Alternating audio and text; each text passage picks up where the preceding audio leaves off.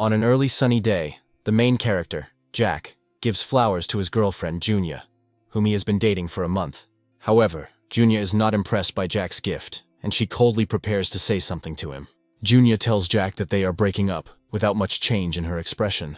An expensive convertible with a richly dressed guy behind the wheel pulls up to Junya. The guy wishes Junya a happy birthday, taking off his sunglasses and apologizing for being late. Junya jumps into the arms of the newly arrived gentleman, saying that she was afraid that Jake would grab and tie her up, to which he invites her to an expensive restaurant and promises to buy her gifts.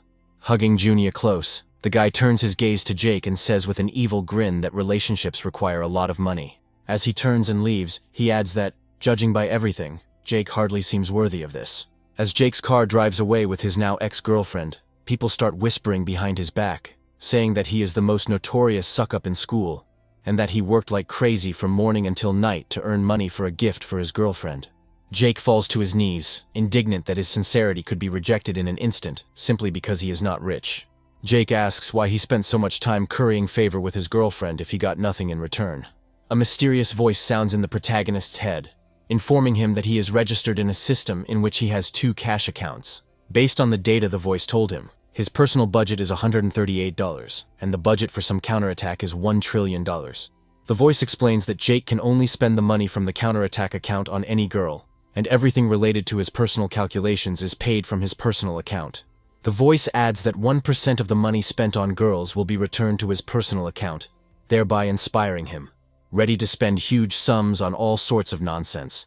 The protagonist stands up, holding a card in his hand, and says that the counterattack begins right now. Jake goes to the mall, thinking that he should find a girl first and try out this card. Jake finds Junia's classmate named Audrey, and a voice in his head tells him that a high-class girl has been found and gives him her details, saying that if Jake's infatuation level reaches 100%, he will need to find a new target. Jake approaches Audrey asking for a moment of her attention, and a voice in his head adds that Audrey's current level of infatuation with him is negative. Audrey suggests that Jake needs help with Junya again and advises him to give up, since she has already found herself a rich boyfriend. Jake says that Audrey is wrong and he just wanted to offer her some tea, thinking about trying the card on her first. Audrey is perplexed, saying that she doesn't understand this proposal, considering that they don't even know Jake. After this, Audrey adds that the cafe where she is sitting serves a special tea that costs a lot of money, and she doubts that he can afford it. The line behind Jake is starting to get annoyed that he's been standing in one place for so long doing nothing. Jake approaches the saleswoman and asks how many glasses it will take to fill the entire line, to which she replies that it will take about 180 glasses. Jake announces that he is buying all 180 glasses at his own expense, claiming that Audrey will treat everyone, shocking the vendor with his unprecedented generosity. Audrey warns Jake that all this will cost several thousand yuan and asks him not to act up, but Jake takes out his gold card and asks to pay him. Having paid a considerable sum, Jake asks that the guests be served tea as quickly as possible and not kept waiting. The crowd thanks Jake, very surprised by such generosity, actively expressing admiration for the protagonist's actions. Jake approaches a stunned Audrey, asking her to help him with a task. After some time, Jake and Audrey arrive at one of the richest shopping centers in the city. On the pedestal stands a very expensive luxury bag, attracting the eyes of buyers with its brilliant appearance. Next to her stands Junya and her new boyfriend, who says that he would like to buy her this bag, but his mother says that he spends money too carelessly, and they have already bought enough today. The guy suggests that they eat first and then discuss everything else, to which Junya agrees, but says to herself that without this bag, the whole set of gifts seems incomplete. Suddenly, Junya's attention is drawn to Audrey, calling Jake and walking with an expensive limited edition bag, asking if he would mind if she bought it. Jake looks closely at Audrey's bag while Junya asks in surprise what they are both doing there. Junya verbally attacks Jake, saying that he seems to be playing along with Audrey to make her jealous, and asks if he doesn't realize they broke up. Jake grimly replies that he doesn't care about Junya and is simply buying a bag for someone else. Junya is perplexed why a poor man like Jake would come to a premium store and doesn't believe a single word, while the voice in his head tells him Junya's details, just like it did with Audrey recently. Jake tells Junya that since they broke up, he doesn't have to explain anything and is free to go wherever he wants, adding that he is no longer the same as before. Junya laughs at him, not understanding how he managed to get out of poverty and become a millionaire in a few hours, and her boyfriend says that if Jake was really rich, he would have bought this bag a long time ago. Jake grins evilly, saying that he really can't afford that and will have to refuse. However, he immediately shocks those around him with a loud statement that buying one bag is not enough and calls a store consultant for help. In front of the amazed public, Jake confidently asks everyone to pack all the things in the store for him. Everyone watches in disbelief as Jake packs up all the goods in the store. The salespeople approach Jake, informing him that the total amount to be paid is 11,320,000 yuan, and present him with a card payment machine. Junia's boyfriend laughs in disbelief, saying that if Jake buys all this, he will eat a portion of shit, while Junia herself says that Jake has gone crazy. However, the protagonist's magic gold card successfully pays for the purchase without any problems. The vendors thank Jake, and he turns to Junia and her boyfriend, saying that he didn't know he had such talent and that he would be happy to see it.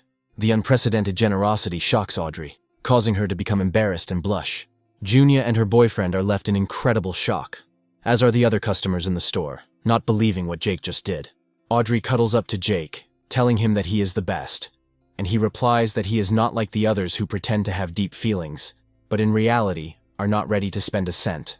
Junia's boyfriend tells her that he knows much more than ordinary people, and that only complete fools who want to ruin their fortune would brag like that. He adds that, as a real rich kid, he needs to be discreet when attracting the attention of an old lady passing by. The old woman recognizes him, shouting his name, to which he turns around in surprise, not expecting to see her here. An old woman slaps a guy, accusing him of cheating, saying that it was she who bought him expensive clothes, a watch and a car, calling him a runt. The guy kneels before the old woman, saying that he was wrong and it was all because of Junia, asking for forgiveness. The old woman says that she will not forgive him, but she can give him a chance if he gives Junia 2 slaps. Otherwise they will break up right now. Without thinking twice, the guy gives Junia a hard slap, leaving a red mark on her face. From the force of the blow, Junia loses her balance and falls to the ground, looking in fear at her now ex-boyfriend. The young gigolo rips off her necklaces, saying that she is a selfish guy who steals other people's boyfriends, and that he bought her all the jewelry. Getting to her feet, Junia tries to hug Jake, pushing Audrey away, trying to tell him something. Jake, however, turns away and pushes Junia away from him, not wanting to listen to anything. Falling to the ground again, Junia looks sadly after Jake, unable to find words. Junia runs away, starting to cry. And a mysterious voice in Jake's head tells him that the level of her infatuation with the main character has only increased, causing him confusion. Audrey says that she didn't expect things to turn out so sadly, and that she feels very sorry for Junia. Noting to herself, however, that Junia is a big bitch, and wondering if that will make things any easier for Jake. Jake says that Junia is selfish and doesn't deserve sympathy, and suggests that she forget her friend and see if she wants anything else for herself. Audrey is secretly glad that Junia is out of the game and says that she doesn't know how to respond to the protagonist's kindness. Jake suggests that they could become closer by increasing his level of infatuation with Audrey, to which she flirtatiously calls him a jerk. Audrey says that to avoid being rude, she will also spend money on Jake, surprising him with this arrangement. Jake asks Audrey if she would really spend money on him, to which she, smiling cheerfully, nudges him into the clothing store, directing him to the fitting room. After choosing some nicer clothes for Jake, she tells him that if he doesn't know how to dress properly, people will underestimate him. After choosing all the clothes Jake needs, Audrey goes to the checkout and pays for everything he chose. Jake emerges from the fitting room, transformed beyond recognition, attracting the attention of those around him with his new style. Audrey says to herself that she couldn't imagine how good Jake would look in normal clothes, saying that he is a real treasure, becoming more and more attracted to him. Jake looks in the mirror, amazed at how much more handsome he has become, and not understanding why Audrey spent money on him, even if it was small compared to his expenses. Evening comes and a contented Audrey returns to the girls' dormitory, humming romantic melodies. Entering the room, Audrey finds Junia sitting on a chair, drying her hair with a hairdryer. Audrey lets out a startled breath when she notices the bruise on Junia's face, asking if she's okay. Junia replies that she is fine, saying that thanks to Jake she saw the real face of her ex-boyfriend, otherwise she would have continued to live in dreams. Audrey replies that she hopes Junia will be more selective with guys from now on, hiding behind her new handbag, asking Junia about it, to which she replies that Jake bought it for Audrey, so she should keep it. Audrey hugs Junia, saying that she was afraid that she would mind, to which Junia replies that since they are friends, she cannot mind. However, Junia is wondering to herself how Audrey dared to interfere in her relationship with Jake, and Audrey doesn't understand who prevented Junia from staying with him and not falling for the swindler. Jake returns to the boys' dorm, wearily wondering if he should spend more money on kissing up, or if perhaps he should change his method. On his way to his room, Jake meets his friends who are watching some girls stream and says hello to them. One of his friends, named Dismas, says that Jake's clothes are very expensive, while the rest of his friends suspect that he bought fakes to look rich. Dismas puts his arm around Jake's shoulder, saying that he heard about what happened today. In his opinion, Jake spent too much money on courting Junya, who still rejected him and suggested that he donate to female streamers, who at least show more attention. Jake's friends say that no matter how much you spend on a streamer, she will still love everyone, and even an ordinary guy can afford it. Jake takes Dismas's advice to heart, saying that donating to streamers is the perfect plan. Jake smiles and places his hand on Dismas's shoulder, thanking him for his valuable advice. As Jake leaves, his friends say they are surprised that Jake thanked them for the advice, even though they were making fun of them. After entering his room and relaxing on his bed, Jake logs into the Leopard's Fang app. Jake decides to register under the nickname Beggar, and decides to watch the broadcast for the first time. Jake remembers that the guys mentioned the name of the streamer Chai Chai, and enters it into the search bar. Following the link to Chai Chai, Jake is taken to a stream of a skimpy dancing girl, who is the subject of numerous loving comments. Jake finds the streamer attractive, and wonders if he can launch a counterattack on the person on the other side of the screen. A voice in my head says that appearance must be above 80 points, otherwise the counterattack will not be possible, but streamers often use filters, so determining their appearance will be problematic. Jake says it's a well-thought-out system, but he thinks Chai Chai's looks are over 90 even without the filters, so it doesn't bother him. Meanwhile, a top donor named Reynold joins Chai Chai's stream and gives the streamer 5 golden leopards, which is equivalent to 10,000 yuan, earning Chai Chai enthusiastic reactions and gratitude. In the chat, Reynold announces that a competition between streamers Chai Chai and Pun Pun will soon begin, and asks if everyone is ready, to which Jake asks Chai Chai how to send her a gift and how much money she needs to transfer to become top 1. Reynold is embittered by such impudence and asks Chai Chai to ban the new user. Chai Chai thinks that she can only win this competition thanks to Reynold, and the newcomer will most likely not send her a single gift. So she asks the moderator to kick Jake out. Jake is immediately banned and stares at the screen in surprise, not believing what's happening. However, without thinking twice, he decides that if he was banned from the Chai Chai stream, he will go watch Pun Pun. The competition begins, and Chai Chai tells Pun Pun that he is worried about her, because she does not have a single top donor, and offers her to give up right away in exchange for a more lenient punishment.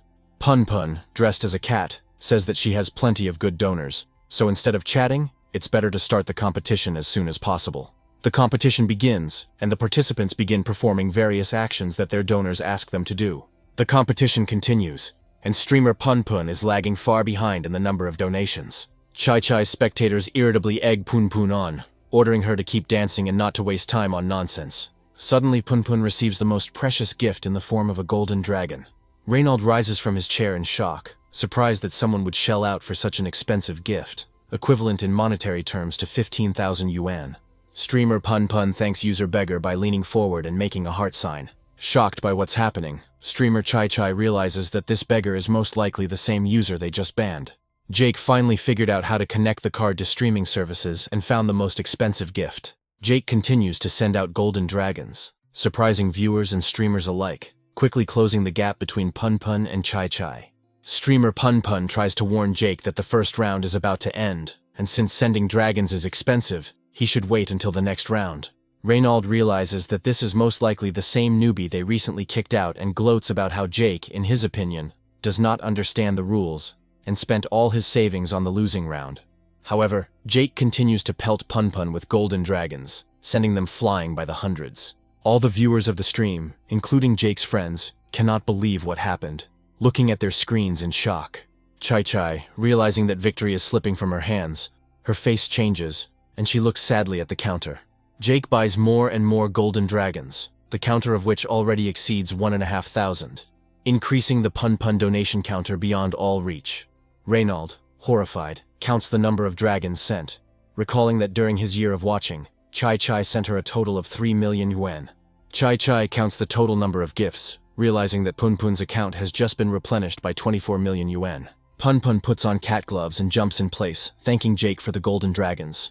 After this, Pun Pun turns to Chai Chai, telling her not to sit idly by and to move on to her punishment. Chai Chai begins to fulfill Pun Pun's requests to the accompaniment of boos from his followers. While completing Pun Pun's next task, Chai Chai admits to herself that she is very angry at Reynold, because if it weren't for him, these 1600 golden dragons would be hers. To everyone's adoration, Jake writes that Chai Chai either bans Reynald or he leaves himself, after which Reynald leaves the chat. Pun Pun accepts congratulations and rejoices at the victory, once again thanking Jake for his help. Jake receives a lot of messages on his account, among which he notices an apology from streamer Chai Chai. Chai Chai writes to the main character that she saw that he lives in the city where she is going the day after tomorrow for a photo shoot, and asks if they can meet somewhere. Jake decides that the fish caught in his net will be excellent compensation for his work, and answers Chai Chai that a meeting is possible. Chai Chai is happy that the meeting has been scheduled, and kisses the phone with happiness, replying that he is really looking forward to the meeting. The next day, Jake wakes up in a great mood, noting to himself that he has never slept so well. Jake's friends get dressed to go out, inviting Jake to go have breakfast with them. Jake refuses them, telling them to go without him because his girlfriend will bring him breakfast. Jake's friends are worried about him, thinking that something is wrong with him, because he chased after the only girl for 3 years, and yesterday he was so calm after a breakup. Students are standing at the entrance to the women's dormitory, discussing that everyone has come to give breakfast to Junya and Audrey. Dismas approaches a group of students, saying that they are no different from heels, and being like Jake is not the answer. When asked aptly what he brought in the box, he replies that it is sweet milky French macarons, costing 600 yuan each, adding that courting a girl requires real money. Waking up, Audrey and Junya are walking down the stairs, talking about something. Students meet girls, showering them with gifts, trying to please them with their courtship. Audrey coldly accepts the sweet macarons from class president Dismas, dryly thanking him for the gift. Turning around, Dismas notices Jake and his friends and roommates walking by. Dismas calls out to Jake from the crowd, drawing his attention to himself. He asks him if Jake brought breakfast for Junya, although he probably won't need it since she dumped him. According to Dismas, since Junya had already ordered delivery today, Jake had no chance, and he should come early tomorrow. Audrey approaches Jake, asking if he had breakfast, to which Jake replied that since she offered to have breakfast with him, he skipped breakfast. Jake's friends can't believe that Jake's new girlfriend is Audrey and express their surprise out loud. Dismas and his friends are very surprised by what they hear and fall into a stupor. A courier comes to Junya and gives her a bag of food, saying that her delivery has arrived. Audrey says she brought him some milk macaroni, and a voice in Jake's head says his crush level has gone up 7%. Jake is delighted with the pasta, surprised that Audrey made him breakfast, and her affection continues to grow. Junya approaches Audrey and Jake, saying she bought him a natural breakfast for 368 yuan. Junya tries to win Jake's favor by saying that he has done a lot for her over the past 3 years, and that she is very touched, and will now always take care of him. Jake is unimpressed by Junya's apparent concern, and realizes that as soon as he starts to fawn over her again, she will start to shy away from him. Jake turns away from Junya, saying that she doesn't need to cuddle up to him since there are a lot of her other fans around. A voice in Jake's head tells him that the level of infatuation between both girls has increased, while each of the girls thinks that Jake's actions are motivated by love for her. Jake is perplexed by this turn of events, and tries to understand why the level of their infatuation is constantly growing. The students sincerely do not understand why Junya and Audrey are fighting over Jake, despite the fact that they are best friends. Junya and Audrey surround Jake, each trying to persuade him to eat her breakfast. Junya sits Jake down on a bench and feeds him breakfast while Audrey looks on indignantly. Dismas doesn't believe that Audrey and Junya can fight for a man, especially a man like Jake, and he wonders how he managed to do it. Jake gives Dismas the middle finger, saying that yesterday that finger tapped the screen over 1600 times, but now there are those who will take care of it. The girls continue to hover around Jake, looking at his bruised finger. Audrey hands Jake some pasta, telling him it's delicious and inviting him to try it. Dismas and his gang continue to be upset that Audrey is feeding Jake his pasta. The main character says that the pasta tastes good, but he doesn't like the red ones. Audrey looks at the macarons and corrects Jake, telling him that macarons are actually pink. Junya gets angry, telling Jake to eat his breakfast and not look at Audrey. Audrey stands up, whispering something inappropriate in Jake's ear, causing him to blush. Dismas can't stand the heat of the moment and his nose starts bleeding. Jake's friends are reading the newsfeed on social media and saying that Jake is now in the news and they want to interview him. Jake, not wanting any more attention, runs away, leaving his friends alone. Audrey and Junya blame each other for Jake leaving, saying that Junya is a gossip and that Audrey provoked Jake with her lewd behavior. Jake is hiding from the reporters, hoping they won't follow him, when suddenly his phone rings. Streamer Chai Chai writes to Jake, saying that she is arriving in the city at 7 p.m. and asking him to meet her. Jake is delighted at the new opportunity to spend money and is looking forward to meeting Chai Chai. That evening at the airport, Jake looks around for the streamer, suspecting that she turned on the filters and turned out to be an old woman in real life whom he doesn't recognize. Suddenly he hears one of the fans grab the streamer Chai Chai by the hand, offering to walk her home and give her a ride. Seeing the girl struggling, Jake realizes that this is the same streamer. Jake stands up for Chai Chai, telling the fan to get his eyes checked, because the expression on her face shows that she doesn't want to go with him. Chai Chai recognizes Jake, saying that his clothes are the same as in the description of the social network on which they corresponded. Chai Chai thanks Jake for his help, saying that if he hadn't arrived in time, the fan would have kidnapped her. Chai Chai says that she didn't expect Jake to be young and handsome, because she imagined that such a rich man would be much older and uglier. A mysterious voice in the hero's head says that the counterattack mode against Chai Chai has begun, showing her enthusiasm level at 30%. A well-dressed rich man appears in the crowd, waving Chai Chai and calling out names. Chai Chai recognizes the man, calling him by his name Damien, asking how he ended up there. Chai Chai introduces Jake by naming his nickname on the platform, saying that this is the same rich man with the nickname Beggar. Damien is surprised that the famous rich man is so young and asks Jake what he drives. Jake says he drives a small scooter instead of a car, stunning Chai Chai. Damien offers Chai Chai and Jake a ride, packing his scooter onto the roof of his expensive car. As he drives, Damien reflects on the fact that Jake looks no older than 20 and wears fairly inexpensive clothes. Chai Chai also doubts Jake's wealth, wondering if this man is really that rich. Damien's car stops near an expensive hotel. Chai Chai opens the door and greets everyone, blinding everyone with a bright smile. Chai Chai's guests greet her, saying that she has become even more beautiful since her last public appearance. Jake guesses that all these apologies and invitations to the bar were a way to gather all the top donors in one place. Jake notes that as a famous leopard's tooth streamer, Chai Chai is obviously very intelligent. The guests sit down at the table and discuss business, while one of the donors asks if Jake really came to meet them. One of the men says that if Jake had enough money for 2,000 gifts, then his income is clearly at least 10 billion. The man moves closer to Jake, saying that he knows a lot of people in the city. However, as he notes, he has never seen Jake or his parents on the lists of the richest people in this city. The guests begin to suspect Jake of pretending, saying that he probably deceived Chai Chai, according to the mysterious voice in Jake's head. Not responding causes his level of attraction to TT to drop by 10%. Chai Chai remembers that she looked at his phone on the way, so she has no doubt that Jake is who he says he is, which means he is most likely still taking revenge on her. Chai Chai places her hand on Jake's thigh, saying that according to her rumors, Jake's family is one of the 3 richest families in the capital. Jake replies that he doesn't know the people Chai Chai is talking about, but he clearly has more money than they do. The guests at Chai Chai don't believe Jake, saying that if he has more money than the family they mistakenly thought was Jake's family, then he probably has a couple of cars hidden away and isn't showing them. Jake puts his arm around Chai Chai, holding her close, saying that he doesn't have a single car. Jake asks Chai Chai which car she likes the most because he can buy her anyone right now. The guests are indignant at Jake's frivolous use of his hands and tell him that he is a show-off in all his glory. Chai Chai sweetly responds to Jake, saying that she really likes the Ferrari FA60. But according to the voice in Jake's head, her level of infatuation has dropped again by 15%.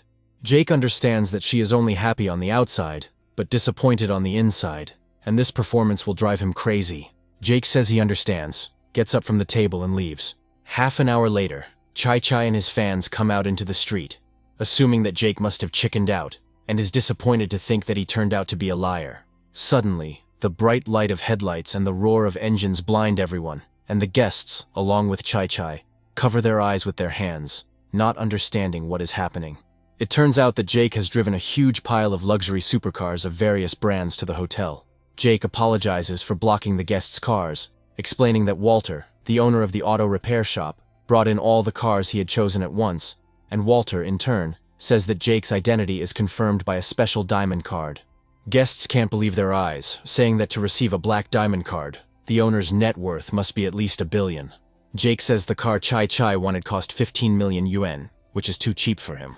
According to Jake, Walter said that Chai Chai would like the LF model, so he decided to take the initiative and buy her the car. Walter tells Jake that the car costs 32 million yuan, and without further ado, he swipes his card at the cash register to pay for it. Chai Chai blushes, surprised that Jake actually bought her a car for more than 30 million yuan. All the guests stand rooted to the spot, saying with heaviness that they were wrong to just make fun of Jake. While Chai Chai is looking at the new car, Jake talks to Walter, saying that he wants to buy a more expensive car than the most expensive one in his showroom. Full of gratitude, Chai tells Jake that she has always dreamed of driving this model of Ferrari. Jake replies that he has so much money anyway that he needs to spend it somewhere. Chai is impressed that Jake didn't take advantage of the situation or demand anything in return. And a voice in his head tells him that her level of attraction has increased by 50%. The guests apologize to Jake, saying that they were wrong to doubt his power. And one of them says that he has the largest fleet of cars in the city at his disposal, and if Jake wants to buy one of them, he will be given a big discount.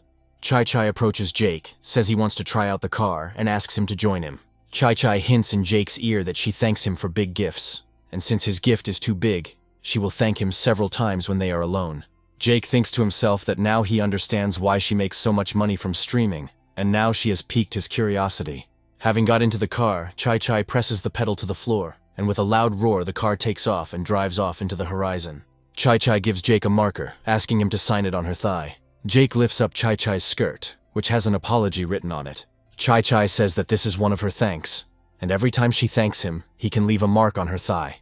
Chai turns on the stream, saying that unexpectedly for her, Jake bought her a car without further ado, and she is very touched by this. While Chai is chatting with his followers, the owner of the car park talks to Jake, saying that there is a club of rich people in the city who really want to meet him. After accepting the invitation, Jake receives a call on his phone, and is informed that students from his school have organized a reunion, and he is invited there. Jake is also informed that a beautiful girl from the literature class named Astrid will be coming to the party, and Jake says that he will definitely come. Jake arrives at the appointed place on his scooter, looking around carefully, saying that the 5-star bar looks very rich. Jake is called out by his classmates, whom he asks about parking, to which they reply that they came on foot. Suddenly, Jake's scooter starts to skid and breaks down completely. Jake remembers that yesterday Damien asked Jake for his scooter so he could go for a ride somewhere. Jake says that it was probably Damien who broke it, and that he should be asked to pay for the damage. Suddenly, an expensive convertible with one of his classmates driving pulls up to Jake. A classmate named Fox asks Jake what happened to his car. Fox laughs, saying that when he chose the meeting location, he didn't expect anyone to show up on a scooter. Fox tosses the doorman his car keys, asking him to park his car, to which the surprised classmate says that a parking space here would cost several million. But he is told that Fox owns this bar called Meriden, where the meeting is being held. Jake says he'll find somewhere to park while the others go explore Meriden. While Jake is driving his broken scooter, his phone starts ringing. It turned out that Audrey was calling him, asking where he was and offering to go somewhere together. Jake tells Audrey that today won't work because he's at a class reunion, to which Audrey replies that she can tomorrow, but won't be able to in a couple of days. Jake silently assumes that Audrey is starting her period in a couple of days and won't be able to go on a date, so he tells her to drink warm water, slightly increasing her enthusiasm. A voice in his head tells Jake that Audrey's infatuation level has reached 91%, and that counterattack level 1 has been passed, meaning that 10% of the money spent on her has been credited to his personal account. In addition, the voice informs Jake that all of his stats have been increased by 1 level, and several skills have become available to him. Jake gains the ability to appreciate cultural heritage, use 5 electric whips, and rap, which leaves him somewhat disappointed due to the lack of practicality of these skills. Jake returns to Meriden, thinking that it's time to buy himself a car, but unfortunately, he can't spend the counterattack budget on himself. When Jake arrives at his classmate's room, there are only 2 seats left empty. Jake asks if Astrid has arrived yet, to which Fox haughtily asks why it matters to him, since she is a literature student from a difficult family. Jake wonders if Astrid's family is very rich, to which his classmate remarks that her family is very intelligent, and does not talk about their wealth. Fox says that Astrid's family opened a museum in the city, so Jake and she are on completely different levels, because only Fox has enough money to look after her. At the same time, the door of the room opens and Astrid enters the room, apologizing for being late, saying that she was stuck in traffic. According to the voice in his head, Astrid's appearance rating is 94, which pleasantly surprises Jake. Fox invites Astrid to sit next to him, but the only free seat left is next to Jake, who also tells her that she can sit next to him. Astrid accepts his offer and sits down next to him, saying that she hasn't seen Jake for a long time. Jake is surprised, saying that he thought she had already forgotten his name, to which Astrid replies that she remembers the names of everyone in her class. His classmates are surprised to see Astrid sitting with Jake, while a mysterious voice in his head shows him Astrid's characteristics. However, the conditions are now changed, and if the degree of infatuation with Jake reaches 100%, the card will no longer belong to him. Fox is annoyed that Astrid did not accept his offer and curses Jake for his insolence. He gleefully asks Jake why he didn't bring the girl he'd been dating for 3 years to the meeting. Jake responds to Fox by saying that he broke up with his girlfriend the day before yesterday, to which they yell that he is only saying this because he needs Astrid. Jake's classmates continue to press him, saying they didn't expect him to become such a jerk after college, despite his insistence that he's not lying. The senseless buffoonery about himself causes Astrid's level of infatuation to drop by 1%. Jake is surprised by this, trying to figure out what to do in this situation. Fox decides to try his luck again and approaches Astrid, telling her that he recently bought a late Maria by Da Vinci from a collector in Shanghai. Astrid turns to look at the painting behind her, and Fox invites her to take a closer look. Astrid walks over to the painting to get a better look, and Fox walks around the table, stopping next to Jake. Fox puts his hand on his shoulder and whispers to him to know his place, calling him a beggar and threatening that if he tries to suck up to Astrid again, he will destroy his entire career. Fox begins to tell Astrid how much he loves the painting, and that there will be an auction in town in a few days, where another similar painting will be sold. Astrid is surprised, saying that she didn't know Fox was interested in Renaissance artists, to which Fox meanwhile privately states that although he spent a lot of time studying her interests, he doesn't find them interesting at all. Jake rises from his seat and says that he is also very interested in Da Vinci's paintings. Smiling, he says that they can certainly look at the painting together, while a voice in his head activates the artifact appraisal skill. Fox agrees to Jake's proposal, thinking to himself that this fool is about to embarrass himself. While Jake is looking at the painting, Fox asks him to share his opinion about this painting. Without thinking twice, Jake concludes that this painting is nothing more than a fake. He explains that in his later works, Da Vinci favored the technique of thin overpainting, with each brushstroke having a translucent effect, and he also liked to shade the corners of the eyes and mouth. Astrid listens attentively to Jake's analytical reasoning, her mouth slightly open in surprise. After finishing his analysis, Jake says that unfortunately, Fox bought a fake. Fox, gritting his teeth, says that a non-professional might have believed his words, but he immediately saw that he had picked up some half-bad expert skills on the internet. However, Astrid stands up for Jake, saying that she has studied Da Vinci's paintings and agrees with the conclusions expressed. Fox and his other classmates can't believe what's happening and stand frozen in amazement. Astrid turns to Jake, wondering where he got such expert knowledge. Jake replies that he has been trained since childhood to appreciate cultural relics and art objects, because his goal is to buy all of China's cultural artifacts and return them to their homeland. Fox laughs, saying that he almost believed Jake's bravado about being able to buy back all the valuable artifacts, to which the protagonist says that as long as he has a certain amount of money, there is nothing that he cannot buy. Everyone bursts out laughing, saying they don't believe his schoolboy boasts about his wealth. Astrid dryly notes that she had the same unrealistic dreams as a child, but the degree of her passion increases by 5%. Jake confidently replies that the statement about a dream is too far-fetched, and it is simply a goal that he will definitely achieve. Astrid sits down in the same seat next to Jake, making Fox angry at him. Fox gradually becomes enraged, thinking to himself that he needs to show the poor man his rightful place for his attempt to steal Astrid from him. It's time for lunch, and the guests are amazed at how delicious and different each of their meals are. Fox replies that his chef decides what to serve because he used to work in a 3-star Michelin restaurant, and so the dish depends on his mood when he cooks it. Looking at Jake's dish, Fox grins that unfortunately he was out of luck. Fox laughs at Jake, asking how he liked the chef's steamed buns, adding that if he doesn't like it, the dish can be replaced, but it will take several hours. Jake doesn't really notice Fox and his cheap taunts and continues to communicate with Astrid, continuing to irritate him. Jake shares more of the art knowledge he's downloaded into his head, further increasing Astrid's infatuation. Suddenly, Jake's phone starts buzzing and he receives a message that Damien is inviting him to the Princely Millions chat. After entering the chat, Jake decides to spend some money and finds a chat user named Smiling Marie, sending her 18 million yen. One of the chat users says that his name is Fox, and he is the young owner of the Meriden bar, and invites him to his bar, saying that he will pay for everything he orders there. Jake notes to himself that this is an incredibly wonderful coincidence, and agrees, to which the other chat participants say that they will also come to Meriden. Fox is happy that he has made another rich and influential friend, and when everyone arrives he will easily get rid of Jake. According to his plan, all that would need to be done would be to complain about him in the presence of influential rich people and his new powerful friend. In his dreams, everyone will immediately take his side and throw Jake out of town, preventing him from working anywhere. Fox gets up from the table, inviting everyone to the karaoke room, saying that he has arranged a meeting with the rich people so that everyone will have the opportunity to mingle with high-class people. After some time, the first rich people begin to arrive at the karaoke hall for the meeting, talking with Fox. Fox introduces Astrid to Mr. Shu, who is the main property owner in the city, to which he says that he knew her father.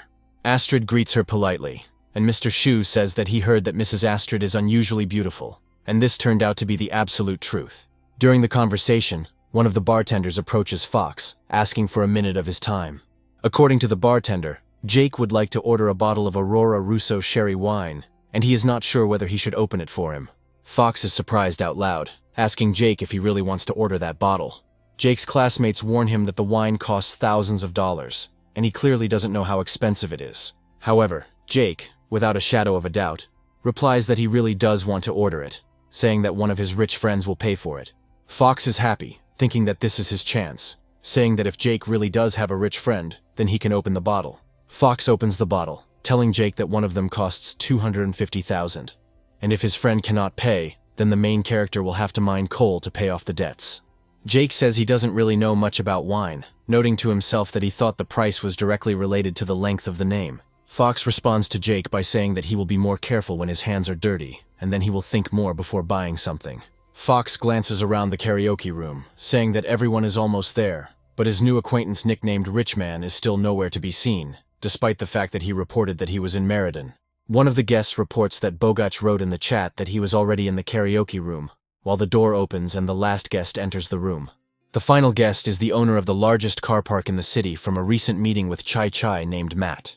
Matt runs past Fox without even saying hello. Matt greets Jake, apologizing for being late and declaring that he will drink 3 glasses to him. Everyone in the room is frozen in amazement, trying to comprehend what they have seen, while Fox cannot even turn around from shock. After a short pause, everyone except Matt and Astrid, who is not very interested in what is happening, shout out Jake's nickname, not believing their eyes. Fox turns his head towards Jake with difficulty, his mouth hanging open in surprise, saying that this is impossible. Jake, smiling slightly, replies that it is certainly possible, and it really is him. Jake is surrounded by rich people, admiring him for being so young and rich, asking if he has a girlfriend. Jake's classmates are baffled by the fact that he is so rich that a bunch of tycoons are sucking up to him. Fox screams that this is all some kind of deception, because he knows Jake's parents, and they are simple workers, and he is an ordinary poor dog. Matt scolds Fox, telling him to shut his mouth immediately, and that he is the worst of the whole group. Matt reminds Fox that he is the same uneducated and incompetent member of their club who spends nothing but the hundreds of thousands of dollars a month that his parents give him. Matt also adds that he lost money on stocks without making a penny, which is a disgrace to their group. Matt concludes his speech by not understanding how Fox can even laugh at swearing at Mr. Rich. Everyone decides that the only way out and punishment will be Fox's exclusion from the Princely Millions Club. However, Jake saves the situation by saying that nothing terrible happened, and besides, Mr. Fox said that he will pay all his expenses for today and asks to serve the most expensive drinks. Jake adds that guests can order anything they want and everything will be free for them, making them happy. After some time, evening comes and Mrs. Astrid's car drives up to Meriden. Astrid says goodbye to everyone, saying that she is going home. Jake and his classmates watch her go, commenting on how, despite being very rich, Astrid doesn't flaunt it. Jake thinks about her, thinking that she is a real lady who has been part of high society since childhood, and was not at all surprised by Jake's wealth, not even increasing her degree of infatuation.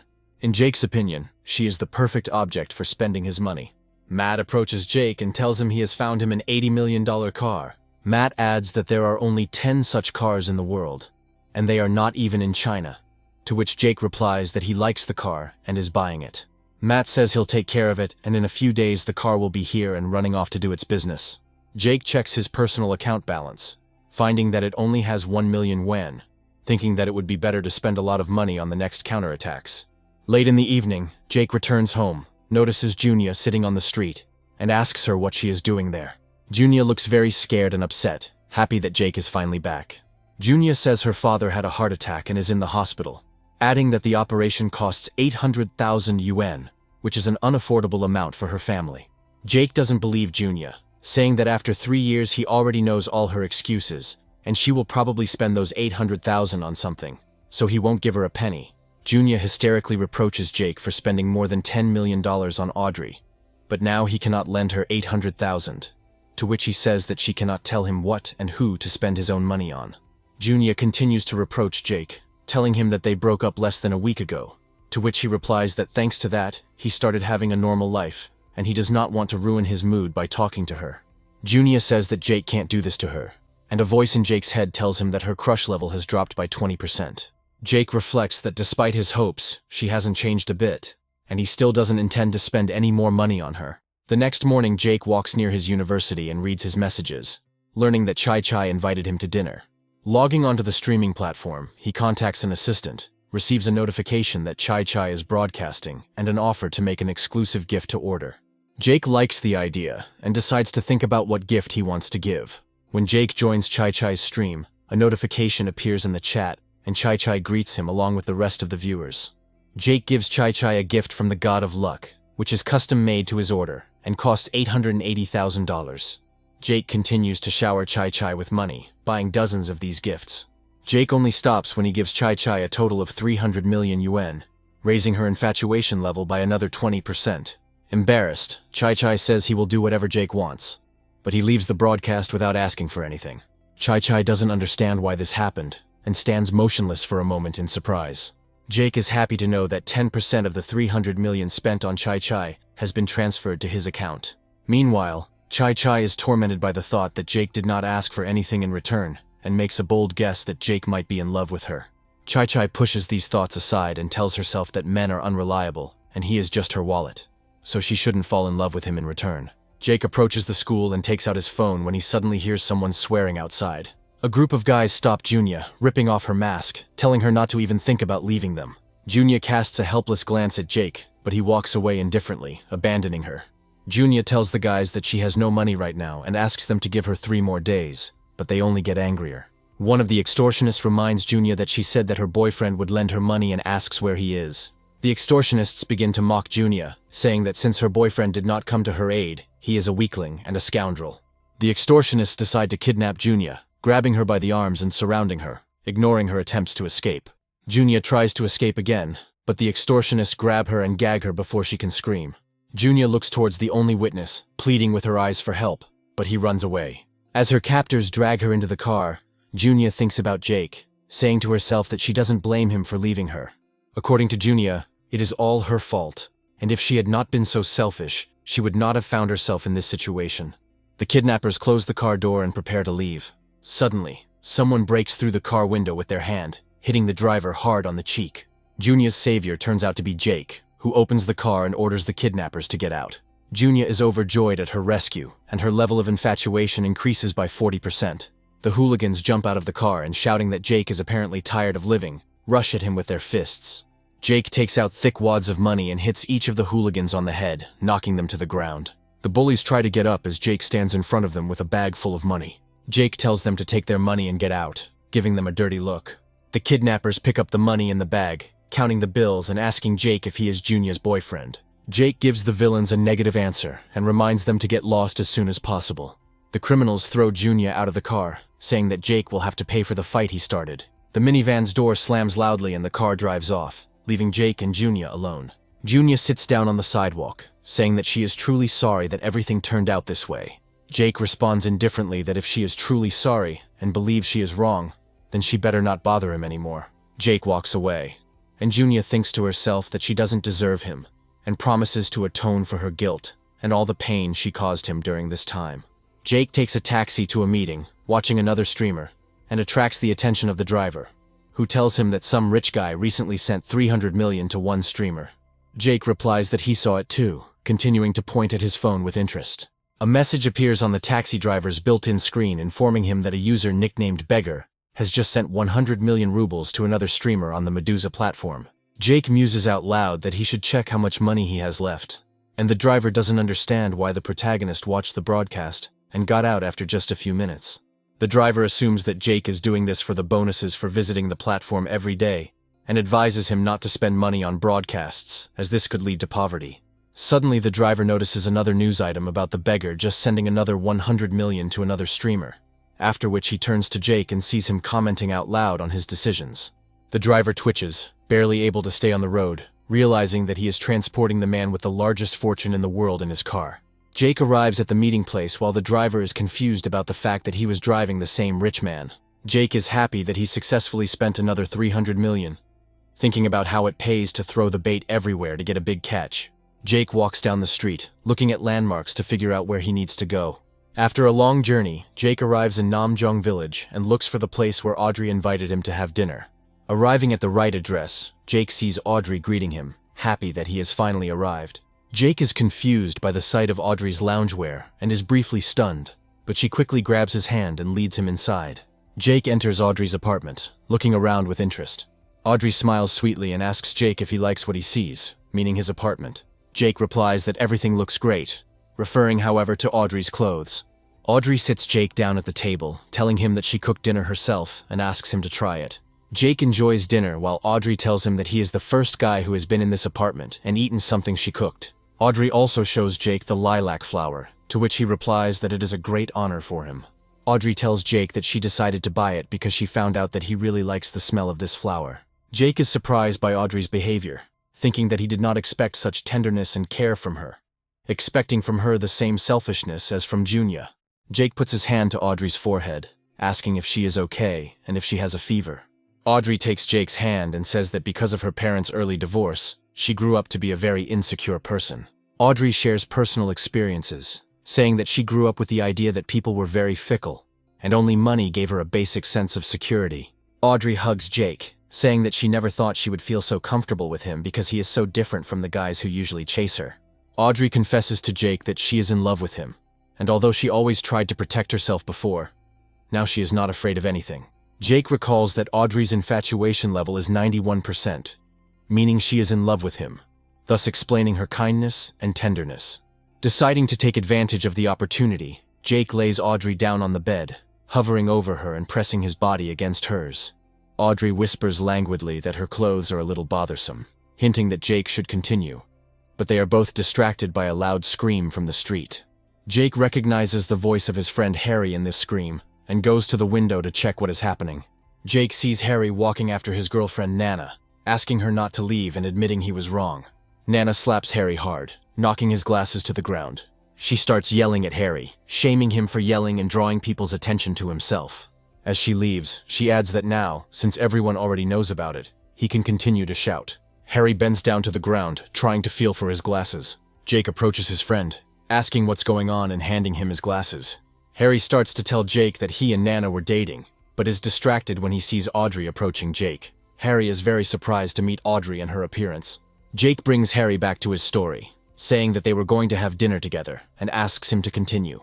Harry shares details, saying that they were supposed to go to the cinema with Nana, but she got angry at him for refusing to buy her an anti-wrinkle kit because Harry didn't have any money at the time. Audrey looks over Jake's shoulder at Harry and says that she heard that Nana recently got a rich boyfriend. Jake and Harry don't believe what they heard, and Harry says that Nana couldn't betray him. Audrey notes that despite the fact that they don't believe what they hear, the news from her friends usually turns out to be true. Jake offers to help Harry and asks Audrey to ask her friends if they have seen Nana's new boyfriend. Jake invites Harry to test the true nature of his ex-girlfriend. Fox, tormented by heavy thoughts, nervously smokes while lying in his bed. His girlfriend hugs him, asking him the reason for his worry, to which he replies that his life may never be the same. Fox says he was almost kicked out of the influential club, but luckily Jake helped him and he was able to stay. However, now no one is paying attention to Fox's messages, and if this continues, he will fall into the depths of hell. Suddenly, Fox's phone starts buzzing, and he decides to check what happened, but he quickly starts dialing with a shocked expression on his face. It turned out that Jake had asked in the Princely Millions chat if anyone owned a shopping mall, to which Fox replied that he had just the right one, thereby getting a chance to restore his reputation. The next day, Fox and his girlfriend are driving in the car and say that they will pick up Jake to discuss the plan and explore the area. Fox pulls up to a small outdoor cafe, saying that they have arrived and Mr. Rich must be around here somewhere. Fox's girlfriend is inspired by the idea of meeting the legendary rich man by looking for him in the crowd. They find Jake at one of the tables, calmly eating breakfast in ordinary clothes. Fox's girlfriend is surprised that Jake looks completely plain, while Fox watches him with admiration. Fox and his girlfriend greet Jake, surprised that he is having breakfast in such a cheap cafe, to which Jake says that it is very tasty and recommends this place, after which they set off, discussing the details of the plan. After some time, the plan comes to fruition, and Harry asks Nana to wait at the gate to check if she really was secretly dating another person. After some time, an older man approaches Nana and kisses her, causing Harry to fall into despair. Harry approaches Nana and her man, screaming that he can't believe Nana would betray him for some old man. The man mocks Harry, saying that he must be the poor guy Nana was talking about. Harry tells the old man to fuck off, to which he continues to mock and calls a guard to throw him out. The guard approaches Harry asking him to leave, to which Harry tries to explain that this is his girlfriend and she is cheating on him. Nana hugs the man, calling him Walter, saying that he is her boyfriend. Harry falls into despair, telling her that he does not believe that she would betray them for the sake of a 6-month relationship for the sake of some old man from nowhere. Nana says that Walter is a VIP client of the club and a millionaire, and she is not going to suffer by being his girlfriend. Harry can't believe his ears, looking at them dejectedly, saying that this can't be. Suddenly, Fox drives up to the group in his car, stopping not far from them. Walter says he knows Fox, calling him the owner of the mall, much to Nana's delight. Fox walks towards Walter and Nana, and she tells Walter that they probably want to say hello to him. However, Fox passes by them and gives Harry a friendly hug, asking him if he was there to check out the shopping center. Fox expresses hope that Harry will reconsider his investment, because he has 2 more shopping centers to develop, and he is looking forward to working with him. Nana and Walter stare at Fox and Harry, not believing that Harry could be such a big investor. Suddenly, Fox's girlfriend appears from the crowd and, calling Harry, coquettishly accuses him of making people wait for him for so long. She quickly approaches Harry, snuggling close to him, cooing sweetly about his promise to buy him a new bag from Bali from the exclusive spring collection. Nana doesn't believe her words, saying that Harry couldn't even buy her cosmetics for several thousand, to which the girl replies that she doesn't look worthy of Harry buying her anything. Harry turns around and sees Jake in the crowd, leaning against the wall, watching closely. Harry is glad to himself that Jake brought all these people who helped him in this difficult situation. Harry says he was supposed to check out the mall, but Walter stopped him by threatening and bullying him. Fox theatrically becomes enraged, telling the security guard that this is degrading the dignity of his shopping center, and asking him to call a top manager to revoke Walter's VIP status and fine him $2 million for breach of contract. Walter, without thinking twice, throws Nana away, apologizing to Harry and saying that it was all a misunderstanding and he didn't know anything about it, asking for mercy. Harry and Fox mock Walter and Nana, telling the manager to permanently blacklist the 2 from the mall. Walter and Nana fall to their knees, begging Harry not to do this. Harry mimics Walter, saying that at his age, if he falls, he might not be able to get back up. Walter says his company is known throughout the city, and besides Fox, he has many other connections. When Walter tries to leave the shopping center, expensive sports cars pull up en masse, preventing them from leaving. The members of the Princely Millions Club get out of their cars and greet each other humorously. Nana and Walter are surprised by what is happening, not understanding what some of the richest people in the city are doing here. The rich people surround Harry, playing along with him and Fox, feigning upset that only Fox helped Harry, to which Harry tells them that the cause of the problem was this man, pointing to Walter. The crowd turns to Walter, giving him a dozen menacing looks. Walter falls into despair, realizing that it's all over for him, and thinks to himself that now he's completely screwed. Harry thanks Jake for his help, to which he replies that gratitude is unnecessary, because he is his friend and was obliged to help. Harry asks Jake where he got so many rich acquaintances, to which he tells a hastily made-up story about them all being actors running errands for Fox. Harry and Jake say goodbye, and Harry promises to bring Jake his favorite food from the cafeteria that evening. The rich people of the city stand and watch Jake in admiration, but one lady with green hair and a blue dress stands out from the crowd. Jake warmly thanks all the participants for their help and offers to treat everyone to hot and spicy food. Fox hugs Jake, offering to take him up to his bar on the 7th floor, while the crowd offers Jake to pay for them, to which he calmly agrees. The group settles down at a bar and discusses how Jake donated 100 million each to 3 streamers, thereby doubling the number of registered users. During conversations about Jake, one of the rich men turns to the green-haired woman, calling her by the name Marie, and asks why she is silent and continues to drink. The man tells Marie that her project is too expensive and technically complex, so she should listen to her father's advice. Marie puts the glass on the table, angrily saying that the word surrender is not in her vocabulary. According to her, since her friends cannot lend her money and are all afraid of her father, she will be forced to turn to Mr. Jake. Meanwhile, the rich try to invite Jake to their events, offering him their own nightclubs, yacht parties, or poker. Jake listens to their proposals without much enthusiasm, with poorly concealed boredom on his face. Jake politely declines all offers, citing that he prefers spending money to gambling. Marie hears Jake's words and approaches him, saying that if he enjoys spending money, then that's very good. Marie places her hand on Jake's chest, asking if he can invest in her. The guests scold Marie, saying that she is up to her old tricks again, and asking Jake not to listen to her because her startup is a failure. Jake, however, shows interest in Marie's proposal, asking what he should spend the money on. A mysterious voice in Jake's head reads out Marie's familiar details, while she tells him that she creates industrial chips. The rich men approach Jake, again warning him that Marie's idea is just a pipe dream. Marie replies that her idea is not impossible, and they only need to solve a few technical problems to achieve a breakthrough. Marie asks Jake again what he thinks about investing in her project, thinking to herself that he will most likely refuse. Jake responds that industrial chips are a great idea because the US is ahead of China in this area, and investing in this area will help in the fight against the Americans. Marie is surprised by Jake's sudden agreement, asking if he is going to research her company to find out the likelihood of success. Jake replies that he doesn't need to do any research, so he'll just wire her $500 million. Marie checks her phone, where a notification about the money received arrives. Jake adds that even if the project fails, he will not make any claims. Marie is inspired by Jake's belief in her project, increasing her own passion for it by 20%. The guests are surprised by what happened, suspecting that Jake has fallen in love with Marie and is trying to buy her smile with these millions. Marie is left shocked by Jake's generosity, while he decides to quickly slip away from the event. Running out of the building, Jake tells himself that this is all too expensive, because he would have to spend money from his personal account, and besides, he didn't really want to treat them.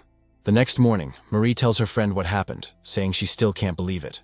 Marie's friend turns out to be Astrid, who congratulates Marie on solving the biggest financial problem of her business career.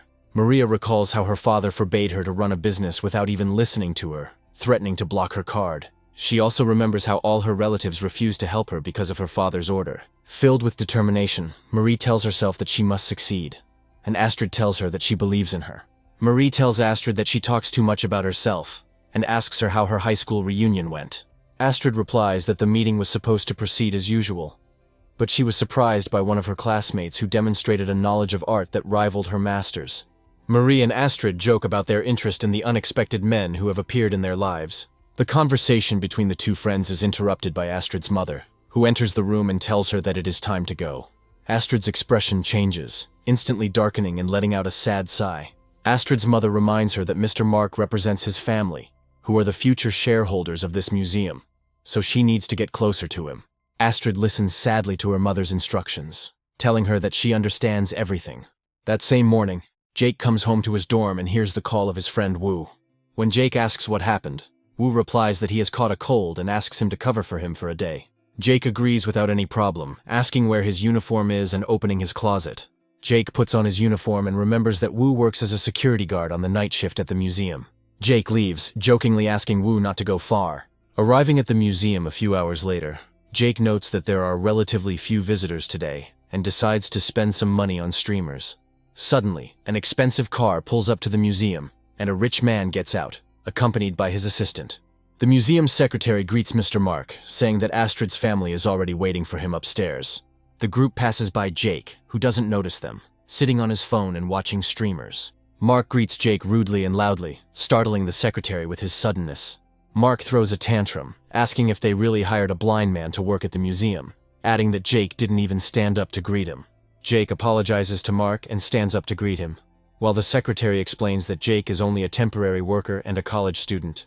The assistant mocks Jake, saying that judging by his face, he has no future except working as a security guard, and Mark adds that his apologies seem insincere. Jake says you shouldn't just look at a person's appearance before judging them. Mark loses his temper again, telling Jake that he is a loser, and therefore cannot say such things to him, demanding from the secretary that Jake should not be here tomorrow. The secretary says that, unfortunately, they are already short-staffed. Mark rudely interrupts him, telling him to remove Jake immediately.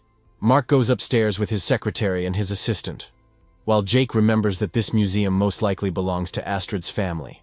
Astrid's entire family welcomes Mark's delegation, saying that they have been looking forward to seeing him.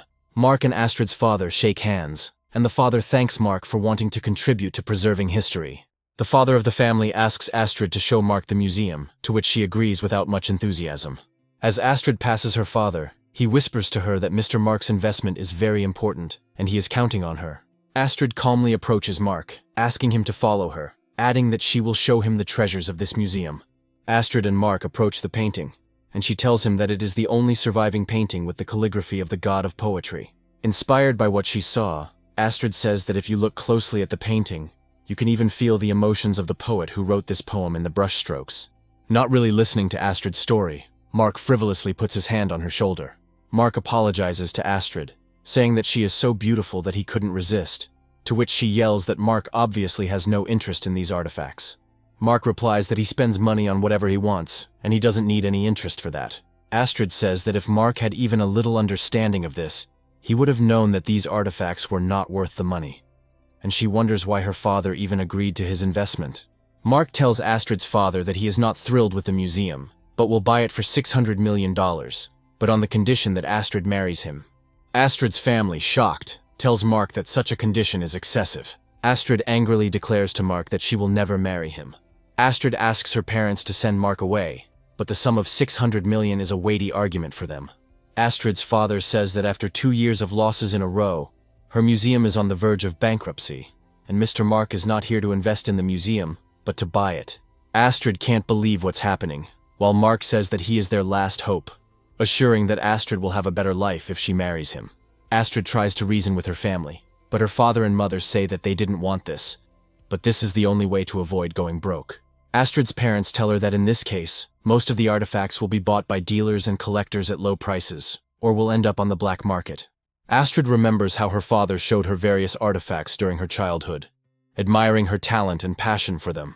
Astrid remembers how, even as a child, she disliked rich people who did not value these artifacts, and looked at them only as a way to show off. Astrid has always misunderstood other people's desire for a luxurious life, believing that there are many things in this world that money cannot buy. However, seeing how her parents sell her and the museum with priceless artifacts for $600 million, she realizes that her ideas about life are naive fantasies. Mark says that Astrid shouldn't worry, because he will treat her very well after the wedding, and if she gives him a son, he will even buy her another museum. Realizing the hopelessness of the situation, Astrid says that she understands everything. The desperate parents thank Astrid, saying she has grown so much during this time, and offer to sign the contract right now. According to the secretary, this contract comes into force from the moment it is signed by both parties and cannot be changed, to which Astrid's father replies that she will be very happy to marry Mr. Mark. Astrid's parents hand her a contract and a pen, asking her to sign it. Astrid, completely desperate, takes a pen and begins to sign it, starting to cry. Suddenly Jake enters the room, saying that he heard that someone is buying the museum. Astrid doesn't understand why Jake is in the museum, especially in a security guard suit. Mark yells at Jake again, telling someone to take this idiot out of here and throw him out on the street. Jake approaches Mark, who tries to punch him, but receives a hard punch to the face that sends him flying. Mark yells at Jake, threatening to drag him through the courts and send him to jail. Astrid is surprised by Jake's appearance, asking him what he is doing there. Jake walks up to Astrid, wiping a tear from her face, causing her to blush in embarrassment. Astrid's parents ask her if she knows this man. Astrid tells them that he is her classmate, to which her father remarks that a boy of that age would be better off focusing on his studies rather than working as a security guard. Jake takes the contract to buy the museum and boldly tears it apart. Astrid and Mark's parents are upset by what happened, and their father grabs the scraps from the floor, wondering what Jake did. Jake tells Astrid's father that he is offering him $1 billion for the museum. Mark laughs at Jake, saying that if he actually buys the museum, he'll eat a lot of crap. To which Jake replies that he doesn't believe that anymore after the last person he lost a bet with. While Jake and Mark argue, Astrid's parents ask her if her classmate is rich. Mark calls one of his friends, telling him that he needs to get rid of one person, asking him to bring several people here. Astrid's father tells Jake that he obviously came here for Astrid, so if he can guarantee a down payment of half the amount, then both the museum and Astrid will belong to him. Astrid's father adds that if Jake can't find that much money, the plan will remain the same and everything will belong to Mr. Mark. The secretary approaches Jake, handing him a new contract, telling him that its contents are identical to the previous one, except for the price and title. Jake reads the contract, realizing that all it amounts to, from the legalese, is an offer to buy Astrid, while Mark tells the protagonist that he can't just say he doesn't have the money and walk away. Jake reflects on how terrible this all looks, since he will receive her as a thing. Jake looks at the canvas, absorbed by the poem written on it. He approaches him, saying that these artifacts have incredible power. Jake turns to the family, saying he wants to change the terms of the contract. He adds that he wants to spend this billion only on purchasing the museum, and the artifacts will not be included in its price. In Jake's view, this painting and calligraphy are priceless and cannot be measured in money. Jake says that Astrid respects and truly loves these artifacts, so the right to use the museum and dispose of the artifacts passes to her. The protagonist turns to Astrid, telling her that if she needs money, she can call him. Jake pulls out his card, successfully paying the full $1 billion price. Mark and Astrid's family don't believe Jake was able to pay the full price in one installment. Astrid approaches Jake and asks him why he is doing this. Jake turns to her and replies that he told her that he would buy back all the artifacts that belong to the people of China. Mark says that the entire collection of this museum is worth more than $500 million, and if Jake really wants to return all the world's artifacts, then he needs to attend an auction in Japan. According to Mark, this auction will feature artifacts each worth over $1 billion. Jake confidently tells Mark that he will definitely attend this auction. Mark and his assistant run away, realizing that there is nothing more to be gained here. Mark leaves the museum, meeting the people he called for the fight, telling them that everything is cancelled and they can get lost. Mark picks up the phone, taking a call from his mysterious boss, saying that unfortunately, the deal fell through due to some jerk from China. However, according to Mark, he managed to draw his attention to the auction, so he will be able to personally apologize to his boss there. Mark's boss chuckles, saying that all the artifacts belonging to him will not be taken away by others. Mark calls his boss Mr. Flynn and says that he will definitely be there to observe this. Astrid's family warmly thanks Jake for saving them from such a situation, inviting him to have dinner with them. Jake, however, politely declines, saying that he has the night shift today and is not hungry. Astrid's level of infatuation increases, and she smiles sweetly as she watches him go. Astrid catches up with Jake, asking him if he's really going to Japan next month. Having received an affirmative answer, she asks him to take her with him on this journey. The next morning, Jake leaves the room, remembering how he talked to Astrid half the night. He also remembers that after long conversations, she accidentally fell asleep. But he had to stay on duty until the morning, and because of this, he will have to sit sleepy today. Audrey and Junya find Jake, asking him how he is feeling and if he slept last night. Audrey hugs Jake, telling him that lack of sleep is not good, and that he can skip university to come to her and rest. Junya, meanwhile, says that classes are very important and she will sit next to him during the lecture. She adds that he can lie down on her lap so that he can listen and rest at the same time. Jake frowns, reminding Junya that he asked her to stop clinging to him. Junya, however, does not calm down and says that she cannot help herself, confessing that she is very much in love with him. She says she doesn't care whether he is rich or not, and she just wants them to start over. Junya hands Jake a paper crane as a sign of recognition, saying that she will cherish his feelings and make up for her past mistakes.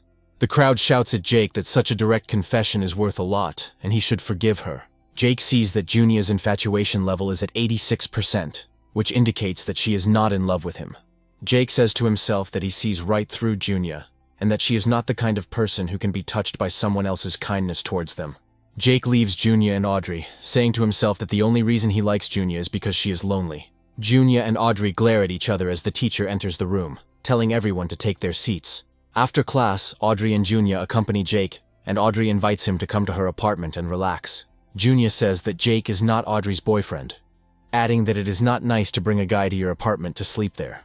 Audrey responds that Junya doesn't understand anything about her relationship with Jake, explaining that he is single and doesn't have a girlfriend, and Junya is just his ex. Junya and Audrey begin to argue with each other, throwing Chinese proverbs at each other and making a lot of noise. Passers-by begin to wonder what is going on between Audrey and Junya.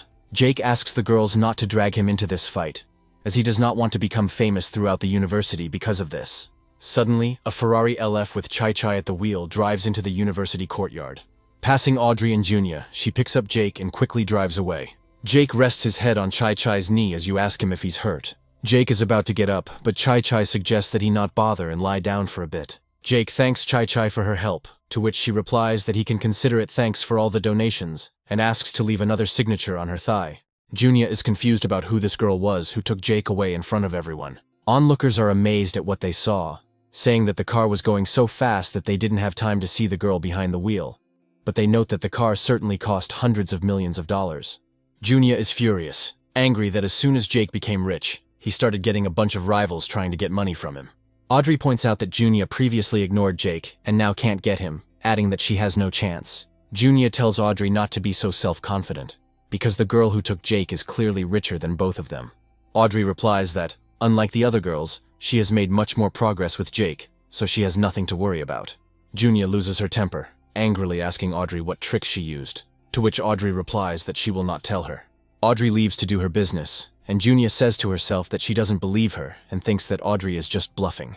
However, in Junya's opinion, Jake is so simple that he will not be able to hold out for long under such a siege. Junya decides that she knows exactly what Jake likes, which means she will definitely get him back. A mysterious voice in his head tells Jake that Junya's infatuation level has increased by 4%, causing 10% of the amount spent on her to be credited to his account. Jake's stats increase again, and he chooses a new skill that allows him to swim masterfully. During the trip, someone watches Jake closely through binoculars from afar. The observer turns out to be the student council president, who is preparing for a meeting. Audrey and Junya's fight made the university news, once again putting Jake's troubled relationship on public display. The student council president is furious that he's caught sight of Jake and his antics again.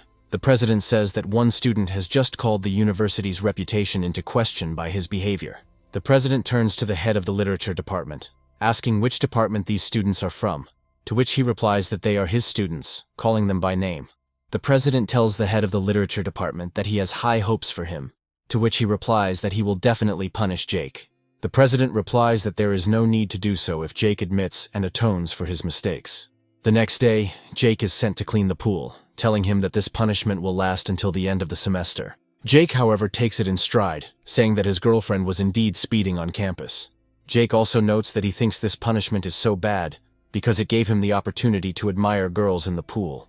The girls in the pool compliment one of the athletes named Ava, saying that she has a great figure. Ava's friend tells her that her classmate named Tyler is staring at her and following her everywhere, to which she just brushes it off, saying that she is not interested in him.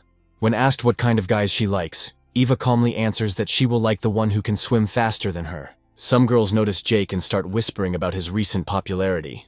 Ava, however, is not interested in it, and she decides to take another swim. Suddenly, Ava gets a cramp in her foot and starts to drown.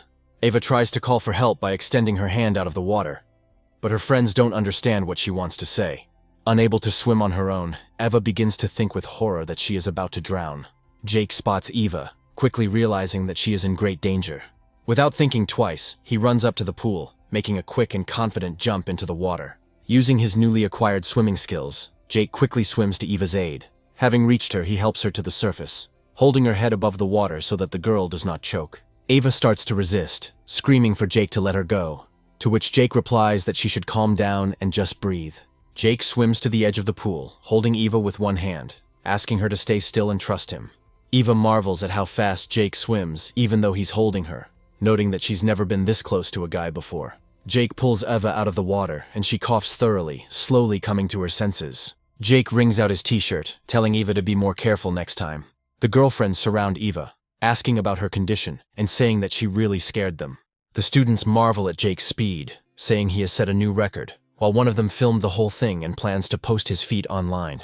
Eva's friend tells her that Jake seems like a pretty good person since he saved her life. Suddenly, her friend notices that Eva is in the clouds, and a strong blush has appeared on her face. News that Jake has proven himself a hero by driving the student council president crazy. Harboring a grudge against the main character, the president promises himself to destroy him. A few days later, there is a student ball at the university, and Junya and Audrey come to it. Audrey tells Junya with a smile on her face that she has dressed up very nicely for tonight, but Jake still won't pay attention to her. Junya thanks Audrey for the caustic compliment, saying that after tonight, everything will change. Watching her go, Audrey suspects that Junya is up to something. Junya says to herself that she sees right through Audrey and her cheap tricks that make her seem like a smart and gentle girl. But in Junya's opinion, men only obey their instincts.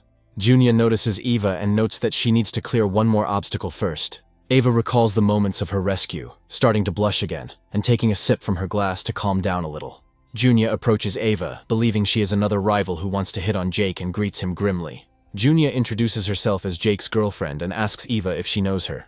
According to Junya, Jake is very sympathetic and kind and always helps people. Junya continues her story by saying that Jake chased her for 3 years before they started dating and having a good time together. Junya adds that if Eva wants to thank Jake, it is not necessary, since they have a date this evening. Eva, terribly frightened by Junya's assertive approach, runs away from the ball. Junya rejoices at the elimination of a potential rival, declaring that no one has a chance against her. Meanwhile, Jake sits quietly in his room while his friend urges him to hurry up, to which Jake complains that his group was forced to clean.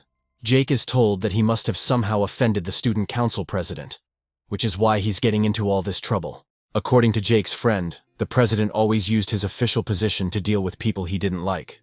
Jake receives a message from the class president, who tells him that the student council president wants to personally present him with an award, raising Jake's suspicions. While Jake is on his way to the ball, Tyler is watching him, angry at him for stealing Eva from him. An enraged Tyler is tormented by thoughts of revenge and raises a brick over Jake's head. However, Jake, sensing his approach, turns and grabs Tyler. With a powerful movement, Jake throws Tyler to the ground, causing him to hit his cheek on the asphalt. Jake doesn't understand Tyler's actions, asking him why he attacked him. Tyler explains himself by calling Eve a bitch who doesn't even look at him despite all his efforts and regrets not having taken her by force at the time. Jake hits Tyler in the face with his boot, making him shut up. After dragging the unconscious Tyler to the trash heap, Jake decides to head to the ball. Finally arriving at the ball, Jake meets Audrey, who invites him to dance with her. Jake agrees, picking Audrey up in his arms and starting to twirl her around in a dance. Audrey is pleasantly surprised by how smoothly and gracefully Jake moves. Jake and Audrey receive enthusiastic reviews from the crowd as they continue to gracefully twirl in their dance.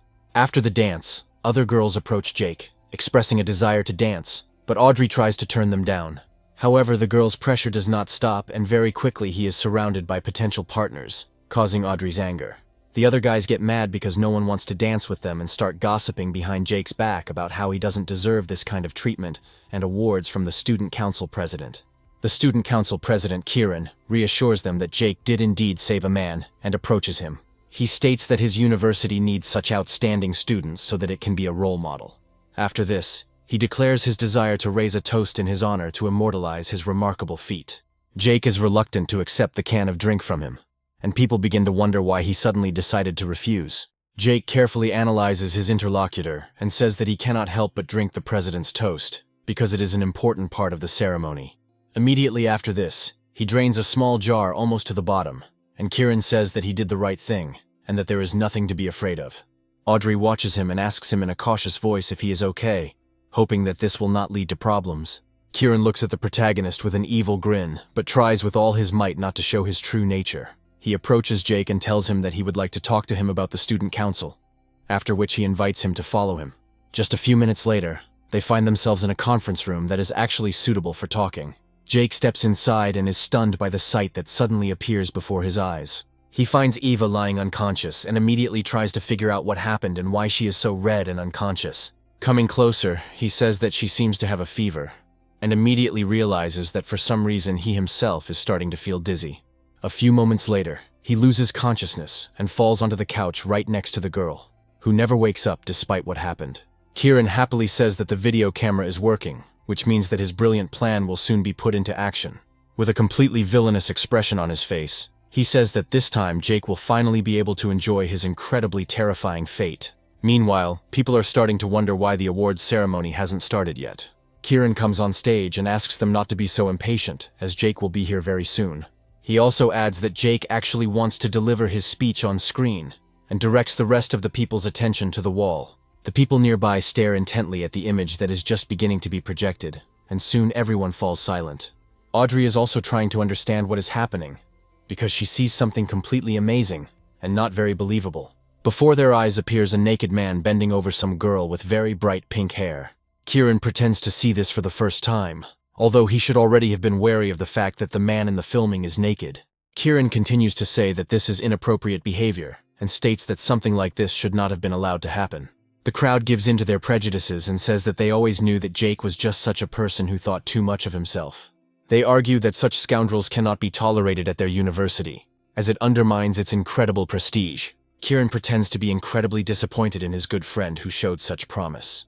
Other people say that this scoundrel should be expelled from the university and deprived of the right to enroll in other educational institutions. Kieran is delighted that everything is going according to his brilliant plan, and says that this is exactly how he hoped the crowd would react. He begins to speak enthusiastically about how this is the true power and authority of the student council president that he possesses. He gets incredible pleasure from crushing some pathetic ant, but suddenly he hears someone's voice. Jake returns to the stage and says that he seems to have missed something, much to the surprise of everyone else. Kieran looks at him in shock and can't believe his eyes, because he just saw him on the screen. Jake states that he just came out of the restroom, then wonders what all the fuss they were making was about. After analyzing the student council president with his gaze, he asks him why he was so scared. Kieran wonders what's going on and who's on camera if Jake was somewhere else the whole time. Jake claims he has no idea, as it's not him who's running this program, it's Kieran. After a while, the man on camera turns around and everyone discovers that it was Tyler along with the doll. In a semi-conscious state, he turns to the doll, mistaking it for his beloved, and begins to lick it. The thing is that 10 minutes ago their brave heroes were still able to quickly come to their senses, despite the severe poisoning. The system activates a passive skill that allows him to gain protection from any poison and neutralize it. Jake looks around and discovers helpless girls, as well as a large number of installed cameras and a locked door. However, in front of a third-level force, this door turns out to be like paper and gives way incredibly easily. Jake assumes that this girl was given a very strong sleeping pill, and that she will clearly not wake up very soon. Afterwards, he decides to go outside to get some fresh air and finds Tyler in the row. After this, he also throws him onto the couch in order to enjoy the incredible performance that Kieran is organizing for him. To do this, he finds a plastic mannequin in the dressing room, as well as wigs that perfectly match Eva's hair in shape and color. After this, he decides to head to the train station to enjoy the amazing show he helped put on. Jake says that this guy is really a sick person, since he does this to the mannequin, and emphasizes that he also takes off his clothes. Kieran decides to give himself away and says that this can't be, because he himself saw Jake fall on Eva. Jake is surprised by this, but decides not to interfere with the fool, and asks when exactly he decided to tell everyone the real truth. The people present are horrified and realize that they have just been misled by an emotional trick. Jake asks for more details about how exactly he saw Jake suddenly fall on Eve for some reason. Jake grins and adds that just recently Kieran was chatting away his words, but now he suddenly lost his power of speech, as if he had filled his mouth with water. A teacher bursts into the observation room, asks what is going on here, and demands an immediate explanation.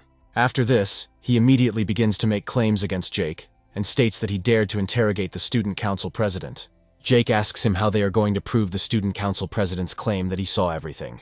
The teacher ignores this question and says that Kieran is a diligent student, devotes himself to his work, and even organizes awards ceremonies. Several people in the crowd, who obey Kieran, decide to take advantage of the situation to start a riot again.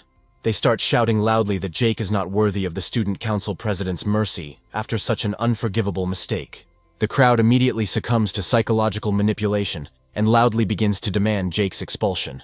Audrey continues to maintain phenomenal clarity of mind even in this situation and says that Jake was obviously set up. Kieran, in turn, decides to reveal all of his evil plans to Jake and says that he bribed the teachers and some of the students. He then claims that Jake is allegedly trying to escape, and orders the disciplinary department to catch him immediately. Jake doesn't move, but Kieran's minions are also having no success in trying to move him even an inch. Kieran feels an incredible taste of power, rushes forward and says that he will teach him a lesson with a couple of blows.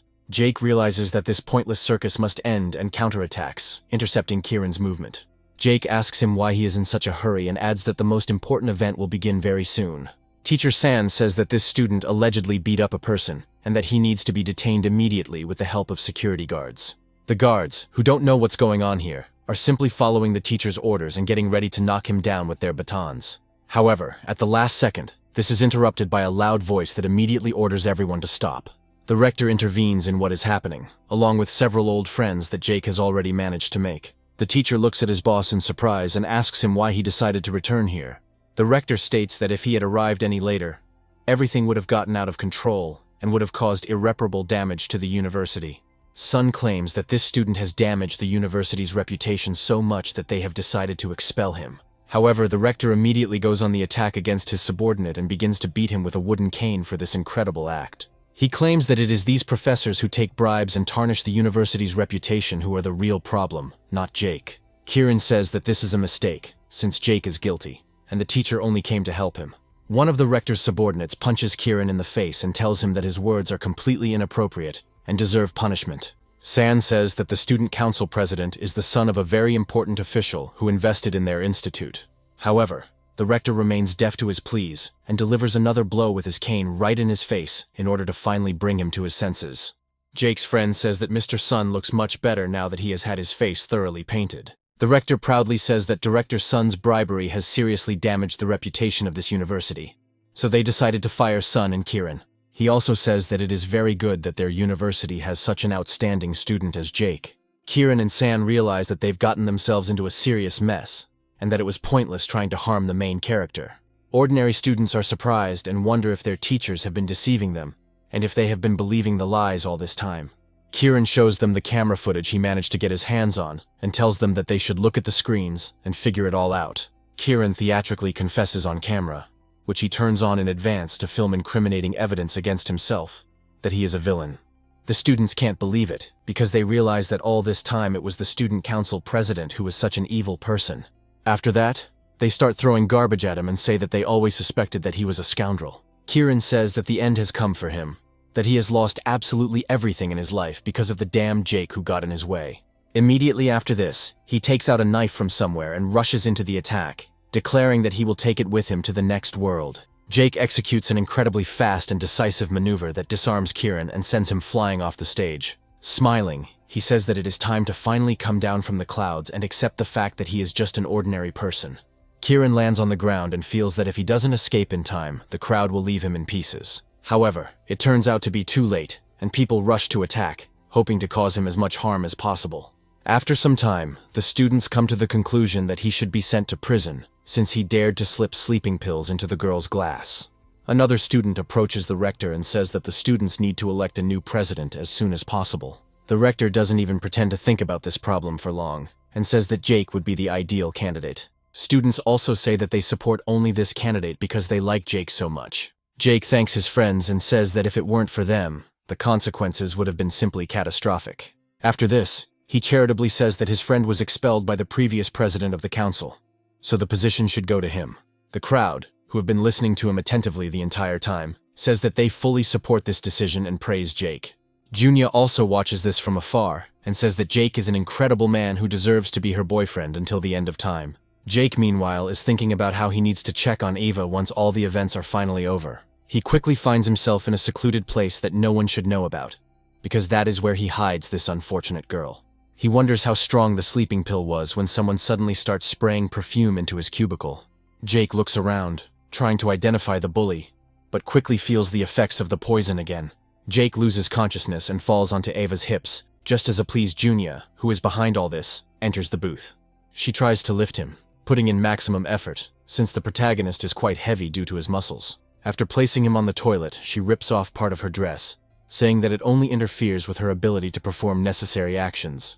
After this, with the face of an obsessed fan, she calls him the most precious treasure that she will now possess. She presses herself against him as tightly as she can, and feels his heart begin to beat at an incredible speed.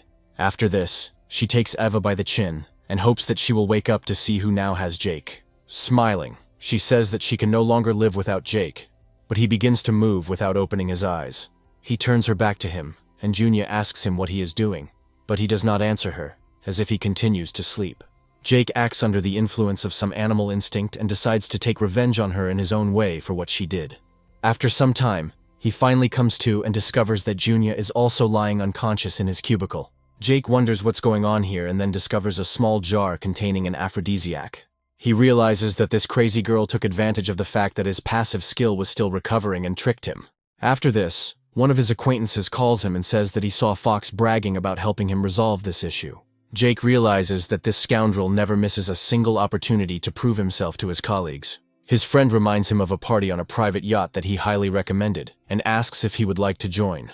Jake says he hasn't been in a very good mood lately, so he'd be happy to take it easy at an event like this. After some time, he decides to celebrate this victory with his comrades, and buys them some drinks. One of them says that the drinks at the party are not very good, and that drinking beer was the best decision. One of them says that he urgently needs to go to the restroom in order not to disgrace his honor and to relieve himself a little. Jake reflects on how, after upgrading all of his skills, he can barely get drunk despite drinking a lot of beer. Suddenly, he hears a disgruntled female voice and sees some guys approaching a girl and asking her what she is doing here. They look at her bare skin, and she states that she only allows them to look at her, but that they are not allowed to touch her. One of them grabs her hands and says that he can't stand it anymore, and that he urgently needs to satisfy his needs. The girl immediately becomes more timid, and says that they are committing a crime, and that they better stop before it is too late. Jake quickly approaches these scoundrels and says that this girl clearly does not want them to pester her. Everyone looks at him with some surprise, as they did not expect such a bold and reckless act from an ordinary person. They surround him, and then wonder how he is going to protect this girl alone, without any support. After this, they decide to attack him simultaneously, adding that he has become too conceited and will now get the price for it. The girl tries to somehow protect a stranger and tells him to be much more careful and try to dodge. Jake makes a sharp movement to the side, causing the first two attackers to punch each other in the face with all their might. This blow is so powerful that they fall unconscious and can no longer continue the fight in any condition. Jake decides to take advantage of their confusion and immediately grabs the remaining bandits to pit them against each other. Once all the other criminals fall to the ground unconscious, it is safe to assume that the threat has passed. The girl also kneels down to examine these people and says that they are still alive. She tells Jake that he should be careful and not get involved in such troubles, because it is life-threatening. The system tells him that this girl's name is Cheryl, and Jake is surprised that the system is asking him to pay attention to her. He states that she is very beautiful, but she should not get into such a business, and advises her to find a normal job. Cheryl wonders where such a naive idiot came from, who, in her opinion, probably has never worked a single day. After one of the criminals begins to show signs of life, she quickly delivers a powerful kick to him. After this, she contacts her headquarters and says that she has dealt with the suspects, so now they need to be arrested. The next day, the events move to the very same yacht, where Jake is heading to have a good time. They wish him a good time, but his comrade declares that for now he will go to another boat to take care of some business. Jake goes further and finds that a very interesting celebration is starting here, as there are a lot of girls of easy virtue around. He feels at home because he likes having a lot of girls in their underwear around him. Cheryl is also here as an undercover agent and is thinking about how this operation must go perfectly. Jake comes over to get some free drinks, then suddenly recognizes Cheryl and asks her what she's doing there. After this, he states that she probably changed jobs, and that being a waitress is a much more prestigious profession. Suddenly, a local authority approaches them, calling them over and saying that he really wants to talk to them. Cheryl quickly walks up to him, holds a glass of champagne under his nose and asks if he would like a drink. The other girls say that if she works on this boat, she must know exactly what Mr. Kevin wants. They add that he needs special favors, and other partygoers declare that old Kevin knows how to entertain. Kevin, in turn, says that the last few days have been too stormy, and that today he wants something pleasant and innocent. After this, he states that she should take the money and come to him to serve him in the most proper manner. Cheryl realizes that if she weren't undercover now, this man would have already turned into a bloody mess. Jake suddenly decides to act as a moral compass, and says that there are no special services provided here. He also points out that Kevin is breaking the law, but Kevin asks him how he dares to be rude to him. Kevin calls him a waiter, but Jake immediately states that the captain personally invited him so that he could be here freely. One of the girls quickly comes to his defense, saying he doesn't look like a waiter, and then demands that Kevin show him the invitation. Jake says that all questions can be addressed to the captain, since he will be able to answer them with absolute calm. Other people claim that to get into this party, you have to pay $100,000 per person. Kevin states that Jake either needs to get on his knees and ask for forgiveness, or have his legs broken. The guards begin to slowly approach them, and Kevin says that he will show him what the rules of the game are for the rich. Cheryl reflects on the fact that the main mission has not yet been accomplished, and that if it is discovered now, all efforts will be in vain. Meanwhile, Jake takes out his phone and says that he will call the yacht captain right now to clarify all the issues. Kevin looks at him in surprise, trying to figure out what exactly this boy is going to do, believing that he is probably deceiving him. However, after a few moments, the phone announces to the entire area that the number he is trying to dial is unavailable. Jake reflects on the fact that his friend is currently in business negotiations with a client and does not have time to answer calls. Meanwhile, Kevin says that if Jake is so rich, he can buy this yacht, and then this waitress will belong to him. Jake states that this is simply an excellent offer, which he intends to take advantage of immediately, since he has the necessary funds for this. Immediately after this, he asks to call the captain of this yacht, who has the special right to sell it to anyone who wants it. After some time, the senior assistant, who has the same powers, arrives and asks who exactly called him. Kevin announces that he wants to buy a yacht, then wonders why he hasn't been properly welcomed yet. The first mate says that this yacht is very expensive and expresses skepticism that the average person can afford such a purchase. Jake pulls out a gold card and says that he can't wait to spend his money, so they should just name a price. Cheryl asks him what he is doing and hopes he will stop because she can't let him get into trouble. Jake, in turn, asks her not to worry, as he has a plan that he intends to stick to in order to ultimately achieve a confident victory. Cheryl looks at him in surprise, after which the level of her infatuation with the main character increases by a whole 5%. The first mate, meanwhile, says that the yacht was originally worth $700 million, but now the price has been increased to $800 million. The rest of the people surround him and tell him that he should sign the documents immediately, since he has taken on such bold obligations. Jake states that he will never sign any documents in his life, and that he refuses to follow their orders. After this, he says with a smile that it will be Cheryl, to whom he is going to give this yacht, who will sign the documents. The rest of the people look at him in surprise and try to understand where such incredible generosity came from in this man. Jake says that he will pay for the purchase in full, but the yacht should go to this girl for her personal use. Jake turns to Cheryl and says that he still doesn't know her name, after which the special agent gives his own. Jake declares that in that case this yacht will be her first gift, after which he swipes the card through a special terminal. Of course, the payment goes through successfully, which causes surprise and shock among all the other observers of this performance. The first mate turns to Cheryl and respectfully tells her that she is now the full owner of the yacht. The other girls here say that he bought not only this yacht, but also their location. People immediately change their minds and start trying to please Jake because he is an incredibly rich man. A bandit approaches Kevin and tells him that this guy is not so simple, and that it will not be so easy to deal with him. Kevin calls this bandit Hunter and says that he has lost control of himself, but he is ready to compromise. He declares that he will give him all his business in Myanmar if he can get rid of this scoundrel, and Hunter agrees with a smile. After this, Hunter takes a few steps towards the protagonist to attract his attention. He introduces himself by name, says that everyone who knows him calls him boss, and asks Jake's name. Jake calmly introduces himself, while Cheryl realizes that this is the very target she has been tracking all this time. This man is involved in smuggling prohibited goods from Myanmar and Laos, and also organizes underground casinos. They have been destroying several of his hideouts over the past few months, but now they have the opportunity to confront him personally. Hunter, meanwhile, invites the protagonist to play at the casino, saying that he probably has experience in gambling. Jake replies that he certainly has money to play with, after which Hunter suggests that he is simply afraid of losing it. Jake immediately understands that he is dealing with an aggressive person who needs to be taught a lesson in order to demonstrate his confidence and strength. Kevin approaches his boss and points out that some people have too much money but are afraid of losing, which makes them look pathetic. Cheryl advises Jake not to fall for their provocations, as this man knows how to cheat and play unfairly at the table. She adds that in this case he could lose a lot of money, but Jake states that this is exactly what he needs. After this, he calls Hunter over and says that he thought it would be nice to have a little fun. Jake says he hasn't had much luck at cards lately, so Cheryl will play for him.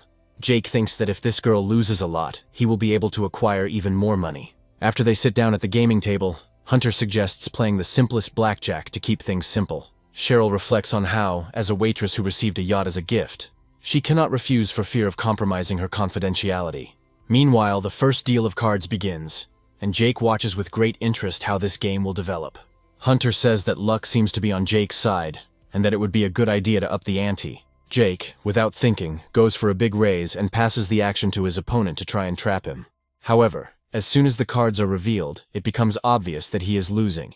But the hero himself remains happy with this outcome. Hunter advises him not to be disappointed, and expresses confidence that next time, he will definitely catch luck by the tail and win.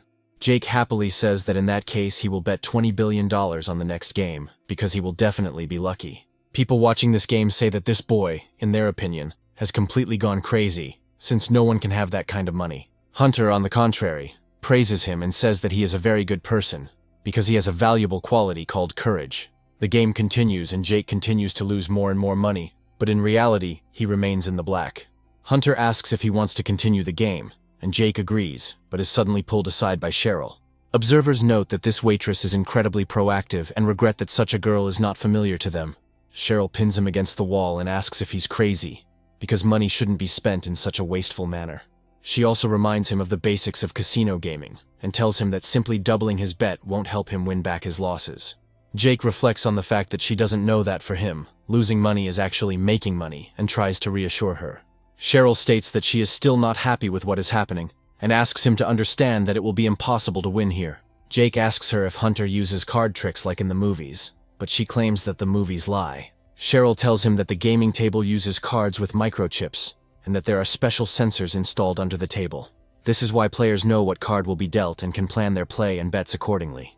Jake smiles and says that he now understands everything, which means it's time to teach him a lesson in the best possible manner.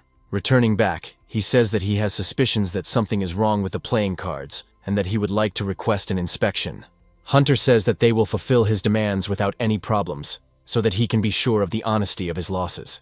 Those watching the action realize that something is wrong and assume that Jake is simply trying to blame his losses on others. Jake approaches the table and says that the first thing to do is to make sure there are no suspicious sensors in it. After a while, he puts his hand to the table and decides to use the system to test it. However, a few moments later, he says that everything seems to be fine here, and that there was absolutely nothing to worry about. He states that in this case it is necessary to continue the game, although he notes that it is becoming less and less interesting for him. He tries to provoke Hunter by saying that the boss has won so much money, but is afraid to bet more than tens of millions. Outside observers agree with his point of view, and say that Jake is actually worth many times more than Hunter. Hunter falls for this trap, says he'll play big with him, and immediately bets $10 billion.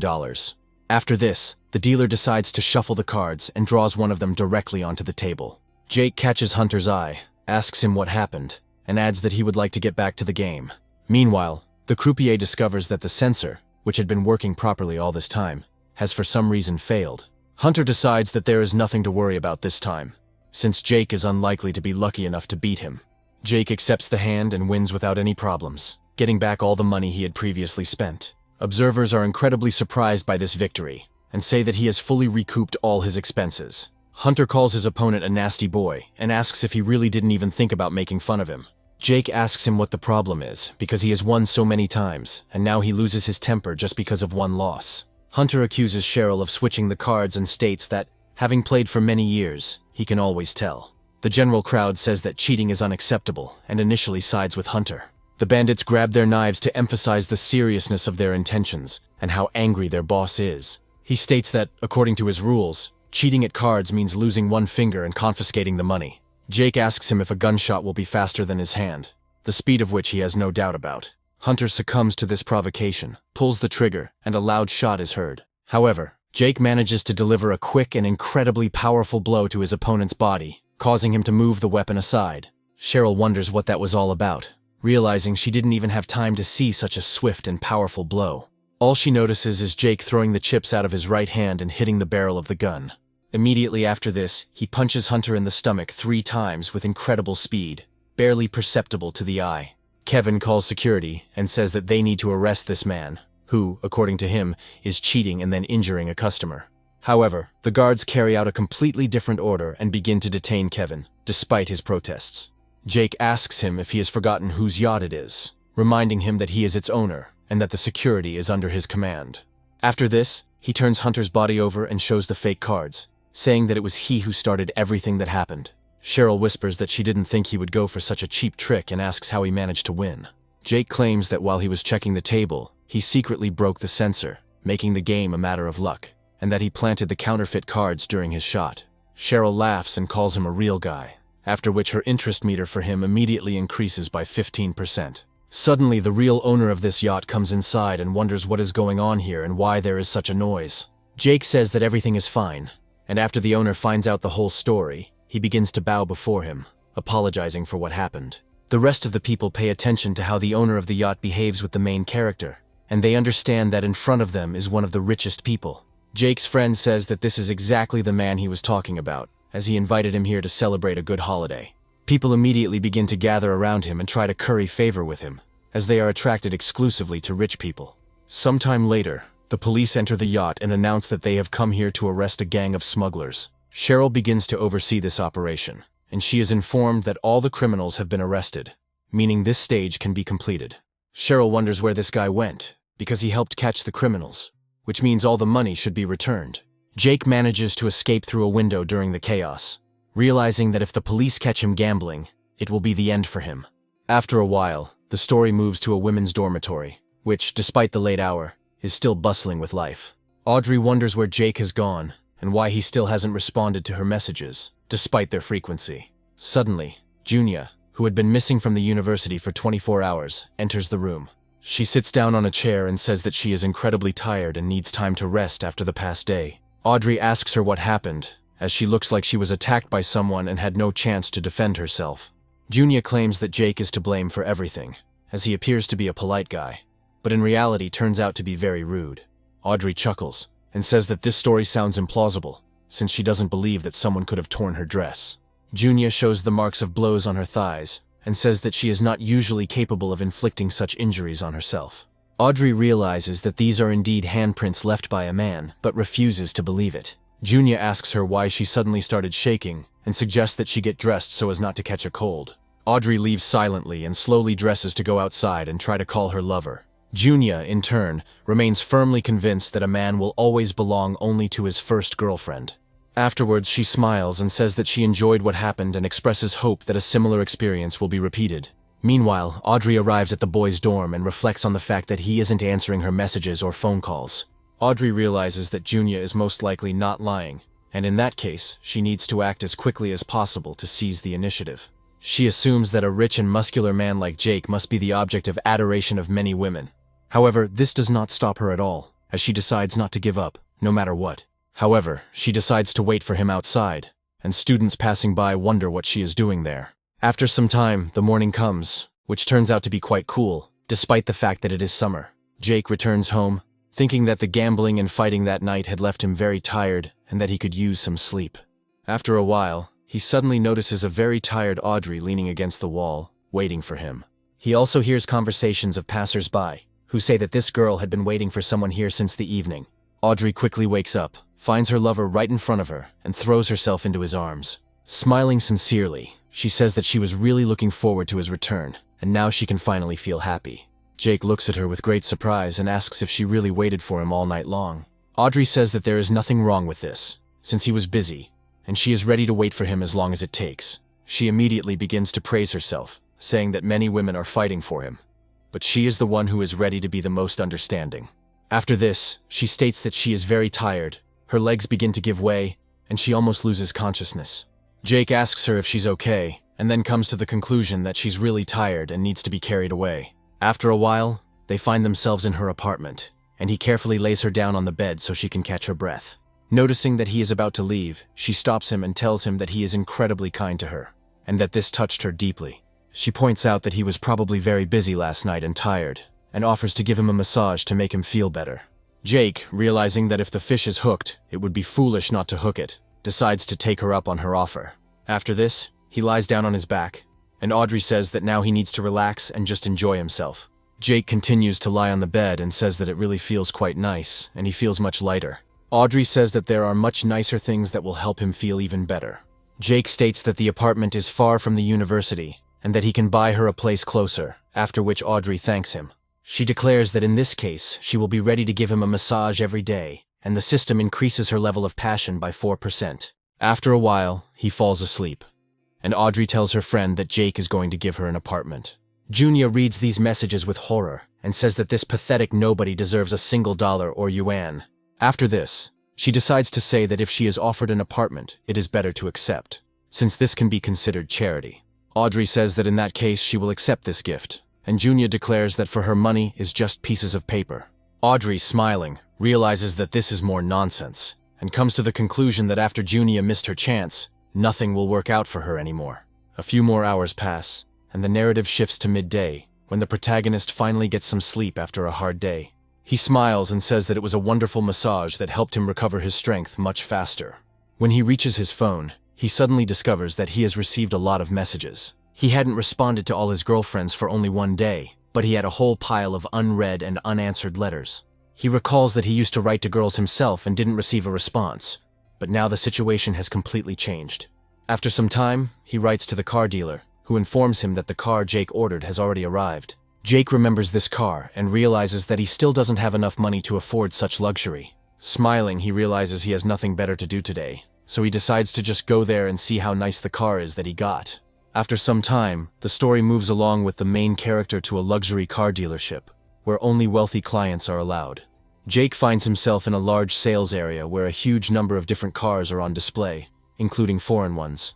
The staff carefully move between customers to provide them with quality service and give them any necessary instructions. Jake realizes that the dealership owner is no slouch and has put the car he wanted to take on display at the auction. He also notes that there are quite a large number of foreigners here who have come here specifically to look at the cars. Suddenly, someone announces that the boss, a big figure in this business named Steven, has finally arrived here. Steven comes here with a boy named Robert and a girl named Cherry. Robert asks Cherry if she would like a drink, stating that he could easily get her some water, but she declines. Robert is immediately offered a little drink, but he refuses, and Jake says that he would like a couple of glasses of water. After he is handed the drink, he realizes that this salon is truly excellent, as he has never seen anything like it. Afterwards, he notices the free ice cream and reflects that in a regular store, the same thing is sold for as much as 30 yuan. He approaches two girls and addresses them politely, then asks them to give him some ice cream. The girls suddenly look at him with disdain and say that, unfortunately, they are out of ice cream. Jake realizes he probably should have come here earlier, and then a foreigner approaches the counter with the same question. He is suddenly handed an ice cream and told that the spoon is on the lid, so he should be careful. After this, other girls who are not foreigners approach the counter, but they are also refused, saying that the ice cream is gone. The employee looks clearly pleased with herself, unaware that such behavior violates all the rules of etiquette in an expensive, prestigious business. Luckily, Jake is a champion of social justice when it comes to his fellow countrymen and decides to step in. He is indignant, saying that he and the three girls were told that there was no ice cream, while the foreigner was given it without any problems. Jake accuses them of nationalism, while the people around him begin to be outraged by such injustice. The girls say that unfortunately, the amount of ice cream is limited, and it is only available to special guests. Jake takes the side of all the disadvantaged, and says that, according to their logic, only foreigners are considered special guests. Jake asks them if they have any more ice cream and demands that they give him at least one serving, but they refuse. Robert says that he will immediately deal with this rowdy Chinese man and show him his place. After that, he approaches Jake, asks him what is going on here, and Jake explains the whole situation in detail. Robert says that foreigners are rich, and Jake, in his opinion, is a loser who comes here only to eat and drink. Jake says he came here to pick up his car, but for some reason no one believes him. Robert claims that Jake doesn't even take care of himself, but still expects to buy a car for 60,000 yuan. The crowd gathers around him again, and once again begins to assume that he is a troublemaker. Robert asks him why he hasn't left yet, suggesting that his insolence knows no bounds. Jake states that all this time he was looking for one gift that he received from an acquaintance, and shows those present his persona card. Jake amazes everyone with his riches, and asks them if they are ready to listen to him in this case. The girls say that they made a mistake and ask for forgiveness, but he declares that they will not be forgiven. He demands that they apologize to all Chinese people because, in his view, they are too committed to Western values such as capitalism. All the other Chinese immediately begin to proudly shout about how they live in a country where equality is ensured, albeit not financial. Jake approaches one of the girls, who is giving a fiery speech, and says that she inspires him to new achievements. Cherry suddenly runs up to the main character and says that she is very glad to meet him, and has been looking for him for a long time. Jake asks her who she is, and Cherry, in turn, asks why he didn't tell her he was coming here, since he is an important guest. After this, she gives her name and says that she is the sister of the gentleman who drove the car to him. Robert starts to get angry because suddenly some person appeared who deprived him of the chance to try to seduce Cherry. Cherry looks at the two girls and says that she doesn't need to explain how to deal with employees like that. She immediately begins to scold them, declaring that they should be fired immediately for such a gross breach of etiquette. Cherry says that this is not enough and adds that it would be nice if the guards also punished these girls, but Jake refuses her. After this, the girls quickly run away, and ordinary people begin to laugh at them out loud. After this, Jake points out that Cherry is communicating too freely with another man, and notes that this has never happened before. Everyone around him begins to show unusual goodwill towards the main character, since they are interested in his money. Meanwhile, Robert runs up to Steven and says that the mysterious rich man made a lot of noise and ruined everything. Steven decides to take matters into his own hands, and approaches the protagonist, calling him the so-called rich man.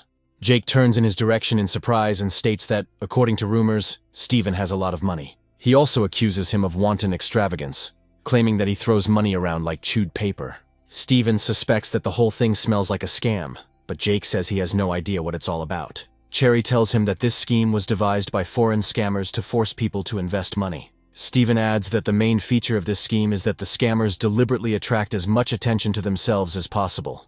He argues that people instantly believe any nonsense they hear, and begin to assume that there really is a grain of common sense in it. Cherry asks Steven if he has any evidence, and advises him not to accuse a stranger of fraud without evidence. Jake says that he is tired of listening to all this, and would prefer to go have a drink of something strong to take his mind off this chatter. Steven points to the other girls and says that he hired them because they act like they're dancing to someone else's tune.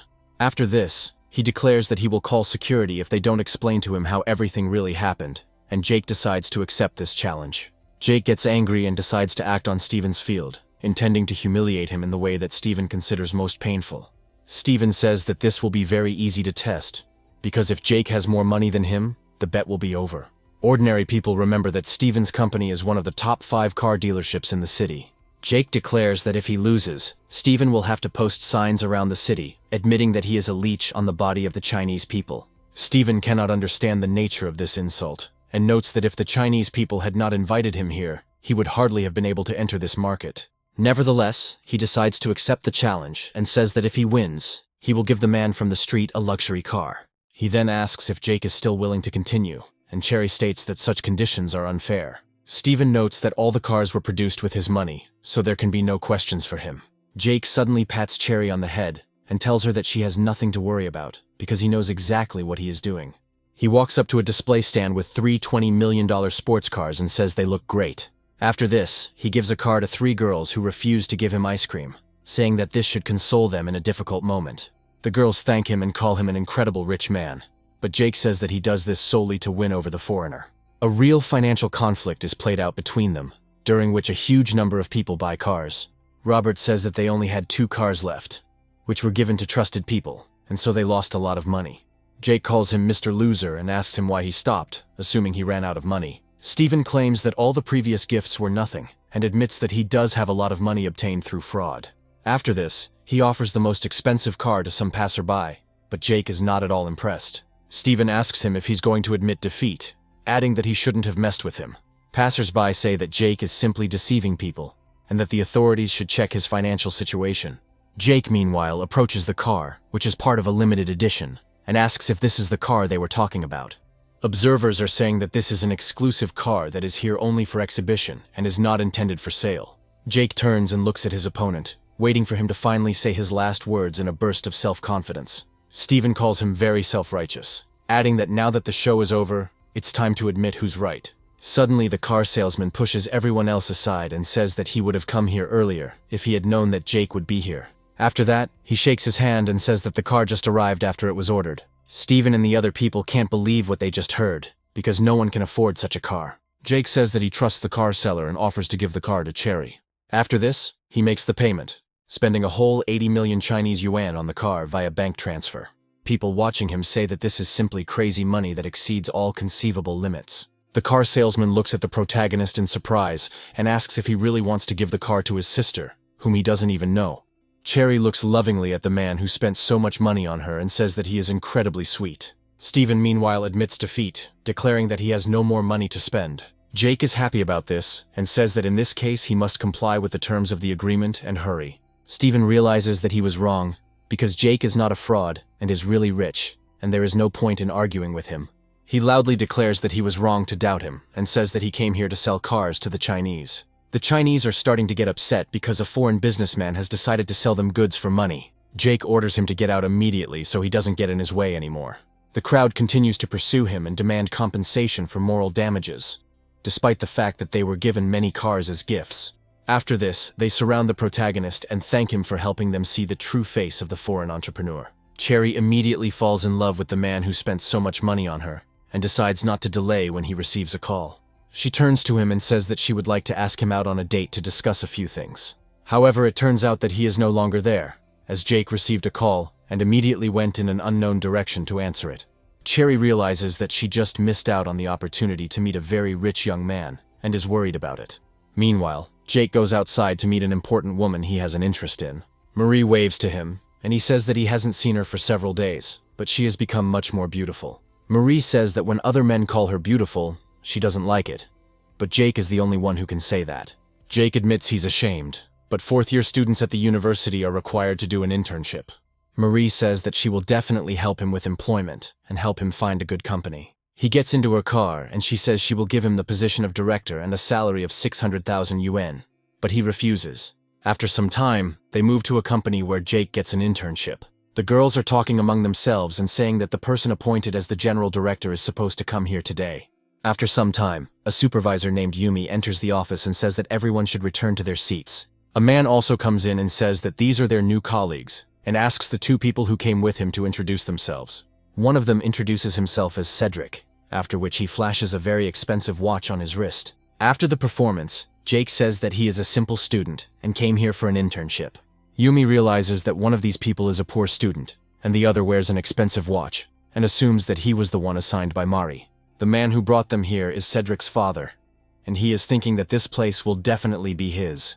Yumi approaches the protagonist and hands him a huge amount of work, saying that he must complete it today. Immediately after this, she decides to suck up to Cedric and gives him much less work so that he can finish the job on time. Jake notices another instance of injustice and immediately decides to protest, wondering why he got more work. Yumi immediately raises her voice at him, declaring that the group leader and all orders must be followed without question. Jake understands that working here will not be easy, as he is already facing serious difficulties in this place. Yumi approaches Cedric, and he tells her that there are a few things he doesn't quite understand. Yumi immediately leans closer to him to show off her attractive figure in full. After a while, there is a lunch break, during which you can take a little rest. Jake walks up to Yumi and hands her several folders, telling her that the job is finally done. Yumi carefully reads the report, and realizes that Jake's level is very high, as this boy is incredibly talented. After this, a brilliant idea comes to her mind, as she assumes that her further actions will not be made public. She calmly approaches Cedric and tells him that she made these reports for him, so he should take them to the manager for signature. Jake wonders how this can happen and why someone is taking all the credit for his work. Yumi responds by saying that as a student, he needs to gain experience, since many people often don't have the chance to do so. Jake states that the violation can be reported to the CEO, but Yumi asks him if he is really going to complain. Jake smiles and leaves, suggesting that he hopes she will remain defiant and fearless until the end. After some time, Cedric quickly finds Yumi and decides to gradually contact her to talk. They quickly become more intimate, and he invites her to dinner to discuss some issues. Yumi agrees, thinking that this rich guy is almost in her grasp, and she has secured a decent life for herself. Jake goes outside to find her standing next to his moped, realizing he's in trouble. Jake comes closer to her and says that he is terribly sorry, but does not have time to finish his sentence. Yumi turns away haughtily, assuming that he had deliberately been so demonstratively cold to her in the office. She adds that they are clearly birds of a feather, and he does have some skills that will help him.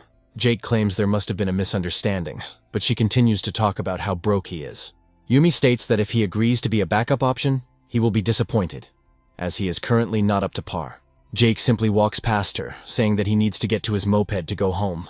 Cedric drives up to him and wonders how he gets around town in such a wreck. Yumi says that they are going to have dinner and can take him there, because for him, it is a chance to ride in an expensive car. Cedric notes that if he doesn't mind, then he doesn't see anything wrong with helping either. Jake decides not to answer and simply parks the moped on the road to continue driving. After this, he drives past his boss, demonstratively running over her foot to make her fall. Cedric immediately runs out of the car to help her up, saying that this behavior is unacceptable and needs to be punished. Yumi remains convinced that this brat can't have her and acts like a real bitch. Jake is happy because he sees their irritation, figuring that the more arrogant they are, the more painful it will be for them when they finally fall. The next day, Yumi approaches Jake and tells him that he should buy coffee for the entire department to share with his colleagues. Jake wonders why he has to spend so much money to buy everyone else coffee. Yumi states that it's a rule because newbies always buy coffee for their coworkers, and Jake points out that Cedric can do that too. Yumi says that tomorrow it will be Cedric's turn, and today it will be his, after which Cedric begins to scold Jake. He talks about how poor students don't understand how to communicate in a group and attract the attention of others. Jake looks at them with a smile and notes that they have now started to act together. Cedric states that there is no need to look at him so strangely, since he has connections, and he can influence Jake's future career. Jake reflects that this doesn't bother him at all, since he doesn't plan on working here after his internship ends. Cedric says that if Jake sticks close to him, he can try to arrange it so that he doesn't have to leave. Jake thinks that this is all very well, but in reality, it is Cedric who should be thanking him for what happens next. He adds that if he is around, Cedric's life will most likely become significantly more difficult, so he should be grateful to him. Cedric loses his temper and asks what Jake is doing, to which Jake states that he is studying at university and has no money. After this, Jake says that he will treat everyone to coffee when he gets paid, and now the rich man Cedric will take care of it. Cedric agrees to these terms under public pressure, and Jake declares that he would like to drink a mochaccino. Yumi tries to maintain her initiative and thanks him, noting that, unlike the others, he knows workplace etiquette. Cedric accepts the rules of the game and says that he should be the one thanking them, as it is a great honor for him to treat them to coffee. His father comes into the office and Cedric makes it clear with his eyes that this intern is hindering his career advancement. The father understands his son without words, and with his eyes makes it clear that he should not worry, since this problem will be solved quickly. After that, he says that they have a very large order, and since he came as the boss, they need to remain quiet. The man says they just received a project worth 80 million yuan, but the client demands they act quickly. They add that they split the team into parts, and no one randomly chooses Jake. Jake smiles and thinks that this is, on the contrary, a good thing, because he will be able to calmly resolve this issue, and does not understand why someone considers this a problem. Cedric remarks that Jake is too self-confident, and adds that it remains to be seen how long he can laugh and think he's the best. Time passes, but Jake acts as if he has already done everything and can calmly enjoy his vacation. After some time, he decides to leave his workplace to sit for a while in a special room. At this rate, 3 days pass, and he easily completes his task, since his level of intelligence is very high.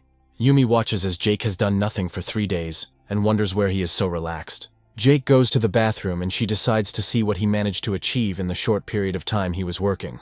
Looking closely at his plan, she feels inferior because she has never seen such a well-thought-out plan.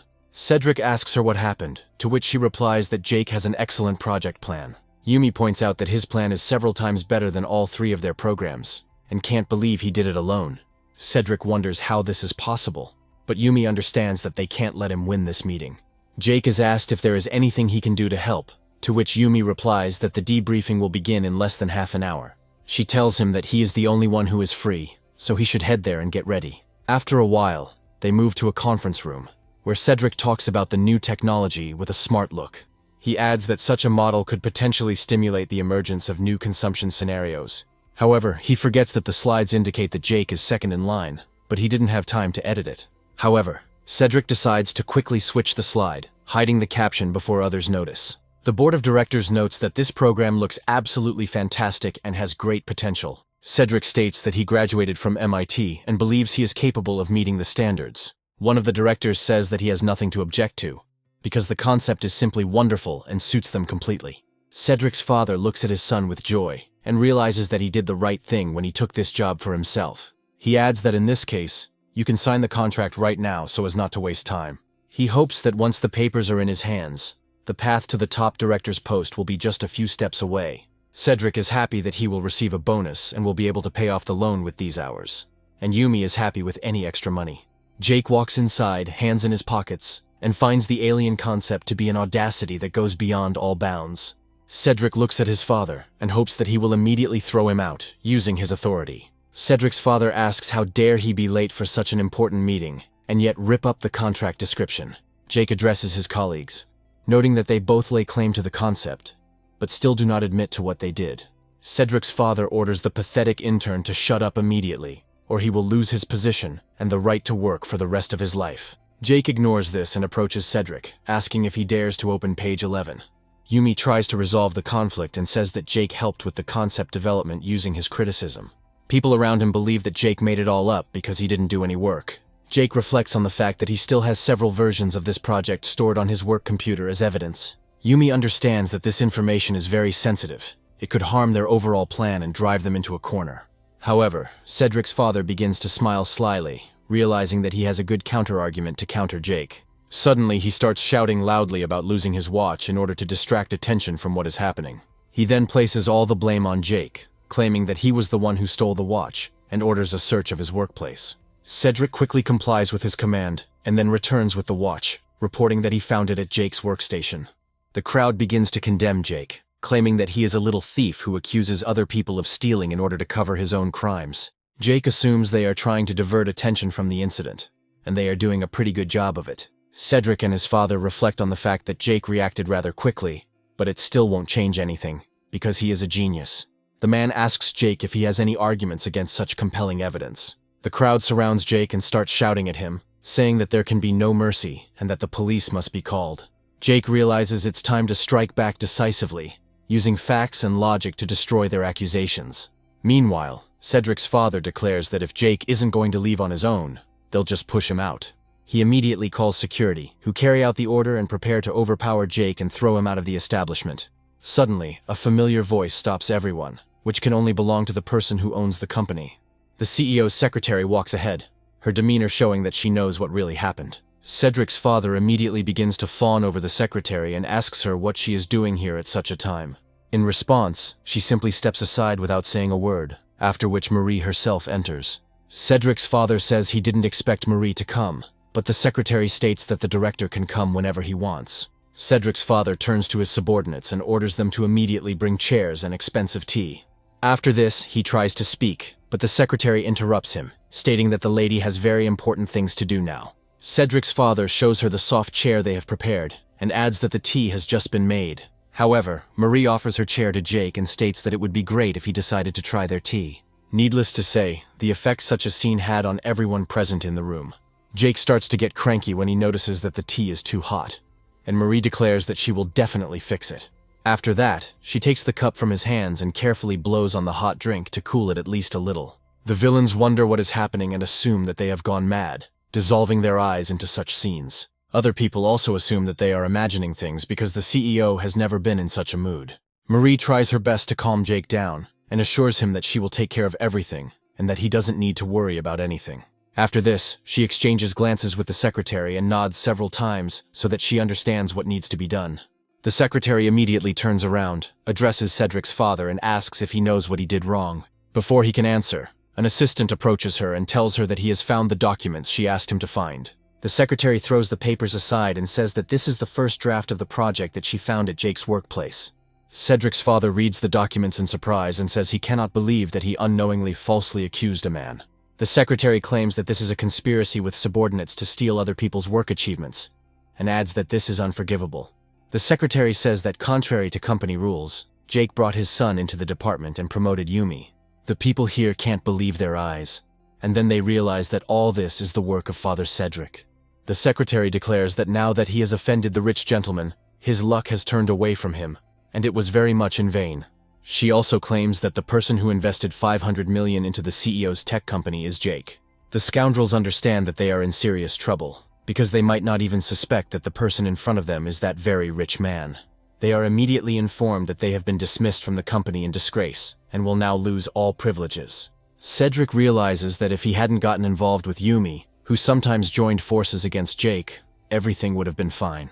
He immediately accuses Yumi of being some kind of cheap woman, and Yumi accuses him of not actually being rich and having no prospects. A serious fight breaks out between them, and each tries to shift the blame onto the other, but they do not realize that everyone is to blame. The secretary orders the guards to remove the three of them so that she never sees them again. After this, everyone in the room starts asking Jake for forgiveness, because they find out that he has a lot of money. Marie asks him what he thinks about this internal audit, and Jake replies that their company needs to be more careful. Marie says she used to want him to be the director, but he refused, and Jake replies that he likes to keep a low profile. Marie also mentions that she reminded him of the results of the professional team and would like to show his successes. Jake takes her into the office and comments that she works in a very fancy space, but Marie states that she rarely comes here. Afterwards, she shows him her latest achievements, and Jake notes that he doesn't understand any of it, but it looks impressive. Even though he knows nothing about such sciences, he says he will invest another $500 million into it. With this action, he further raises her level of sympathy, when suddenly the table she was sitting on begins to break. Marie finds herself in a very awkward position, and says that she is stuck and cannot get out no matter how hard she tries. Jake remembers moments from adult films that he used to love watching, and realizes that the situation is not going well. He understands that this is the first time he has encountered something like this, but he has absolutely no idea what to do next. Jake reaches his hands out towards her to try and pull her up, hoping it will be enough. The secretary, who is standing next to the office, overhears their conversation, but completely changes the context. She knocks and asks if there is anything she can do to help them, to which Marie quickly replies that she is fine, and there is nothing to worry about. Afterwards, she quietly remarks that if she is seen like this, her carefully crafted image will be destroyed. Jake says he'll move her to the couch so she can change positions, which will make it much easier for her to get out. He advises her to lie down more comfortably, as he will raise the chair a little more so that she can get out. The secretary continues to eavesdrop on their conversation, and realizes that they are clearly doing something indecent and are trying to cover it up. Jake makes a confident move to finally free Marie from the shackles of the wooden chair. After this, he asks her if everything is okay, to which she replies that her legs had become numb while she was in that position. He also notices that her dress is torn, but she claims that it is no big deal because she has a wardrobe full of clothes. Jake notes that he has never seen an office with such a luxurious dressing room. He suggests that this limits his imagination, but then notices a gorgeous dress that looks good on Marie. Jake comes out of the closet and Marie notices that a lot of time has passed, so she asks him to wait a minute. Jake sits down calmly on the table and periodically glances at the door, behind which Marie's shadow is visible. He understands that being a gentleman, he must immediately take a stool to examine everything properly and remember it. Marie asks him how far he went, but immediately adds that he wasn't peeking all this time. Marie claims her family did not approve of her starting her own business and believed her company would fail. Smiling, she vows to him that she will never let this money go to waste and will definitely achieve a breakthrough. Jake, on the other hand, hopes that she will suffer large losses, because then he will be motivated to invest more. Jake says money is not an issue for him, and Marie realizes they need to put more resources into the research. Jake is delighted that the level of infatuation has increased again, thanks to his promise to spend even more money on her. Marie finishes changing her clothes and says that she would like to invite him to dinner to treat him. Jake looks at her carefully and realizes that she chose exactly the dress he had been eyeing earlier. Marie smiles as if she knew from the start which option he would like best. After a while, they go out to the office, and Marie tells the secretary that they are heading to the Nine Dragons Hotel. Employees observing the event noted that this was the first time they had seen the CEO in such a revealing dress. Warm conversations with hints between them cause other people to feel disappointed in their own lives. Marie tells him at the restaurant that she saw the project he came up with, and thinks it's a fantastic find. Jake emphasizes that this project was relatively simple, and only took him 15 minutes to complete thanks to his intelligence. Marie continues to be more and more attracted to him, as she really loves rich and intelligent men. After some time, she decides to contact Astrid and tell her that she didn't expect her boyfriend to be so smart. Astrid smiles and notes that the haughty CEO has finally decided to take the initiative. Marie changes her clothes and notes that she is not yet completely sure, after which she decides to discuss one important thing with her friend. She asks Astrid why she is still awake, assuming she is nervous about her trip to Japan. Marie also reminds her of that incident with her classmate, and Astrid says that nothing like that happened between them. Marie laughs and remarks that she has practically sold herself to him, and Astrid declares that she will no longer listen to her and will go to bed. After a while, Marie reflects on how going abroad with Jake would be like going on a date. Meanwhile, we are transported to Japan, where one of the important meetings of a very mysterious and dangerous man is taking place. This man is Chairman Kameda, who is informed that the funds for his insidious plan are ready. The assistant also notes that they have enough money to buy whatever he wants at the auction. Kameda asks what happened to the insolent Chinese man and is told that he bought a plane ticket. Mr. Kameda declares that they will force him to stay here forever if he dares to insult their infallible honor and dignity. 10 days pass, and it's finally time to fly to Japan and enjoy its beauty. Jake notes that he missed his plane, but he was lucky and managed to get a seat in economy class, so everything will be fine. Astrid, meanwhile, says that she is very excited because she can't wait to see many valuable artifacts. She also notes that she is worried about the fact that he was challenged to a duel by one of the Kameda Consortium magnates, but Jake reassures her. His practical impulses about buying up all the artifacts in China are interrupted by the loud scream of a child running around the cabin. At first, no one pays attention to him, and he continues to run around the cabin, looking around. Suddenly, he walks up to the chair behind Astrid and starts pushing it with all his might and kicking it. Astrid turns around politely and remarks that he shouldn't behave inappropriately and kick people. The boy looks at her for a while, then suddenly says that she is beautiful and should undress in front of him. Astrid asks in surprise what nonsense he is talking about and who taught him such strange words. The boy gets angry and knocks the phone out of her hands, noting that if she refuses, he doesn't care about her. Jake calls him a little bastard and goes to catch him, but Astrid says he's just a little kid. Jake claims that she is too kind, because if the child is not taught a lesson now, he will grow up to be an idiot.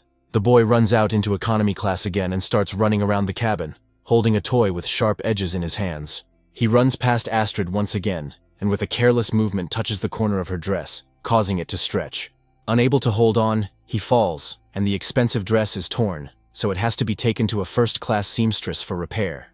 Jake realizes the time for words is over and quickly stands up, declaring that this scoundrel needs to be taught a lesson as quickly as possible. The boy falls and starts crying loudly because he hit his face on the hard surface of the car. His mother immediately leaves business class and asks what happened, assuming that someone has started bullying her son again.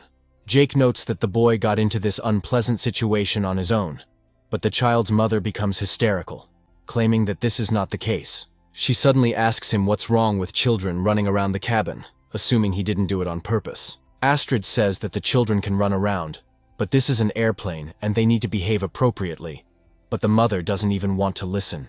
After this, she insults her, calling her a girl of easy virtue, because she wears a dress with exposed arms and legs. Astrid indignantly declares that she can wear whatever she wants and advises against teaching children bad words. The hysterical mother claims that she knows how to raise children, and notes that her child is much smarter than some little idiot.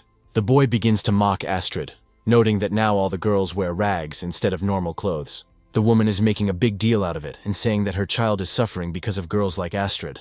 Astrid is overwhelmed by the barrage of insults and realizes she doesn't have the strength to stand up for herself. Luckily, Jake is by her side, saying that the entire Chinese people are horrified by this woman's hysteria.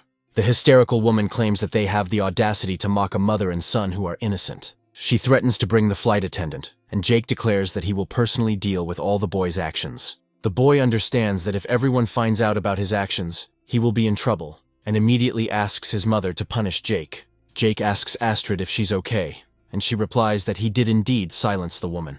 However, a few moments later the woman rises again with a scandal, saying that these beggars only fly in economy class.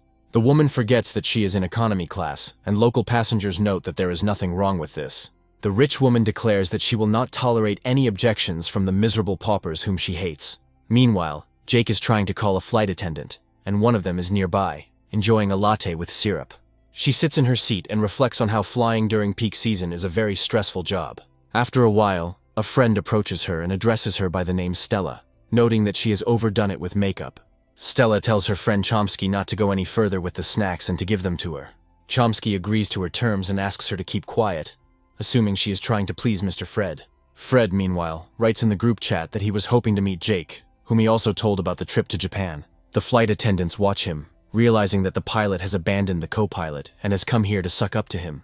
After some time, they are given the order to deal with a noble lady from first class who ended up in economy class. Stella draws a short lot and irritably goes to the right place, realizing that she does not want to interact with people. Afterwards, she smiles, wondering how she can help, and finds herself in the middle of an argument between Astrid and the woman. Astrid complains about her, and Jake praises her for her courage, noting that she is learning very quickly and is already behaving properly. The woman suddenly announces that she is the wife of a representative of a large conglomerate. Stella notes that if this lady bought a first-class ticket to enjoy comfort, then she is unlikely to cause problems. Jake is surprised, meaning that the rich people brought the hero, but they create problems, and the common people get in the way. The hysterical woman explains that this is the difference between the rich and the poor, as she has good connections. Jake looks at her and notices that these threats seem completely meaningless and unimpressive to him. Fred decides to check what's going on here and where the flight attendants, who are supposed to be on duty all the time, have gone. Stella notes that there is a commotion in economy class, and she is resolving the situation, assessing her strength and capabilities. The women point out that they will now have to live with this, as Fred is a well-known rich man in the area where she comes from. After this, she greets him and states that she is the wife of the chairman of the board of one of the conglomerates. She adds that the beggars are causing them problems. She tried to sort everything out, but the worthless people don't want to listen. Fred glances at the main character and freezes in surprise, as it seems that he has seen him somewhere before. He also approaches him and notes that in front of him is that same rich gentleman, rejoicing that he has finally met him in person. Afterwards, he mentions his nickname in the Princely Millions chat, and Jake states that he remembered it, which causes joy. It's worth noting how surprised and stunned people are who thought they had everything under control all this time. The boy tries to insult Fred, but his mother immediately slaps him, explaining that he is not the kind of person to insult. Fred, meanwhile, calls another flight attendant and asks her to upgrade Jake and Astrid to first class at his own expense. The other passengers continue to be amazed by this incredible turn of events, as no one could have predicted that Jake would be so rich. Jake, in turn, reflects on the fact that he does not want to see this woman's face, as it will ruin his mood. Fred points out that this is not a problem, since the owner of the company is an old acquaintance of his, and they will blacklist the woman. The frightened woman immediately falls to her knees and declares that she feels ill, as she feels dizzy and has a heartache. Jake argues that she should just admit that her child was at fault, and she will immediately feel better. However, the woman stands her ground and shouts loudly that no one has the right to blame the child, because he is poor and unhappy. Fred orders them to be quiet and remarks that they are the only ones who are disturbing the peace, for which they will be punished. The crowd finds a post with a photo of Stella on social media, where she calls ordinary people beggars. After that, they say that they need to make her famous, so that she will lose her job forever. After some time, we are transported to an airport in Japan, where the son of a hysterical mother is taken to the police station. Fred asks Jake why he came to Japan, and he replies that he came to the auction to buy Chinese artifacts. Fred praises his incredible patriotism and advises him to be careful, as Kameda could pose a threat. They note that Kameda is a well-known Japanese tycoon with a passion for art, particularly art from China. Of course, as befits a villain, he uses his financial resources to suppress and humiliate his competitors. Astrid hears that he has a whole army of ninjas and begins to worry about her friend. Jake confidently says that if he leaves, the Chinese artifacts will fall into the hands of Kameda, and this cannot be allowed to happen. In reality, Jake is only interested in the opportunity to spend more money, as this will bring him even more real finances. Meanwhile, an unknown woman, who doesn't stand out in any way thanks to her ordinary clothes, follows him. However, in reality, she is one of the representatives of the ninja fighting squad who finally finds her purpose. Kameda informs her that according to information, Astrid will appear at the airport with a Chinese tycoon. This ninja's name is Sally, and she is one of the most successful and effective mercenaries who serve the Kameda clan. This time, she tries to approach the target unnoticed in order to determine the subsequent course of action. Jake notes that his throat is suddenly dry, so he goes to get a little water, giving it a good chance. She decides to use the ring, which contains poison, to lightly stab him in the back and poison him a little. Gradually getting closer, she hopes to show him the amazing surprises that Japan has in store for him. Meanwhile, Jake is patriotically indignant that in a foreign country, the prices for water from vending machines are higher than in his beloved China. He turns around looking for alternatives and finds a small public fountain to drink from. Immediately after this, without thinking, he approaches the fountain, which gives Sally another chance to strike. Jake is happy that he has the opportunity to drink tap water without paying anything for it. Sally doesn't manage to strike in time. Now she can only continue to watch her target without attracting attention. Astrid asks her comrade to go ahead to get some alone time with Jake. Jake agrees and approaches the taxi driver to ask how much a ride to a certain address costs. Seeing the price higher than expected, he decides to save money and invites the girl to go by bus. Jake adds that they are in no hurry, so they will admire the scenery along the way and enjoy the views. After some time, they go to the hotel lobby to book a room and show the discount coupon. Jake is acting like a very greedy person, so Sally begins to suspect that this is not the target she has been looking for all this time. He looks like some kind of lackey who is of no value, and now she wonders where that rich man is. After some thought, she decides to use her special techniques learned in the ninja monasteries to ask for help from this man. Jake decides to while away the time in the evening playing his favorite mobile game, demonstrating good results. Suddenly, there is a knock on his room door, and he decides to find out who came to him at such a late hour without warning. A disguised Sally comes to him and tells him that she works in room service and has brought him dinner. Jake opens the door and explains that he is starving, after which he invites her in, remembering that he did not order this service.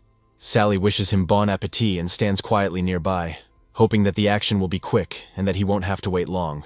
Jake suddenly receives a notification from the system that activates his passive poison resistance skill. He realizes that the effects of the truth serum have just been reversed, but the drug is only available to military or criminal authorities.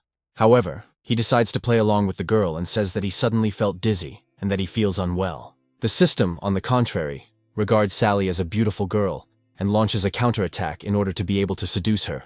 Jake is surprised that the system offers to seduce a girl, decides to play along and makes vulgar comments. Sally is surprised that Jake made a vulgar compliment about her figure and suggests that this system action really works. Smiling, she says that she likes him too and asks him to tell her where this Chinese rich man is. Jake sits down on the couch and explains that he is naked there and can't remember, so she has to feed him. Sally sits on his lap and agrees to the terms, after which she begins to feed him. Jake explains that this billionaire will only appear on the day of the auction, at the moment it begins, because it will be more impressive that way. Sally watches him closely and listens to his every word, noting that this is very interesting information. After this, she continues to try to seduce him, and remarks that it would be nice to play something more interesting. After a while, she jumps up to grab him with her hips and use a special technique. Jake decides to give in again and pretends to pass out from being strangled underfoot. Sally watches his unconscious body closely and says that when he wakes up, he will not remember anything. After she leaves, Jake opens his eyes and realizes that Tycoon Kameda probably has something to do with it. However, he decides not to show that this has had any effect on him and calmly waits for the day of the auction. Kameda enters the main hall and everyone greets him happily, knowing it would be best not to anger the man. Sally approaches the master and informs him that the Chinese rich man has not shown up, so they can set up an ambush and eliminate him at the entrance. Kameda says that in China, such people are called turtles, who hide their heads in moments of serious danger. One of his henchmen points out that if he shows up at the auction today, he won't survive, and Sally declares that the Chinese are useless. She also notes that Astrid's assistant from yesterday is the best example of this when she sees something strange. She sees that among all the guests of honor, Astrid is standing, and next to her is the man she saw yesterday evening. Taking a closer look at him, she realizes that she has been deceived all this time, and this man was originally a rich man. Sally wonders if this man is the same Chinese rich man she has been collecting information about for so long. Jake walks closer to them and notices that the faces are familiar to him, after which he assumes that the fat man in the center is Kamita. Sally realizes that Jake was playing a prank on her, but how he was able to escape the truth serum remains a mystery. Kamita in turn turns to his subordinate and considers her a useless ugly woman. Kamita's subordinates advise him to behave more restrainedly, but he continues to mock his opponent without any fear. Kamita greets Jake and hopes that he will not disappoint him at the auction, and Jake states that he will try his best. After a while, the auctioneer announces that before he begins, he must tell a short story. The host says that their auction is the largest in the world, and 90% of the proceeds go to the United Nations. She also decides to thank all the wealthy billionaire families around the world, including the Kamitas. She also thanks the other bidders, with a special emphasis on Mr. Jake from China. However, those present note that they have never seen Jake and assume that he is an ordinary rich man who came to see something new. Jake recently gets up from his chair and decides to go to the microphone, despite the fact that no one invited him. However, this does not stop him, and he says that he is glad to welcome everyone present and wants to clarify two things. He explains that, firstly, he came on behalf of China to acquire the cultural values of his country. He also states that since it is a charity auction, no matter the amount he spends, the money will go to a good cause. Jake gives a friendly warning to the participants to stay away from Kamita, as he is a dangerous man. Those present say that he is a very impudent Chinese boy, but are impressed by his incredible generosity. Kamita understands that this is just a bluff by an ordinary clown, so he has nothing to fear. His assistant reports that they have been conducting an audit, and this time the families and other competitors have spent a lot of money. They come to the conclusion that the fortune they have accumulated will be enough to win the auction. Kamita happily says that he needs to continue his great path, and that he will be able to crush the pathetic level of his competitors along the way. Meanwhile, an auction house employee reports that the event has officially begun, and the first lot has been put up for sale.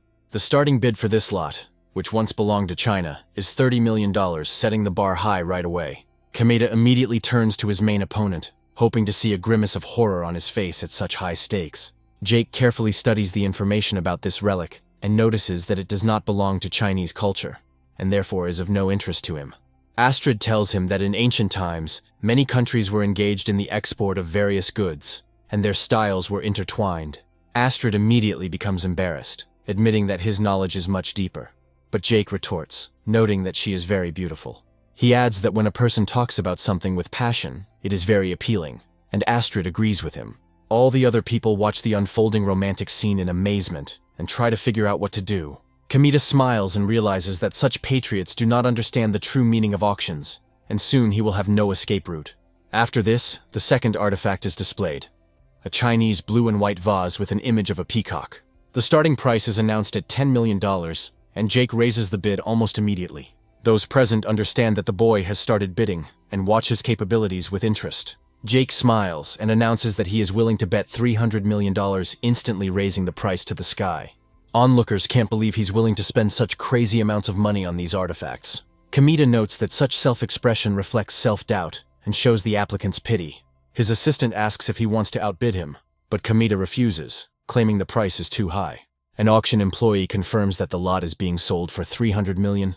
Jake smiles and immediately tells Astrid that he bought this dish exclusively for her, because he likes her so much. Astrid is embarrassed and notes that formally this thing should belong to the museum, while others are discussing it. Afterwards, she thanks him, saying that she really appreciates his generosity and respect for Chinese culture. Some people start asking irritated questions about why the hell they brought a sweet couple there, who are disturbing everyone else.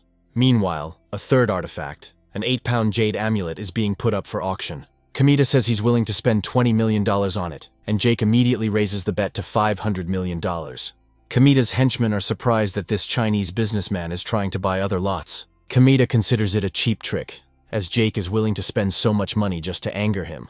An auction house employee reports that lot number 008 is selling this jade amulet for $500 million. Jake gets up from his chair excitedly and announces that he would like to give this amulet to Sally as a thank you.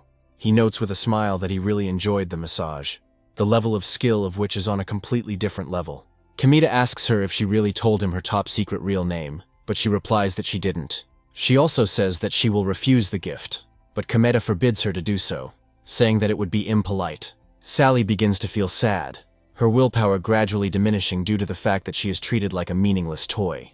Jake reflects on how finding a tool that does whatever she's told is a very rare find. Sally looks at him with irritation and wonders what he is doing. Because of her, she only receives punishments from her owner. However, this is the first time someone has given her a gift, which makes her level of infatuation increase a little even in this situation.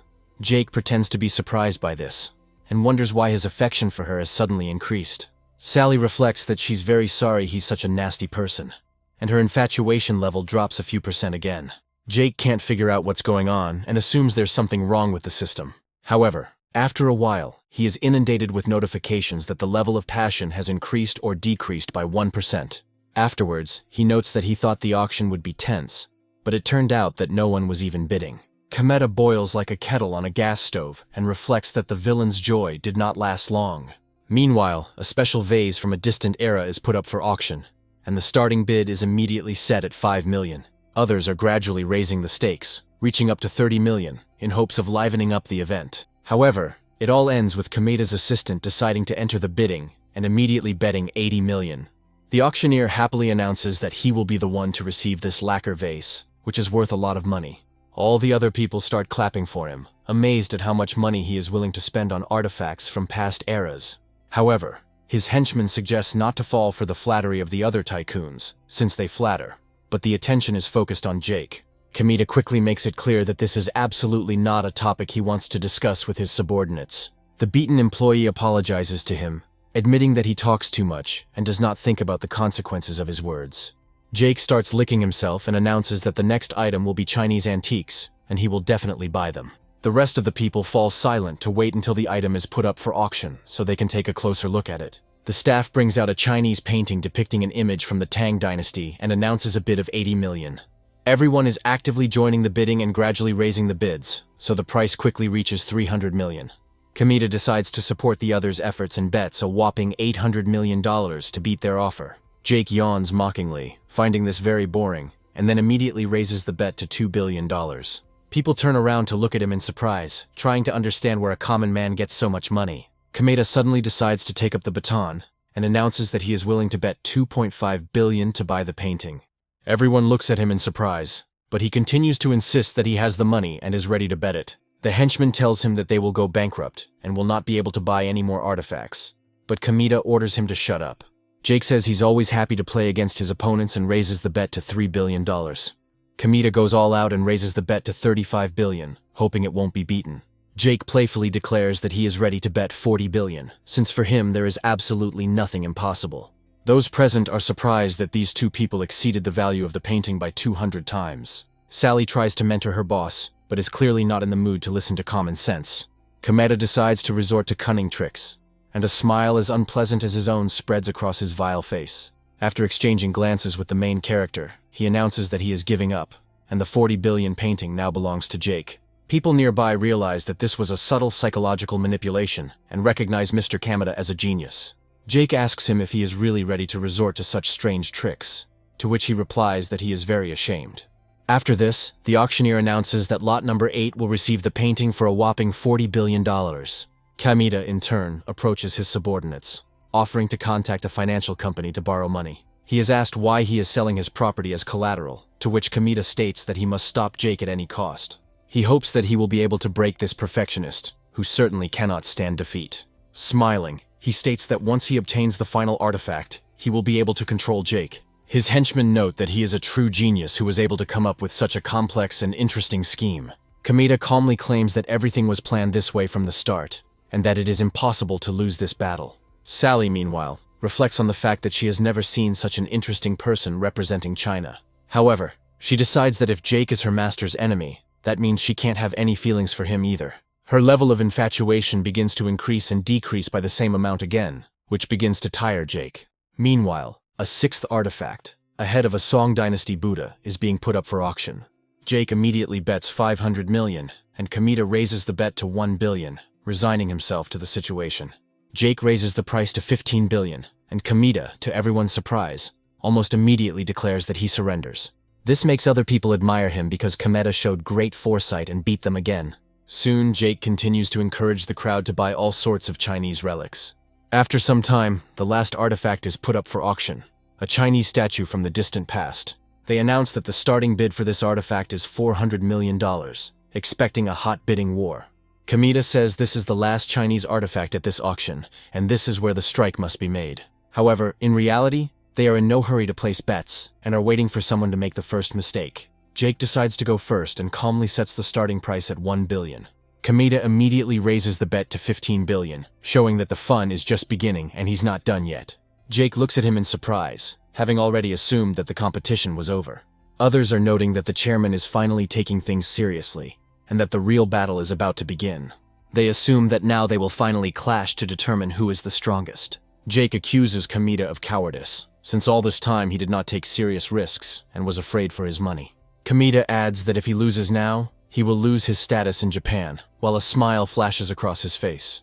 Immediately after this, he ups the ante and announces that he is ready to spend $30 billion on this statue. Kamita states that Jake talks too much for someone in such a sad situation.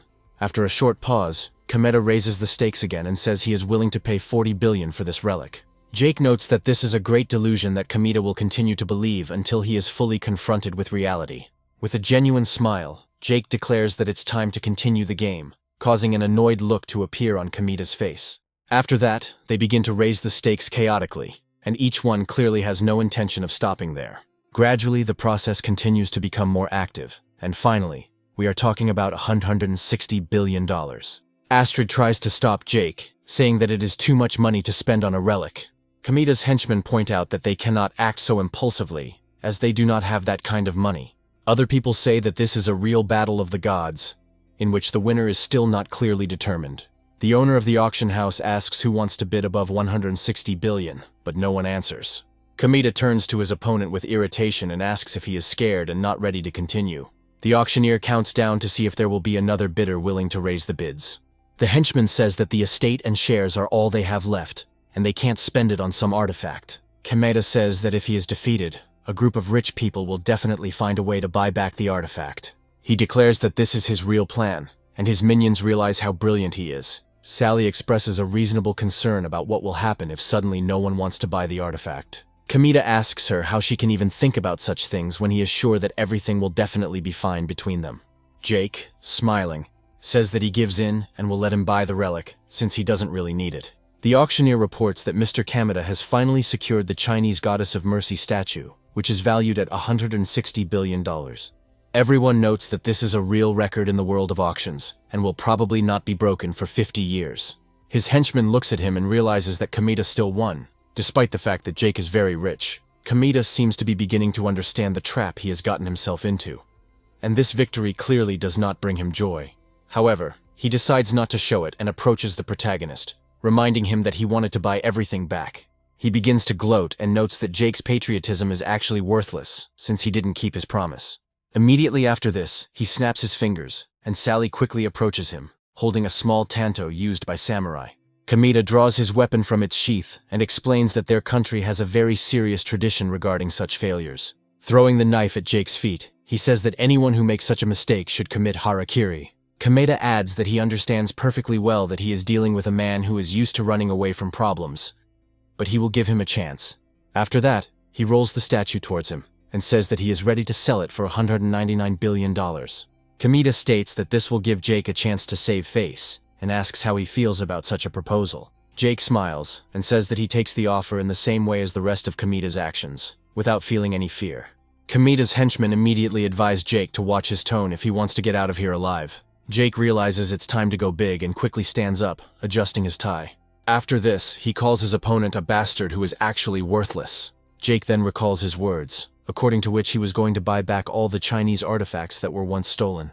He leans towards the artifact and emphasizes that they need to pay close attention to his words, as there are other valuable items in front of them.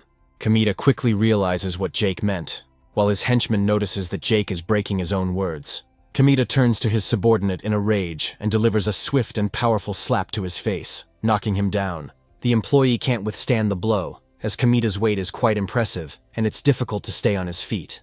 He looks at his boss in surprise and asks why he suddenly showed such cruelty. Kamita explains that he wants to return the artifacts that the Japanese stole from China long ago during the intervention. After this, Jake realizes that the statue was an ancient Chinese product exported to Japan. Jake notes that the statue has historical value, but it is clearly not as tall as one might think. He also says that if Kamita had been more informed, he would not have lost the fight. Jake suggests that Kamita didn't even buy the statue with his own money and went into serious debt to wipe his nose. Kamita realizes that he has made a big mistake, and now he will have to restore his financial position. He orders his henchmen to drag the subordinate away, so that they can deal with him later. Astrid states that she was very scared when she thought that Jake was going to spend that kind of money on the goddess of mercy. Jake, smiling, notes that sometimes you have to deceive even your allies, when suddenly a lot of people approach him. They introduce themselves as collectors from different countries, and try to get to know Jake, since he has a lot of money.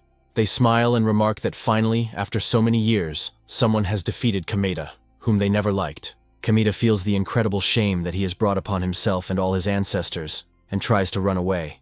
However, suddenly his heart starts beating faster than usual. He loses stamina at 10 times the rate and falls. He clutches his heart, fearing that it will suddenly not withstand such serious physical exertion. However, his entire body is pierced by a sharp pain, which hints that at his age and build it is better not to run. All he can see through his blurred vision is a man slowly approaching him with an ominous look. Jake mockingly asks Kamita what happened, after which he advises him to be careful and not risk his health. Kamita looks at Jake, who he just lost to, and realizes it was a big mistake. However, Jake is not going to give up and decides to restore justice, believing that Kamita should be punished for his actions. He addresses all the samurai of his clan, and orders them to act immediately to neutralize Kamita. He also demands that all the artifacts that Jake bought be brought, and that Kamita himself be thrown into prison so that he will not see the sun.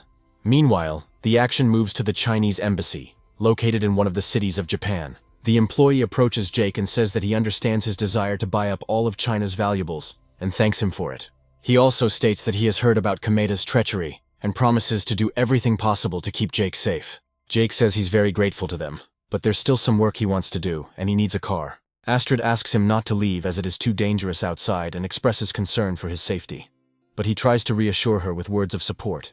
He promises her that everything will be fine, and she should trust him because he is confident in his abilities. Astrid understands that there is no point in arguing with him, since he is a strong man and will always act at his own discretion. After a while, Jake heads to the underground garage, thinking that Kamita has already worn him out a lot. He understands that if he doesn't kill Kamita this time, he came here in vain and spent almost all the money in vain. However, after a few moments, several shurikens suddenly start flying towards him, which could kill him. Jake makes a slight movement of his neck to dodge the attack and tries to figure out who attacked him. Sally slowly emerges from the darkness, trying to make her appearance as theatrical and terrifying as possible. Jake notes that everything happened pretty quickly and asks why she isn't wearing the jade amulet he gave her. Sally becomes shy and asks why he wears this amulet, and Jake notes that the amulet suits her. Sally admits that she doesn't understand why he gave her the amulet, but says that if he thinks he can bribe her, it's no use. Jake notes that in that case he is ready to buy out all of Kamita's employees and put a bounty on his head. Sally claims that her clan is not the one breaking contracts and killing employers, but Jake continues to doubt this. Sally loses her temper and declares that she will shut him up and finish her job quickly. Jake dodges as her movement proves too slow for his agility. Sally speculates that he doesn't have any martial arts skills, but he always manages to avoid being hit. After this, she realizes that it is time to use her signature move, which can catch anyone off guard. Without thinking twice, she detonates a smoke bomb, and as the smoke slowly clears, Jake loses sight of her. He quickly looks around, trying to figure out where she could have disappeared to, but he doesn't find her anywhere. However, his sixth sense tells him that she is slowly creeping up on him and will soon attack. Sally materializes out of thin air and jumps on his neck to deliver a powerful blow with her daggers. She hopes that the blow will be enough to instantly drain his blood and break his resistance. Jake manages to quickly raise his hands to intercept her blows and temporarily slow her actions. Sally understands that this position is the most difficult for the victim to move and assesses his strength. However, she did not choose this technique by chance, since the leg grab reduces the victim's blood circulation and weakens it. Jake finds a laconic solution and bites her thigh, which she inadvertently did not close. One bite is enough to knock the confident ninja off his back, and Jake gets his chance. Sally insults him, claiming that he uses underhanded methods to win the duel. Jake reveals that she is a professional assassin, and he is just an ordinary guy who has not studied martial arts. After this, he crouches to prepare for a sharp dash and says that it is his turn to take the initiative in the fight. He lunges forward, knowing his speed is enough to knock her down quickly. Sally realizes too late that it is impossible to deal with such a fast opponent, and Jake has almost reached her. He grabs her arms and pins her against the car so she can't resist. He smiles, looks at her, and notes that he has never lost a battle with a beautiful girl. Sally tries to hit him in the weak spot, but he anticipated this and put his leg out in time. To calm her down, he delivers a swift blow with his head, which has incredible strength. The blow is enough to knock her unconscious, although Jake knows he wouldn't be able to handle several ninjas. He realizes that going to Kameda alone will not be easy, so he decides to come up with a backup plan. After this, Jake decides to search Sally to confiscate any weapons she might use against him. Jake also finds the truth serum, noting that Sally cleverly hid the vial in her cleavage. He takes out a pill with this serum and says with a smile that now she will confess everything to him. After a while, he helps her up and tells her that he doesn't have much time, so he doesn't want to stay here for long. He tells her that she swallowed the truth serum, which means it's time for torture, during which she will tell him everything. Sally admits that she failed, but she is experienced in her field, so Jake's victory does not really mean anything. Jake says that this answer suits him, after which he immediately grabs a knife lying nearby. With one easy movement, he breaks the rope that was preventing Sally from using her hands freely and turns to the side. He also informs her that he has no need to keep her on a leash, and all he needs is a weapon to defeat Kameda. Jake asks her what needs to be done to make her give up the pursuit without harming him. Sally is incredibly touched by this, not realizing that she is only alive because the system will take into account the money Jake spent on her. The emotionally unstable girl wonders why he is so kind to her and even gave her a jade necklace. Jake gets into the car, and the system notifies him that he has increased Sally's interest by 10%. Sally asks in shock if he's really going to look for Kameda alone, and Jake confirms that he is. Sally suddenly tells him all the coordinates of Kameda's location, and adds that he has very serious security in large numbers. Jake is surprised by such a detailed analysis, and thanks her, but she states that she is only telling him this so that he knows that he could be killed. She reports that Kameda is a very cruel man who tortures his employees for the slightest offense. Sally explains that the clan's rules are strict, and leaving is not an option. But Jake reassures her that he can free her by killing Kameda. Jake also advises her to find a safe place to hide and wait out the most intense events. Immediately after this, he closes the door and presses the gas, hoping to reach the next starting point on his route as quickly as possible. Sally wonders why this man is so unpredictable, feeling her feelings for him grow stronger. However, after a few moments, she begins to feel a strange presence, and the shadows thicken around her. The ninja report that the target has escaped and left through the east door of the embassy, and then ask that someone be sent after her. They also state that Sally failed the mission and is suspected of treason, meaning she must be delivered to Kameda. At this moment, Kameda is on an island, the area around which is constantly patrolled by guards and boats. He asks if they have lost their target, and the ninja reply that they set up an ambush along the way, but made a mistake. Kameda declares that this is nonsense, and then orders that they be invited to the embassy to gather everyone here. At the same time, he turns around and looks at Sally, who has already been brought in for questioning. He brutally grabs her by the hair and orders her to tell him where Jake went, but she replies that she has no idea. Sally admits that he took her guns and didn't tell her anything about his plan, but Kameda says he won't believe it. After this, he activates special electrodes attached to her body to begin electroshock therapy. Sally is in incredible pain and is trying to figure out how to get out of this death trap she has driven herself into.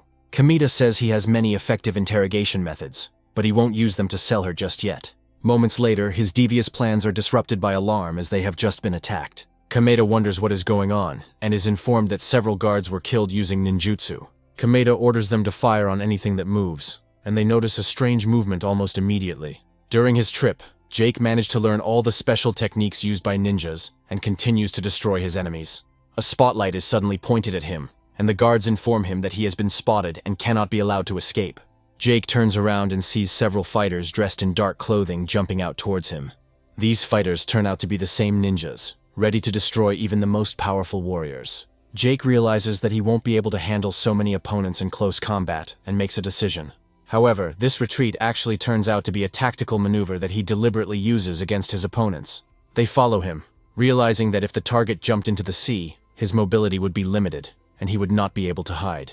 Kamita smiles and states that the ninjas chasing him are the clan's best fighters. He begins to celebrate victory prematurely, believing that no one can cope with such a serious threat. The ninjas themselves begin to believe in their victory, act more self-confidently, and make mistakes. They have no idea what a serious opponent they are dealing with, as he has amazing skills. Jake swims so well that he almost teleports through the water and appears behind the operatives. He quickly destroys one of his opponents and realizes that it is time to fight the rest. He swims at incredible speed, despite the fact that he is holding heavy objects in his hands that are inconvenient to row. The ninja realize that the enemy is a fast swimmer, so they need to group together to avoid falling victim to his tactics. Jake starts swimming around them very quickly to confuse them and wait for them to run out of oxygen. The thing is that Jake himself can breathe almost infinitely underwater thanks to the advantages of the system. Jake smiles and reflects that the ninja never stood a chance, and the water gives him many advantages. He understands that it is better not to spend much time in the sea, as the salt water will damage his eyes. He decides to act as quickly as possible, and continues to attack his opponents to make them breathe faster. Thus, they quickly run out of oxygen and are forced to swim upward. One of the desperate fighters begins to surface, but Jake immediately rushes after him. With one powerful blow, he inflicts mortal damage on the fighter, and it becomes clear that he will never surface again. The ninjas are completely losing their patience. They are almost running out of oxygen, and they are caught in a deadly trap. Kamita suddenly hears the gunshots stop and tries to figure out where this is leading, hoping that everything ended well. A derisive laugh ensues, and they say that you have to be an idiot to think you can handle Jake. Sally closes her eyes, realizing that this man is clearly not simple, but he fell victim to his own ambitions. Kamita takes out a vial of a strange substance and says that the troubles are dealt with, which means it's time to have some fun. He approaches Sally, not hiding his nasty smile, which makes her realize that the bottle contains something terrible. Kamita grabs her face and uses brute force to inject a few drops of the solution. Smiling, he says that as soon as she plays with him, she will be sold to another clan, and her disappearance will be made out to be murder. Sally reflects on the big mistake she made in trusting his words that he would change her destiny. She states that if there is a miracle in this world, she would like God to have mercy on her and give her to him. Kamita claims that there have never been and never will be gods in this world, but he can send her to heaven if she wishes. Jake quickly opens the window and announces that his song is sung, and now he intends to destroy Kamita as a pathetic and insignificant bastard. Kamita turns around in horror, looking at his worst enemy, who, as it turns out, has not received any damage. Sally looks at him in surprise and wonders how this is even possible, while her affection for Jake increases by 50%. Jake explains that he was delayed because he encountered some very persistent and annoying opponents who were stalling for time. Kamita reflects on the need to urgently contact his guards to call for reinforcements. Jake throws a walkie-talkie into his hand and tells him that he won't let him use it. Immediately after this, he rushes forward to deliver a crushing knee strike directly to his stomach. Jake advises Kamita to remain quiet and out of the way if he wants to continue to exist in any form. Kamita wonders how Jake was able to defeat his fighters, to which he replies that he is simply a better swimmer, as he is like a fish in water. After this, Jake unties Sally and helps her up, asking if she can handle him on her own. Kamita admits his mistake and asks for forgiveness from his new patron, hoping for his leniency. Sally, enraged, takes a bottle of the strange substance and shoves it down the throat of her hated enemy. She states that killing him is too easy, and the contents of the vial will be enough to cause him to die a horrible death. After this, they decide to leave the island so as not to attract unnecessary attention from other people. Jake laughs and remarks that the substance is terrible when he suddenly notices Sally acting very strangely. Jake asks her what happened, and Sally reveals that she was force-fed the substance, causing her to lose control. A few moments later, she throws herself into his arms, declaring that she can no longer help herself. Jake suggests they get to shore and find a safe place, but Sally says she will do everything herself. The night passes lively, but after a while dawn comes over the beautiful sea. Jake reflects that he could not have imagined that he would have such an experience in such an interesting and unusual way. Sally states that she has failed to fulfill her contracts and must return to her clan, but Jake argues that she does not have to return. He advises her to live like a normal person, despite the fact that she grew up in a clan that is likely keeping an eye on her. Jake gives her a special card with the inscription about a very important person on it. He explains that if she doesn't know what she wants to do, she should find something that will bring her joy. Sally can't believe Jake's incredible generosity, and her affection for him increases again by 45%. She throws herself into his arms, while the system returns to him part of the money spent on her earlier. Sometime later, the news reports that Kamita was found dead in a terrible condition. Jake spends some time at the airport to load all the necessary relics onto the plane. His comrade notes that it is a great pity that Kamita died, because now he can calmly return home and thank his country for its service. Jake is glad that he was able to successfully resolve the issue, but is sad that he did not have time to visit all the sites. Sally watches the plane fly away, realizing that the man who changed her life is on board. She understands that after finishing her business, she will go to his country to find him. After some time, they arrive at their home port, and Astrid asks the movers to handle the boxes carefully. Jake suddenly receives a system notification that even deeper possibilities have opened up before him. He is offered a choice of 3 skills, each of which can bring him certain advantages. Jake carefully considers the consequences of each choice, and decides to choose the opportunity to play the piano. The system tunes him so that he has a perfect sense of notes and can play the most complex pieces on the piano. Jake is surprised at how much knowledge about this musical instrument comes to his mind at once. Suddenly, he hears a voice from behind that seems terribly familiar to him, and he quickly turns around. Audrey announces that she came here to meet him at the airport, smiling and adding that it was a special surprise. Jake notes that he now understands why she asked when she would be back and praises her thoughtfulness. Audrey states that she missed him very much, and then leans down to kiss him with all sincerity. She says she would like to invite him to dinner, and then they will go look at the houses she has chosen. She says she likes the $1.5 million house, but Jake promises he'll buy her the most expensive house possible. Jake reflects on how he's almost reached 100% sympathy from Audrey, and wonders what will happen next. Astrid suddenly stops him and asks where he is going, not noticing the other girl next to him. Jake explains that he decided to meet with his friend in an attempt to hide the fact that he has multiple women. Astrid says with a smile that if a friend came to meet him at the airport, then they must have a very close relationship. Jake tries to object, but she suddenly approaches him to kiss him goodbye again.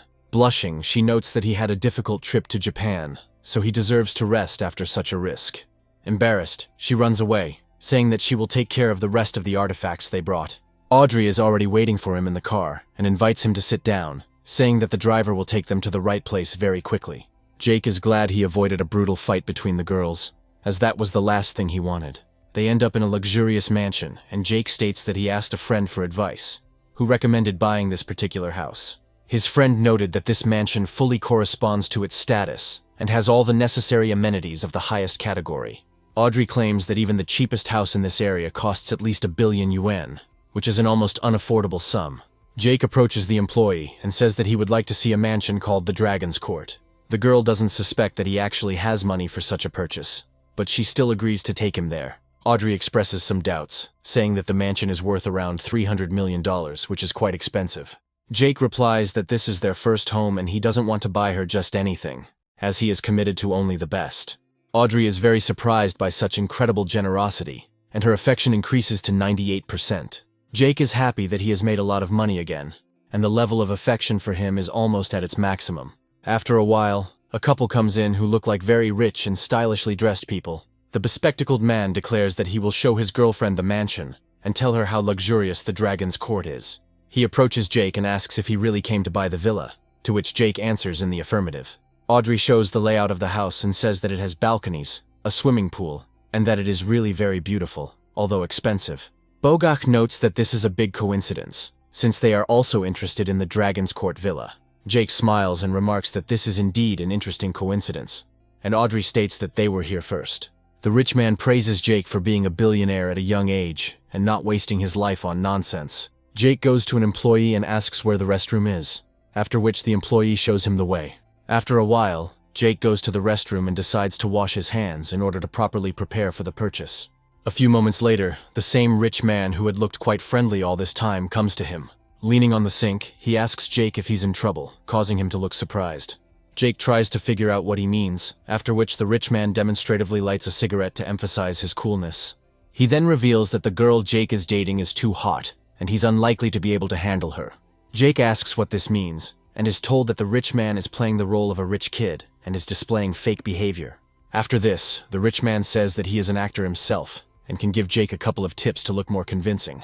He adds that he really liked Jake, so he is ready to give some advice and shows the keys to the Lamborghini. Jake asks if he really has such a car, to which the rich man smiles and clarifies that they are just lighters. He adds that you can't fool people with such an outfit, and a billionaire must dress tastefully so that it is immediately noticeable. After this, the rich man decides to give a short lecture, combining life advice and advertising his courses. Meanwhile, Audrey and the neighbor continue to stand in the same place, not really talking about anything. Suddenly, a neighbor examines Audrey's bag and remarks that it looks very high quality. Audrey claims it is an original that she bought at a brand store while shopping with her boyfriend. The girl states that she is her enemy and there is no need to treat her with suspicion, since they have a specific goal. Audrey asks her what this purpose is, and the girl says that they pretend to be celebrities in order to catch a rich man. She says she managed to catch her target, who bought the original bag for 120,000 yen. She assumes that Jake is clearly deceiving her, but because of his kindness, he will definitely help her achieve her goal. Jake announces that he would like to purchase the Dragon Court and wants to get the necessary paperwork done as soon as possible. The fake rich man and the fake celebrity realize they have come forward to save their charges from a difficult situation. Jake swipes his card through the special device and notes that the house now belongs to Audrey. Audrey is happy that she now has a very expensive house in which she can live with her boyfriend. All the skeptics watching the process are surprised that he actually had so much money. The employee invites the heroes to follow him, explaining that he will take them to the mansion as quickly as possible. These guys find themselves in a difficult situation, because they did not expect the hero to have so much wealth. After some time, they find themselves in an estate where a legendary European-style mansion is located.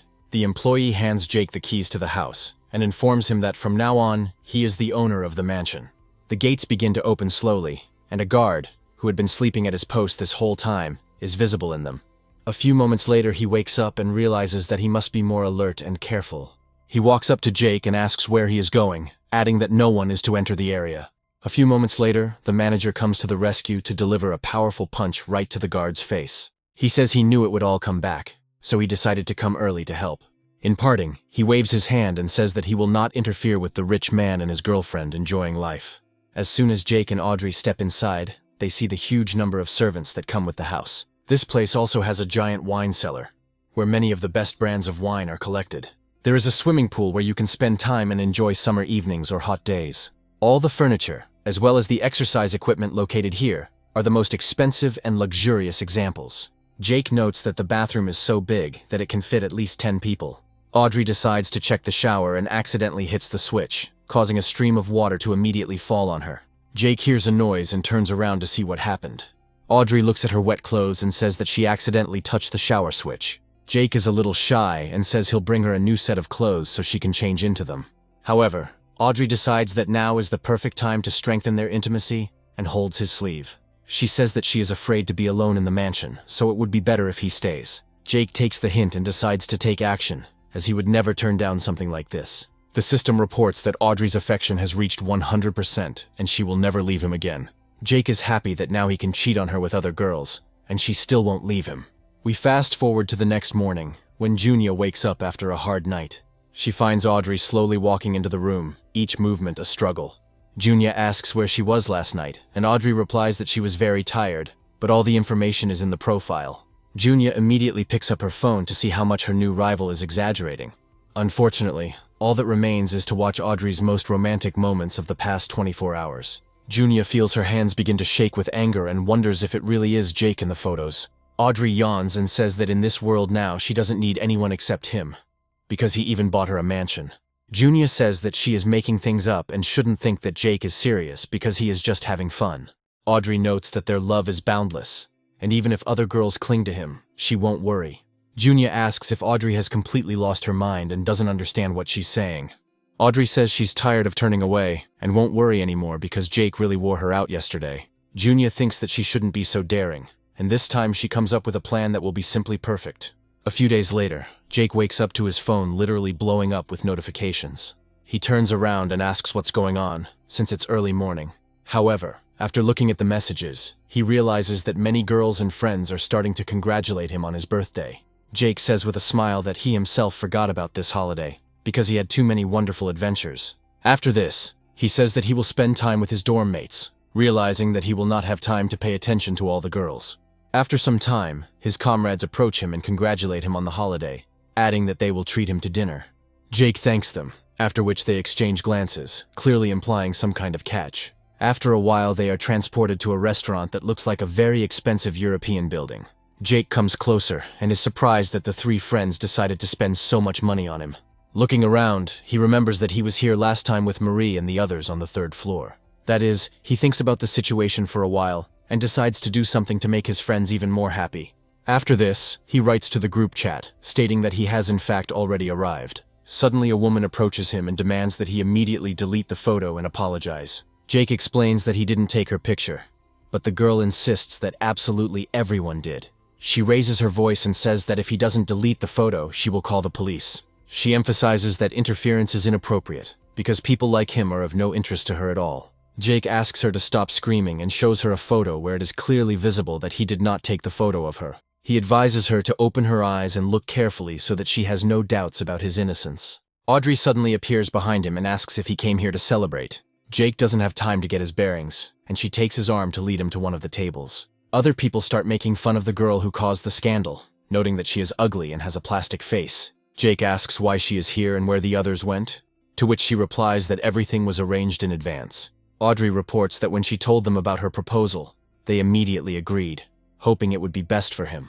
Immediately after this, she gives him a very expensive watch, congratulating him on his birthday, to which he responds with sincere gratitude. Suddenly, Junya appears next to him, hands him her gift, and says that she wishes him a happy birthday. Audrey asks angrily why Junya suddenly decided to come if no one invited her. Junya hands him the belt and adds that it perfectly suits his image of a brutal and masculine man. Audrey says the belt only costs 50,000, and Junya says she bought it with her last money. Jake continues to be hostile towards her, saying that he doesn't need the gift and that she can keep it. Junya interprets this as a sign of concern, considering that she has no money. Chai welcomes viewers and announces that she is glad to meet them on her live broadcast. She adds that she brought a hair care kit of her own making, worth $42. Viewers are actively leaving comments and asking for a bigger discount on the products, as they cannot afford it. The producer informs that things are not going well and that a secret guest needs to be invited urgently. Chai notes that viewers don't seem to be very interested in the products she's trying to sell. After this, she announces that she has invited the most mysterious guest, known by the nickname Beggar. Chai asks him if he could please the fans, to which he replies that he can handle it without any problem. He says that everyone knows the brand that Chai advertises, and that it is an ancient brand that has been profitable for many years. He also says he'll give everyone a $10 discount, bringing the price down to just $28 per pack. Jake confidently notes that Chai will continue to demonstrate talent if they sell the required amount of goods. Once sales begin, the required number of purchases for the next marathon is collected almost immediately. Jake tells the audience that they are amazing and asks Chai to not hesitate and delight the fans with her talent. Jake adds that they will ride a bike, but this time they will add something new to the activity. Jake asks his friend to first show everyone the pose she takes when riding a bike, and then he gets ready for the trick. A few moments later, he shows the audience a girl who has managed to change into tight clothes. After this, he decides to make some adjustments to maximize the interest of the audience. He says that the angle is not right and that they need to shoot from a more interesting angle to create a buzz. Chai asks him to make sure the broadcast is not blocked, hoping that he will maintain the boundaries of decency. Jake, smiling, says that now he will take the front angle, and they should write her words of encouragement. At the same time, in another broadcast, in 4th place in the overall ranking is a girl who sells her goods. Things aren't looking good for her, as only a few dozen of her merch items have been sold. One of the directors approaches her and informs her that the live broadcast of Chai has received a huge number of views. After that, they switch to the second most popular person on the site, whose name is Stanford, and he is a fruit seller. He says their team bypasses middlemen and delivers the best quality fruit to everyone. A few moments later, the director approaches him and informs him that 30% of fans have left the live broadcast. However, even the top streamer in the overall ranking, whom everyone calls the king of lipsticks, named Lao, had a problem. He says it's time to explore 4 shades of lipstick from a high-quality Chinese brand. After using this lipstick, he reports that one shade is called Princess on the Run and is very suitable for all women. After this, he prepares to send a link to this lipstick, explaining that everyone should buy it. He hopes that this way he will be able to sell at least 10 million samples and become rich in just one day. The director comes to him and tells him that 80% of his viewers have gone to the Chai broadcast, despite the fact that they are women. Lao is annoyed that a small streamer selling cheap Chinese goods has taken away his audience. He is informed that she is to have a guest named Mr. Richman, who offers big discounts.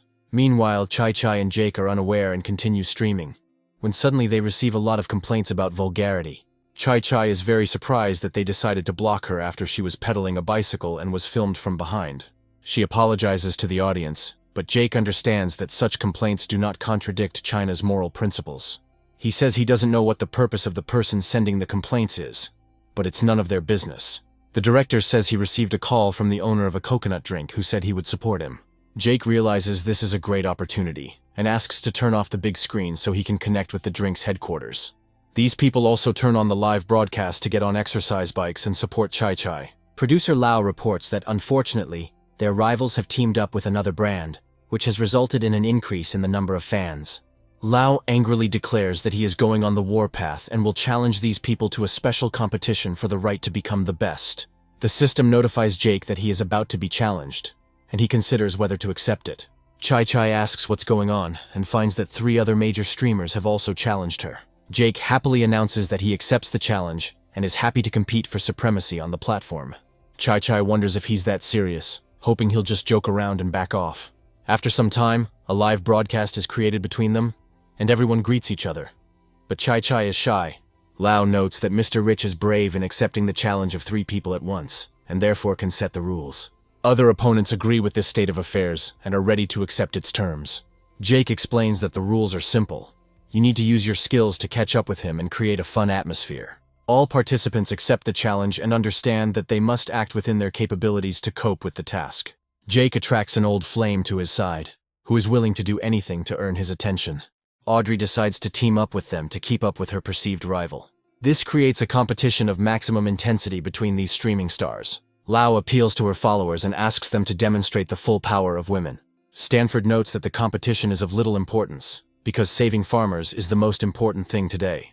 Lola informs them that they need to hurry to place an order for casual leather shoes, of which there are only 3,000 left. However, despite all their efforts, Chai Chai wins the competition by a large margin. The system announces that the competition is over, and Jake thanks all the participants who voted for them. Live broadcast director Lau reports that the broadcast will be paused for 5 minutes due to technical issues. Lau explains that he is part of the group to criticize competitors' products. People who are specifically hired to write various provocative comments enter the chat, and Chai Chai tries to fight them.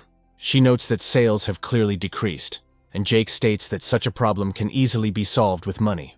After this, he makes several calls to contact influential bosses and close several deals. Lola wonders why her products have stopped selling, and the director reveals that it's all Jake's fault. Lola is surprised that domestic producers have drastically reduced prices, as they will lose money on this. When asked a similar question, Stanford's broadcast director says that Jake paid for all the costs. It becomes clear that the brands Lau advertises do not meet the quality standards of their country. A real information campaign is being launched against them, aimed at discrediting their products. Lau becomes angry and curses at the audience, explaining that the problem is with them, because they do not work hard enough. However, he almost immediately faces a negative reaction from ordinary people, who call him a viper. Suddenly, it turns out that Stanford is also deceiving his viewers, since he never showed them where the money goes. Viewers accuse him of making the fruit edible, and of it all being just a gimmick to make money. Lola is under attack, with reports that she uses foreign brands, not Chinese ones. The girl tries to explain, but the cosmetic filter that had been applied all this time suddenly turns off. It became obvious that she looked simply disgusting without all these cosmetic effects. Chai Chai is happy that 3 major dealers have gone bankrupt and are now unable to sell their goods. Marie and Astrid also decide to drop in to help promote Chai Chai's products. Marie says that an investigation needs to be conducted, and it needs to be established that all 3 competitors acted dishonestly. Astrid, smiling, says that she has already notified the police and filed a denunciation against their company so that they can be detained. As a result, all the participants who dared to cross the main character are sent to prison. No one can escape this harsh fate because they hid their illegal activities from the Chinese people. Cheryl leads the operation to apprehend the suspects and reports that the operation was successful. Chai Chai is delivering great news, reporting that their fans are super active and sales volumes have reached unprecedented heights. Jake thanks everyone for supporting the domestic product, which, in his opinion, will be better than the rest. After that, they announce that there will be bonuses and show a t-shirt with an incredibly high-quality print. Jake, being a marketing genius, explains that this kind of product presentation is unnecessary and decides to change the strategy. After this, he turns to Audrey, Junya, and Chai Chai, saying that they should try these t-shirts on themselves. Even though they will be worn primarily by men, this advertising ploy is very clever. Junya shows men her appearance and advises them to add their channels to their favorites. Chai Chai also asks you to participate in the giveaway taking place on this channel and make more donations. Jake announces that at the end of the broadcast, the girls will sing songs from one of the Chinese chats. The girls obey his command without question, and begin to perform a song that is considered very popular and beautiful in these parts. Back in the present, Jake wonders what's wrong with Junya and why her affection level is rising. Junya presses herself closer to him and tells him that she likes him more and more with every action he takes. Jake realizes the situation is getting critical and turns around to assess the situation. Junya asks him not to say anything else, since she understands everything that he really thinks. After this, she shows him the role-playing equipment and tells him that she remembers his wish. Toys and adult themes are Jake's weak point as he can't resist his interest in them.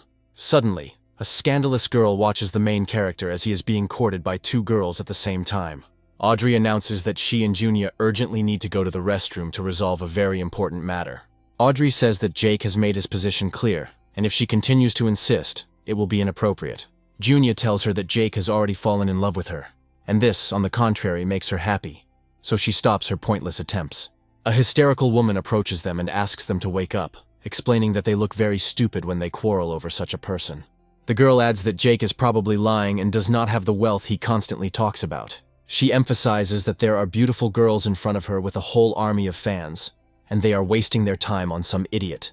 Audrey and Junya look at her and exchange glances of confusion, because nothing is more important to them than Jake. After this, they begin to argue again, completely immersed in their quarrel and not paying attention to those around them. Jake realizes that he doesn't want to waste his time resolving conflicts between Audrey and Junya and decides to just run away. Suddenly, Astrid appears next to him, politely greeting him and asking what he is doing here. Jake scratches his head and explains that he originally arranged to meet the neighbors, but they left him here. Astrid notes with a smile that they are also having lunch here, and perhaps it is fate that they meet again. Approaching him excitedly, she announces that she has prepared the artifacts and that they will open the exhibition in 2 days. Jake says that's great and then steps into the elevator to go to the next floor. The hysterical woman cannot believe that another beautiful woman has fallen in love with this man. Jake remarks that if Astrid came here for lunch, she should be with her parents by now. Astrid explains that she came down to meet a friend she has known for many years. After a while, she notices her friend Marie and says hello to her, causing Jake even more surprise. Marie greets her friend and hopes that the evening will go just wonderfully. Astrid greets Marie's relatives and says that they haven't seen each other for a long time and she missed them. She also decides to show the person she became friends with, but there is no one in his place.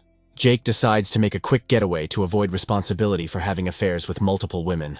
Jake sadly realizes that having multiple affairs at once requires caution. So he looks for a place to hide for a while, and almost immediately finds the perfect shelter. From his point of view, the most sensible way would be to hide in plain sight, replacing the playing pianist. Jake approaches him and explains that it is time for the show, so the manager has sent him to replace the pianist. Smiling, he asks to borrow his jacket, promising to return it after the performance. He also claims that it will not affect his salary, and the pianist happily agrees, trusting Jake. Jake understands that no one will notice him, and he will play it safe because he is smart and far-sighted. However, as soon as he touches the keys, the talent he has specially developed begins to fully manifest itself. He begins to feel music with his whole soul and understands that he needs to play the best pieces. His hands reach out to the keys, and he decides to tell an incredible story through this instrument. The music gradually spreads throughout the hall and reaches every visitor. Jake is glad that he can show off his talent without giving himself away. The hysterical girl watching him cannot believe that the melody is so beautiful. Astrid instantly recognizes the melody and explains that it belongs to ancient Chinese folklore. Jake continues to showcase his country's musical achievements, embodied in ancient works. People report that they begin to remember the best moments of their lives after listening to the melody for just a few seconds. Audrey immediately realizes that Jake is sitting at the piano, pretending to be a pianist. However, the music begins to affect everyone almost immediately, and they declare that it is the most beautiful thing they have ever heard. Jake begins to beam, demonstrating how well he has disguised himself to the girls pursuing him. Astrid and Marie are captivated by the melody and remember pleasant moments. Audrey and Junya ignore their potential rivals and simply freeze. Astrid understands that Jake has decided to connect his life with this girl and make her happy. Marie sees that Jake is too important to her, and that she loves him more than anything in the world. Audrey is transported to a tropical island, realizing she cannot imagine life without him. In other words, girls continue to go crazy for his incredible talents and kind heart. Jake finds himself immersed in the music and feels the other girls' affection for him increase. People gradually began to flock to him, amazed at how well he played the piano. They note that he made them cry with his heartfelt melodies and express respect for his talent. Jake is surprised that they noticed him, and notes that their affection for him has increased. and he can't tell if that's a good thing or a bad thing. After a while, a group of people in suits began to push the ordinary people aside, ordering them to slowly move out of the way. The most famous pianists of the province, including Didi, pass by them. Didi declares that the man who just played the Golden Ball melody has great talent and invites him to join his team. However, it turns out that Jake managed to escape unnoticed in front of the crowd, and no one knows which direction he went. Jake is glad that the pianist appeared out of nowhere, distracted everyone's attention, and he was able to escape. He advises everyone not to chase him, as he is not interested in everyone's attention. However, while he is contemplating his magnificence and incredible wealth, he does not notice Cheryl driving towards him. The girl does everything possible to avoid knocking him down, which results in her getting into a moderate accident. Jake quickly approaches her and asks if everything is okay, hoping to help. Cheryl feels like, miraculously, her bones are not broken or shattered. As soon as they look at each other, they ask in surprise what they are doing here. Cheryl asks for help because her leg is trapped under a motorcycle that is too heavy for her to lift on her own. Jake pushes the motorcycle aside with one hand, almost impossible to move, to save the fragile woman. Cheryl is surprised because no one has ever lifted such weights so easily before. Jake points out that the motorcycle weighs 170 kilograms, to which Cheryl replies that it's just very strong.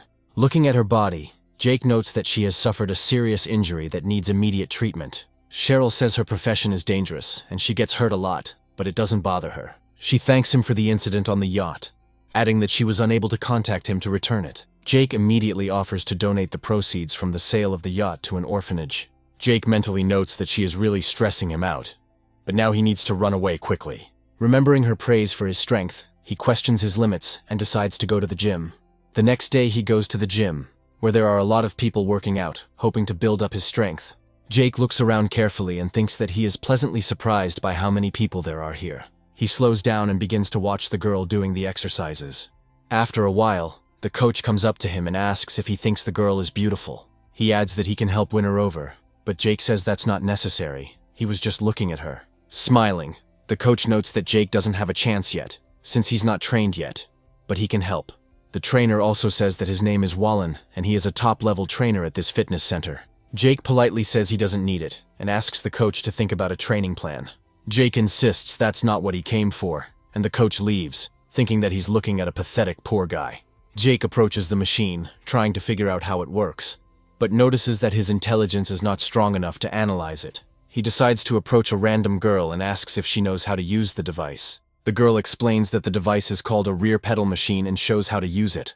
The system suddenly detects that there is a beautiful girl in front of him and informs him that her name is Tiffany. Jake notes that this is cool because the device can identify a person even if they are wearing a cap and mask. Jake understands how the device works and decides to try the maximum weight right away. Tiffany doesn't wait for the exercise to start, turns around and thinks that she's looking at an ordinary newbie. After this, she comes to the gym, where Wallen is waiting for her, and together they decide that it is better to do a warm-up. Wallen watches her closely, thinking that she is probably a celebrity. During the warm-up, he recommends squatting a little lower to help the muscles work better. He also violates trainer etiquette by getting too close to the client and imitating inappropriate movements. After this, Jake tries to help Tiffany relax in various ways, but it all looks very suspicious. Tiffany expresses doubt about the coach's good intentions, noting that he is clearly overdoing it with his techniques. Wallen states that he doesn't see anything wrong with it, but Tiffany replies that she would like to change her exercises so as not to have contact with him.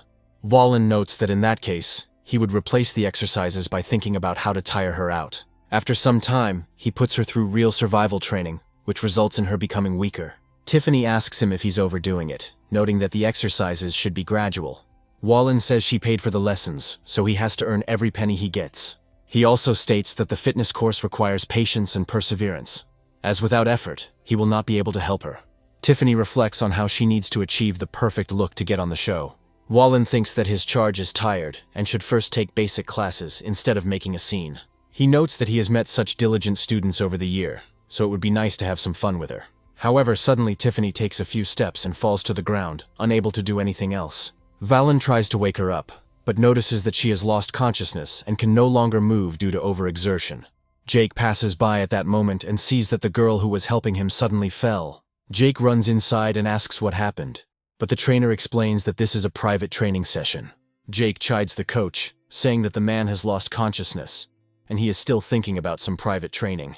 Wallen pushes him aside, noting that artificial respiration is needed to solve the problem. Jake explains that the girl has a heartbeat and breathing, so CPR is not needed. Wallen clicks his tongue in irritation, realizing that Jake's appearance has ruined all his plans. Tiffany begins to have a seizure, which frightens everyone present, as they do not know what to do. Wallen is surprised by this outcome, noting that it was a simple training session and nothing like this should have happened.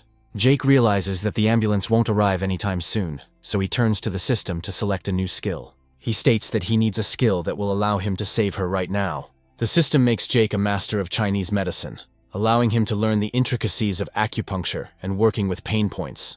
Jake feels his head starting to hurt, as there is too much knowledge to digest. After a few moments, he looks at her differently, discovering a new world. Looking at her body, he sees the energy flows through the lymphatic system and understands what is happening. With a few precise movements, he unblocks the energy channels so she feels better. People nearby hope it's a bluff, but notice that Jake actually knows what he's doing. Tiffany begins to feel better almost immediately and regains consciousness. Looking around, Jake smiles, noting that she can't lie down all the time in this condition, and helps her sit down next to the wall. People nearby praise him, noting that they have never seen such a magnificent young man. Tiffany looks at him in surprise and expresses utmost gratitude for saving her. Jake notes that her heart rate is too high, and Tiffany explains what the trainer did to her.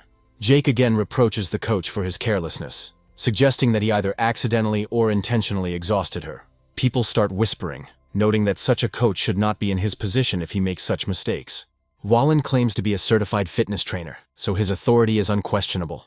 He adds that he is not a doctor and did not know that the girl would faint due to a latent illness. Tiffany says there is no need to quarrel with such people, and she will submit an application to the administration to cancel classes. Jake turns around, but Wallen asks if he thinks he can leave after what happened. The trainer adds that he is challenging him, and this is the only way he can restore his reputation. And if Jake refuses, he will no longer be able to visit the gym. Jake turns around and smiles, accepting the challenge, knowing he's found a way to beat him. After some time, the scene moves to the ring, where numerous spectators have gathered, interested in the fight. Wallen and Jake will fight under standard rules to determine who is the better fighter. The crowd at the ring are mostly Wallen supporters, and say he will definitely win thanks to his physique. The thing is that Wallen has previously become an underground boxing champion 3 times, which means he has a lot of experience. Wallen suggests that Jake put on boxing gloves, but Jake states that he is not used to wearing them, and does not care about the general rules. Wallen decides not to object, realizing that this way he will be able to test his opponent and assess his strength. He lunges forward with several powerful blows, but all of this is just a distraction before the real attack. Jake realizes that if it weren't for his increased agility and system, he would hardly be able to fight such an opponent. After that, he makes a few more moves and blocks a couple of punches, realizing that this is an unusual trainer. Wallen, meanwhile, declares that it is time to prepare to crush the enemy. Jake wonders what all this means, but the enemy doesn't give him a single second to think. Wallen unleashes a series of attacks aimed at breaking down Jake's defenses and hitting vital points. People nearby are already starting to rejoice at the fact that their favorite instantly defeats his opponent. However, over time it becomes clear that this joy was premature, as Jake is still standing. Wallen can't believe that this is possible, because he put maximum strength and anger into his blows. Jake explains to his opponent that thanks to his boxing training, he has gained a lot of useful knowledge, and now it's just a matter of time. Under the barrage of blows, the trainer cannot hold out for a second and quickly loses consciousness. Before the onlookers can blink, Jake falls to the ground, losing the fight. Everyone is in shock. No one expected that a coach with such experience could lose so quickly. Jake stands proudly over his opponent, realizing that he won with incredible ease thanks to the system. The ambulance that was called for the girl turns out to be needed exclusively by Wallen. Tiffany takes Jake into the hall and says that she has a request and she wants to make it clear right away. She adds that she is willing to reward him for his bravery, as she does not want the story to reach the press. She explains that she knows perfectly well that she doesn't have much to offer, but that's all she has at the moment. Jake says he will accept her money and guarantees that he will not tell anyone about what happened. Tiffany bows to him and tells him that she is immensely grateful, after which her affection grows. Meanwhile, Chai Chai finishes his latest stream and thanks all viewers for their donations. Afterwards, she reflects on how Jake didn't come to see her, and she feels sad that he didn't even stop by to say hello. She understands that businessmen always invest money and expect something in return, but Jake hasn't asked for anything yet. She remembers that for her, a man is an ATM, so there is no point in taking the initiative. After a while, she can't take it anymore and calls him herself, explaining that they are filming short videos at a film studio, and invites him. A week later, Jake arrives at the film studio, disguised as a normal person to avoid attracting attention. Chai almost immediately jumps into his arms, telling him that she has been waiting for him, and Jake reciprocates. Chai says that she has prepared an extras badge for him, thanks to which he can move freely around the studio. Jake carefully examines the badge, after which Chai calls him to the shoot, saying that he is already running. The shooting is quite specific, however, since Chai has been pumping money out of men all his life. There is nothing surprising about this. During the shoot, she strikes revealing poses and emphasizes her semi-naked body. The film crew announces that it is time to change into the next outfit in order to complete the work faster. Chai reflects that her series is incredibly popular, and the number of likes is growing exponentially. Looking at Jake, she notices that he is not impressed by this development of events, and on the contrary, is bored. Jake turns around after a while to walk around the film studio, realizing that there is nothing for him to do here. Chai assumes that this is due to excessive jealousy on his part, and understands that it will not be easy with him. Her affection continues to grow, while Jake is sad that he can't spend money here. He comes to the conclusion that the film city is quite large and interesting, since many filmings take place there at the same time. Suddenly, one of the directors turns to him, saying that they need another person who looks like an ordinary young man. Jake initially refuses, but is promised a lunchbox and a higher salary for working as a stunt double. Jake realizes that this is a tempting offer and agrees, realizing that something very interesting and exciting awaits him. Once inside, he realizes that the scenes they are filming in this pavilion remind him of his favorite drama. A few moments later, he hears a loud scream and piercing cries from the man who was injured. People are saying they need to call an ambulance quickly and wondering what's going on with the props team. The whole point is that the wooden ball suddenly had 2 wooden spikes, 2 centimeters long. Jake watches this drama with some confusion, and understands that a man must endure any difficulties. The producer and actors are wondering why the ambulance hasn't arrived yet, and why their charge is in trouble. The actor who suffered a serious injury is named Erwin, and he is currently going through the most difficult time of his life. Passers-by are irritated because the actor was unable to hold the iron and sword, demanded wooden props, and then began to act up. Jake looks around and suddenly realizes that one of the girls present seems familiar to him. The thing is that Tiffany goes to the gym to play a princess with an extremely slender figure. Jake decides to pretend so as not to cause unnecessary problems for this girl, and continues to watch the filming. Tiffany realizes that she must focus on filming, and that her career depends on this movie, despite Erwin's problems. Jake changes into the lead actor's uniform and looks quite dignified compared to his colleague. Erwin just chuckled in displeasure, realizing that he was not really suited for this role and did not pose a threat to Jake. Jake demonstrates phenomenal sword-fighting skills, which are essential for the film. He fights other opponents, and it is not difficult for him because it is just acting. They immediately begin to praise him, noting that thanks to his skills, they did not have to use wooden swords. Tiffany admires him, realizing that not only did he save her with his medical skills, but he is also a good actor. Erwin decides to go outside to say hello to the fans who have been waiting for this for a long time. They go outside, and the huge number of girls watching him start squealing with delight. Girls call him incredibly handsome and say they would like to spend the rest of their lives with him. Erwin greets the fans, saying they are very charming and he is touched by their support. The fans are chatting among themselves and decide to take lots of high-quality photos of Erwin.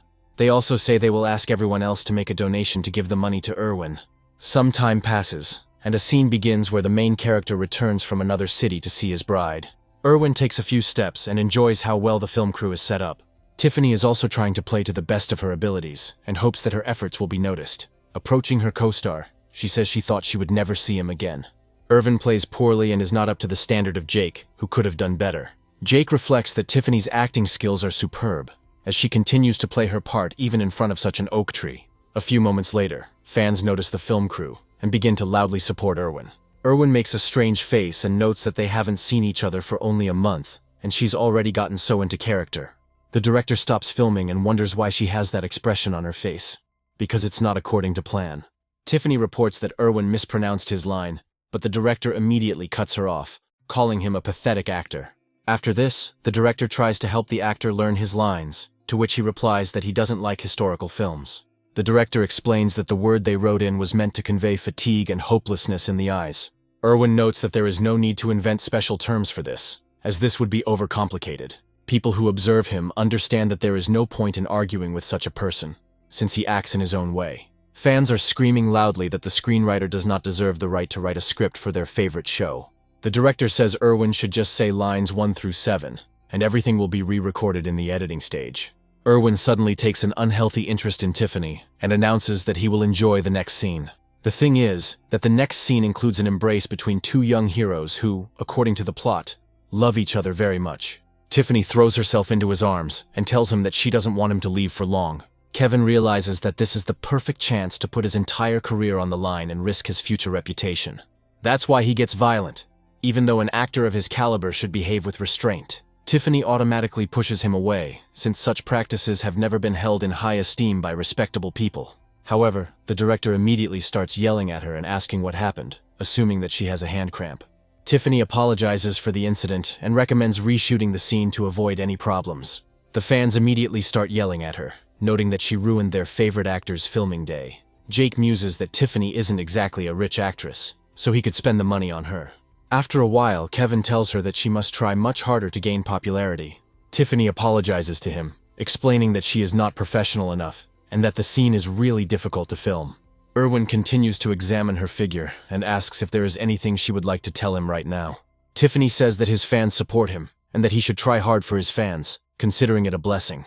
Erwin notes that he has millions of fans, all of whom care about him very much, so he should rest more. After this, he is asked if she has at least one admirer thanks to her incredible work. Smiling, he adds that there is another option, as a stunt double can perform the role in his place. The director asks him to work a little harder, but the producer says he has to keep his distance. Tiffany realizes it's all over because she won't be able to film such a good scene with a regular stunt double. Jake happily steps forward and says that he has great respect for playing the lead role. The director asks him why he doesn't meet other actors and allows himself so many liberties. Jake notes that Erwin just said he had to play the lead role, and the words of such a person have power for him. The director asks where he even came from and orders him to leave immediately while he still has the chance. Erwin forbids him to leave and says that he really has to play his part right now. The director wonders if this is breaking the rules, and Jake declares that he will quickly learn all the lines. Erwin smiles and says that if Jake really thinks he's going to get the lead role, he should improvise. The director claims that if the film makes a profit, giving it to a stranger would be wasteful and would raise questions among others. Erwin asks the director if he is really so stupid that he is willing to give up all the scenes. After this, he recommends that Jake look at the fans who came to the set, and the director discovers that there is a whole army of them. They are all angry because their adoration of Erwin has clouded their minds, and they can't see anything but their idol. They take out their phones and decide to take close-up shots of Jake so they can mock him online in the future. Erwin smiles at the director to let him know how much power he has thanks to these fans. Tiffany hands him the script, telling him that it contains the main character's lines, and that this will at least help him somehow. The director advises her not to get cocky, and calls her a second-rate actress who will never get leading roles anyway. Jake reads the script, realizing that Tiffany is trying very hard to deliver the best result, and takes notes. He understands that there are people on set who really want to do a good job on the film, and that inspires him. Jake quickly runs through all of his lines and tells the director that they can start filming the movie. A few moments later, the scene begins, and Tiffany says that she recently went to the temple of the goddess of mercy. Jake looks around and announces that it's getting dark, so he has to leave her, unfortunately. Tiffany is very surprised that Jake remembered the lines, despite the fact that they were quite short. Tiffany says she's afraid of the twilight scene, but unfortunately, time can't be stopped. Jake turns around abruptly and goes to her to gently hug and comfort her in such a difficult moment. He says that a heart broken by grief reaches out to someone who has also experienced something similar, and then considers it a symbolic moment. Tiffany becomes so immersed in her role that tears come to her eyes, and she calls Jake her beloved husband. After this, they don't kiss, despite the script restrictions, but it looks quite organic. Fans watching the scene commented that it was a beautiful scene that melted their hearts. The director notes that despite being unplanned, the kiss came out natural and conveyed emotions well. Other people think that when compared to Erwin's acting, he loses. Irvine says he has his lines memorized well, but there is no kissing in the script, which is a serious violation. Smiling, he adds that he is now absolutely sure that he is using the filming as an excuse to harass the actress. Jake points out that in that case the scene could be reshot, but this time the kiss would be avoided, but Erwin gets even angrier. Tiffany says it was a wonderful scene and it helped her reconnect with her character. Erwin is angry and claims that Tiffany is deliberately praising the understudy in order to humiliate him and be cruel. Tiffany tries to stop him, explaining that she never had such intentions. Erwin declares that the understudy must leave, and furthermore, Tiffany must also be thrown off the stage. Tiffany looks at her employers, trying to figure out what to do, because she is absolutely helpless. She tries to apologize to them, but they remain merciless and advise her to leave as soon as possible. Tiffany desperately says that she signed a contract with the company and can't just be replaced. They claim that they are the most powerful people on the set, so they can replace anyone they want. They also point out that her contract stipulates a fine of $1 billion, which will have to be paid for the rest of her life. Tiffany begins to feel much worse and almost faints, but Jake intercepts her in time. He says it all reminds him of the proverb that a bad coin can drive out a good one. Erwin and the others begin to laugh at Jake, claiming that he will always be a useless understudy and should not get cocky. Fans stand up for their favorite and say that he should know his place and not act up. Jake notes that he will no longer pretend, since he is not an actor and can easily pay Tiffany's fine. Everyone starts laughing, realizing that the amount is so exorbitant that only a few can afford it. Jake finds a special cash register linked to Tiffany's bank account and swipes his card. A few moments later, it is announced that $1 billion was instantly paid. Jake says he has heard this sound many times, and each time it is wonderful, giving him the strength to live. After this, he tries his hand at quiet arithmetic, but his success is mixed. However, the essence of this experience, which is that dogs always bark and he is always cool, remains clear. Jake turns to Tiffany and tells her that everything is okay now and she can break the contract. Tiffany starts to cry because she didn't expect anyone to come and get her out of her deep debt bondage. The director says that he called his friend, and now no company will sign a contract with her, since she violated her obligations. Erwin mocks her, claiming that she has fallen in with a young tycoon who has come to rescue her. Fans say that even a large amount of dirty money will not impress them, because they are on Erwin's side. After this, they begin to bombard Tiffany with accusations, and she falls to her knees, claiming that none of this is true. Jake realizes that the time has come to act decisively and mercilessly to teach them a lesson. Smiling, he calls his comrades and says he needs information about Erwin. The fans ask what's going on, but one of them says there's nothing to worry about because Erwin is clean. After some time, one of the participants reports that there is a possibility, but there will be problems. In a short dialogue, he notes that implementing a search for compromising information will require a lot of money, but Jake says that this is not a problem. Tiffany thanks him for the money he paid for the violation, adding that she will definitely return it. Within moments, a flood of messages starts arriving on phones. Jake happily notes that his plan has come to fruition, and now no one can resist his incredible position. According to the information that was collected, Erwin committed indecent acts with underage female fans. Erwin realizes that this could ruin his reputation, and now he doesn't know what to say in response. The fans are angry and claim that this is fake and staged, because they cannot believe it. Suddenly they notice that one of the girls looks suspiciously like the person in the photographs. They begin to attack her, accusing her of daring to mess with their idol. However, as soon as they beat the girl badly enough, news appears that a group of Erwin's fans are causing mayhem. A serious confrontation is brewing between them, which cannot end well. Jake watches with glee as the women beat each other up, noting that it's even more interesting than in the movies. Erwin realizes that he needs to get away from here as quickly as possible to avoid criminal liability. A few moments later, several police officers appear in front of him and tell him that he must come with them. The police assume that his producer is also involved in this case, so he also needs to be detained. The director realizes that the lead actor has disappeared, and now they will not be able to continue filming the movie. They wonder who Jake is if he called an unknown number and decided everything so quickly. Jake says they also need to pay the stunt doubles and give him special lunchboxes. Smiling, he places his hand on Tiffany's shoulder and informs her that the show is over so they can go and rest.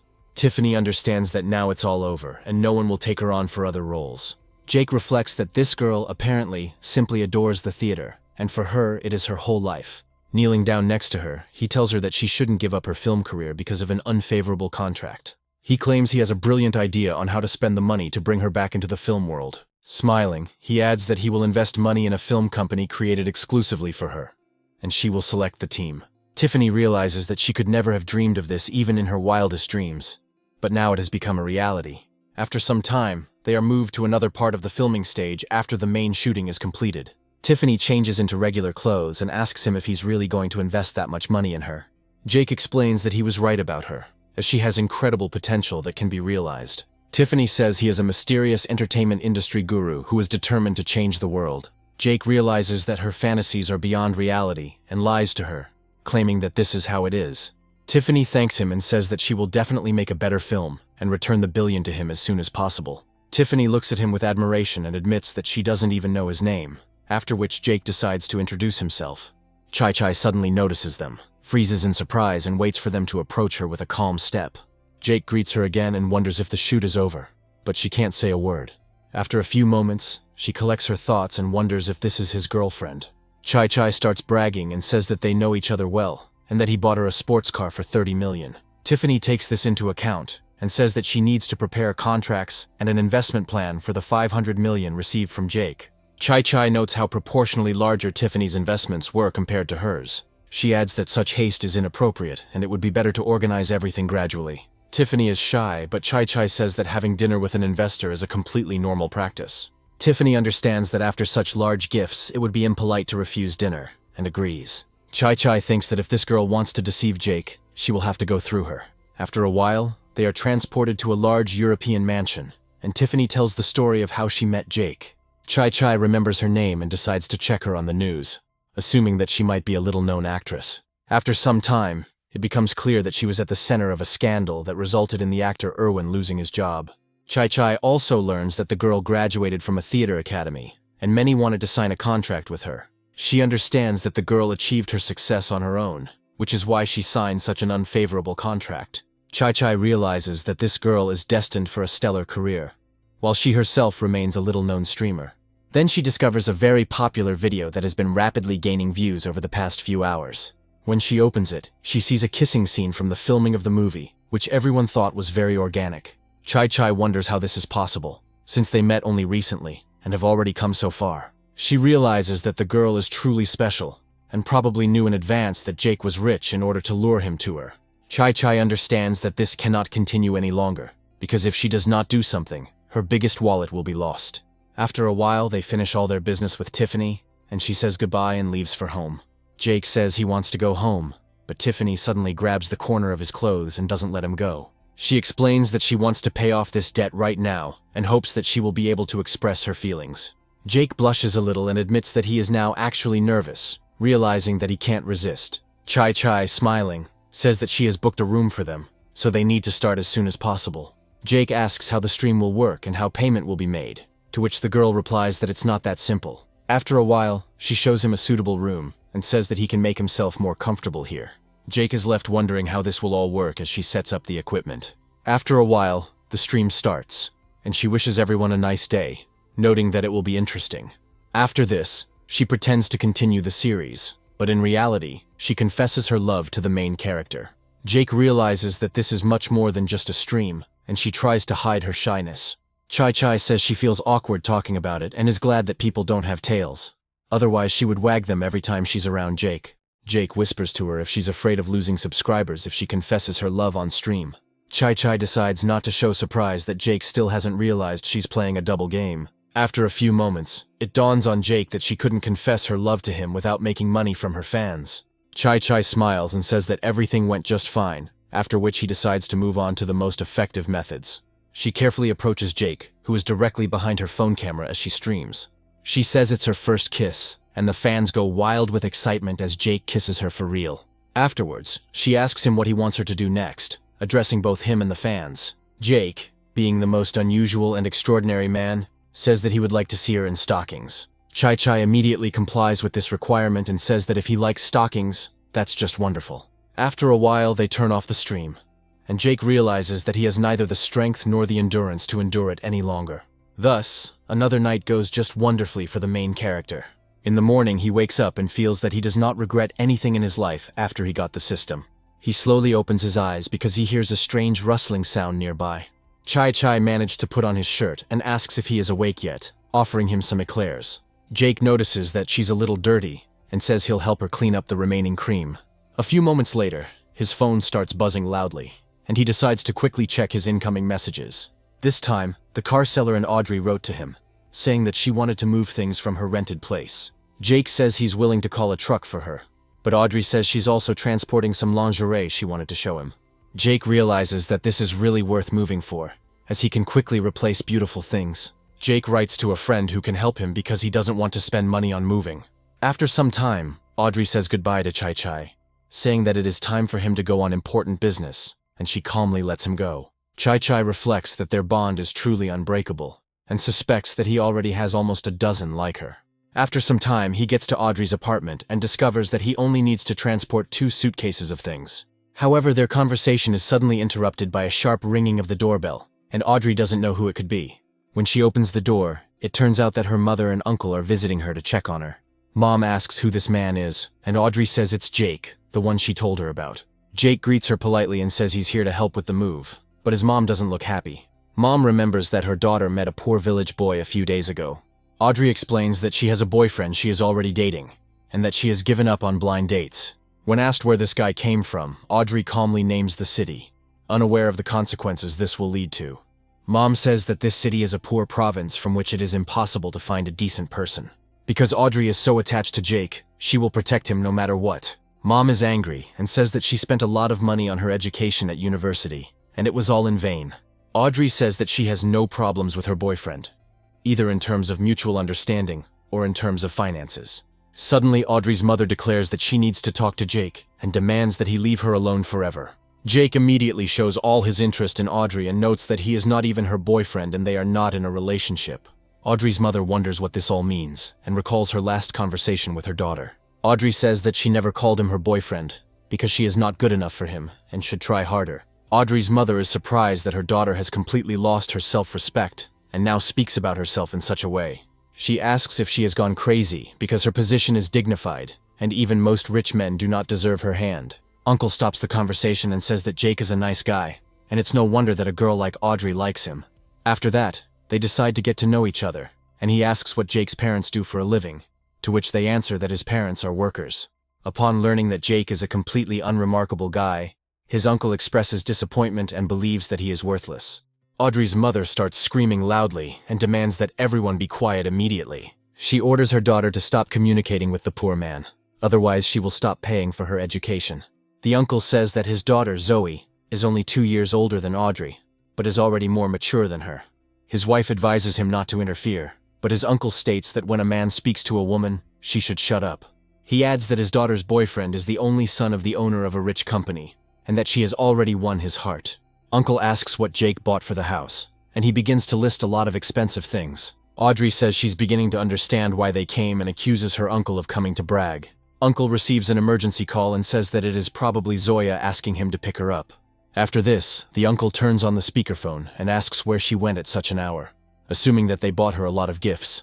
An unfamiliar voice announces that he has taken Zoya hostage and demands $1 million in ransom within an hour. Her father questions whether it is a real call and orders the caller not to try to trick him. The menacing voice suddenly falls silent, and everyone hears Zoya, who is frightened and asking for money to save her from this trap. The bandit says that if he doesn't believe it, they can force her to come or not to make sure of everything. He adds that if they pay $1 million for the ransom, it will be all their savings. Jake comes to the conclusion that he has never met his daughter's boyfriend, and this could be another trap. The father demands to contact his daughter's boyfriend's company in the hope that they will give him money, but no one picks up the phone. The wife asks if a boyfriend is more important to her daughter than money, and the father muses that saving his daughter might be profitable. Jake notices that he heard the sound of a motorcycle in the wind during the call, which he finds suspicious. Audrey apologizes for what happened and promises to make it up to her later, and Jake says he's going home. Suddenly, Zoya's mother says that time is of the essence and asks him to give her a ride to the right place, promising to pay. Audrey explains that paying the ransom is dangerous, and they cannot afford to take the risk. Mom says that if something happens to her daughter, she will never forgive herself, and Dad demands Jake's car. Jake apologizes and notes that, unfortunately, this car is unlikely to be affordable for them. They start going downstairs, and the father says that he is not even interested in his old wreck if he is so arrogant. However, it turns out that it is impossible to call a taxi, since it is rush hour and no one cares about them.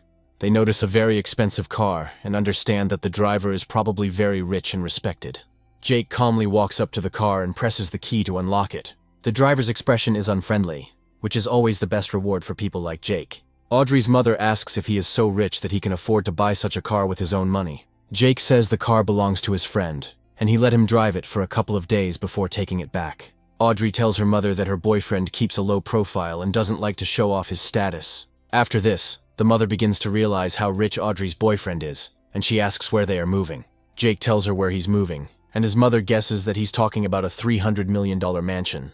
Audrey's uncle says he doesn't believe the mansion is for rent, and Audrey claims it was bought for her. Now they understand that this is a person who can afford to buy a mansion and drive such a car. Although before they said nasty things, They understand that rich people are always vindictive, so it would be wise to apologize to him for everything he said. They immediately try to ingratiate themselves with Jake, saying that they are very sorry for hurting him so much recently. Jake looks at them in surprise and wonders if he should be angry and why they decided to apologize to him. The old men explain that they had agreed to do something nasty, and they are very sorry because they were blinded by their pride. Zoe's mom falls to her knees in front of Jake and asks him for a ride, declaring that she is willing to pay any amount. Jake says with a smile that it's no problem and he will calmly take her to the right place. Audrey tries to warn him not to get into trouble, but he reassures her that he will be careful. The thing is, Jake already knows that this is a staged kidnapping, so he goes there to watch what's happening. The rest of Audrey's relatives continue to fawn over him and thank him for being such a good person. They hope that he will forgive them, but he doesn't say a word and presses the gas pedal, driving away into the distance.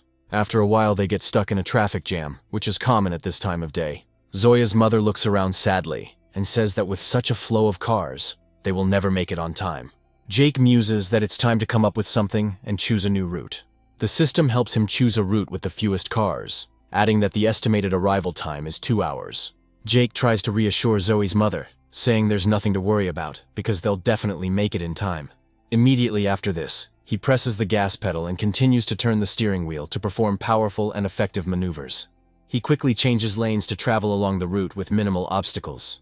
He demonstrates defensive driving skills to avoid other cars. The fast and efficient driving causes the buttons on Zoya's mother's blouse to shift, putting her in an extremely awkward position. Jake suggests slowing down a bit, but she states that there is no need for that as they need to save their daughter. She asks him to press the gas pedal as hard as he can and not let go of it until they reach their destination. They manage to get to the desired location quite quickly thanks to the incredible speed of the car. Jake smiles and says they arrived 5 minutes earlier than planned. The mother holds a bag of money in her hands and asks where her daughter has gone. Suddenly a familiar voice is heard, saying that they have been waiting for the losers to arrive for a long time. The gang is led by a girl who looks like a real street child. Zoya's mother looks at her daughter in surprise and wonders what she is doing here and who is next to her. Zoya smiles and says that this man is her boyfriend, who staged the robbery. Mom realizes that this man doesn't look anything like the photographs and asks what it all means. Zoya happily approaches her mother, snatches the bag of money from her and heads towards the guy. She unzips her bag and hands over the money, to which he replies that he will now continue betting. Mom asks why she is dressed like that, assuming she is being forced to act strangely. Zoe's boyfriend says his girlfriend almost never cheated on her mother, and that they actually have a profitable business. Zoya smiles and says that now her mother should finally understand that she has been lying all this time for her own benefit. The mother falls to her knees and says she cannot understand why her daughter went down such a slippery slope. Jake says there's nothing to worry about now. It's better to call the others, as they're probably worried. Zoe looks closely at Jake and asks who he is, to which he replies that he is Audrey's friend. Zoya remembers him and says that, apparently, in front of her is the very guy she was supposed to humiliate today. The system unlocks Zoya as an object for conquest, and she says that it would be better for him to return to his mother and sit on her neck. A few moments later, another bandit appears, riding up to them on a motorcycle. The bandit turns out to be the heir of the Ching family named Burrows, who tells them to quickly take the money and have a race. Zoya says that if he is in such a hurry to lose, then they should take action immediately. She happily turns to the guy and says that she believes in his victory, after which he declares that he has put everything he has at stake. Zoya doesn't attach much importance to the words and escorts the guy to the start, hoping for his victory. The guy says he's going to beat the toughest racer in the gang. After some time, the race ends with a stunning victory for Burrows, who receives another prize for his collection. He says that a couple of 100,000 doesn't satisfy him, so as a reward, he takes Zoya for himself. He asks Jake if everything is okay with him, and why he suddenly decided to attack Zoe, to which Jake says with a smile that he will explain everything. Jake tells Zoe that in fact, her boyfriend bet not only his money on this race, but also hers. Zoe's mother, as well as Jake, who had been standing and watching the whole thing, were surprised by this development. Burrows says that everyone knows the rules of racing with him, because if someone tries to escape, they won't be able to do so. When asked what's going on, her boyfriend explains that he's selling Zoe because Burrows has also put his girlfriend on the line. He adds that his girlfriend is much more beautiful than Zoya, since she doesn't even allow him to touch her, and he quickly became bored. Zoya tries to hit him, but Burrows intercepts her blows and says that the master forbids her to fight. After this, he tries to pull her along with him, saying that she should sit on his motorcycle and call him her master. Zoe's mother tries to protest, saying that they are breaking the law and that she will soon call the police. but Burrows is adamant. The unfortunate woman is completely desperate and tries to break through the squad of bandits who protect the boss no matter what. One of the bandits tries to calm her down with a powerful blow to the face so that she realizes who she is dealing with. Burrows tells his subordinates not to be too harsh, as the girl looks good too. Zoya starts to get angry and asks not to touch her mother while the bandits are already trying to grab her. Burrows says he really enjoys dominating people and demands that they call him their master. Suddenly, Jake's calm voice is heard in the air, apologizing for interrupting what was happening abruptly. He explains that according to the rules of the race, Burrows won the girl fairly, but he cannot take her away from her mother under those rules. Jake also says that he is ready to fight them and place any bet that is possible. Burrows immediately notices the very rich car behind Jake, and his eyes begin to glow with greed. He states that he agrees to fight if the bet is a sports car and Zoe's mother. Zoya insults the gang leader, and he orders his subordinates to slap her several times. Jake chuckles and says he expected a lot more and assumed these guys only played for high stakes. The bandits try to surround Jake, but their leader understands that he is dealing with a man who loves serious bets. Jake states that he is willing to add 200 million yuan to the previous bid, and asks if they can beat it. Burrows says that in return he will add another 100 million, as well as Zoya, his mother-in-law, and his girlfriend. Zoe's ex-boyfriend says he also wants to participate and has received permission to stake 40% of his father's company. He adds that last time he lost because of Zoe, who brings bad luck, and upon hearing this, she curses him. Zoe's mom tells Jake that he shouldn't do this, and that if he loses, it will be a disaster. Jake advises her not to think about losing, but to focus on what she can get if she wins. He reflects on the fact that there is a lot to be won in this race, so the offer seems tempting. After a while, they reach the route, and a girl waving a flag explains where to go.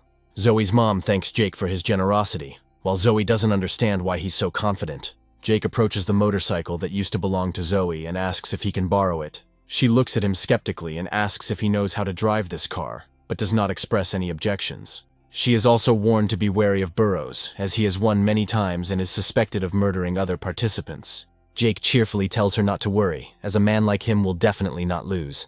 After this, they prepare for the start and exchange a few sharp phrases. The countdown begins immediately after this, but Jake remains icy calm.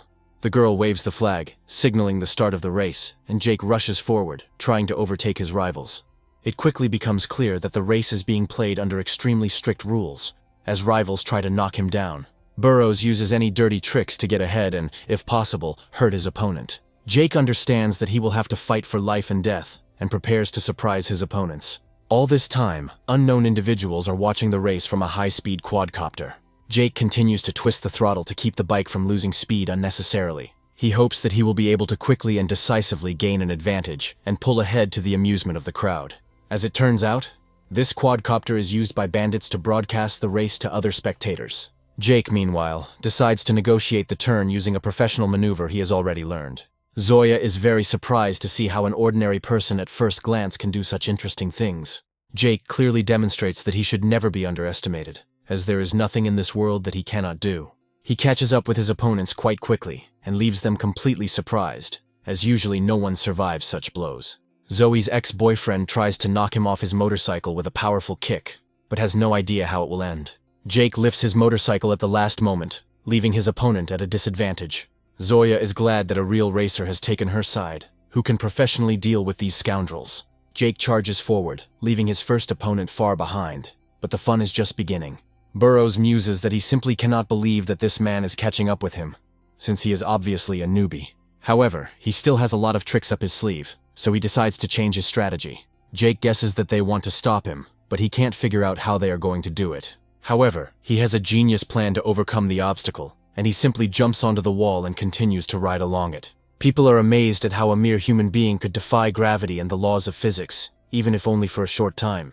Everyone thinks it's impossible, but they don't know what a serious person they're dealing with when they challenge him. Jake asks his opponent why he is watching him so closely, and advises him to keep his eyes on the road. Looking at the rocks nearby, the villains discover that they are beginning to crack. A few moments later, a landslide occurs, causing one of the riders to be knocked out of the race.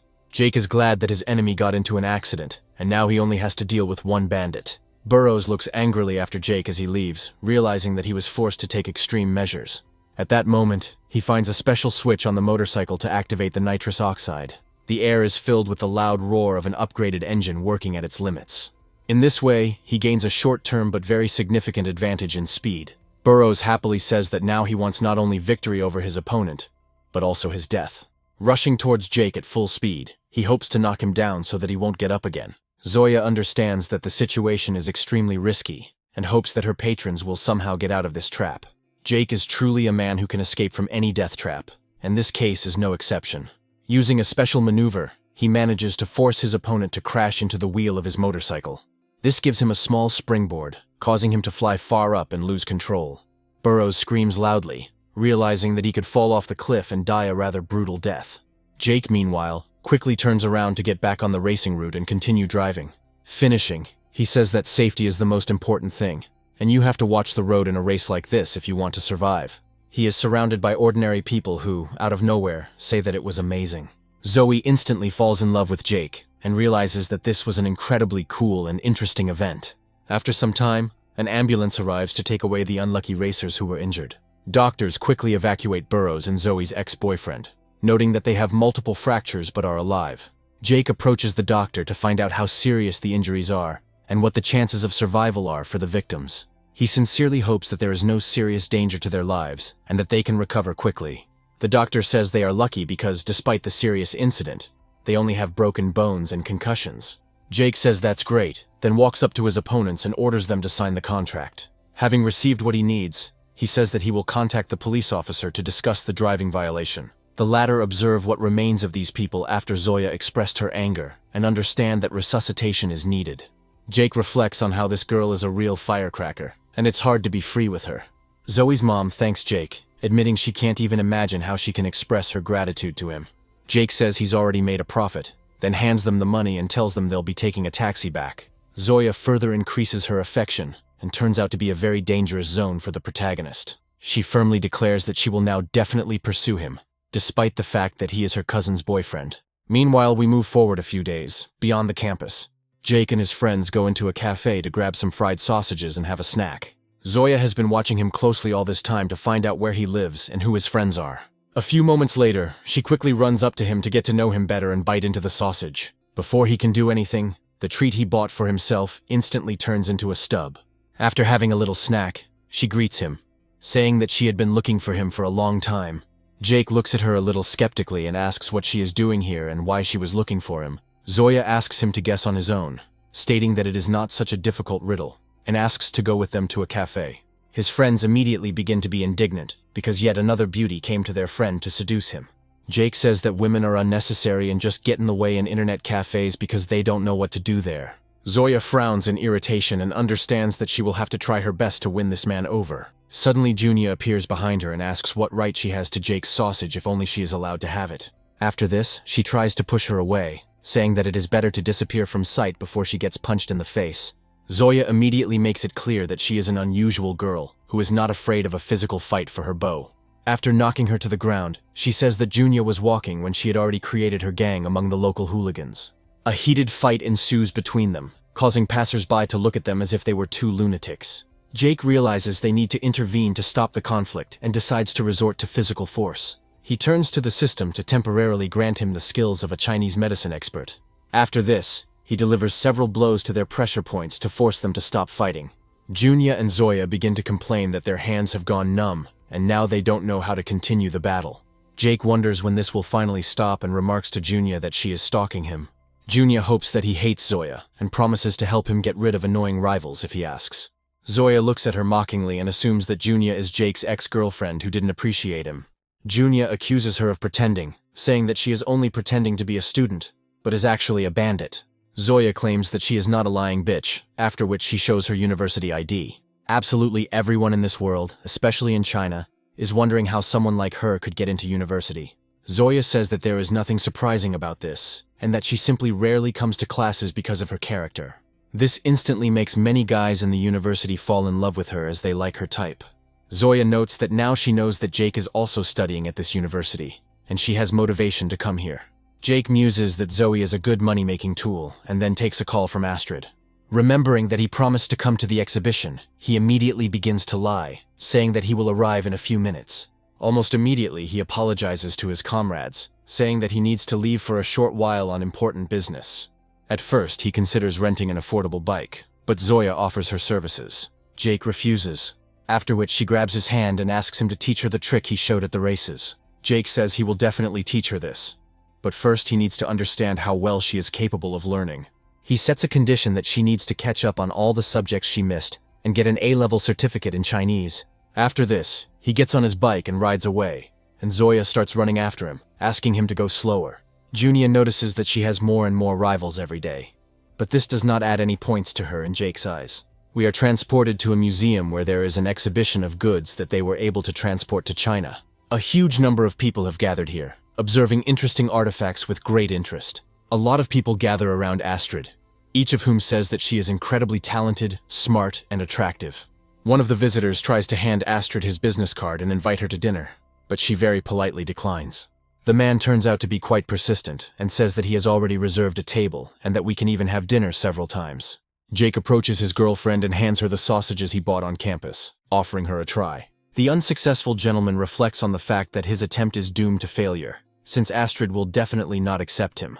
To his incredible surprise, she immediately agrees and says that it is an incredibly delicious dish. After this, she completely forgets about the man who approached her recently and says that she wanted to show him an antique exhibition. They move to the west side of the pavilion, and Astrid tells Jake that it's a very popular event. An unknown Chinese man wearing an American cap starts walking around the pavilion, announcing that they sell very tasty donuts here. He's live streaming saying he's never seen a museum in America, but they're definitely much bigger than this one. After this, he states that this morning he already brought his artifacts for evaluation, and hopes that he will be able to sell them. He hopes that he will be able to realize them and move to the United States, while Astrid and Jake are quietly strolling. One of the exhibition curators politely greets Astrid and says that her exhibition was amazing. He also praises her and notes that her father should be proud of how well he raised his beloved daughter. After this, he apologizes for his behavior, explaining that he is old and has a weak stomach, which is why he sometimes behaves strangely. Meanwhile, a famous streamer named Oswald expresses outrage, stating that there is no one here and it is outrageous.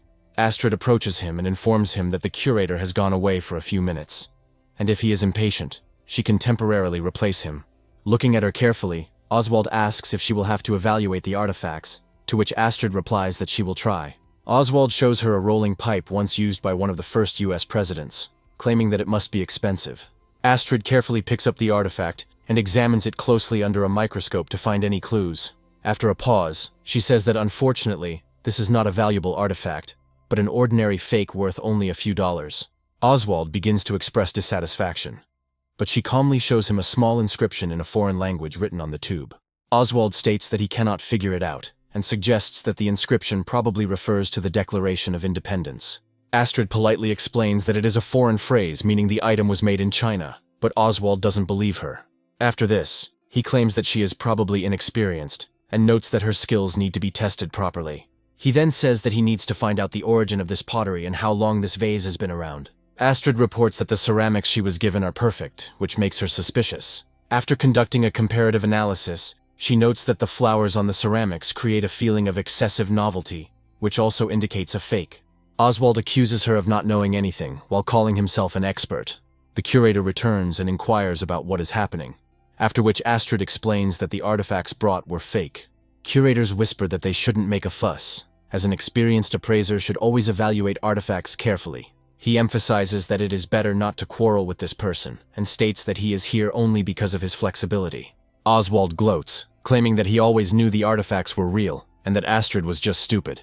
They begin to put pressure on her to admit that the artifacts are indeed not fake. Suddenly, Jake's stern and loud voice is heard, asking what is going on here. Coming closer, he says that he is going to check who has already dared to offend the director of the museum. Astrid looks at him with relief and joy, realizing that now everything will be okay, because he will be able to help.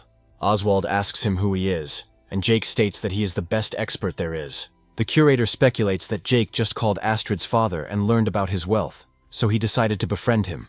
Oswald says that if he has the best appraiser in front of him, he should tell him about the pottery from the Song dynasty. Jake smiles and notes that he has seen several artifacts from that time in his life. Oswald enthusiastically asserts that the treasures of this dynasty are worth much more than one might imagine. Jake asks if he bought this vase or found it somewhere, to which Oswald replies that he got it from his grandfather. Jake cuts him off abruptly and declares that this is complete nonsense that only the most stupid person would fall for. After this, Jake calls him an idiot and asks why he would buy a fake, and also asks how much it cost. Oswald points out that they need to open their eyes and look closely, as this vase was purchased from Master Fernandez. Security immediately arrives and escorts out the scandalous visitor who tried to deceive them. The curator explains that people send their antiques for appraisal, and the more certificates they issue, the more money they will make. Jake states that he is not interested in such things, as he will never allow prices to be inflated on fakes. Oswald claims that all fans have seen that the quality of work at this museum leaves much to be desired. Jake says he's not going to argue with him and can give him his money back, while also recommending he choose his appraisers more carefully. Suddenly, Fernandez himself, an experienced collector, emerges from the crowd and declares that he was insulted by such words. He adds that what he is dealing with is probably just an amateur who doesn't even have a certification as an artifact appraiser. Jake doesn't respond to this, but he doesn't need to, because he has a powerful system on his side that is capable of anything. Oswald calls him an amateur, claiming that without a certificate his expertise is not worth a penny. The curator senses where this is headed and tells Jake that hurting the man was a bad idea. Fernandez tries to calm everyone down, explaining that everyone makes mistakes and that this is nothing out of the ordinary. He offers to formally apologize to the owner of the artifact and provide him with a certificate to resolve the conflict. Jake smiles and says that many people here have bought artifacts from Fernandez, so he can appraise them. He carefully examines the vase, trying not to miss a single small detail that could lead him to the correct conclusion. Fernandez looks at him with a malicious grin, thinking that Jake will never be able to distinguish a fake from the original. Jake pauses theatrically for a moment and declares that the artifact is a completely ordinary fake. He is asked what evidence he has, and Fernandez states that these are just loud words that young people like to shout. Jake claims that if anyone else has artifacts purchased from Mr. Fernandez, they should show them. Astrid understands that these artifacts do look new, but she cannot prove that they are fake. Fernandez says time is running out, and there is no shame in apologizing. Jake notes that the finish is indeed fake, but the craftsman who made them has impeccable technique and skills. Everyone starts laughing at this and says it's the most ridiculous idea they've ever heard, and there's no way to refute it. Astrid realizes that she lost again because of her naivety and admits that she was wrong. Fernandez claims that Jake made a mountain out of a molehill, and now a simple apology will not make amends. He comes to the conclusion that he must apologize to everyone he has offended, and the common people support this decision. Fernandez adds that he is not asking for much, but he is upset that he is being treated so disrespectfully at the museum. He also says that if Jake apologizes 3 times on his knees, he will be generously forgiven. Jake agrees to these terms and asks what Fernandez will provide in return if he loses. Fernandez asks who he is to make such deals, but Jake decides to set the record straight. Jake states that if someone wants an explanation, they must offer something in return, otherwise there is no benefit to them. He adds that he has evidence to prove that all the artifacts he examined are fakes. Angry people watch him and tell him that he must prove it or they will suffer. Oswald claims he hasn't seen such arrogance in a long time, and is willing to bet half his collection on it. Everyone is surprised by such a high price, and he adds that his collection is worth at least $1 billion, which is enough to buy a museum. Jake says they can start because they have carbon dating, but it's too slow. After this, he asks to bring a hammer, and those around him begin to doubt the authenticity of the artifacts.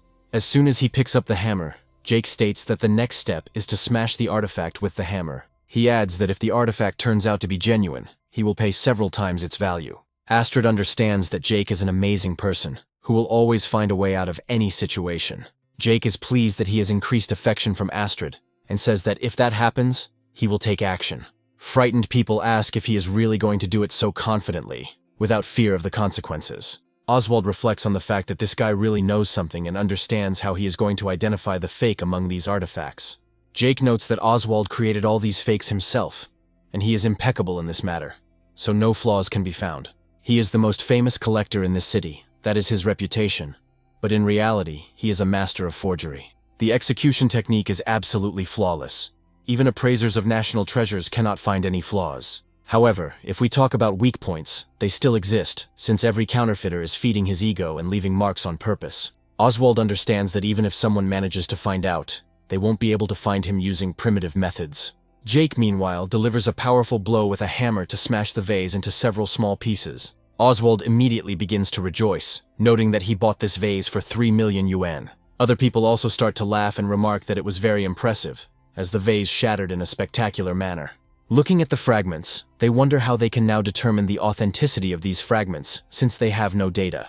Oswald states that one should pay attention to the color of the piece and its thickness, emphasizing that it is definitely a genuine vase. He quickly puts the shard in his pocket, explaining that it can be used to determine whether an item is original or not.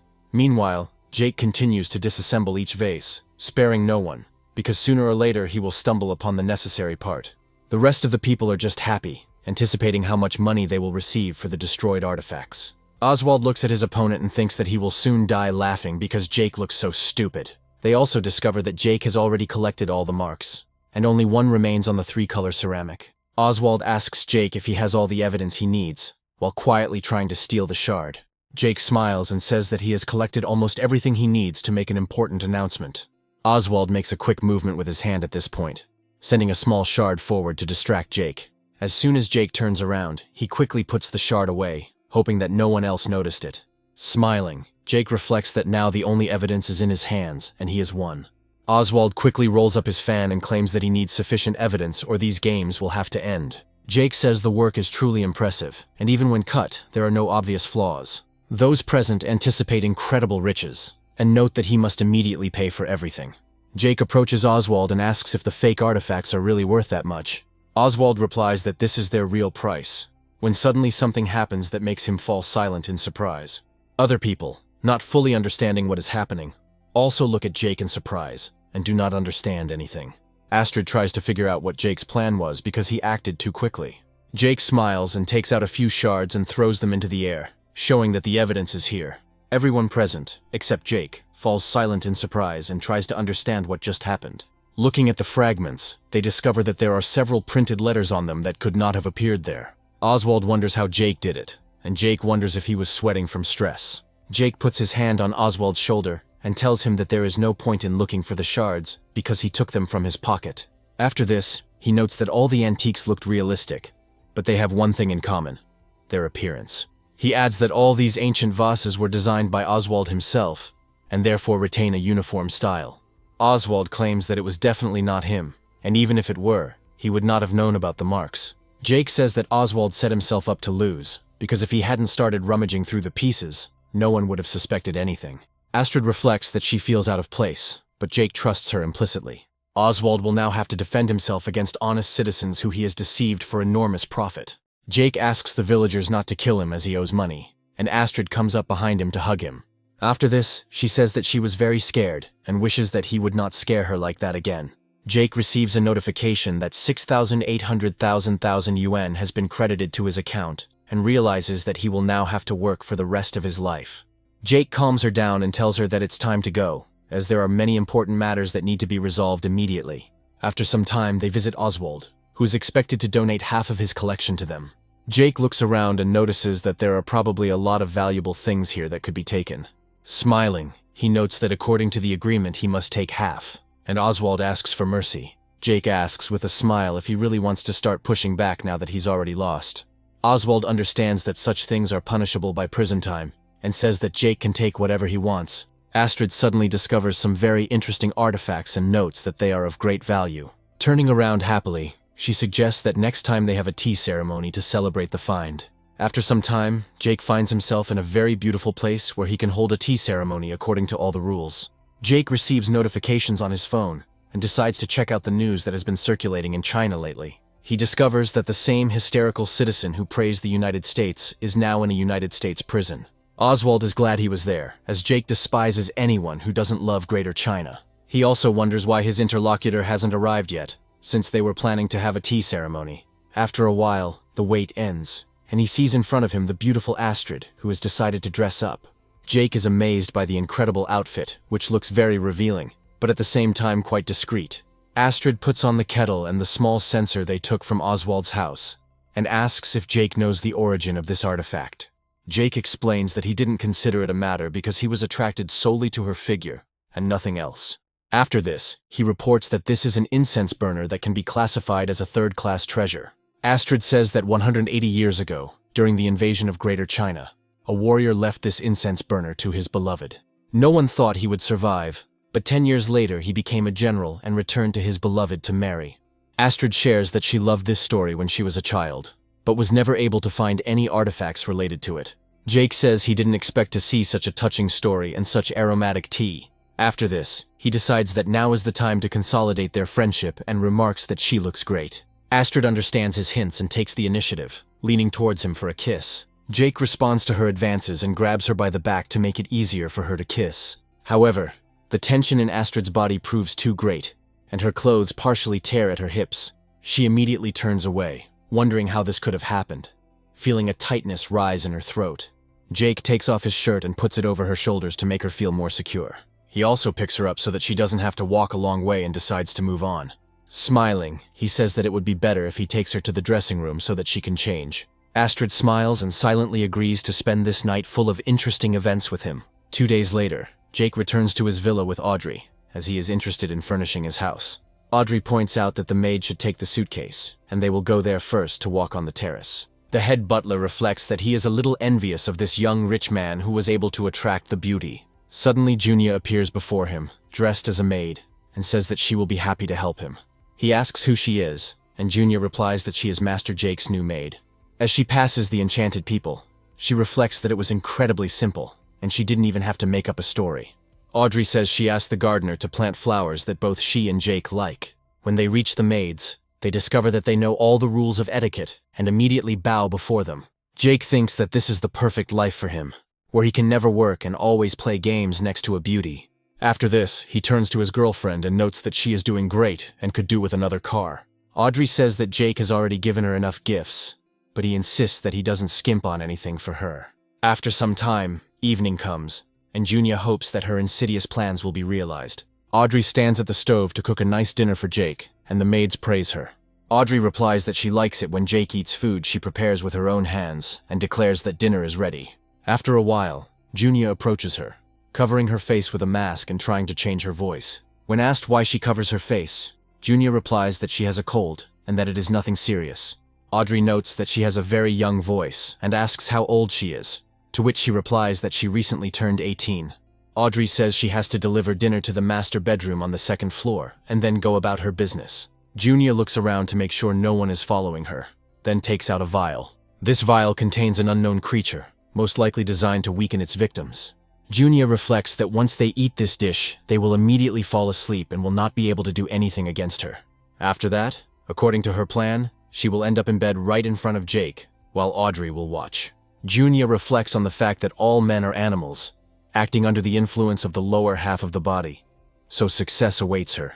She continues to dream that she can easily and simply have Jake at her complete disposal. However, a few moments later she hears the guards' voices discussing how they don't know the new maid. Junia realizes that if she moves too slowly, she will be discovered, so she needs to hide. She starts running down the corridor, trying to find at least some room to escape into, but all the doors are locked. That is why she has to hide in her bedroom to wait out the period when they are looking for her throughout the estate. Junia hopes that everything will go smoothly, because very soon the victims will eat the poisoned food and fall asleep. After a while, Jake comes into the room with Audrey, who invites him to try the food she prepared. Junia is happy that everything is going according to her plan, because very soon they will finally fall asleep. Jake comments that she cooked a very tasty meal, after which he treats her to a sausage, and Audrey thanks him. Junia is surprised that her plan didn't work, because they still haven't fallen asleep, even though the substance should work very quickly. Junia can't believe the pills didn't work when another maid suddenly enters the room and addresses Audrey. She reports that the guards did not find the fake maid, and suggests that she probably ran away, leaving her purse behind. Audrey takes the bag and starts to open it, and almost immediately the bunny ears from the special suit pop out. Audrey notes with a smile that these are probably Junia's belongings that somehow made their way onto their territory. Jake says he would send her to the station, and Junia reflects that if that happens, she won't be able to see him. Audrey says with a smile that now is not the best time to think about meaningless things. After this, she lights special aromas, noting that this is part of their entertainment. Junia tries to close her mouth so as not to accidentally scream and give herself away quietly. Jake looks at Audrey in surprise and asks why she suddenly decided to wear the bunny costume that Junia brought. The culprit of everything that is happening cannot believe that she is being treated so cruelly. Audrey smiles and points out that if they really want to have fun, they'll have to go all the way. Junia understands that she is facing a truly cunning girl who will stop at nothing to insult her. After a while, she gets a chance to rest as it finally ends. Junia wonders how much time has passed, as she has long since lost track of time in this dungeon. After this, she begins to carefully crawl out from under the bed, thinking that she should leave here. However, suddenly Audrey attacks her, who, apparently, had not slept all this time and was expecting something like this. Audrey asks if Junya is planning to run away without saying a word, adding that it won't be quick. She immediately orders her to be quiet and adds that Junya should understand who is standing in front of her even when she hands her the food. Junya can't believe that her brilliant plan was discovered so easily and quickly. Audrey explains that she set a little trap for her and Junya fell into it, after which she asks how she feels. Junya prepares to jump and says that if this happens she will call the police to deal with her. Junya understands that there is no point in fighting now, because if she is taken into police custody, it will be for a long time. She proudly declares that this is not the end and runs away, grabbing her purse, which was lying on the bed. Luckily for her, the window was open, so she was able to easily jump out into the street and hope for luck. In a way, she was lucky not to be hurt, but now she faces at least a few bruises. Audrey looks at her ex-friend for a moment and wishes her well, then closes the window. Jake wakes up and asks what happened, to which Audrey replies that nothing serious happened. Junya reflects on how they are having such a good time, but she feels abandoned after everything that happened. However, her affection increases again and reaches almost its maximum value, despite the fact that she is lost now. Jake gets a system notification about this and wonders why the system is adding so little percentage. A week later, sports day begins at the university Jake attends, so it's time to prove himself in this field as well. The student council president notes that he is pleased to be able to give a grand opening to this sporting event. He also says that one should enjoy the performance of each faculty, which has prepared something special. The girls from the history department immediately become very popular among the other participants because they are very beautiful. After this, the members of the literature department come out, among whom are Audrey and Junya, who also gather many fans. In turn, even the main character has quite a few admirers among the female part of the university. Jake smiles back at them calmly, saying nothing, but it's enough to make them happy. Other students, who were previously very popular, are surprised by the demand for Jake. They decide not to worry, since today they are the main characters, having always attracted a lot of attention. The thing is that a sportsman named Roger runs 100 meters in 10 seconds, while not being in the best shape. Jake asks his friend how he knows this, to which he replies that he is going to run the 100 meters himself. After a while, it becomes necessary to prepare for the run, and everyone takes their positions. One of the operators contacts his friend, who says that he is very guilty before him. Since it becomes clear that the situation is urgent, he immediately runs away, saying that he will come there right now. He asks his friend not to hang up, leaving the camera to Jake, which he has never had access to as an operator before. Looking at the camera and learning that there will now be a countdown, he understands that the reporter will not return, and he needs to rescue him. After this, he switches to the main character and attracts the attention of the runner, who looks at him angrily. After that, he shouts loudly at him, telling him that he must choose the right angle, because they are the main characters here. The girl says that the cameramen are obliged to take cool shots of Roger, and be sure to capture the moment when he finishes. Jake looks at them in surprise and can't believe he has to turn on the camera for this. His brother tries to settle the matter with his fists, but Roger immediately stops him, explaining that it is pointless. Jake notes that they have 3 fans who look pretty good, so they can have fun with them. They smile and say that there are 3 of them too, and most importantly, all these girls already have boyfriends. After some time, the preparations for the race are completely finished, and the judge comes out into the street to give the start with a gun. After the start is announced, Roger takes off and prepares to run the 100 meters in record time.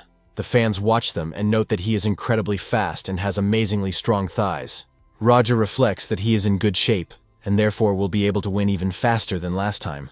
Suddenly, he finds that Jake has been following him all this time, and he doesn't feel any fatigue. Jake even overtakes them and continues filming, encouraging them, completely forgetting that the camera is shaking. Roger turns around and can't believe he's managed to get away from them, but the cameraman is still ahead. Another factor that makes this impossible is that Jake is holding a heavy camera and running in shoes. After some time, the long-awaited finish arrives, and Roger, of course, comes first. The judges watching him note that despite the victory, this is his worst result in recent times. People are now saying that Jake ran the fastest, didn't have any difficulties, and didn't even get tired. One of the runners approaches him again and tells him that he needs to get ready because a new race is starting. Jake runs faster than everyone else, thinking about how incredibly tiring it is to be a good person. Roger and his brothers say they want to file a complaint because someone is definitely using doping. The coach asks who it could be, and they point to a cameraman who isn't even competing. The coach looks at them like they are complete idiots and doesn't know what to say about it. After a short pause, he sternly asks if they really have nothing better to do, since the cameraman is not interfering with the competition in any way. Roger and his brothers say they are annoyed that the coach doesn't believe them, and then decide to focus on the girls. However, It is too late as the girls are completely absorbed by Jake's incredible speed. They still try to look cool, but in this world, girls can easily be lured away by more significant results. Roger is surprised by such serious frivolity of these women. However, they are already completely carried away by Jake. They even ask them to move away, because this way they won't interfere with him looking at their new favorite. Roger and his brothers fall to their knees and say that they hate the main character and wish him all the worst. Meanwhile, we move to the large pool and the women's 50-meter swimming competition begins. The first to get ready for the competition are Audrey and Junya, who are already wearing their best outfits. Looking at them, all the students say that their hearts will always belong to these girls. Audrey and Junya exchange a few jokes and decide to find out who is better by swimming. Audrey says she practices swimming every day in her own pool, and her skills have improved significantly. Junya suggests betting on who will run with Jake in the race, but Audrey says that Jake will not choose Junya in any case. Zoya says that she will also join the fight. Therefore, it is better to give up in order not to disgrace herself. Audrey and Junya ask her what she is doing here and why she decided to swim in the pool without taking off her shorts and stockings.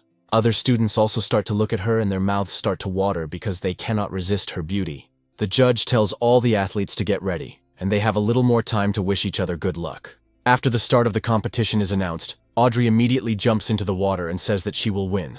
Zoya declares that she is not like them and will definitely win his heart with her desperate actions. Junya advises them all not to be so overconfident because she still does not intend to give up. Jake doesn't even look after them because he's not at all interested in how his means of earning money are doing. Suddenly, a young man runs past them and says that he wants to make it to the competition between 3 girls. Jake is thinking that it would be better for him not to go there, as it is always fraught with serious trouble. He pushes away the girl who stands in his way, not at all worried that she might fall down the stairs.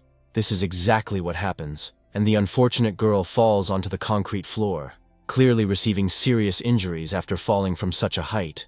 Jake's friends ask her if she's okay. However, she doesn't answer and has clearly lost consciousness, and it becomes clear that this is a serious matter, and she needs to be taken to the medical center as quickly as possible. Jake leans over her to check her pulse, and make sure that at least nothing terrible has happened to her. Jake realizes that she has heart problems and difficulty breathing, after which he resorts to the skills of Chinese medicine. Having stabilized the situation for a long time, he tells me that I need to call an ambulance as quickly as possible. Meanwhile, the girl is gradually coming to her senses. However, her condition still leaves much to be desired. Jake's friends say that they would also like to learn this, but Jake says that he is unlikely to save her completely. He states that she has a heart problem, and a very serious one. Therefore, she needs to go to the hospital immediately before it is too late. After some time, they end up in the main regional hospital, where the most serious operations are performed. The doctor turns to Jake and asks, "Is this for me? Is he really a relative of this girl?" But then states that this is not the case. After some time, the mother of a girl named Julia arrives here and asks her not to scare her mother.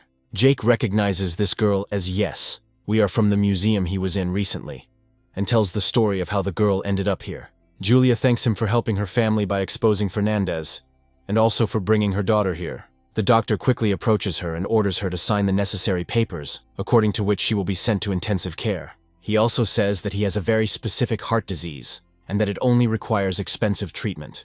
Julia's mother is surprised that it is so expensive, but Tot answers her that it is modern technology. The woman says she only has 10 million yuan to pay for the operation, but the doctor says she will need at least 30. Jake suddenly decides to intervene and says that this girl does not have the kind of problems that require such a solution.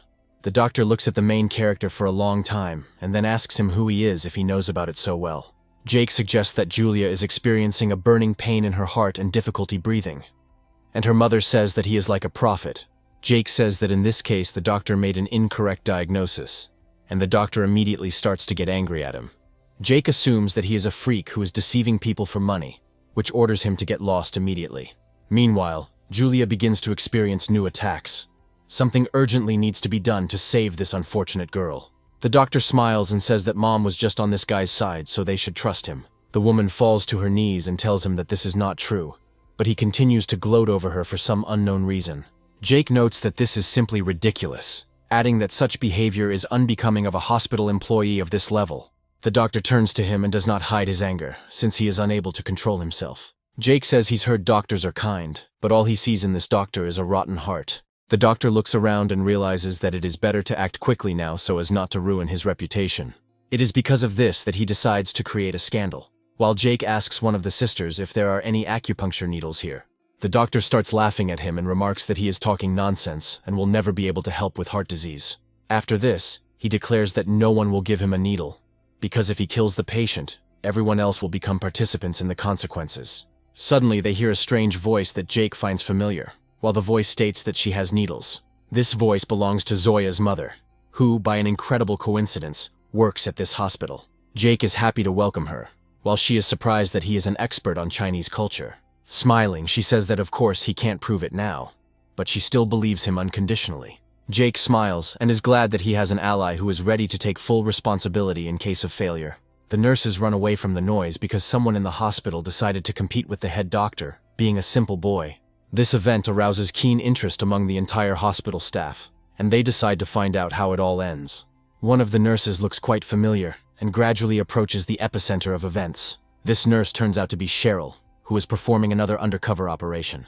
Jake, meanwhile, says that he will not allow other doctors to help and they should only watch and learn. Cheryl watches him in surprise and realizes that she has seen this man somewhere before and recognizes him quite quickly. Jake decides to demonstrate his incredible skills in the field of Chinese medicine, which is much more effective than modern medicine. With a few movements, he delivers blows to the right points, which leads to stabilization of the patient's condition. The people who remain to watch are left dumbfounded and amazed as they watch Jake's successful actions. The hospital's oldest doctor, who is also an acupuncturist, steps in and can't believe what he sees. The thing is, Jake uses an ancient style that everyone has forgotten about except the system that passed the knowledge on to him. This style allows you to achieve incredible results and treat the most serious diseases. Nurses are surprised by such effectiveness and wonder if it really has such a beneficial effect on the body. The old doctor remarks that this child probably grew up in a family of Chinese doctors, because he possesses ancient knowledge. Meanwhile, Jake finishes the acupuncture session and carefully puts the needles away in the appropriate sheath without sterilizing them. Afterwards, he wipes his forehead, realizing that the procedure was tiring, but the result was worth it. The girl begins to feel much better. Her condition slowly stabilizes. Zoe's mother reports that her heartbeat has returned to normal, and her blood pressure has dropped significantly to normal levels. Jake says he will do acupuncture once a week, and she will be completely healed in about a month. The chief physician notes that he does not trust him, as it is a dangerous practice carried out without a license. The doctor adds that he should go to jail for such actions, but Jake says he will sue. The head doctor smiles and reflects that this ignorant and scoundrel does not realize the scale of their connections. After this, he calls the police and tells them that they must come immediately before it is too late. Cheryl reflects that things are not easy at this hospital, and she was assigned to investigate this case undercover. She cautiously contacts her task force and tells them to act according to her instructions. Julia's mother sits down next to her and says that they will definitely support Jake and speak out in his defense. Jake muses that he should tell his friends what's going on, as they're probably worried. Jake happily approaches Cheryl and asks if she has changed her profession again and is now a nurse. Jake smiles and adds that she used to be a woman of easy virtue, but now she has become much better. Jake claims he can pay for her if she has debts, but Cheryl hints to him to shut up for at least a second. Once the police arrive, they inform them that both Jake and the head doctor must come with them to give statements. The doctor thinks that this will not affect him, since the police will not be able to find out about all the things he did. Zoe's mother tries to help Jake, and says that she will definitely help him get bail if necessary. Jake asks if she's up for it, at which point she states that she forgot how rich he is. Jake explains that he did it for a good cause, and that the police will appreciate his actions, after which he states that they will definitely see each other again. Zoya's mother wanted to invite this man to dinner, despite the fact that he is her niece's boyfriend and her daughter's lover. Meanwhile, they travel through time and find themselves in a police station where interrogations are currently taking place. The head doctor irritably announces that he is ready to provide his testimony, adding that he is a victim of a crime. He'll hurry up, otherwise he'll use his right to a lawyer to collect a lot of money from them. One of the police officers suddenly turns to Jake and says that the captain wants to talk to him. Jake picks up the phone and politely greets the captain, then asks how he can help. Cheryl also politely addresses him and informs him that she needs his help in order to find out something. At first, Jake doesn't recognize who is talking to him, but she explains that there are strange groups behind this hospital. Meanwhile, they move to the headquarters of the flying company, 40% of whose shares are owned by Jake. The people inside are talking to each other about something completely unimportant. One of the chairmen, named Melvin, announces that from yesterday's bet he won a girl he really likes. His friend named Channing remarks that she looks quite young, and this could be considered illegal. Another investor named Copper wonders if the legendary man who owns 40% of the shares will come here. Channing assures that he called Jake and he will arrive soon, adding that he is just an ordinary student. In his view, these shares had previously belonged to another person who had lost them on bets in the most stupid way. Suddenly, Jake enters the room holding coconuts, explaining that he is not used to coming here empty-handed. One of the bandits immediately comes out to him and hands him a contract, saying that he must sign it immediately. Jake looks at the contract in surprise and realizes that according to its terms, he must hand over his entire share. The doors close behind him, and the bandit warns that if he doesn't do this, he simply won't be let out of here. Jake looks closely at all the people here and realizes that this was an ambush with the aim of stealing his money. After this, he laughs and says that such things don't scare him, so there's no point in wasting your time. One of the bandits rushes to the attack, claiming that they will force him to sign the contract even if he does not want to. Jake calmly intercepts the blow, as such skirmishes are already commonplace for him, and he is tired of winning them. The bandit tries to figure out what to do while Jake squeezes his hand as hard as he can. The crime bosses here understand that they are dealing with a very serious person. Channing says with a smile that he has come across a stubborn man, but this will not change the overall picture. After this, all the criminals present here rush to attack, grabbing weapons to force him to sign the contract. They also claim that he should sign the contract like a good boy, but he will only walk out of here with one arm. Jake reflects that he only came here at the request of the police to obtain evidence of the company's activities. Realizing that things didn't work out as well as he planned, he still decides to use force against the bandits and throws a coconut at them. The coconut is powerful enough to bounce off two people and hit Melvin in the legs. After this, he stops moving so that his next action will have a more theatrical effect. Constantly jumping from side to side, he manages to defeat several opponents at once without even getting a scratch. Melvin, Channing, and Copper become increasingly surprised, not understanding how one person can cope with an entire group. Jake delivers a powerful blow to another bandit who came too close to him and misjudged his strength. However, at this time, another fighter tries to stab him with a knife, but it does not produce any results. Jake dodged the blow, despite receiving a small scratch for the first time in his entire history of fighting. Grabbing the unconscious man by the legs, he muses that if he had knowledge of Chinese boxing, the fight would already be over. After this, he begins to spin the fighter, knocking down all the bandits who come close. This spectacle shocks even seasoned bandits who have seen a lot of cruelty in their lives. Jake smiles and announces that there are only 3 people left to deal with. He continues to hold the leg of one of the exceptional fighters, whom he uses as a weapon. Suddenly, Melvin picks up the coconut that Jake threw and starts screaming loudly, after which he approaches the main character. After this, he bows before him with a respectful smile and informs him that he will be the first to greet him and thank him. Kieran grins and remarks that the guy seems familiar to him, after which everyone decides to follow his example. After this, he pulls out the contract and asks those present if they understand what they will now have to do. By agreeing to the contract, they transfer their shares to him, and now Jake owns the entire company outright. Channing tries to stop him and asks if Jake thinks this company is just a simple farm. Jake explains that this is just a subsidiary company. The parent company is in Myanmar and is managed from there. Copper notes that it is difficult to even imagine the power behind the true leadership of this company. Jake thinks about the place and realizes that the tropics, exoticism, beautiful landscapes, and also beautiful girls await him. Smiling, he says that it is just wonderful and he needs to go there as soon as possible. After this, he turns to the bandits, who are gradually coming to their senses, and says that he only needs 3. He explains that he has a lot of things to do, so they should take care of the company while he is on a business trip. The bandits confirm that they are loyal and will never betray their boss. Jake claims they are being offered a 5-hour workday, 2 days off, holidays, and double pay. The bandits immediately fall to their knees before their boss and confirm that they will take a bullet for him and respect him. Melvin, Copper, and Channing are surprised by such a quick betrayal and report that they have never seen such traitors. However, after a few moments, they begin to court the protagonist, calling him their boss. A few more days pass, and they find themselves at the airport in Myanmar, where Jake went on instructions from the police. Jake looks around and notes that this is a very interesting place, and he has always wanted to visit here for a while. After some time, a customs officer approaches him and demands a small entry fee.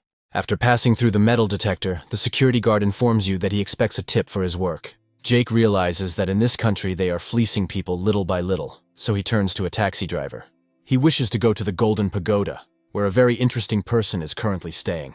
A beautiful girl covering her face looks around next to her bodyguard. Suddenly she hears an argument in which Jake again complains that the Chinese are treated badly here. This time, Jake suggests that he is being discriminated against because he had to pay more.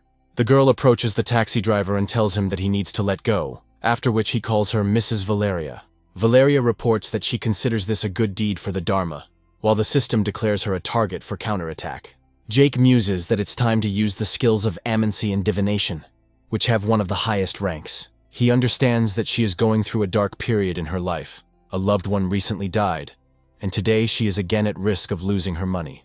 Jake realizes that this is an ideal target because if she spends a lot of money, he can make a good profit from it. Following her, he realizes that there is a jade sale going on here, which looks like a cabbage trade. Valeria approaches one of the merchants and asks to see the stone that is of the greatest interest to her.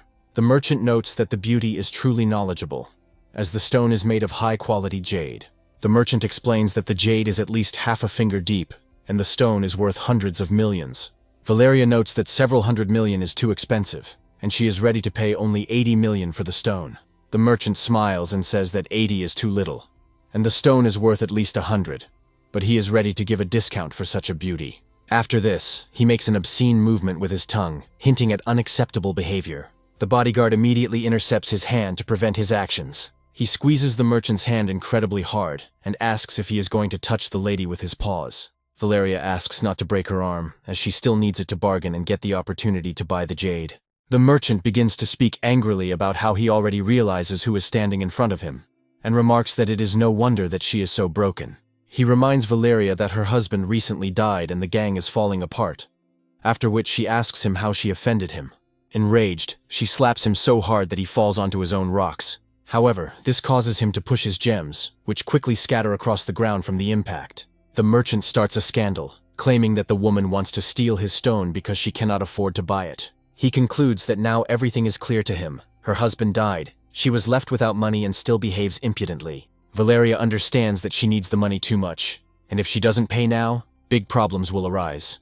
Jake smiles and notes that it's not that much money, and he can pay the extra without any problems. The traders look at him in surprise and ask if he is also a member of the gang. Jake explains that he is not a local and is simply a tourist from Greater China who is here on business. Traders immediately begin to comment on it, noting that it is Chinese, and report that in this case the price for it will be doubled. Hearing an insult directed at China, Jake's fragile ego is almost immediately hurt and bruised. Jake reflects that he had been thinking about spending as much money as he could on the new goal, but now realizes that that can be done later. He takes a few steps forward, deciding that the most important thing now is to hit the merchant in the face for insulting his great homeland. Valeria advises him not to interfere, since there are different rules here, and he, as a Chinese, is unlikely to be able to break them. Jake shows his strength of character and angrily asks why she decided to get involved in the argument in the first place. Valeria decides not to interfere, and understands that this person can behave unpredictably, so it is better not to disturb him. Jake muses that in that case, he should choose all the stones to acquire everything he considers worthy. The merchant smiles and orders his subordinates to bring all the stones that can be sold for a high price. Smiling, Jake realizes that the merchant is about to sell him stones that look like precious stones but are actually worthless. Jake uses his great appraisal skills and starts going through all the stones, trying to pick out at least something of value. He focuses on a number of options, realizing that this skill only helps to evaluate appearance. This time, however, he uses geomancy to sense what is inside the stones. Jake sits in a special meditation pose and prepares to scan through the stones. He also has 2 coins in his hands, which he decides to throw down so that they can help him choose the right stone. The merchant advises him to hurry and not make a fool of himself before it is too late. Valeria also watches what is happening, but it causes her much less emotion. Jake announces that he will choose 5 stones and orders them to be broken, while the merchant demands payment in advance. Karen spends the required money without any problems, after which the merchants laugh and say that there are only duds in there. However, after the command to break the stones, it becomes clear that everything is not so simple. The merchant continues to laugh and claims that the Chinese are fools and do not understand anything about the evaluation of artifacts. However, the workers point out to the merchant that he was hasty and did not take into account one unexpected fact. Afterwards, they show him the results and he realizes that these are real gems. Valeria and her companions also look at what is happening in surprise and understand that this is a real jackpot. They are soon surrounded by people who note that Jake is trying incredibly hard to trade for the gems. A few moments later, one of the unknown people promises to pay 7.5 billion. Jake reflects that the stakes are very high, but he has already decided that all of this will be given to the girl standing next to him. Valeria is surprised by such generosity, while the others understand that he is simply trying to get to know her. Valeria admits that she doesn't understand why he does this, but such a service doesn't bother her now. After this, she accepts the offer and tries to remove the necklace that hangs around her neck and brings good luck. She says that this pendant is a symbol, and no matter what troubles, it will always help her out. After this, she turns around and leaves, noting that they will most likely never see each other again. But it is for the best. Jake is pleased with his achievement and decides to take a walk around the city to look around and see what it is like. Looking at the huge building, Jake realizes that this is the headquarters of the gang he is looking for, and he anticipates that today will be a real show. According to information received from the police, there are 4 main markets located here. The police then ask him if he plans to go there to meet the bosses of this conglomerate, adding that it is very dangerous. Jake says that as a determined man, he is fed up with the fraud and crime in this country. The fighters surround him and remark on his need for such ambitious and honest people, unaware of his true motives. Jake is glad that after completing the mission he will be able to relax or make new acquaintances. After this, he looks around and notices a beautiful girl walking next to him and trying to take a photo. The girl also climbs onto the stone railing to take a better photo, although it is dangerous. Jake realizes that the girl is quite beautiful, and thinks that it might be worth trying to get to know her. The girl, meanwhile, slips while trying to jump down and finds herself in an unpredictable and dangerous fall.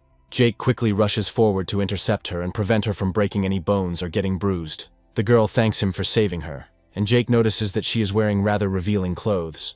After this, the girl asks what his name is, and says that her friends call her Meng, and Jake says that he is a tourist.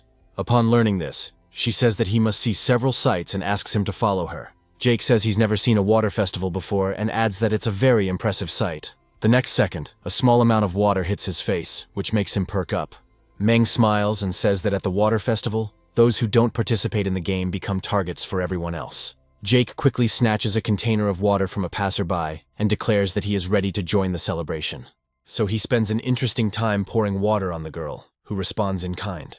In the evening, they decide to go for a walk, and Meng reports that Jake did not protect her, even after she was heavily sprayed. Jake notes with a smile that only the attackers are targets, so there is no point in defending them. Meng asks him if he enjoyed his day, and Jake says he had a great time, at which point they reach an impasse. Meng states that she is very glad that she had a good time, after which a car pulls up next to her. Several criminals immediately get out of the car and remark that she did an excellent job of luring the tourist. Meng's expression changes, and she says that there is nothing difficult about it, as she is a professional in her field. Jake says he's not surprised, as he's heard about the place, but he's sorry that such a pretty girl turned out to be a bandit.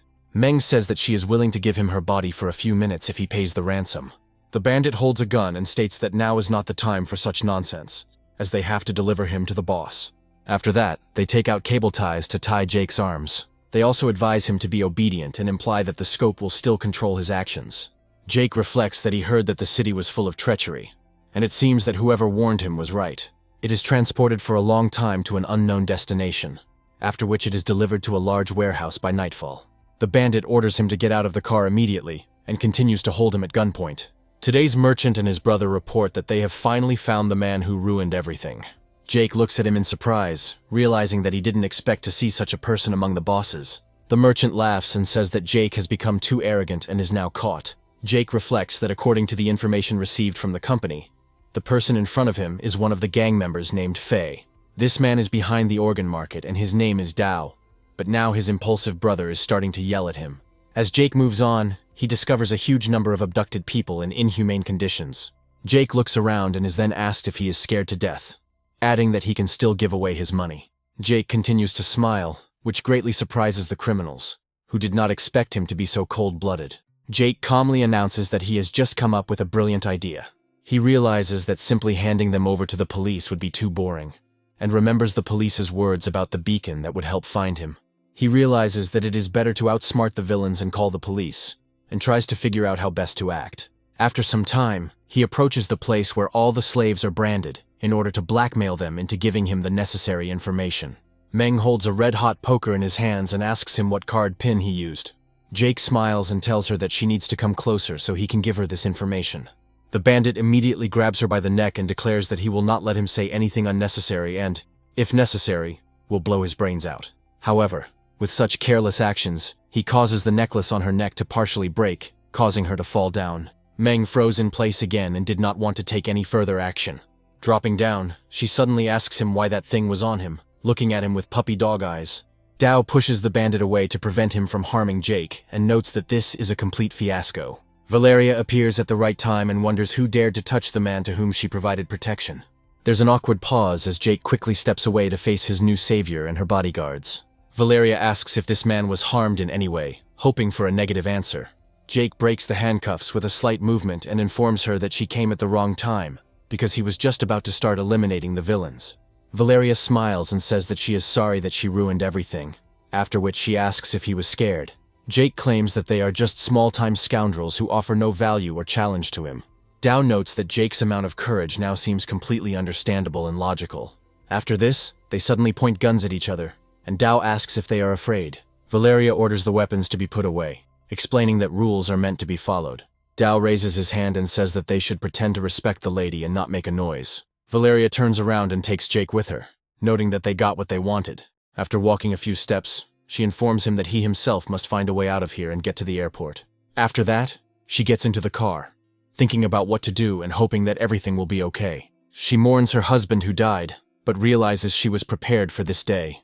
Jake suddenly bypasses the security guarding her car and calmly gets into the back seat with her. Valeria asks what he is doing here, to which Jake states that he cannot find a car in this wilderness, and she must give him a ride. Jake argues that even if she lets him go now, the jade shop owner will not forgive him. Valeria understands that there is a grain of truth in his arguments, and tells him that he should act independently and not count on help. After some time, they reach the building of the Fey Gang's headquarters, where an important meeting is currently taking place. There are indeed a large number of people gathered inside, trying to settle internal affairs. The head of the mining industry, Godan, wonders what happened to the flying company, adding that there was supposed to be a meeting today. Ismail says it doesn't matter, since they're just doing the job of transporting criminals abroad anyway. Dao asks why they care about such trifles when the star of the show has already arrived. Jake realizes that all the participants have already taken their places, and the event is about to begin. Valeria announces that now that everyone is gathered, it is time to begin, reminding them that her husband usually chaired the meeting. After this, she says that unfortunately, 5 days ago her husband died as a result of an explosion on a yacht, so today's meeting was organized by her. She guesses that they are trying to eliminate her in order to gain power, and Godan says with a smile that he has always appreciated her honesty. Ismail looks closely at his colleague and asks if he thinks he is more suited to the role of leader. Valeria reports that someone planted explosives on her husband's yacht, and only the leaders present here could have done it. With these words, she accuses 3 members of the group, who are certainly involved in the crime. Dao confirms that she is absolutely right, and states that if he becomes the leader of the gang, he will definitely help find the criminal. After this, they all start laughing together, showing their true attitude towards what is happening. Jake reflects on how he was planning to catch the mysterious leader all along, but now it turns out that he is dead. After this, he comes to the conclusion that it would be much better to just wait and see what happens next. Valeria notes that they probably forgot that great achievements only come through joint efforts. She adds that their activities were saturated with violence, as their brothers were killed and injured. From her point of view, times have changed now, and they need to find another way to survive in this difficult world. Ismail and Godan note that as soon as she became her husband's wife, he immediately decided to become honest, and this explains a lot. She comes to the conclusion that her actions are negatively impacting the gang and only weakening it. But this hurts her feelings. Dao reports that she went to the jade market today and assumes that she ran out of money. Ismail calls her a stupid woman who cannot think rationally and still wants to run the gang with her own hands. The bodyguard cannot tolerate such disrespect towards his mistress and takes out his gun, asking how dare they treat her like that. Just a few moments later, a shot rings out, piercing the head of one of the men and sending him to another world forever. Ismail assumes a very strange pose and wonders how some bodyguard dared point a gun at him. Godan says that there is no need to look for the killer, since he is ready to admit that it was he who had a hand in his death. He adds that Valeria is incredibly beautiful, and it would be a shame if she remained a widow, so he can take her as his wife. Valeria takes out the detonator and says that she is glad that he finally decided to confess. After this, she states that she knew perfectly well that all 3 people present were involved in the murder, and spent the money on explosives. She notes that explosives have been planted throughout the building, and they have 10 seconds to agree to the gang merger.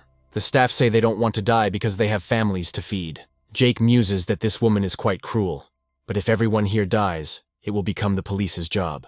Godan looks at her and tells her that she can press it if she wants, since the explosives won't work anyway. Valeria understands that she has been betrayed once again, and the plan has failed before it even began. The staff tells her they are very sorry, as Godan paid many times more for them to betray her. Godan smiles and says that she didn't realize that the people she hires are easy to buy. Valeria slaps her hands, realizing that she has run out of options for negotiating with these scoundrels. Meanwhile, the heads of criminal conglomerates begin to argue with each other about which of them is more suitable for the role of leader. They begin to compare their earnings, after which they come to a conclusion on how they will divide Valeria between themselves. They say they've had their eye on her ever since she married one of the leaders they killed. Jake suddenly comes closer to her and tells her that it is not time to despair yet, and she must be on his side. After this, he jumps over a small table to confront the villains. He reflects on the fact that he now also wants to become the leader of the gang they are in. They look at him in surprise and wonder who he is and why he decided to encroach on their territory. Dao reports that the boy is one of the new recruits, and Valeria and Godan declare that he must be killed. Jake wonders why they thought he was a rookie, then shows him the contract and offers to study it. Looking at the contract, they are surprised to discover that the new head of the fly company is standing in front of them. Valeria and Meng, along with everyone else, are surprised and cannot utter a word from incredible shock. Ismail claims that it is a copy and the contract is not real, and Dao claims that even if he is the head of the company, he will not become the leader of the gang. They remind him that it is just a foreign company that makes little money. Jake says that if it's all about money, he wants to be her boss and her husband at the same time. Valeria feels her heart begin to beat faster at the thought of marrying this man. Godan asks what he means, trying to hide his incredible anger behind a smile. Jake states that if it's all about money, then he's a good candidate, since they themselves only feed people with promises. He adds that, unlike them, he will be able to lead everyone to a good life, but this makes them laugh hysterically. Dao says his organ trading market brings in nearly 2 billion yuan in daily revenue. Ismail says his control of the properties brings in about 2.5 billion yuan annually. Godan happily announces that he earns the most out of all 4 major industries, with an income of 3 billion yuan. Valeria understands that this is the end, since the annual earnings of their people are too high and cannot be beaten by anything. Ismail is already beginning to celebrate his victory, after which he orders his subordinates to immediately kill this scoundrel. Jake suddenly calls over the guy in charge of finance to clear up a few questions. Immediately after this, he uses his card to pay 5 billion yuan at the bank terminal.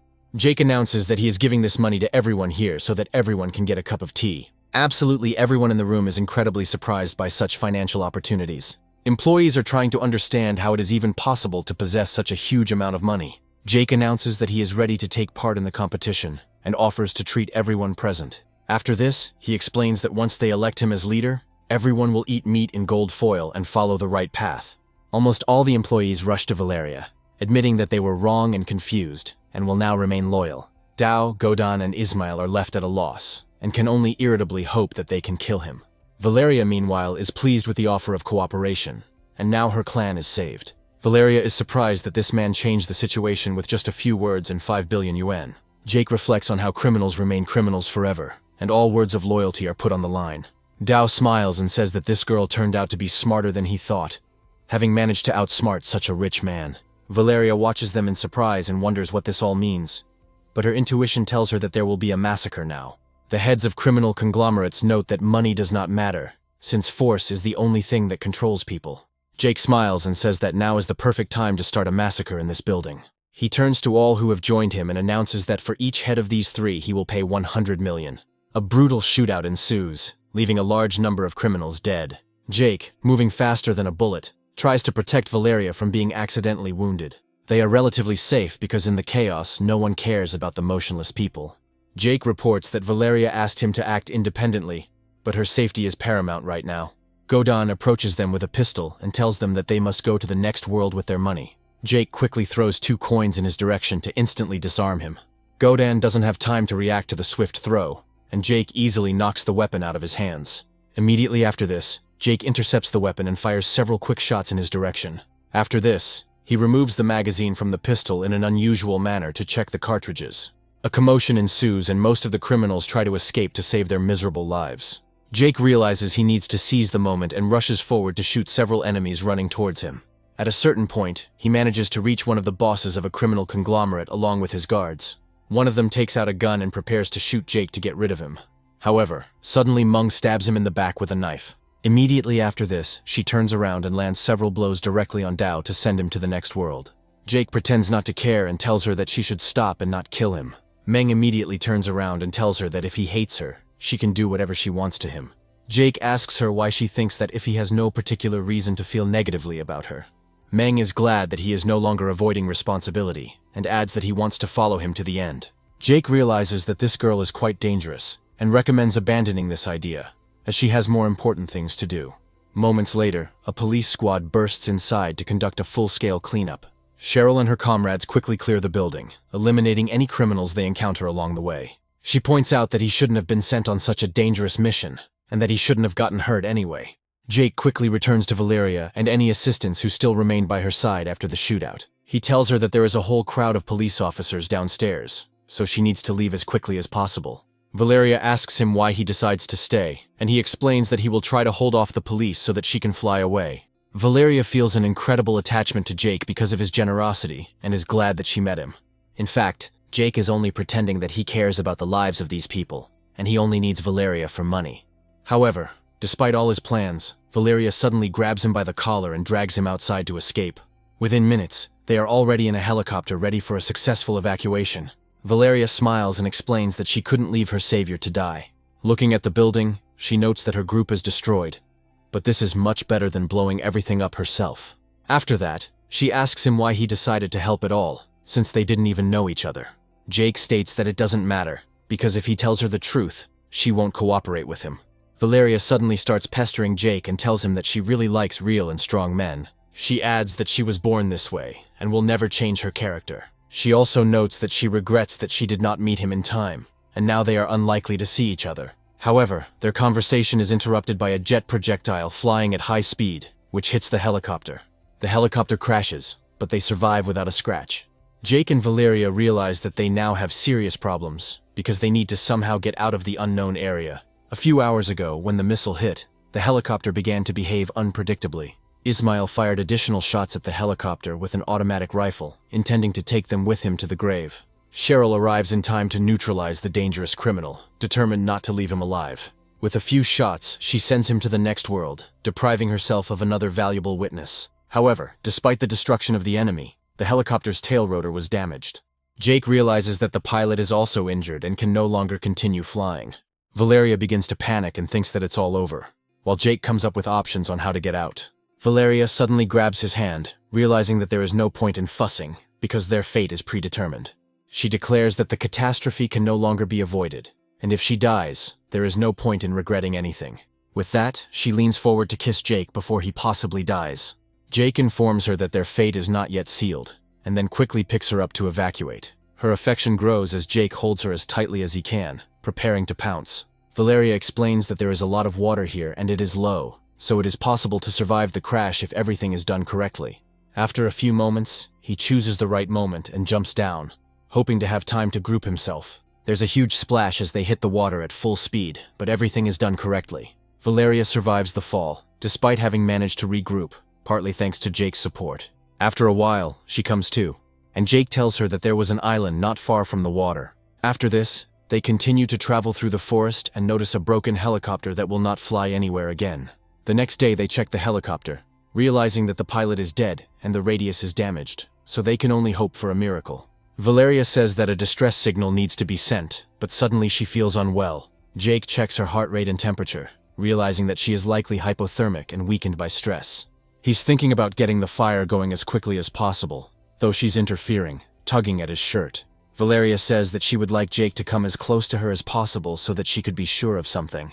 Jake asks her what happened, adding that he will simply go out to look for food and firewood, and then he will return soon.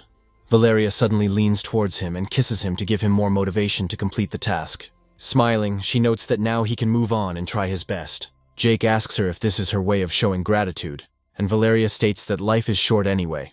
Jake says that she is a very brave girl, and now she should stay here and wait for him a little. After some time, he takes out his tracking device, but unfortunately, it is damaged, and they are left to rely on others. He states that luckily he has watched a lot of wilderness survival videos and knows what to do if he comes across bamboo. Valeria, meanwhile, is not feeling her best, but a small bottle of water helps her regain her strength. Valeria notes that she is too hot, but she cannot sit idle, so she is obliged to help somehow. She decides that if she can't hunt or cook right now, she'd better put out a distress signal. Using palm leaves, she wonders if the signal will be visible from a distance. After this, she enters the water and feels that the ocean water gradually cools her body. She realizes that her clothes are dirty and it's time to wash them. However, as soon as she tries to rinse her clothes in the water, a giant wave hits her. Before she can even figure out what's happened, the clothes are washed away by the water, leaving only a few pieces of seaweed behind. Valeria tries to catch the clothes but doesn't have time, as they quickly drift into the ocean. She understands that she needs to look for palm leaves to somehow cover herself. But this is inconvenient. Jake asks her how things went, and she explains that she accidentally lost her clothes, so he shouldn't look. Jake reminds her of the words she said to him, and is surprised that she is embarrassed by her nakedness. After this, he notices that she has found many useful things, and recommends that she take a little rest. Valeria says that she grew up by the sea, and the children of the poor grew up quickly, so colds don't bother her. Jake understands that she had a hard time, and she chose the path of a criminal not by chance, or because she had a good life. Valeria asks him why it took him so long to collect firewood, and Jake replies that he found a long python. Jake adds that dragging him such a distance was a challenge. Jake looks closely at his companion and says that this won't work, and he must somehow make clothes. The solution is easy. He decides to first divide the giant snake into many small parts. All this is necessary to make it easier to distribute the snake skin. Within moments, he acquires the skill of making clothes from scrap materials. Valeria looks at the dress that Jake managed to make and notes that it really suits her. Jake explains that pythons can swallow an adult human, making their skin ideal for clothing. Jake is pleased that he managed to prepare the necessary clothes and declares that they will cook the python for dinner. That same evening, Valeria says that he has intrigued her greatly, and Jake asks why exactly. Valeria notes that he unexpectedly took control of the company, pretending to be an ordinary tourist, and infiltrated the gang's meeting. Jake explains that he is an ordinary rich guy with nothing to lose and he travels the world. Valeria says that a strong man should have secrets, and she likes that he is so mysterious. Gradually the clouds thicken and heavy rain falls from the sky, which may interfere with dinner. The fire quickly dies down, but Jake notes that there is nothing that can be done about it, as rain is a common occurrence on the island. They try to sleep, but Valeria starts to shiver as she has never been so cold. Jake says he's willing to hug her to keep her warm and from freezing. Valeria puts her hands under his shirt and notes that he is incredibly warm and pleasant to the touch. Shifting her position slightly, she says that he shouldn't talk, as she has now found a way to warm herself up. 3 days later, the ship sails past the island, and one of the crew members detects a distress signal there. Jake and Valeria head there on an inflatable boat they got from somewhere, and the crew members note that they must rescue them. Jake thanks the crew for coming to the rescue, while they marvel at Valeria's beauty on the boat. Jake is glad that he has an 8th level of endurance, otherwise he wouldn't have been able to handle the girl. Meanwhile, we are transported to the hospital, where the same doctor continues to operate. He is mentally happy that he received a good sum of money from players who know nothing about medicine. However, his long-term plans are quickly uncovered by the police, who report that they have a warrant for his arrest. Previously angry, she clutches her head and cannot believe that the guy told everything and was able to find evidence. A week before this, an even more interesting event occurs at the large film studio where Tiffany works. She is informed that the head of another film studio named Olaf has arrived and would like to discuss possible cooperation. Tiffany decides to say hello to him and asks what kind of collaboration he would like to talk about. Olaf looks at her carefully and notes that her skin is incredibly soft and delicate, so he must get it. He looks around and asks if the set is too small for her film. Olaf emphasizes that compared to the site he came from, the difference is obvious, and everything here is much more advanced. In fact, he reflects on the fact that the site looks pathetic and has simply taken advantage of millions in investment. He expresses the opinion that something high quality could be made on such a budget, and Tiffany hints that he doesn't have time for nonsense. Olaf says he won't beat around the bush and is ready to invest millions in her film for promotion and advertising. He says he is ready to invest 8 million and hopes that she will not cry from gratitude for such a generous gift. He specifies that after the film ends, the profits will be split 70-30 in his favor, but she can ask for more. Tiffany is silent for a moment and then reveals that the budget for the film is 50 million. After this, she turns to her assistant and asks her to take Olaf away, while he is unhappy with such a budget. Tiffany points out that he is mistaken, since all the filming locations are rented by their company, and all the sets also belong to them. Tiffany approaches Jake and asks if he is going to come to the filming, which is about to wrap. Jake announces that he is going to Myanmar for a few days and will not be able to attend. Tiffany reflects on her need to justify her patron's trust and create a true masterpiece. After this, she continues to communicate with Olaf, periodically sending him photographs of her work. Suddenly, the assistant says that the situation needs to be explained, adding that she has been trying to contact Tiffany for several minutes. Tiffany asks what happened, and the assistant suggests that Jake wrote it, but Tiffany denies it. Tiffany keeps wondering if Chai Chai is Jake's girlfriend, but comes to the conclusion that now is not the time to think about it. On set, she gives her best because she can't disappoint her patron. She constantly edits the script and brings it to perfection through an interactive approach and strict control. Time flies, and there are only 5 days left until the film's premiere, after which Tiffany decides to give an interview. She is reminded of the situation with the actor, but Tiffany says that she has her own film studio and there is nothing to be afraid of. She also announces that she is filming a movie, The Invincible Woman, which will soon be released online. She asks that the film be watched when suddenly a bottle hits the television where the interview is being broadcast. An unknown man reports with annoyance that the girl was almost in his arms, but broke free. He hits the girl standing next to him and says that a rich man has appeared who has bought her out of his clutches. One of the maids remarks that Mr. Corvus shouldn't be angry, since he still won and received 100 million. Corvus notes that the girl managed to attract a rich man to ransom her, although she was so innocent. Nevertheless, he decides to continue pursuing the girl and turns to the secretary to try to resolve the situation. With the film's release just around the corner, Tiffany continues to look to the future with hope. The assistant approaches her and tells her that something incredible has happened and she must see it. The news begins to spread information that Tiffany allegedly sold herself for promotion. Tiffany can't believe such misinformation and wonders who suddenly decided to spread these rumors. Her assistant reports that one of the best Chinese actresses of our time has stated that these words are true. After this, she shows Tiffany a video in which the actress actually claims that she agrees with the accusations. Tiffany can't believe that rumors are spreading so quickly and people don't see anything wrong with it. After some time, she realizes that the same Corvus who controls many processes is involved in everything. When the actress was just starting out, it was he who provided her with resources and made her popular. Tiffany reflects that she knew Corvus wouldn't let her go easily, but she didn't expect him to strike now. The assistant immediately tries to contact lawyers, but the services cost a huge amount. Staff say this is a very difficult case because most of the artists have spoken out against Tiffany. Tiffany knows that if she doesn't do anything, she will lose, but she has no choice but to ask Jake for help. After some time, she decides to deal with the problems on her own, when suddenly her phone starts ringing. A few moments later, she receives a call from a popular platform, informing her that her film will be removed, and she must pay them $1 billion. The assistant reports that everything is lost, since most platforms have already announced the termination of contracts. Tiffany can't take such a serious blow and falls to her knees, trying to figure out what to do. Right now, she has to deal with a difficult mental state, as her films have been removed from all over the place. After a while, a female voice comes into her room, saying that everyone understands perfectly well how desperate she is. Corvus's secretary says the world has left her penniless, but the situation is not yet hopeless. She confidently declares that old Corvus is the key to giving Tiffany another chance. The girl understands that this man is ready to forget the past and take her back as an artist, organizing several scenes for her. The woman says that Tiffany is being useless, but she knows what Mr. Corvus really wants. Tiffany takes out her phone, looks at the photos from the shoot, and thinks that if she is destined to become a toy, then so be it. However, she decides to give the most precious thing to the person she loves most in the world before that happens. Meanwhile, Jake is happy that he has finally returned to his homeland and now feels happy. During the trip, he talks to Valeria and asks if she plans to wait out the danger in the Philippines. Valeria reports that she is now wanted and must wait until things calm down before acting again. Before leaving, Jake transfers 200 million and hopes that she will not be caught in the Philippines and will continue to hide. Jake gets a call from Tiffany, saying he just got home and wants to meet her. Tiffany apologizes for disturbing him and asks if he can come to her house as they have some important matters to discuss. Jake quickly finds himself near her apartment and realizes that he needs to go up to the 3rd floor. After he climbs several flights of stairs, he notices that someone is following him. However, as soon as Jake turns his head to the side, the silhouette disappears, trying to escape.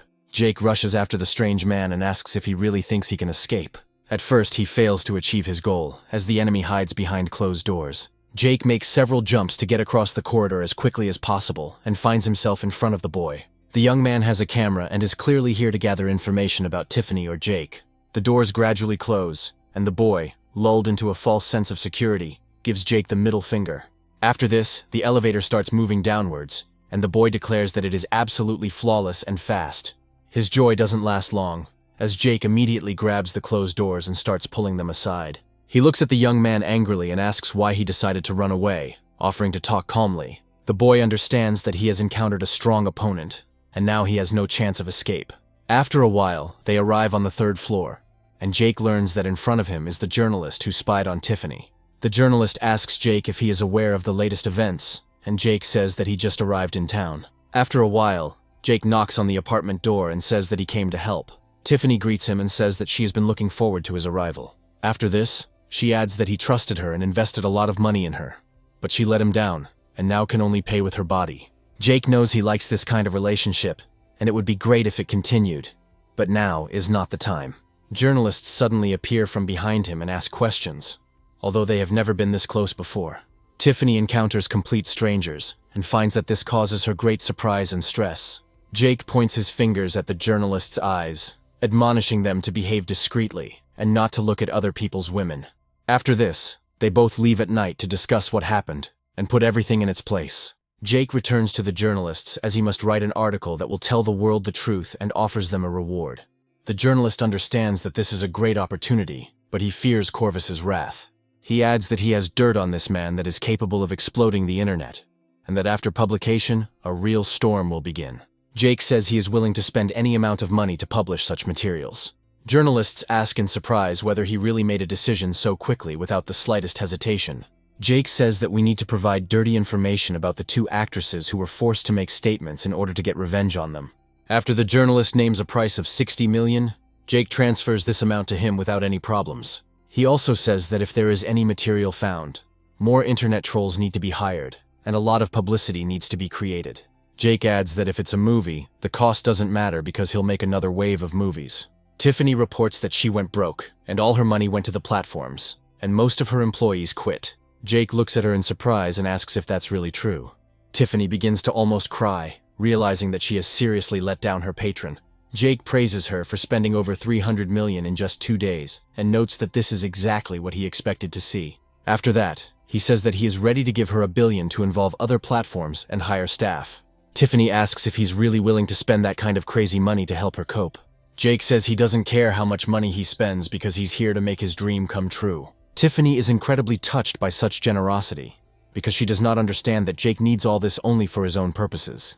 Meanwhile, the journalist announces that he is ready to take on the most difficult job and tell the world the whole truth. He adds that we should expect news from him, because the results will be this evening, and they should be impressive. Shortly after, the journalist publishes a major exposé across all of his platforms. He publishes numerous photographs that show that a completely different actress got into show business through bed. 2 other actresses who made statements defaming Tiffany's honor are also caught up in the scandal. Both girls fall to their knees in front of their colleague and ask her to help them, at least somehow. However, Tiffany orders them to leave, adding that she doesn't care about them, since she can't even protect herself now. The assistant reports that they have hackers who were able to hack many companies and hire a large number of trolls. The girl drives them away, saying that now she needs to be alone to think about the future. A few moments later, Corvus calls her, asking what happened, and Tiffany tells him everything that happened. However, he makes it clear that he doesn't care, and his reputation won't be damaged even if it goes down the drain. After this, he hangs up and looks at the beaten girls, on whom he takes out his pent-up anger. Tiffany is an incredible trophy for him, but he is foolish and does not appreciate her tycoon who is looking after her. After some time, the film is finally released and receives quite high ratings from both viewers and critics. Tiffany's assistant happily reports that in just 3 days, box office receipts have already reached 100 million yuan. Tiffany smiles at her and says that this is wonderful and should definitely be celebrated. However, the assistant notes that for some reason her boss does not look happy. Tiffany reports that one of her friends met a guy who helped her so much that it cannot be put into monetary terms. The assistant says that in this case you need to find out what he likes the most, because the gift should be made with love and the best in the world. Tiffany thinks back to her recent actions and hopes he doesn't see her as shameless. She decides to write to the protagonist, informing him that she at least wants to share the profits with him, and invites him to come to her place. Jake arrives fairly quickly, thinking about how he'll be getting money outside the system for the first time, and will even be able to have dinner with a hottie. He happily reflects on the fact that last time Tiffany dressed up very beautifully for him, and he didn't have time to see everything. However, this time the doors open and Tiffany appears before him, dressed in every possible outfit to hide her body. The disappointment that grips the protagonist's soul cannot be described in words, and one can only feel it. Tiffany asks him to sit down as the food will be ready soon, and asks what kind of fruit he likes. Jake asks her why she is dressed so warmly, to which the girl replies that it is a little chilly today. Jake moves closer to her and places his hand on her forehead, hoping she doesn't have a cold, but it only causes a rush of emotion in her. Tiffany looks at him fearfully and says that he is too close, and this makes her seriously nervous. Moments later, she loses consciousness and collapses in front of Jake. After taking her pulse, Jake realizes she's probably suffering from heat stroke and needs to do something immediately. To begin with, he decides to immediately lower her body temperature before it becomes too critical. After some time, Tiffany comes to her senses and looks around, asking questions about what happened. Jake realized she was suffering from heat stroke, so he cooled her down and changed her into more appropriate clothing to make her comfortable. Tiffany immediately buries her head in the pillow and lifts her hips higher, explaining that she feels very embarrassed about what happened. Tiffany says that earlier, when he met her in light clothes, he probably thought that she was very slutty. Jake hands her a bowl of rice so she can eat and regain her strength. Jake says he understands she was in shock, but she pulled through with sheer willpower. Tiffany smiles when she looks at him, and such compliments help to increase her affection by a few more %. Tiffany sincerely wants to thank him and hugs him, hoping that their friendship will continue and be just as strong. After some time, Jake goes to an unknown place by taxi and reaches his destination. He looks around the giant building next to him and notes that everything looks very expensive. He came here because he was invited by Marie, who wanted to show him the technology museum she had created. Jake examines the various achievements of science and realizes that scientific progress has come a long way. He understands that this is too big a room to immediately understand what items she is looking for herself. It turns out that this document is written entirely in a foreign language, which he does not know very well. However, after some time, his search is interrupted by a loud quarrel that takes place just a few dozen meters away from him. Two men in business suits start arguing and one of them kicks the other, causing him to fall to the ground. Scientists ask the entrepreneur how he dared to take back his word, given that the products were already packaged and ready for shipment. The businessman replies that his products do not meet their requirements, and he has only himself to blame for this. A scientist tries to cope with stress and his heart begins to ache, while his daughter asks him to be more careful. The arrogant businessman says he shouldn't play the victim because it won't work, and he won't bother with it.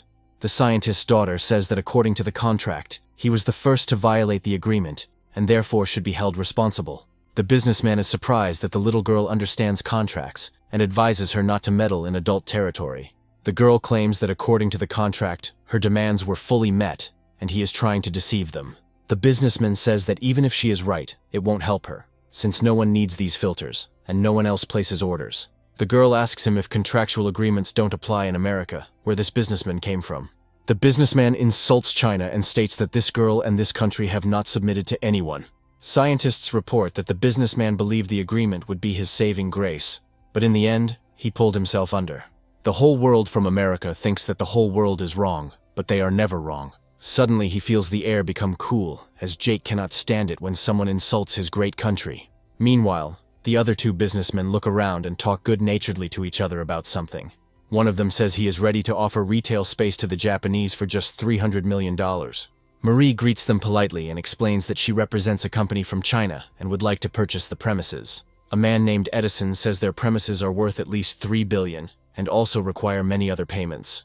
Marie asks them why she received such a high price when they had just offered a reduced rate. Edison explains that he hates the Chinese, and that is why he charges them such high prices to humiliate them even more. Marie is surprised that most people in this world want to offend the poor Chinese and jack up prices. She is amazed that such people still lead prestigious tech companies in the US. She questions their professionalism, while Edison claims that they have advanced technology, unlike China. Marie claims that they are no different from barbarians when they behave like this. But she is ordered to remain silent. Her uncle quickly approaches her and tells her that she has attracted enough trouble and should go home. Marie tries to complain to him that this man is hostile to all Chinese people. Her uncle reproaches her, saying that it is her own fault, because she came here to do business with foreigners. Everyone starts laughing at her, noting that at least this Chinese guy has finally learned something and knows his place. Marie can't believe that all these people are laughing at the poor Chinese who have no one to stand up for them. Her uncle claims that there is nothing to be done here except surrender, because they are not as strong as the United States. Marie tries to argue with her relative, and is immediately picked up by local businessmen. Moments later, a special quadcopter crashes into her uncle's head, causing him to fall to the ground. Marie turns around and sees that Jake is behind all this, who controlled the Japanese drone and aimed it at her relative's head. Jake shifts the blame onto the small Japanese drone, saying it's just junk that's hard to control. After this, he approaches Edison and asks why he decided that China has no technology. Jake adds that he came today to demonstrate to their short-sighted minds that China is actually great. After this, he snaps his fingers and creates a projection of an interesting filtering device that makes a scientific breakthrough.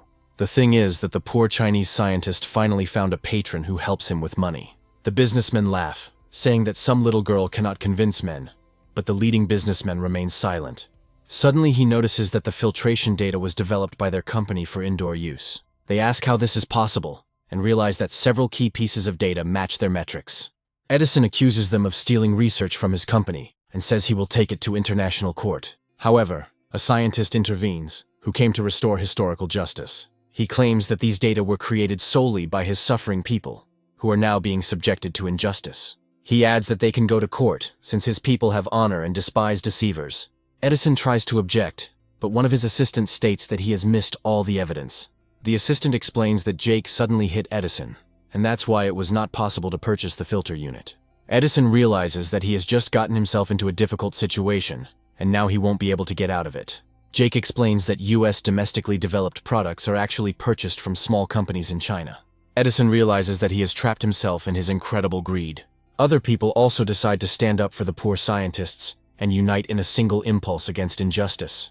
Edison approaches the scientist and says that the contract is still valid, so the deal can be made official. Scientists report that now that they have decided to buy the facility, he will not sell them anything on principle. Edison asks Jake if he's crazy, threatening that no one else will be able to buy the machine from him. Jake smiles and says that he would gladly pay any amount of money for anything Edison invents. Edison specifies that the price in the contract is $1 billion, but he is ready to beat this price and pay $2 billion. Jake immediately intervenes and declares that he is ready to spend $4 billion to ensure that this development remains theirs. After this, the man with the huge amount of money begins to mock the businessman, who, of course, has this money. Edison asks Jake who he is and where he got so much money, obtained by unknown means. Jake decides to hide the true origin of his funds and says that he is a simple Chinese man who wants the whole world to remember him. Other Chinese, offended by the injustice, surround them and say that they finally have a reason to be proud of themselves. After this, Jake hands over a special card with 5 billion yuan so that Edison can buy his production. Scientists note that they will be eternally grateful to Jake and are ready to purchase the latest technology from him. Jake reports that they won't be able to use the 2,000 sets of filter units, so they will sell them to other companies in China. He also explains that they will export this technology, but will carefully select the people they sell it to. Soon, Jake is approached by many businessmen who want to buy his goods. He turns almost everyone down, explaining that they need to move away so he can get home with his girlfriend. After this, he asks Marie if everything is okay, to which the girl replies that everything is fine. Then she presses herself closer to him, her affection increasing again, causing Jake to receive more money into his account. Jake is delighted to be offered new skills and can now finally learn to play Go at a master level. After this, an announcement appears that a famous US company is suspected of stealing other people's research. Edison leaves, saying that their country is unable to detain Jake and that they will see each other again. Jake declares that everyone should get what they deserve for someone stealing their great future from them. After some time, Uncle Marie, whom Jake had mercilessly hit, gradually comes to his senses. He realizes he has a concussion at home, but immediately notices a sign about what happened. Looking up, he suddenly sees his niece walking next to a very rich man. Marie can't believe she suddenly ended up with this guy, because all this time she was thinking about creating chips. Nevertheless, the uncle decides to film them on camera to warn his family about the possible danger. The message reaches Marie's father, who, despite belonging to the great Chinese people, also does not trust women. He thinks that this young man looks like a poor student who is not worthy of being near his daughter. After this, he turns to the butler, who is waiting for orders and is ready to carry them out at any moment. He does not speak highly of his daughter, despite the country's high moral standards, and says that she needs to be put in her place. He then decides to clink glasses with his new business partner to continue their collaboration. The young man explains that they have been working together for a long time and know each other well, after which he adds that he likes Marie. Marie's father reflects that the boy named Mao is a bit frivolous, but all young people are like that these days. After this, he extends his hand to him to secure their cooperation, which brings Mao genuine joy. Suddenly the butler bursts in and announces that he has collected information about Jake. He immediately passes it on to his subordinate, adding that he has chosen the most interesting and important things regarding the situation. Mao looks at the man who had just spoken to him so kindly in surprise and asks what happened. However, his father coldly escorts him to the door, saying that he would like to talk to him a little later. Mao asks what the reason is, but his father indifferently replies that they will collaborate later. He then states that if it is a rich person, he will always support such a candidate, because it is in line with his moral principles. He loudly recounts his high moral and ethical ideas to his uncle on the telephone. After this, he decides to establish a friendship with the young man, believing that communication with rich people is extremely important for him. Meanwhile, Marie decides to stroll around the exhibition hall and show Jake the interesting finds that are there. Jake asks her what this strange device is, but she doesn't answer and decides to just show it to him. Jake quickly finds himself inside a large 3D projection and notices that it looks very interesting. Marie explains that this is a more advanced projection than anyone could have imagined, and that the result is a joint development between Chinese companies. Jake remarks that this is simply amazing, and he finally understands how advanced their technology is. Marie adds that while the insertion and problems with the computing power of the chips remain, it is only a matter of time. Jake says he is very happy to hear such news, because his heart will always be with his homeland. After this, they decide to try AI that is capable of reading human thoughts and creating any scenes. Within moments, they find themselves at a wedding ceremony, and a large number of people are generated around them. In addition, they generate clothes that look like real ones. Smiling, Jake says he thought the scene was sacred and didn't expect the AI to be so straightforward. Marie looks at him sheepishly, and the virtual pastor asks if she agrees to be with this husband forever. Other people, also created by the neural network, claim that she should marry him, despite the fact that they are already at the altar. Jake says it's amazing that artificial intelligence can create something like this, and Marie agrees. Jake turns to her in surprise and asks if she just said what he thought she said. Marie suddenly takes a few steps forward to kiss Jake. Afterwards, she wonders what she's doing, but Jake claims he didn't think he had that side, and she likes it. After a few moments, a loud voice is heard announcing that the wedding is over, and the scene generation is changing. A loud voice transports them to the nighttime, and they find themselves in a small hotel for lovers next to a large bed. Marie's clothes immediately change to something tighter, shorter, and more sensual, as the moment demands. Marie can't stand such intense embarrassment and remarks that she didn't know the AI was capable of such a thing, after which she runs away. As soon as she gets home, she keeps running to her room, not paying attention to those around her. After this, she jumps on the bed and wonders what is happening to her and why everything is going this way. She comes to the conclusion that this damn AI is to blame for everything, because now she doesn't even know how to look Jake in the eyes after what happened. She reflects that, as luck would have it, today everything went wrong and completely differently from what she had originally planned. She decides to contact her friend and tells her that since she fell in love with Jake, she has not been herself. Astrid reveals that she has a similar situation with the guy she loves so much, and they share a few words about it. Meanwhile, we are transported to the dormitory, where another interesting event from student life is about to take place. One of Jake's friends reports that he has finally gotten his hands on some glass fruit, which he really likes. Jake and his friends say he should eat the treats himself since they've tried them dozens of times already. The young man notes that he cannot eat that much alone, and falls to his knees in the hope of his friend's mercy. Jake and his friends ask him why he keeps buying this particular treat, demanding that he finally confess. The young man blushes and explains that there is a specific reason for this, and he was embarrassed to tell it. The thing is, he really likes a girl named Hannah, who is a first-year student at their university. Lately, she uses her free time after class to trade and earn a living. That's why he buys glass fruits every day so he can talk to her and get to know her better. Meanwhile, a strange man, resembling a bandit, comes to a small square where students usually hang out. All the traders in the square fall silent, realizing that it is better not to attract attention. However, Hannah, who is new here and doesn't understand anything yet, continues to calmly serve customers. Approaching her, the bandit says that she is doing well and asks for fruit that tastes like first love.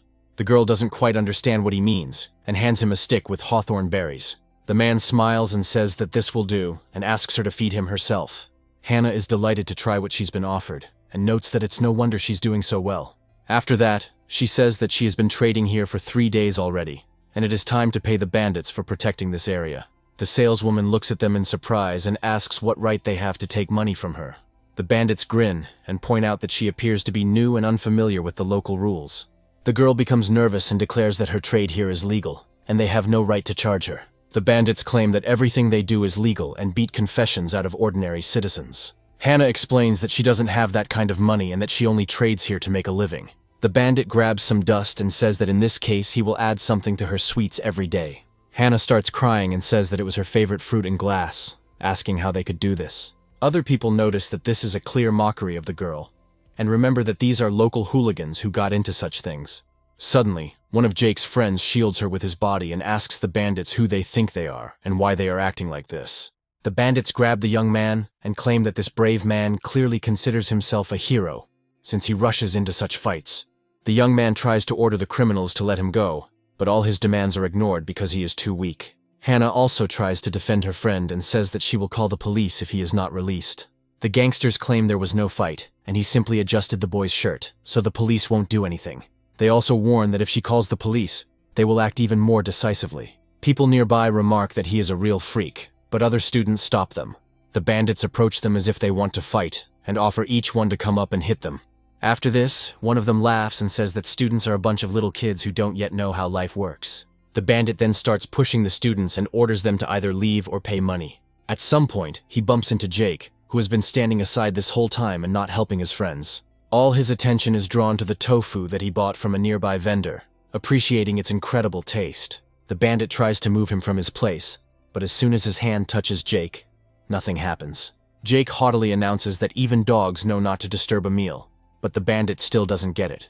After this, he burps, striking the opponent with an incredibly disgusting smell from his mouth. The bandit tries to answer for such insolence and quickly strikes Jake in the face, unaware of how wrong he is. Jake looks at his opponent in surprise and doesn't even blink, as his skin is harder than stone. The bandit quickly jumps to the side and begins to hold his hand, which is rapidly swelling. Jake falls to the ground and says he's in incredible pain, and this huge bully punches him in the face. The student council president immediately films the incident on camera, which irritates the bandits. Nearby students feel a huge boost in morale when Jake is around. Jake reports that when he arrived here, he had 2 million yuan worth of alcohol in his hands, which spilled. The bandits realize they better get away as quickly as possible and ask those around them why they are looking at them like that. However, they quickly find themselves completely surrounded and can no longer simply escape justice. The bandits begin to get nervous, wondering what is going on as the students continue to approach. Suddenly, one of them falls to the ground and starts crying loudly because the other bandits pushed him. The same thing happens to others, and students quickly begin to take down the bandits to gather incriminating evidence. The bandit can't take it anymore. He suddenly approaches one of the students, grabs his phone and asks who he is. The student falls to the ground, screaming loudly that his wrist is broken, his phone is broken, and now he will demand compensation. The bandit realizes that they are using his own weapon against him, and now he will have to come up with a creative way to get out of it. All of this continues to be broadcast to the phones of students, who note that the arbitrariness must stop. Commentators watching the incident say something urgently needs to be done to get the police to sort this out. Thus, everything quickly becomes public knowledge, and a huge number of people flock here. Everyone starts filming the bandits, and now their every action will be captured and posted on the internet. The student council president declares that if the bandits cannot make amends, no one will let them out of here. The bandits take out their weapons and declare that they will not allow pathetic students to dictate their terms. After this, the rector comes here with several police officers and asks who dared to bully his students. The bandits understand that if the university director comes here, the situation will quickly take an extremely unfavorable turn. The director notes that he does not know who they are or what they want, but the university place is not intended for racketeering. The police approach the bandits and inform them that these 3 suspects need to be taken away as quickly as possible. The bandits leave with the police officers, while the students send them off with offensive shouts. The students approach Hannah and tell her that she shouldn't worry, because they will always stand up for their friends. Jake's friend immediately approaches the principal and tries to negotiate with him, explaining that Hannah did nothing wrong. However, the rector remains indifferent, as he notices Jake next to the stall and understands that only he can influence the situation. Smiling, he notes that if all the formalities are met, Hannah will be able to obtain a work permit. The director does this more to improve his relationship with Jake, although it is not that important. Hannah thanks all her comrades for their help and says that if it weren't for them, she would be left without a kiosk. Jake's friend, who is in love with her, says that he will help her with preparing various dishes to make her work easier. Jake also states that he is willing to help out as he knows how to cook a few things with a little practice. After this, he reports that he found special osmanthus trees nearby that can be added to dishes. He adds that one must collect clean flowers and then add them to the caramel or cook everything together for a long time. He uses his master cooking skill and says that the second part of the dried flowers can be fried. People nearby comment on the very pleasant aroma that comes from the dish, and they can't wait to try it. Jake says to then quickly drizzle a thin layer of caramel over the fruit and sprinkle with dried petals for extra flair. After this, he happily announces that he will give everyone one serving for free, and if they like it, they can leave a tip. The students immediately rush forward, remarking that the dish smells delicious and they can't wait to try it. Hannah decides to try this dish and is overwhelmed with incredible happiness from the magical taste. Other students who try this treat also feel very energetic, as if their energy has returned. A huge number of people gather around the stall, promising to pay just to try another portion. After a while, a strange woman appears and says that she has already paid for the portion and wants to get another one. Hannah explains that the first drink was free, so she will give the money back. But the woman says that is not necessary. After this, the woman takes a special caramel treat and decides to try it to ensure its quality. Having tried the exquisite treat, she too is immersed in incredible gastronomic delight for a long time. She asks Hannah if she really came up with this recipe, but the girl points to the place where Jake was. The woman throws down a business card, saying that she is very grateful to Hannah and asks her to give it to Jake in case she can't find him. Hannah looks closely at the business card and realizes that it is a representative of the Michelin Culinary Organization. Hannah realizes that if someone from such a group appreciated her food, she has an obligation to find Jake so that it doesn't go unnoticed. Meanwhile, we move to the warehouse, where the boss of today's bandits scolds them for their ineffective work. The bandits justify themselves by saying that they did not reveal their commander and acted professionally. The commander forgives them, and the bandits express gratitude for such mercy. After this, they ask him not to be angry and say that they have already come up with a good idea on how to make money. One of them says that he will bring 10 of his friends, and they will lie in wait for Hannah to show who is the boss here. He adds that this will serve as a lesson to other merchants who continue to pay on time. Jake somehow ends up in the warehouse and notes that the bandits have disappointed him. He firmly declares that he has come to deal with them once and for all and put an end to this. The criminal turns to his commander, saying that this is the bravest boy who provoked him. Jake smiles and remarks that there are a lot of bandits in the warehouse and says that he will take out his anger on them. The armed criminals immediately rush at him with knives and ask how he dares to behave so arrogantly. He instantly descends and knocks out every enemy in his path with lightning speed. The remaining bandits look at the falling swords in surprise and try to figure out how they can move so fast. Jake says with a smile that unfortunately, no one is capable of fighting anymore, so he is left alone with the main bandit. The main bandit admits that they did not expect an attack from such a strong man and suggests that they forget old grievances. He also tries to find money to buy himself off, but does not understand that Jake is too honest for this. Jake states that he only beat up their people to show that there are people who work hard for their families. After this, he says that as long as there are those in their world who will create difficulties, he will destroy such people. Immediately after this, the hero flees the scene before the police arrive. Cheryl investigates the case and discovers a recording of a phone call, hoping it will shed some light. She quickly realizes that the phone call was made by a very familiar person, with whom she had already crossed paths. Jake realizes that in front of her is a true street hero who spends his life helping people. A few days later, we are transported to the entrance of an amusement park that is a parody of Disneyland. The park employee hands over tickets and says that they hope the park will bring visitors incredible joy. Jake's friends are amazed that one of them managed to win 5 free tickets to get in. Once inside, they notice that the amusement park is incredibly large and interesting. Jake approaches the entertainer, who wishes him a good time at the park, and moves on. One of the friends points out the ice cream stands and remarks that it must be very tasty. Jake decides to get in line to buy ice cream for his friends, and suddenly notices Audrey handing a scoop to a girl. Audrey is surprised, turns around and says that she is pleasantly surprised to see her here again. Suddenly, Junya appears behind him, expressing her joy at being at the amusement park. Turning to her ex-boyfriend, she notes that this is an incredibly pleasant coincidence. As if that weren't enough, by a lucky chance, Zoya bumps into him. She says she almost bit her tongue, then asks him what he is doing here. Jake finds himself in a very awkward situation when 3 of his rival fans end up together.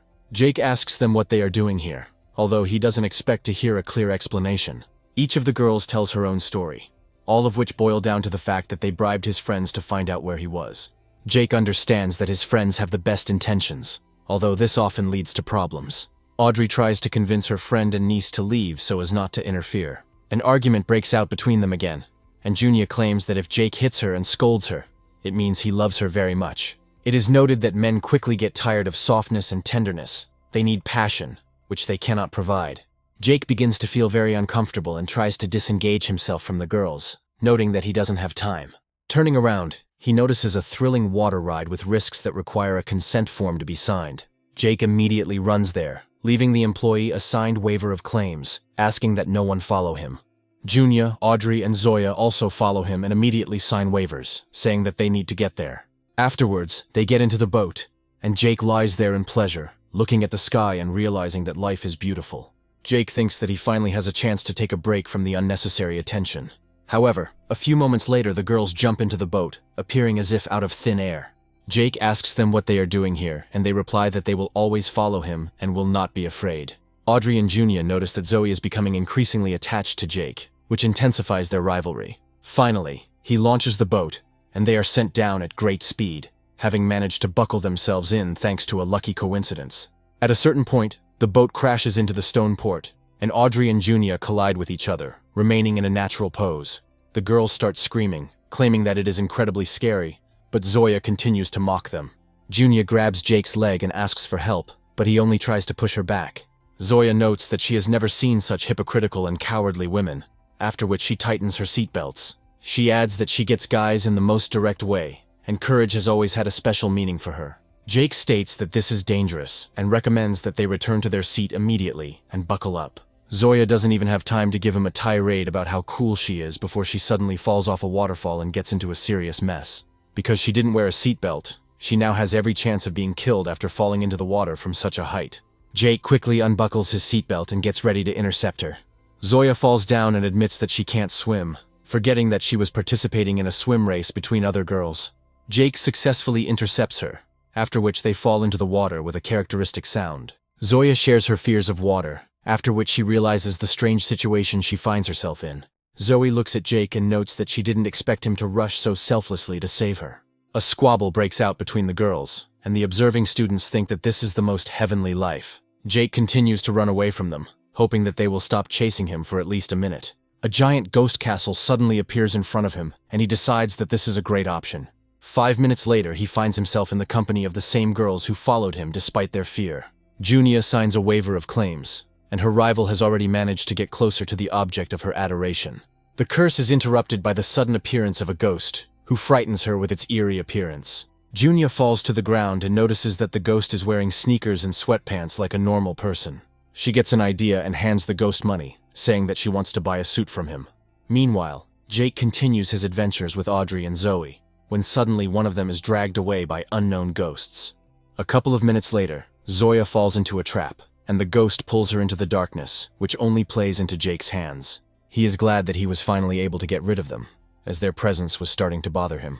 After a while, he finds himself in another room that looks like a scene from a horror movie. Looking closely at the TV, he notices a girl and understands that right now a scene will be played out in front of him. The weird girl actually tries to crawl out of the TV, and Jake thinks it looks pretty good. After a few moments, she almost completely emerges from the television. But how she managed to do this remains a mystery. Jake is surprised by her figure and allows her to come even closer to him, not suspecting how this might end. Suddenly, she grabs his hips and moves her hand even further back, which greatly surprises him. After that, she sits him down on the sofa, tries to lift the hem of her dress, and Jake realizes that everything is going well. Before she can continue, two strange figures appear behind her, approaching her very quickly. Audrey and Zoe, in disguise, grab Junya and ask her if she wants a shot. Junya jumps into Jake's arms in fear, and he comments that the plot of this haunted house looks amazing. Only after a few moments does he realize that it is his ex-girlfriend standing in front of him. Audrey reveals that Junya bought the suit from the employee and lured them into a trap to have some privacy with him. Junya asks for forgiveness and explains that she simply loves him too much and has no other intentions. Jake realizes that this girl is too dangerous, when suddenly the door opens and a frightened employee runs in. A man runs after her, explaining that he was scared and wanted to hug her tightly. Despite the girl's objections, the man claims that he was simply scared and started running out of fear, considering this normal. After that, he notices the nurses in disguise and thinks he can play with them a little more. Zoe turns to Jake with irritation and says that he probably won't be able to handle such a game. The man approaches her, claiming that he will enjoy her fear, not noticing what she is doing. A few moments later, it is too late as Zoya grabs a metal pipe. After receiving several blows, he falls to the ground and asks not to come near him, promising to file a complaint with the police. He then points to the video cameras, claiming that they captured everything she did to him, so he won't be able to escape the consequences. Zoya leans haughtily over the man and asks if he is really so confident in his abilities. She also recalls that the cameras also recorded him running after other female employees. Zoya threatens to send these recordings to his superiors and wife, so that everyone will know how he behaves in his free time. After teaching him a lesson in good manners, she tries to push him away with her foot, and he admits his mistake and leaves. After this, he grabs a knife and decides that if he kills her, it will rid him of all his problems. However, this time, Jake intercepts Zoe's pipe at the speed of sound and thrusts it forward to stop the knife. The scoundrel wonders how this is even possible, since few people can move at such speed. Zoe is glad that Jake saved her, after which they deliver a powerful blow to the criminal's face, forcing him to think about his behavior. Zoe decides not to waste time and jumps on Jake, claiming that she loves him for his beauty and strength. A few moments later, officers appear who want to immediately call the police and detain the offender. Watching what was happening, the three girls noted that they did not expect everything to turn out so unexpectedly and interesting.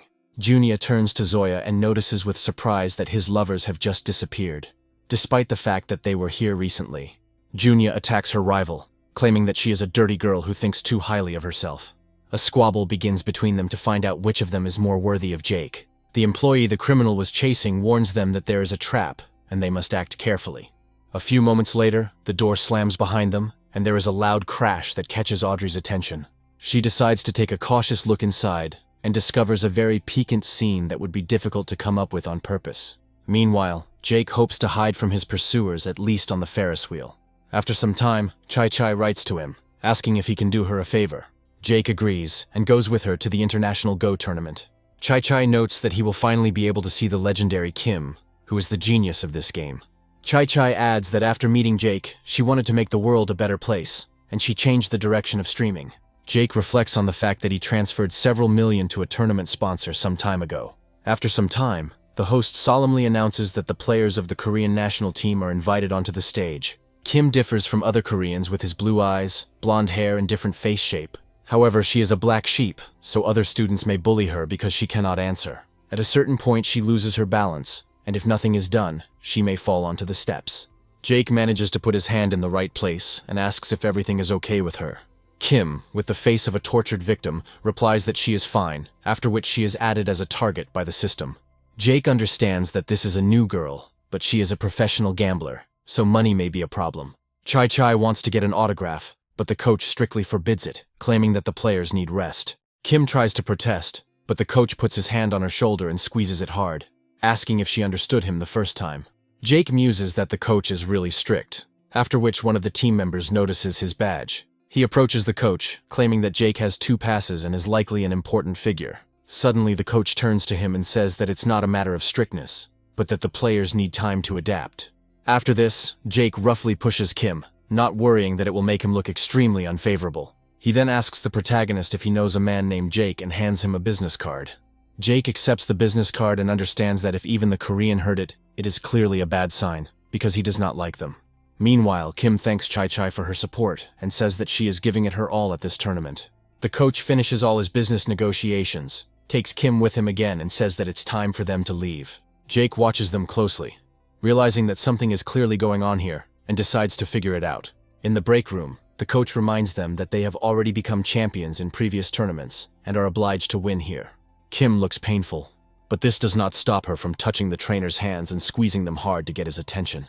The coach says that he counts on her the most and asks if she can cope here. Kim steps aside and insists that Jake can rest, assured that she is giving it her all.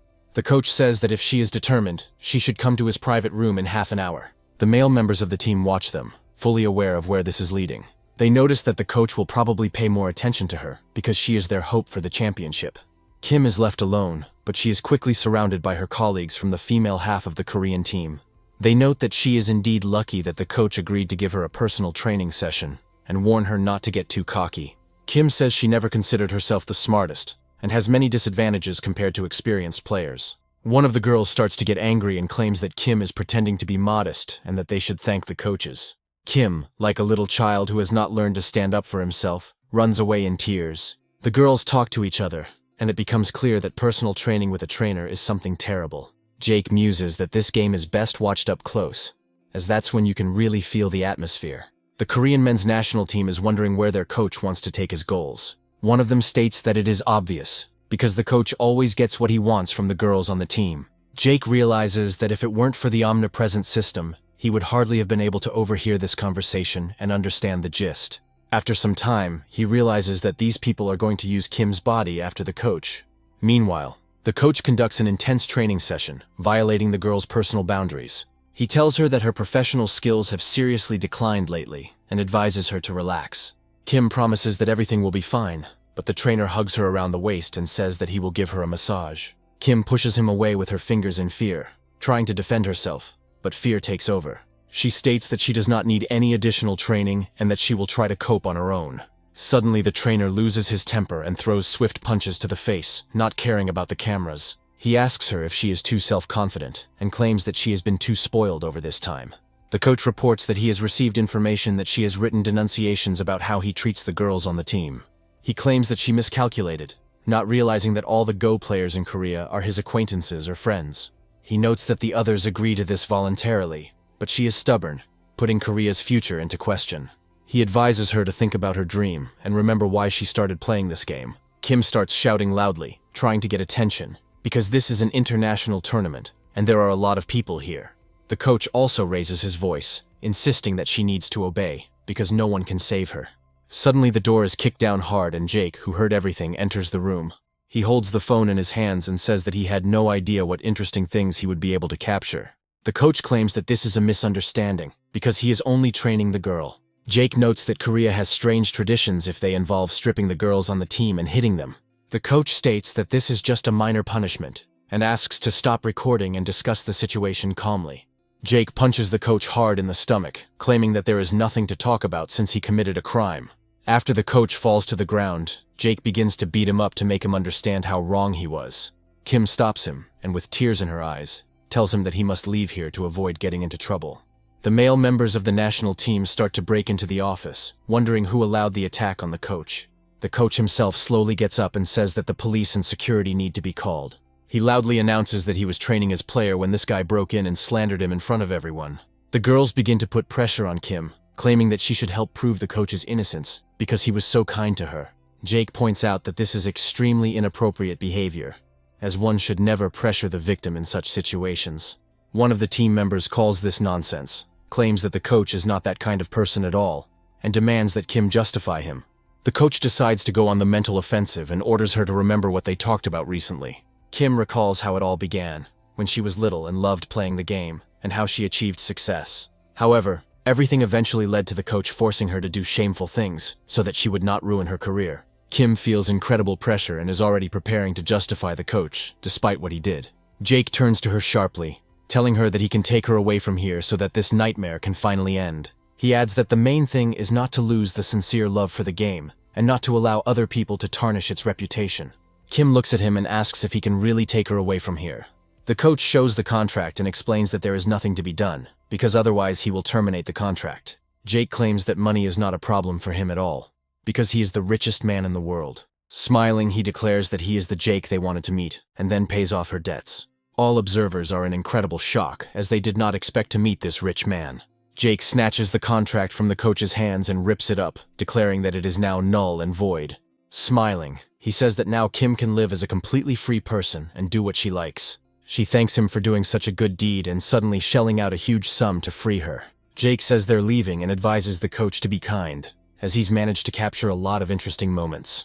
He also emphasizes that he is clearly not someone to mess with, as he is incredibly rich and influential. The coach can't believe he just met Jake, and that he turned out to be completely different from what he dreamed. In response to an offer to contact the press, the coach says that he is too rich a man. He wonders if they should admit defeat and just leave. The coach confidently replies that they also have oligarchs behind them, so they must not give up and must win. The frightened student says that the main trump card is gone, and the tournament is tomorrow, but the coach assures that he has his own methods. Smiling, he says that their country will definitely win, no matter what.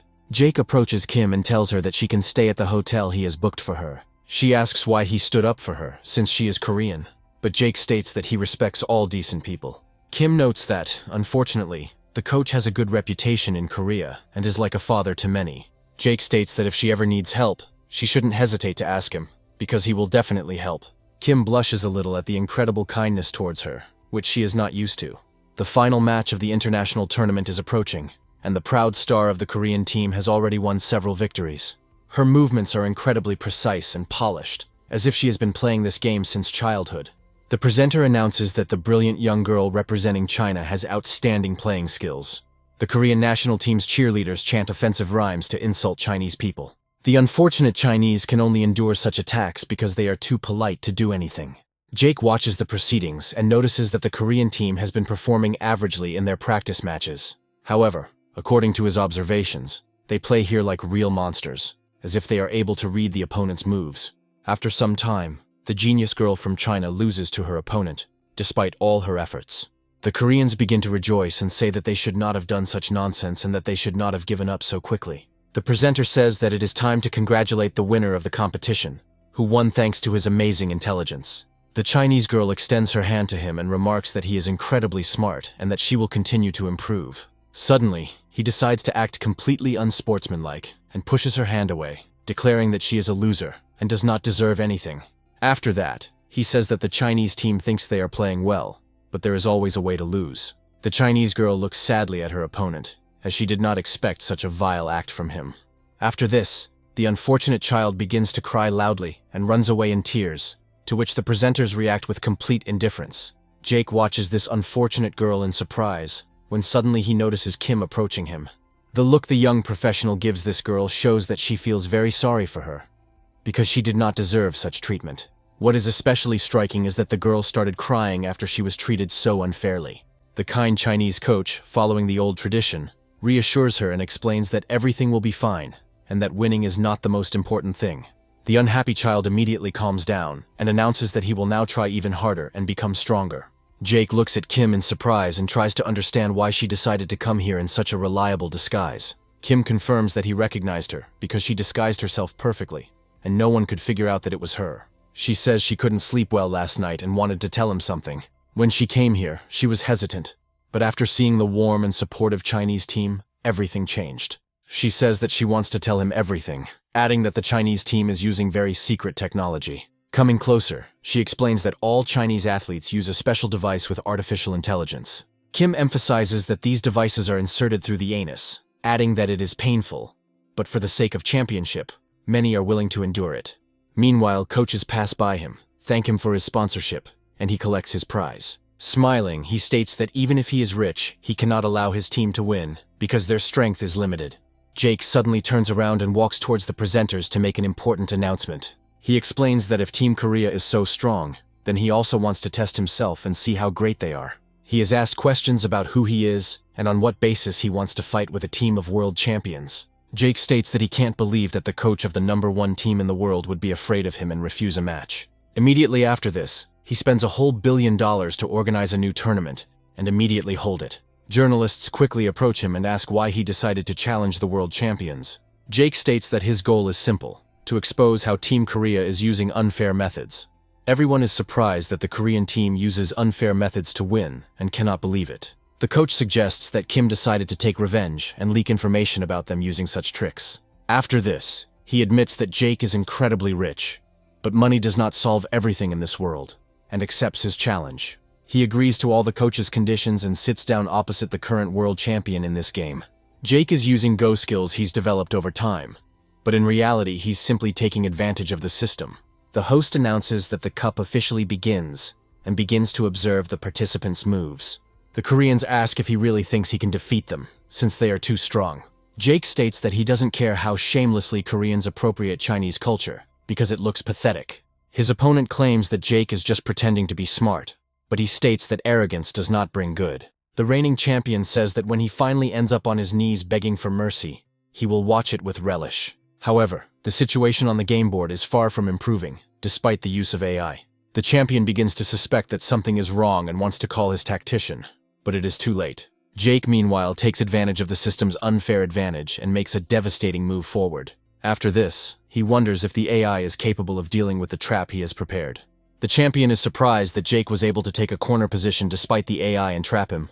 The people behind the center realize that Jake is capable of thinking so quickly that it surpasses their AI. The coaches watch what is happening with fear and understand that they are in a losing position and that something needs to be done immediately. The champion feels uneasy about this situation and begins to get nervous, realizing that victory must be won at any cost. This stress causes data overload, and the system cannot handle the volume of information being processed. The champion is getting worse and worse and realizes that he can no longer operate at the proper level. Jake continues to take advantage of the system, sees a good move early on and beats it with the final blow. The artificial intelligence located in the champion's anus completely malfunctions and bursts out. People nearby comment that it is a disgusting sight and realize that the Korean team has cheated. The coach claims that this is not cheating, but rather a regular plot by the Chinese to set them up. He adds that the device does not belong to them and that the Chinese man deliberately implanted it into the player to disgrace him. Kim realizes this is going too far and decides to break her perfect disguise. She claims that she was a member of the team and that the coach tried to rape her and that the same thing happened to other girls. She also says she wants to fight for herself and for all other female players who have been abused.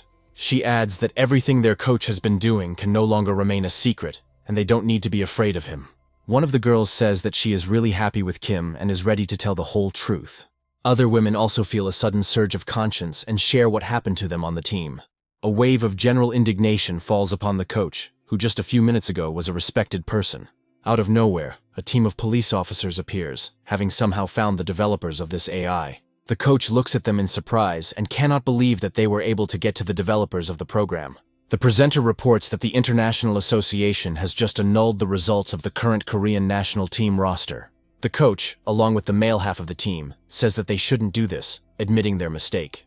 The crowd rejoices that these people finally got what they deserved and were left looking like fools. The coach makes a pathetic attempt to apologize to Jake in the hopes of his mercy. However, Jake decides that he is allowed to do too much and begins to beat him in front of the others. A few days later, he decides to visit Zoe's mother, who invited him to feed him lunch. She states that she feels a little awkward because she wanted to make it a surprise, but he helps her prepare the dish. He asks her for advice, and she explains that the salad needs to be cut into strips to make it tasty. After this, she says that he can call her by her first name, since they are already close enough. After a pause, the aunt says that her name is Bella, after which she blushes, looking at Jake. Jake thinks he's heard that name somewhere before, then makes a careless move in her direction. Bella quickly turns around, holding a bottle of soy sauce in her hands and accidentally spills it on him. She falls to her knees in front of him and says she is very clumsy, trying to wipe up the sauce with a napkin. After a while, she looks up at him and realizes that she is in a specific position. After this, she blushes and says that she will bring him other clothes, trying not to give away her intentions. Handing over a beautiful set, she says she hopes the size will fit him.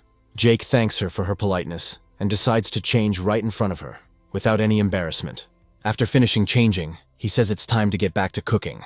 Bella straightens his collar and says that this suit looks much better on him than on her husband. As she gets closer, she feels a strange attraction to the man who is much younger than her. The scene turns awkward when there is a loud knock on the door, and they quickly come to their senses. After the door opens, two beaten teenagers appear in front of them, who say that they rushed here as fast as they could. They claim that their leader Zoya is in grave danger, and they have come running to warn her. A few hours ago, they were involved in street racing to have illegal fun and escape from the police. Zoya informs us that there are some unlit alleys ahead, so we need to turn there and turn off the engine to save ourselves. In this way, they manage to hide from law enforcement officers in full force as a large gang.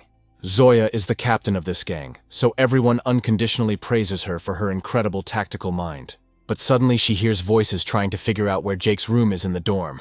Two scoundrels decide to go through the main entrance and ask someone, but then realize that this is fraught with trouble. Zoya ambushed them and asked them why they were looking for her dear boyfriend. After some time, she beats them and begins to torture them, threatening to smash their motorcycles if they don't tell anything. Naturally, the unfortunate students decide to reveal all their motives to such a crazy girl at first glance. It turns out that the followers of the Church of the Holy Twins, for some reason, decided to capture Jake and bring him to them. Once they get the information they need, they brutally beat these people to teach them a lesson.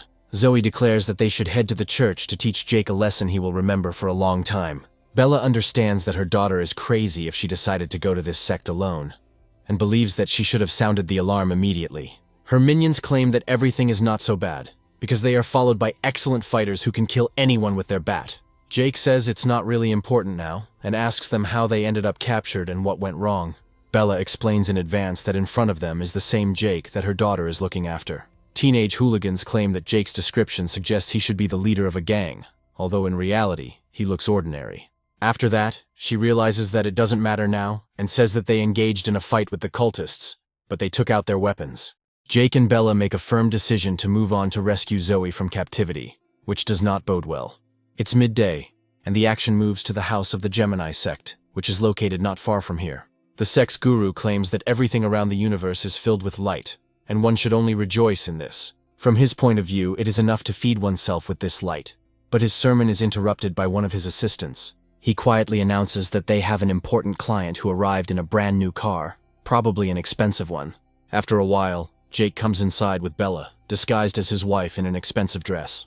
The guru immediately takes notice of them and realizes that it would be a good idea to secure their submission as quickly as possible. The boy claims to be a mentor, and the man asks what brings them here, and Bella says she needs help.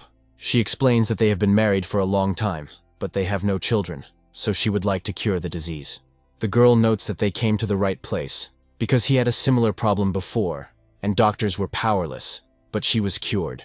Jake immediately understands what kind of treatment methods this scoundrel uses, and decides to brainwash the unfortunate man.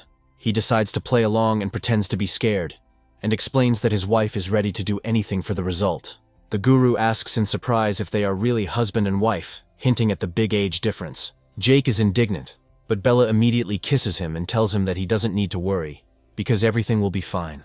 Bella explains that the age difference is a sensitive topic for her husband, as he entered their family early. Jake says he's willing to spend any amount of money and immediately offers $500 million to quickly fix the situation. Guru states that money is not the main thing, but he sees unconditional faith in Jake and is ready to do whatever it takes. After this, he asks Bella to follow him while Jake goes to pay for the services.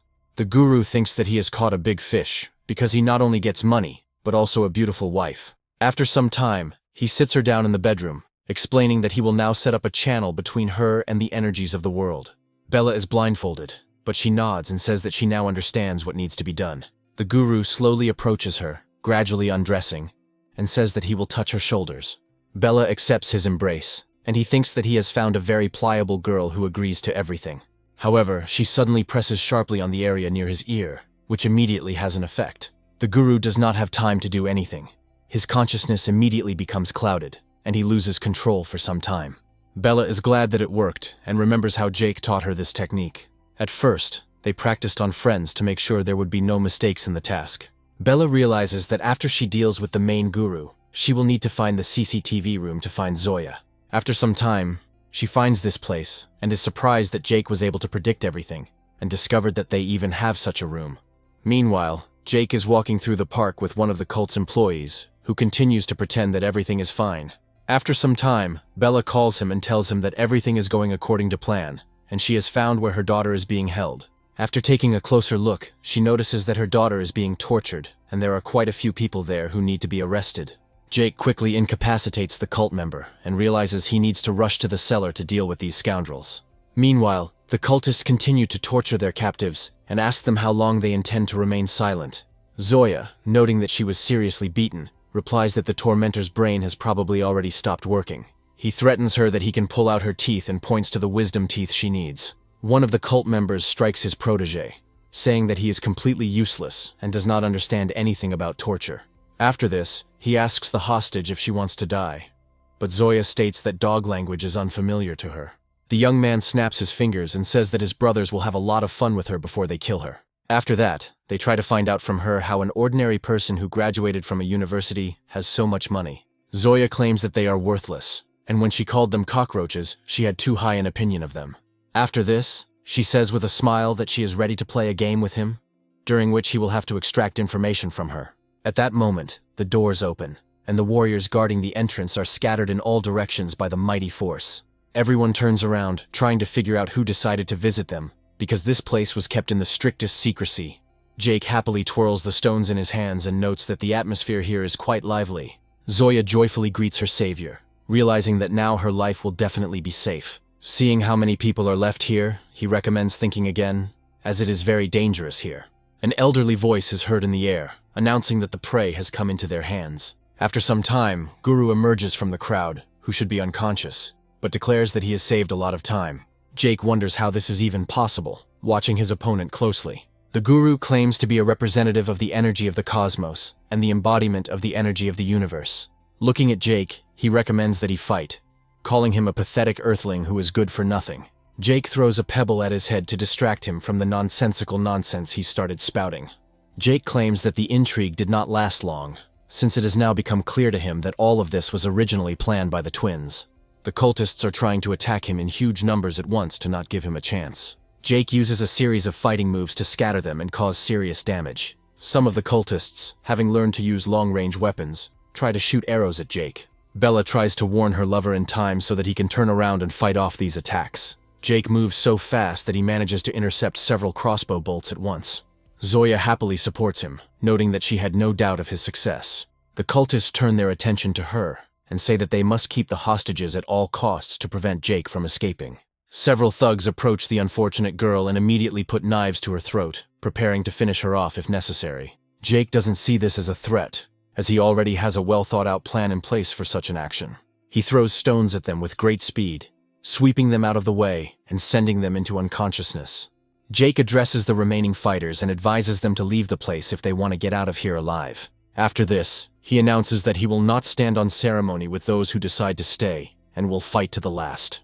Almost everyone decides not to tempt fate, but 2 fighters still decide to fight Jake, confident of victory. They argue that no matter how much Jake dodges the blows, they will still get him sooner or later, so it is better for him to surrender. Jake, as if nothing had happened, walks past them and counterpunches them to knock them out. The first villains hit their faces on the hard concrete, which is enough to cause them to lose consciousness for a while. At the same time, the cultist's second twin brother tries to attack from behind, but this turns out to be a big mistake. Jake calmly dodges the attack and prepares to slap him right in the face. The young man considers himself the smartest, so he quickly blocks the attack by putting his hands forward and crossing them near his nose. However, Jake abruptly changes the angle of his attack and hits him straight in the stomach, causing him to fly back several meters. Jake points out that such a performance would disgrace Chinese boxing, which they apparently practiced, because their technique is too poor. Right after that, he decides to free Zoya, and she considers him incredibly wonderful, since he came for her. Jake notices traces of blood on the ground and feels sorry for her because she was here because of him. Zoya feels a strong surge of emotion and rushes forward to kiss him, despite his behavior. Her level of sympathy towards him increases a little, and she decides to test the boundaries of what is permitted even more seriously. Jake quickly shows her that it's best not to go into territory she's not allowed to. He points out that her thoughts are completely wrong, and explains that now she needs to untie her friends. Zoya asks him how good she was as a kisser, noting that it was her first kiss. Jake realizes there are too many pushy girls around and the guys need to take care of themselves, after which he hears a call from Bella. Bella reports that she used this technique on the mountain several more times, and he began talking to an imaginary Corvus in his sleep. After some time, the action moves to the estate of the sect of the Holy Twins. Zoe and Bella are finally reunited, while Jake looks for an opportunity to interrogate Guru. Bella asks her daughter why she always acts ahead of everyone else and advises her to be more careful next time. Jake notices that the mountain is not in the best condition right now and asks Bella where his laptop is. Zoya notes that they seem to have developed a close relationship, as Jake calls her by name, but she avoids answering. Zoya enters the room and discovers that Jake has been intensely reading messages on his laptop the whole time. She asks what he is studying, but Jake decides to show her instead of explaining with words. The correspondent suggests that Corvus was collaborating with Guru to somehow obtain Jake and Tiffany. Jake learns that Corvus plans to lure Tiffany into a trap, then capture her and play with her for a long time. After this, he says that he needs to stay here until the police arrive, and that he himself needs to go somewhere. The next day, the action moves to the film studio where Tiffany lives. Her secretary, who, judging by the correspondence, turns out to be Corvus's spy, informs her that she needs to move out. She reflects that everything is already prepared and Tiffany should not blame her, as this will give more opportunities. Tiffany finishes changing and notes that there is only a little time left before they can leave. Jake muses that she needs to sort out the tender to earn more money for him up front. Suddenly she gets a call on her mobile phone and her face lights up with a bright blush and a smile. Jake tells her that the conversation is very important, and she should listen carefully and prepare for the best. After a while, Tiffany comes out to the secretary and notes that they need to go to the auction. The senior officer immediately relays this information to the Corvus staff, who closely monitor what is happening. Corvus says that the car needs to be prepared, as he wants to see Tiffany in despair with his own eyes. After this, he decides to gouge out Jake's eyes to slowly show it in front of his beloved. Some time passes, and he arrives at the right place to conduct the auction. Suddenly, Marie approaches him, surrounded by her comrades, who are surprised that he decided to come too. After shaking his colleague's hand, he informs him that this is their first meeting, and that for now, he is simply taking in the local sights. After that, he asks which plot he liked and what exactly they decided to buy. The rich note that prices for everything are high today, so they only came for an inspection. Corvus smiles and notes that this is indeed true, but positive ideas begin to flash through his thoughts. After some time, one of the rich men notices that there is some kind of commotion going on here, and decides to come closer. Tiffany comes out into public and immediately gathers a huge crowd of jubilant fans around her. Smiling, she says that she wants to rent land to build bases, but does not specify which ones. Corvus watches her closely from afar and licks his lips, realizing that she has become even more seductive during the time of separation. The older man approaches him and calmly informs him that his place is finally ready. Corvus follows her, after which she shows him that it is possible to enter the room without attracting the attention of his former colleagues. Corvus decides to inspect the room and receive some very interesting information about the plot of land they are going to buy. Corvus realizes that the information he was trying to convey to other people was commented on. Meanwhile, the elder is trying to mislead her and convince her that one of the plots will definitely help her become richer. Tiffany hesitates for a moment, after which the elder asserts that the information from the Eastern District Chief can be trusted. Corvus senses a catch and tries to understand where they found out about all this and what it means. Meanwhile, Marie says that they can also buy this plot and give it to Tiffany. Corvus begins to suspect a trick and decides to call his colleague, with whom he had previously agreed on a place. As soon as he picks up the phone, a colleague asks how he and his family are doing and reminds him about the deal for plot number 931. In response, Corvus makes a joke, which causes him to lose his patience, and his colleague warns him that if he doesn't get serious, he'll regret it. However, a colleague reports that the site was originally planned as a landfill, but the necessary documents arrived yesterday. Corvus, furious, asks his colleague why he didn't tell him about this earlier, and how long he was going to keep silent. The colleague replies that he has already explained everything and does not intend to explain further. After this, he asks Zoya if he explained everything to the man convincingly enough. Zoe claims it was quite emotional and artistic, and she almost believed his sweet lie. After this, she orders her bandits to send the man to sleep and put all the evidence in a prominent place. The action moves to the place where the auctions are in full swing, and next up is plot number 931. There are always a lot of rich people coming to try their luck and buy a good plot of land for construction. Prices are rising rapidly, but most people are still not ready to invest large amounts of money. Tiffany raises her hand and says she's willing to offer $50 million for the chance to buy the property. However, it doesn't end there, and suddenly one of the participants raises the bet to $55 million. The secretary tells Tiffany that it seems the other participants have also realized the importance of the site. Tiffany decides to go all in and raises her hand, offering $200 million for the lot. Everyone is surprised that such a young girl is willing to pay such a huge sum for an unremarkable piece of land. Her trading opponent thinks she's crazy and decides to pull out of the auction to avoid wasting money. Everyone notes that this is a disgusting area and public transportation will be inconvenient. The secretary advises Tiffany not to listen to these people, otherwise she will lose much more. Meanwhile, the judge continues the countdown and notes that if no one bids higher, the lot will go to Tiffany. The secretary is happy that the plan was executed perfectly, and now she can count on a promotion with Corvus. Suddenly, Corvus comes inside and starts raising the stakes, declaring that he is ready to give up $300 million. The secretary is surprised by this change in behavior, because she had to convince Tiffany to buy the garbage site for a lot of money. She wonders what he is doing, as he is ruining his own plan. Corvus quietly replies that the site must remain under his control at any cost, as it is too profitable. Tiffany gets angry, looks at him and says that she is ready to offer $600 million for this plot. Corvus and Tiffany begin to argue, each time raising the price of the plot higher and higher. Suddenly, Marie and her comrades ask Corvus why he is willing to spend so much money on a site that will become a landfill. Corvus smiles and asks them if they really think he really knows nothing and is so naive. After this, he advises them to continue acting like a bunch of clowns, and orders Tiffany to drop the bet. He also informs her that if she wants to see her lover, she must refuse, and this immediately changes her behavior. In response to this, Corvus continues to smile slyly and asks her what she thinks about this proposal. Tiffany says she doesn't care about his attacks, but she is very concerned about her friend's safety. Tiffany states that he must hand over the hostage, and only then will she leave the auction.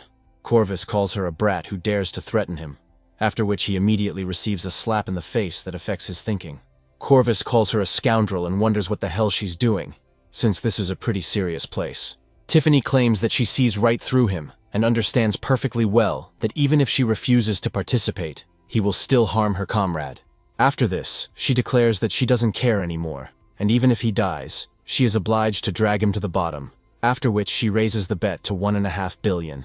People look at her in surprise and cannot believe where she got such fabulous wealth. Her secretary tries to stop her, telling her that she doesn't have that amount in her account, and there's no way she can pay. Tiffany orders all her savings, including film rights, apartments, and a necklace, to be sold to raise the necessary funds. Corvus realizes that the situation is becoming increasingly serious, and that a valuable asset is about to slip through his fingers. Marie and her friends say that if Tiffany doesn't have any money, they will help her borrow the necessary amount. Each of them claims that they can donate at least several hundred million for assistance. Tiffany accepts these donations and announces that the bid has been raised to 2,900,000. Corvus understands that he is facing very serious opponents, but he cannot give up. People nearby point out that no one can possess such a sum except the richest people in the world. Corvus asks if they really think that this will be a serious sum for him that cannot be beaten. After this, he declares that they are all pathetic bugs and announces his readiness to bet 4 billion. The secretary tries to stop him, noting that this is the company's entire capital, but he quickly punches her in the face. She apologizes for the oversight and promises to immediately raise all the funds to make the deal happen. There is a dead silence in the room, since no one can beat such a sum. Corvus feels morally superior and waits for the countdown to end so he can become the owner of the plot. People nearby wonder if he is really ready to give up his last money for a piece of land. Corvus comes closer to Tiffany and tells her that she is very sorry, but her attempt was worthless, and she lost. He adds that he even likes that she looks fragile, but in reality she is so stubborn that she cannot be broken. Tiffany stops pretending and claims that she knew all along that Corvus was no threat to Jake. Corvus looks at her in surprise and declares that this is complete nonsense, since he has no evidence, and everything is fine with Jake. Moments later, Jake calmly walks into the room to take down the story's main villain. Corvus looks at him in surprise and asks how he is still free, since a squad was sent after him. Jake grins and says that it was all a big show and he fell for it very easily. Afterwards, he praises Tiffany for her outstanding acting, and she says she was worried she would be found out. Corvus claims that this cannot be, and asks since when the deception continued. Suddenly, he grabs Tiffany's former secretary, who claims that she knew nothing and had nothing to do with the events. Jake approaches her and tells her that it's time for her to find out what she got herself into with her betrayal. Marie reports that they hacked the phones, which was easy, and then deleted all the necessary information. Also, the conversation about the value of plot number 931 was made up specifically so that Jake could overhear them. Corvus understands that all this time he has been led by the nose, taking advantage of his suspiciousness and self-confidence. They also tell him that they turned to professionals who were able to extract the required figures from his colleague. Of course, Corvus's influence and his assets will not allow him to lose several billion and go bankrupt, but there are other ways. Marie reveals that they have already sent police officers to seize all of his assets, which terrifies him. Approaching Jake, he accuses him of blatant lying, claiming that no one would believe such a thing. Marie smiles and says that the gentleman can look at the real world and see for himself. After that, they clap their hands, and his phones suddenly start ringing off the hook with messages and calls. His entire phone is filled with messages about how his company's shares have been reduced in value to almost nothing and are now bankrupt. Jake reminds him that he spent billions on a piece of land that's only worth 20 million. Corvus realizes that he has just become a victim of one of the greatest deceptions in human history. He says that he still has money left and he can take out a loan from the bank.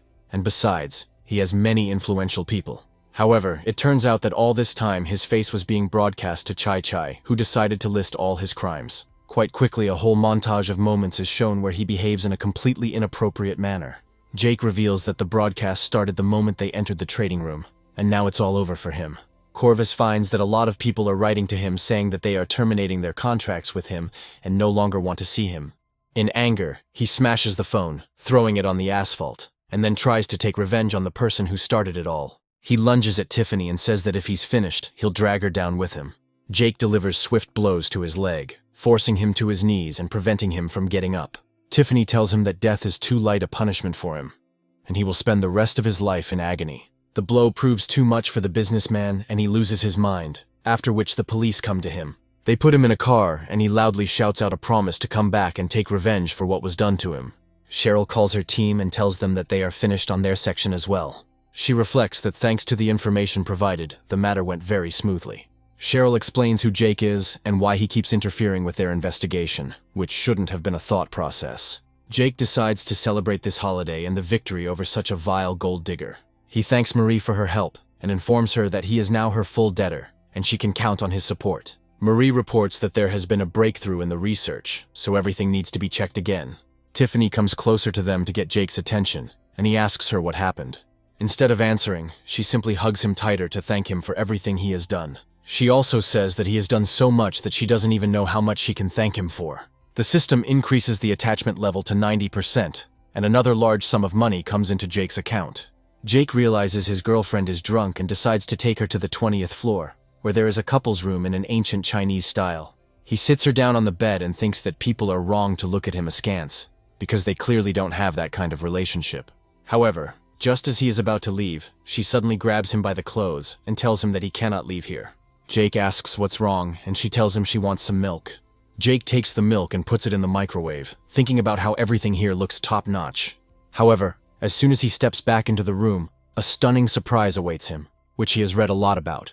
Tiffany decided to wear very sensual lingerie that can attract the attention of any man. Jake immediately forgets his words about their relationship not being like that, and decides to move closer. Tiffany says that she looks incredibly cute in this lingerie, and that she put it on specifically to please him. Jake tries to move away, but she suddenly wraps her legs around him and tells him that she won't let him go until he kisses her.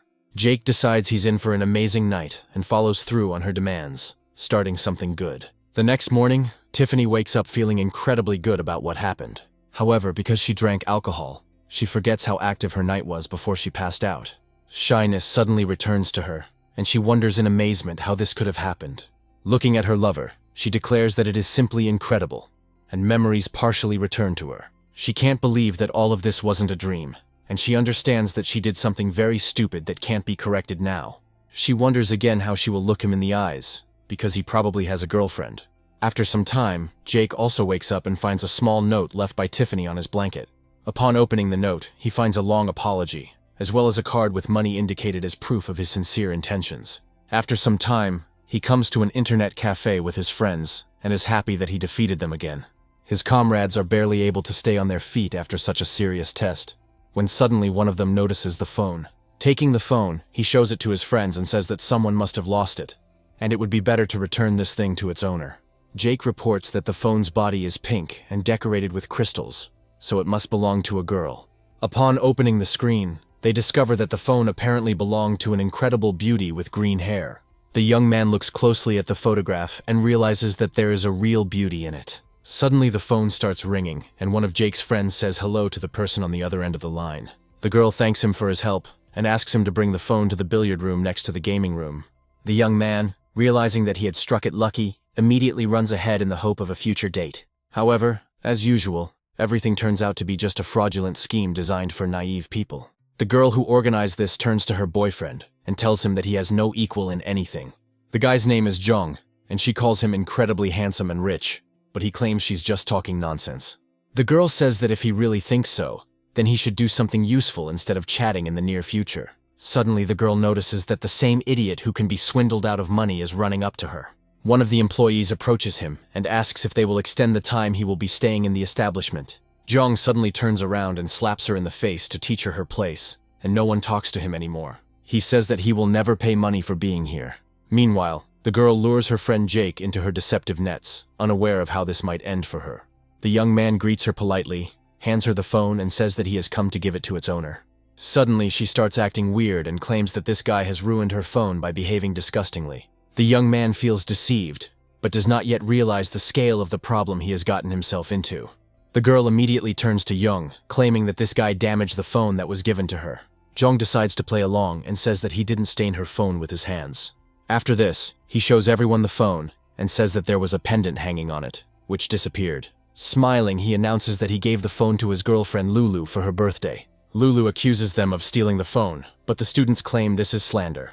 Chan says that now they have to return the money for the pendant and compensate for the damage done to the phone. Lulu adds that it is up to others to judge the theft of the phone, and they must carry out the order silently. The people behind them whisper to each other, noting that they look like scammers and have probably stolen the phone. Jake claims they're telling tall tales, and it's much easier to check the security footage to be sure. Chan reports that there are many blind spots in this shopping mall, so they could have stolen the pendant without being noticed.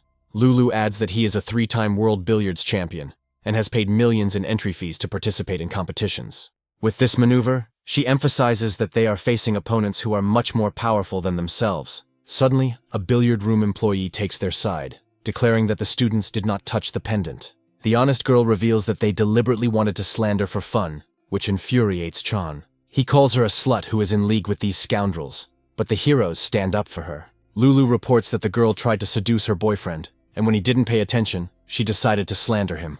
Chan states that it is clear from their appearance that they don't have a chance, so he suggests salvation through a game of billiards. He adds that for each ball pocketed, everyone will receive 10,000, and for a black one, 100,000. Jake reveals that he is actually a keen pool player too, and that it would be a good idea to have a match. Smiling, he notes that it will be fun, since he is not used to losing even in such games. Chan, being overconfident in his abilities, understands that in front of him is a pathetic upstart who will regret it. Friends try to warn the protagonist, saying that he shouldn't fall for provocations, because there's a lot of money at stake. Jake, of course, doesn't listen to them and accepts the offer to play pool, after which they prepare for the match. Lulu arranges the balls in the correct order and says that Chan should make her heart flutter. Jake gets the chance to strike first, aiming carefully before striking. Unfortunately, his hand jerked and the shot was weak, failing to hit any balls. Chan notes that it's immediately obvious that this man is an incredible loser, after which he calls Lulu over. Together they occupy a specific position from which it is difficult to hit. But for Chan, this is not a problem. With a powerful hit, he drives several balls into the holes and earns several tens of thousands.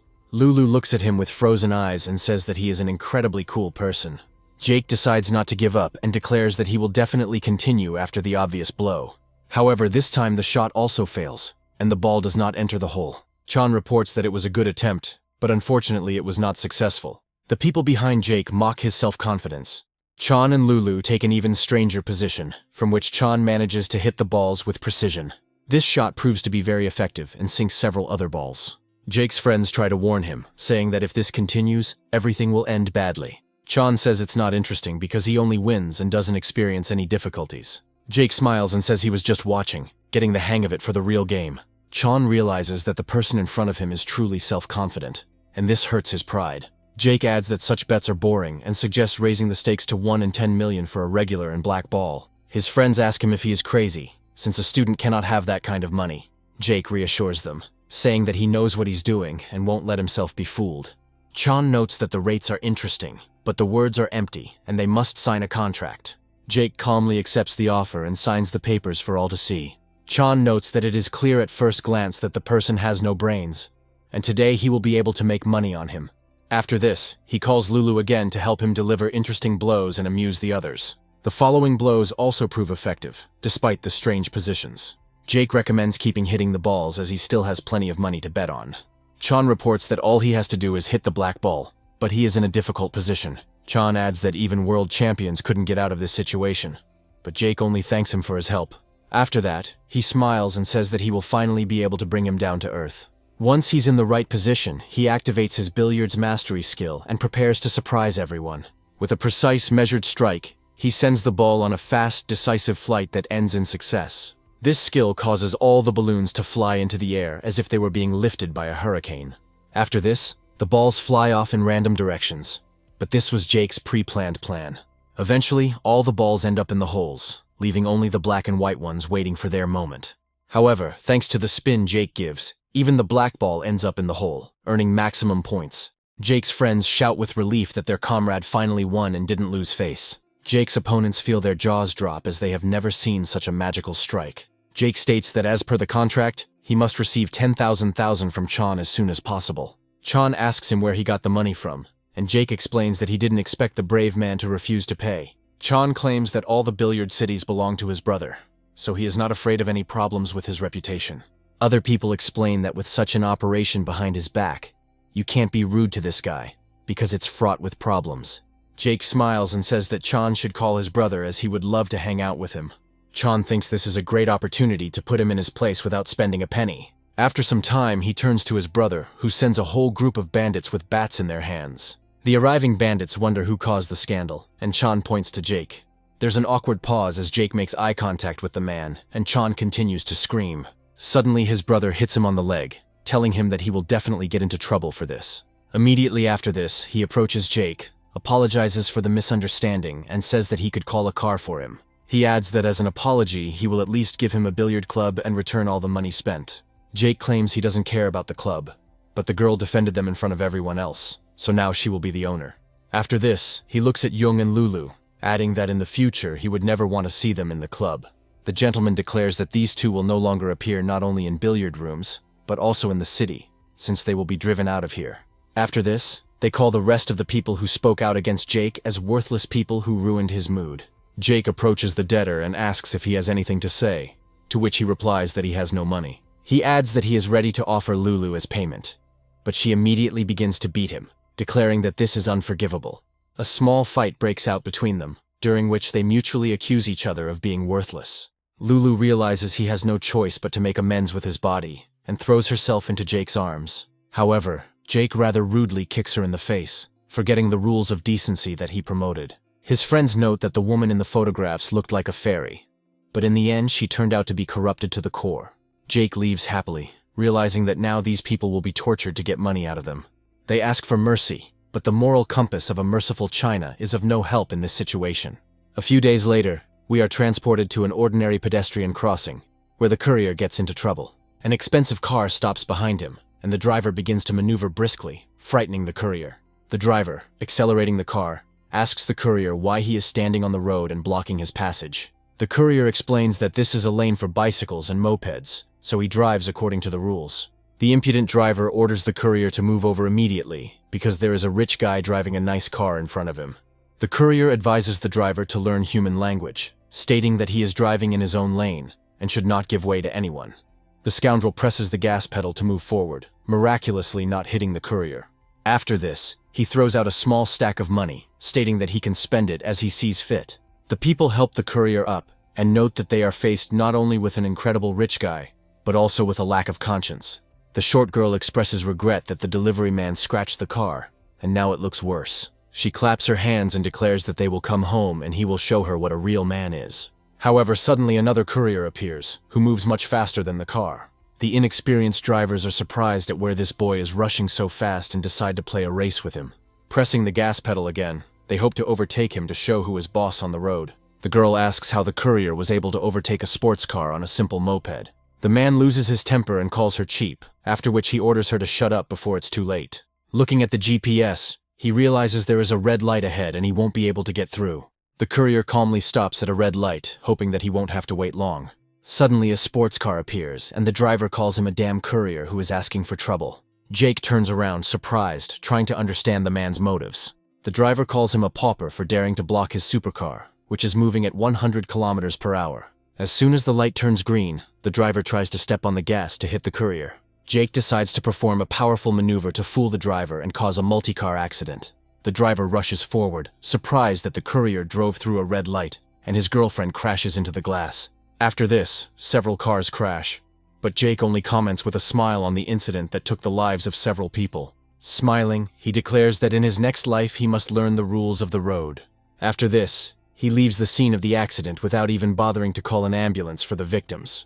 The GPS navigator informs that he has arrived at his destination, and Jake remembers that the place is not far from Audrey's house. He contacts his friend and tells him that he is already there and will soon come into the restaurant to pick up the order.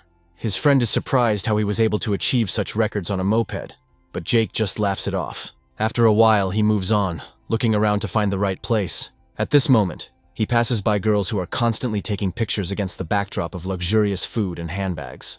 Suddenly, the girls turn to the courier and declare that he ruined the impression by getting into the frame. Jake takes a close look at the meager crumbs the girls have ordered and asks if they are actually having dinner. After this, he notes that this is probably a planned shoot and an imitation of a luxurious life, after which he leaves. The girls start to get indignant and try to call the manager to deal with the courier who crossed them.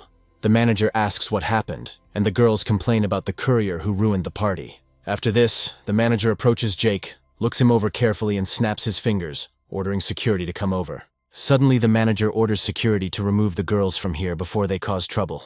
Afterwards, the manager apologizes to Jake, saying that he is sorry that he encountered such bad guests. The women are accused of failing to show respect to the owner of one of the luxury villas. Realizing that they are facing incredibly rich men, the girls begin to behave differently and try to suck up.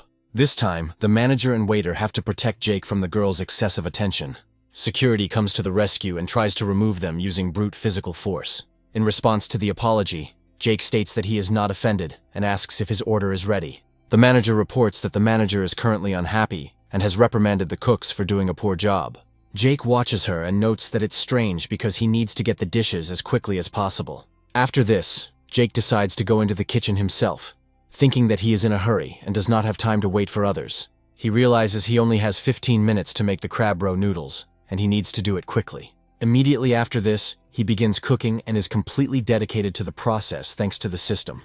Quite quickly, he produces a delicious dish that can be delivered to the right person for their enjoyment. Jake comes out and points out that if he had been slow, he could have gotten a late ticket. Meanwhile, the manager wonders what the manager is doing here and why he ruined the kitchen. She looks around sternly and asks if he allowed anyone into the kitchen. The manager reports that it was one of the Golden Dragon members, dressed as a delivery man, who prepared the food himself. The manager looks around and smells the incredible smell of crab caviar, which immediately seduces her. Just in case, she decides to try a piece of caviar and immediately experiences incredible happiness again. After this, she turns to the manager and asks who this guy is, demanding that he immediately pass on information about him. Meanwhile, we are transported to the villa where Jake and Audrey live, as school is coming to an end and exams are beginning. Audrey pulls herself up and asks him if he's leaving already, adding that it's very early in the morning. Jake says he has a foreign language exam today, but Audrey says she's ready to walk him to the door. Jake encourages her to get some rest after last night, and she remarks that she has never met a guy like him. Jake reflects that sometimes he enjoys spending the night at a villa in the company of a beautiful girl. Suddenly, the manager comes up to him and gives him her business card, saying that she had been looking for him for a very long time. Jake remembers her from yesterday's episode in the kitchen, and understands that with such a boss, ordinary people have a hard time. He says he has an exam to attend, so she has to look for someone else, but the manager offers money. Jake says that he doesn't need money, and that he is absolutely not a poor man who can afford everything. After this, she apologizes for any misunderstanding and says that he is very busy, but it is a matter of life and death. Jake decides to listen to her, and she reveals that she represents a family that owns a very expensive restaurant. She also clarifies that the lady who runs the restaurant has exceptional taste and senses food more keenly than others. Thanks to this gift, the recipe is constantly being improved, and the restaurant is thriving. Both ladies lived happily, but 10 days ago the head of the family passed away, leaving them grief-stricken. From that moment on, the second mistress does not touch food, and the first one becomes nervous and constantly freaks out.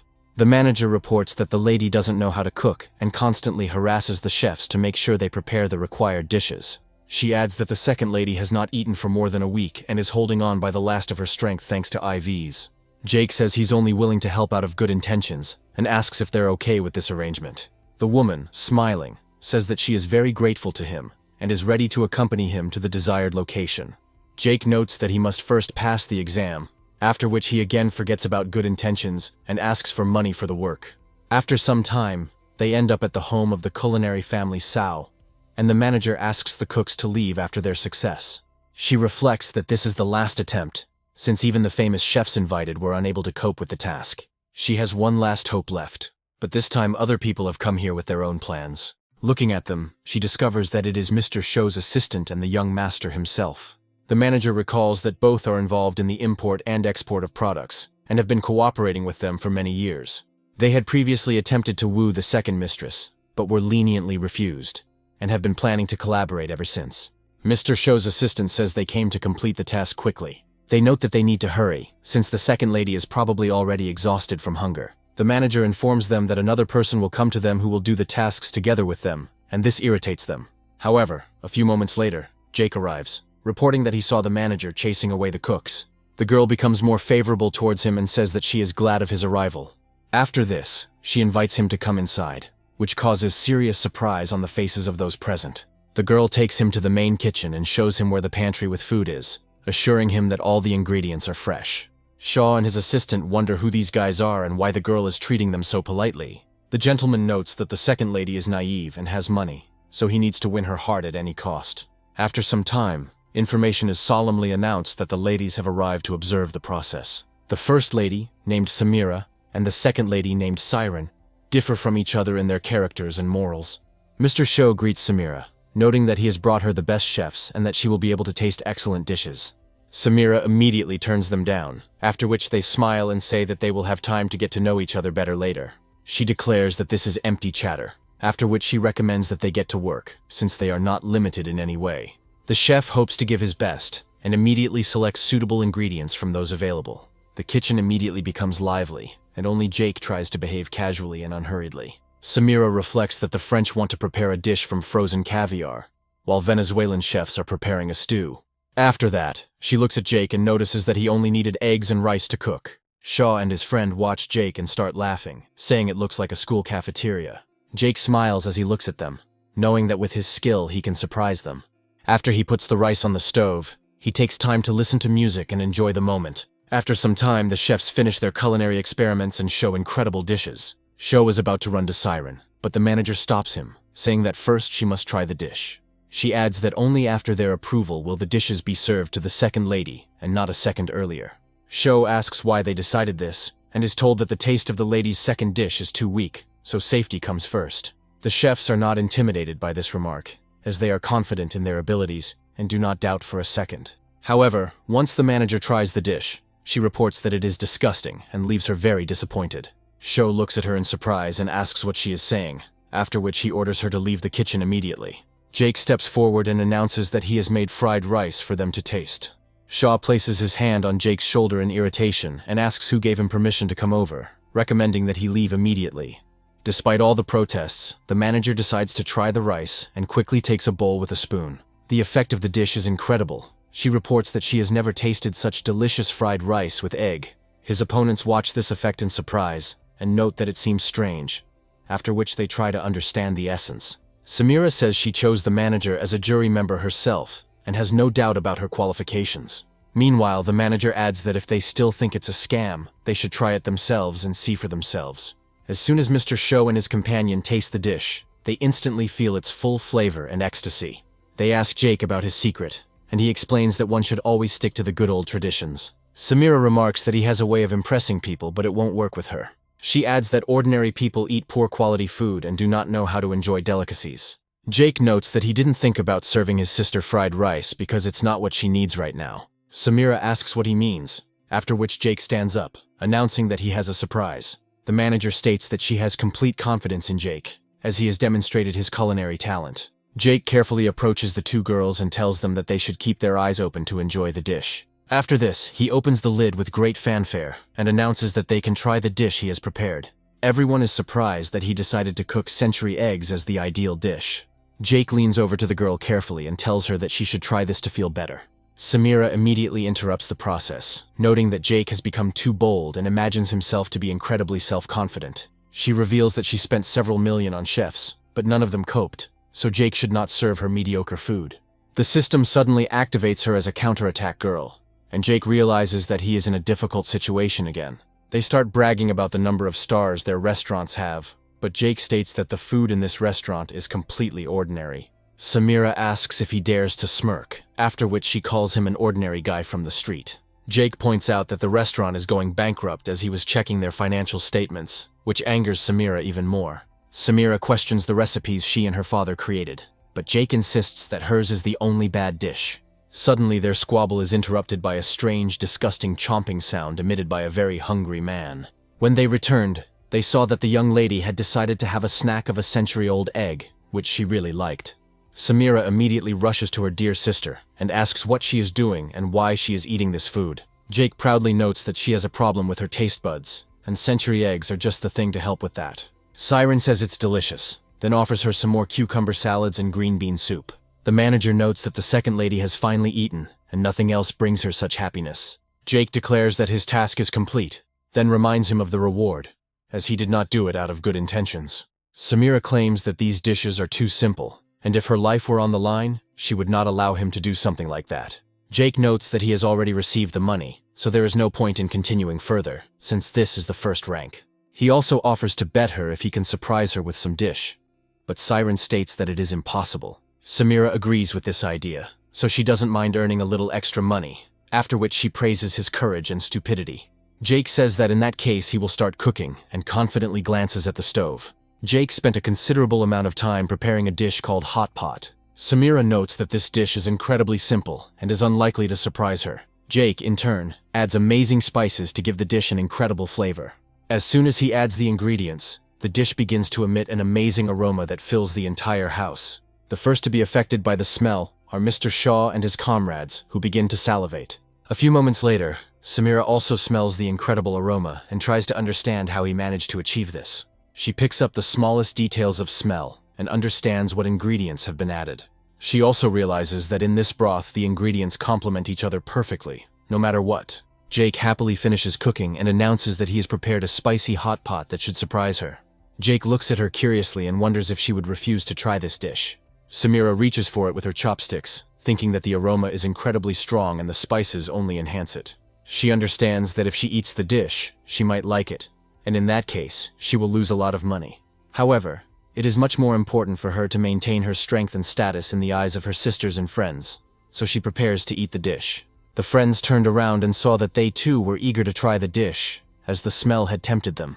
However, she convinces herself that this dish cannot be tasty, as it seems too simple. After this, she decides to try a small piece, but it becomes incredibly difficult to eat right away. She feels like she has never eaten anything like it, and the most ordinary meat turns out to taste much better than she thought. Falling to her knees, she admits that it is not a bad dish and is edible, although with a bit of a stretch. She states that in this case she has won, which means all the money should be transferred to her.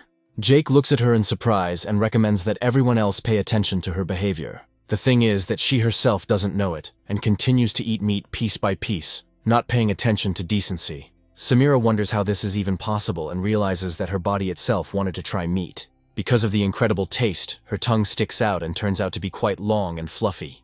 Jake remarks that he has never seen anything like it, and is told that this is the language of the food god.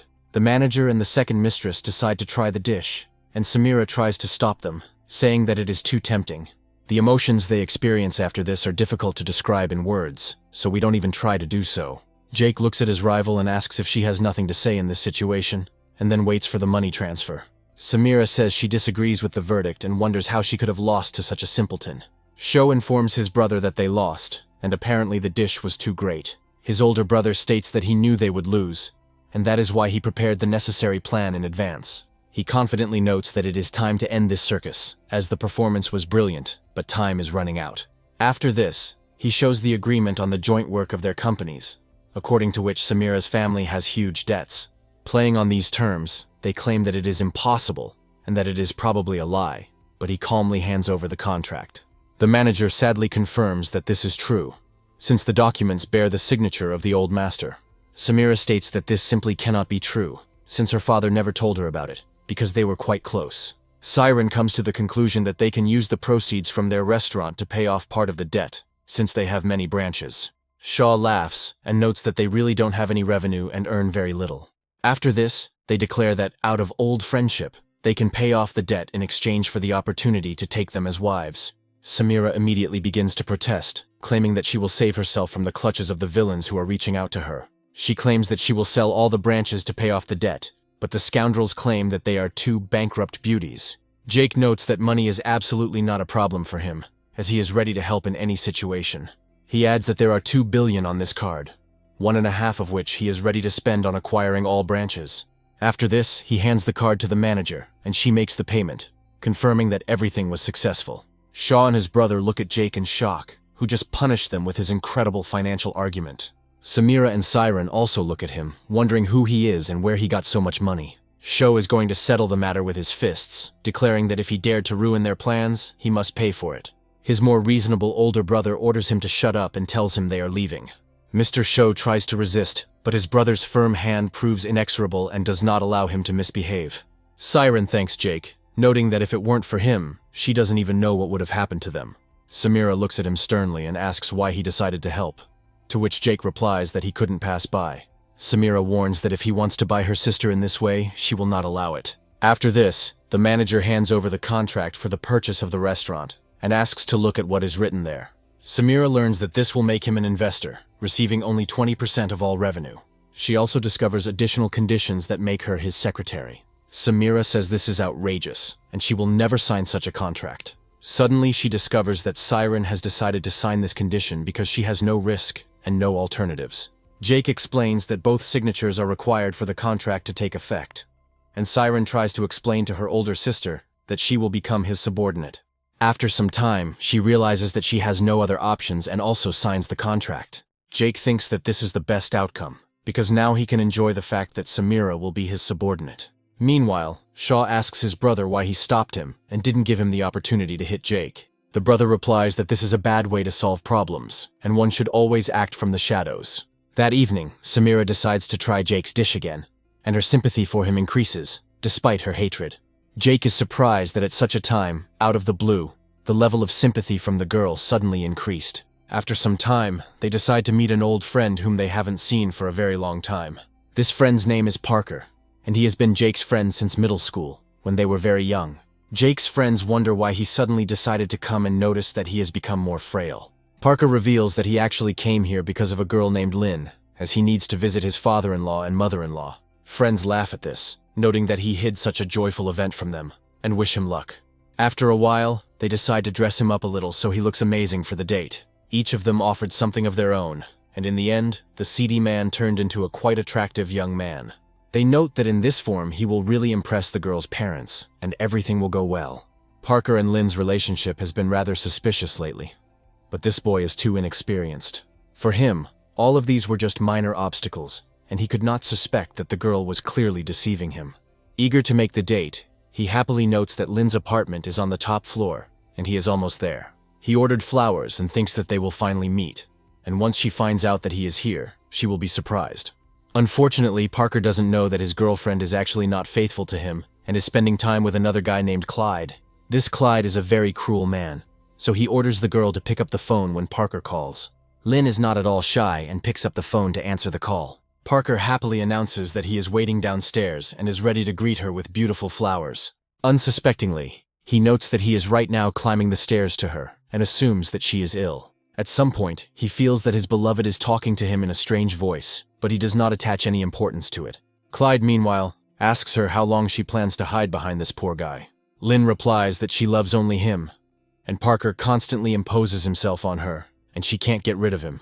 Parker comes to her apartment door and knocks, saying that he has brought gifts for her parents and is waiting to meet her. A few moments later, the door opens and Clyde appears in front of him. Looking at Lynn, Parker discovers a huge number of special marks on her body, which people put during intimacy. This comes as a serious blow to him, and he wonders what it all means. Clyde starts kissing the girl and asks if he doesn't understand the obvious. Parker falls to his knees and asks if she didn't say she wanted to be his wife forever. Lynn explains that she was just joking, as her parents were just an excuse to get rid of him, but he didn't understand. Parker wonders what she was missing, since he spent a lot of money on her, which he earned every day. Lynn says that she doesn't see him as a future husband, as he is too soft and worthless.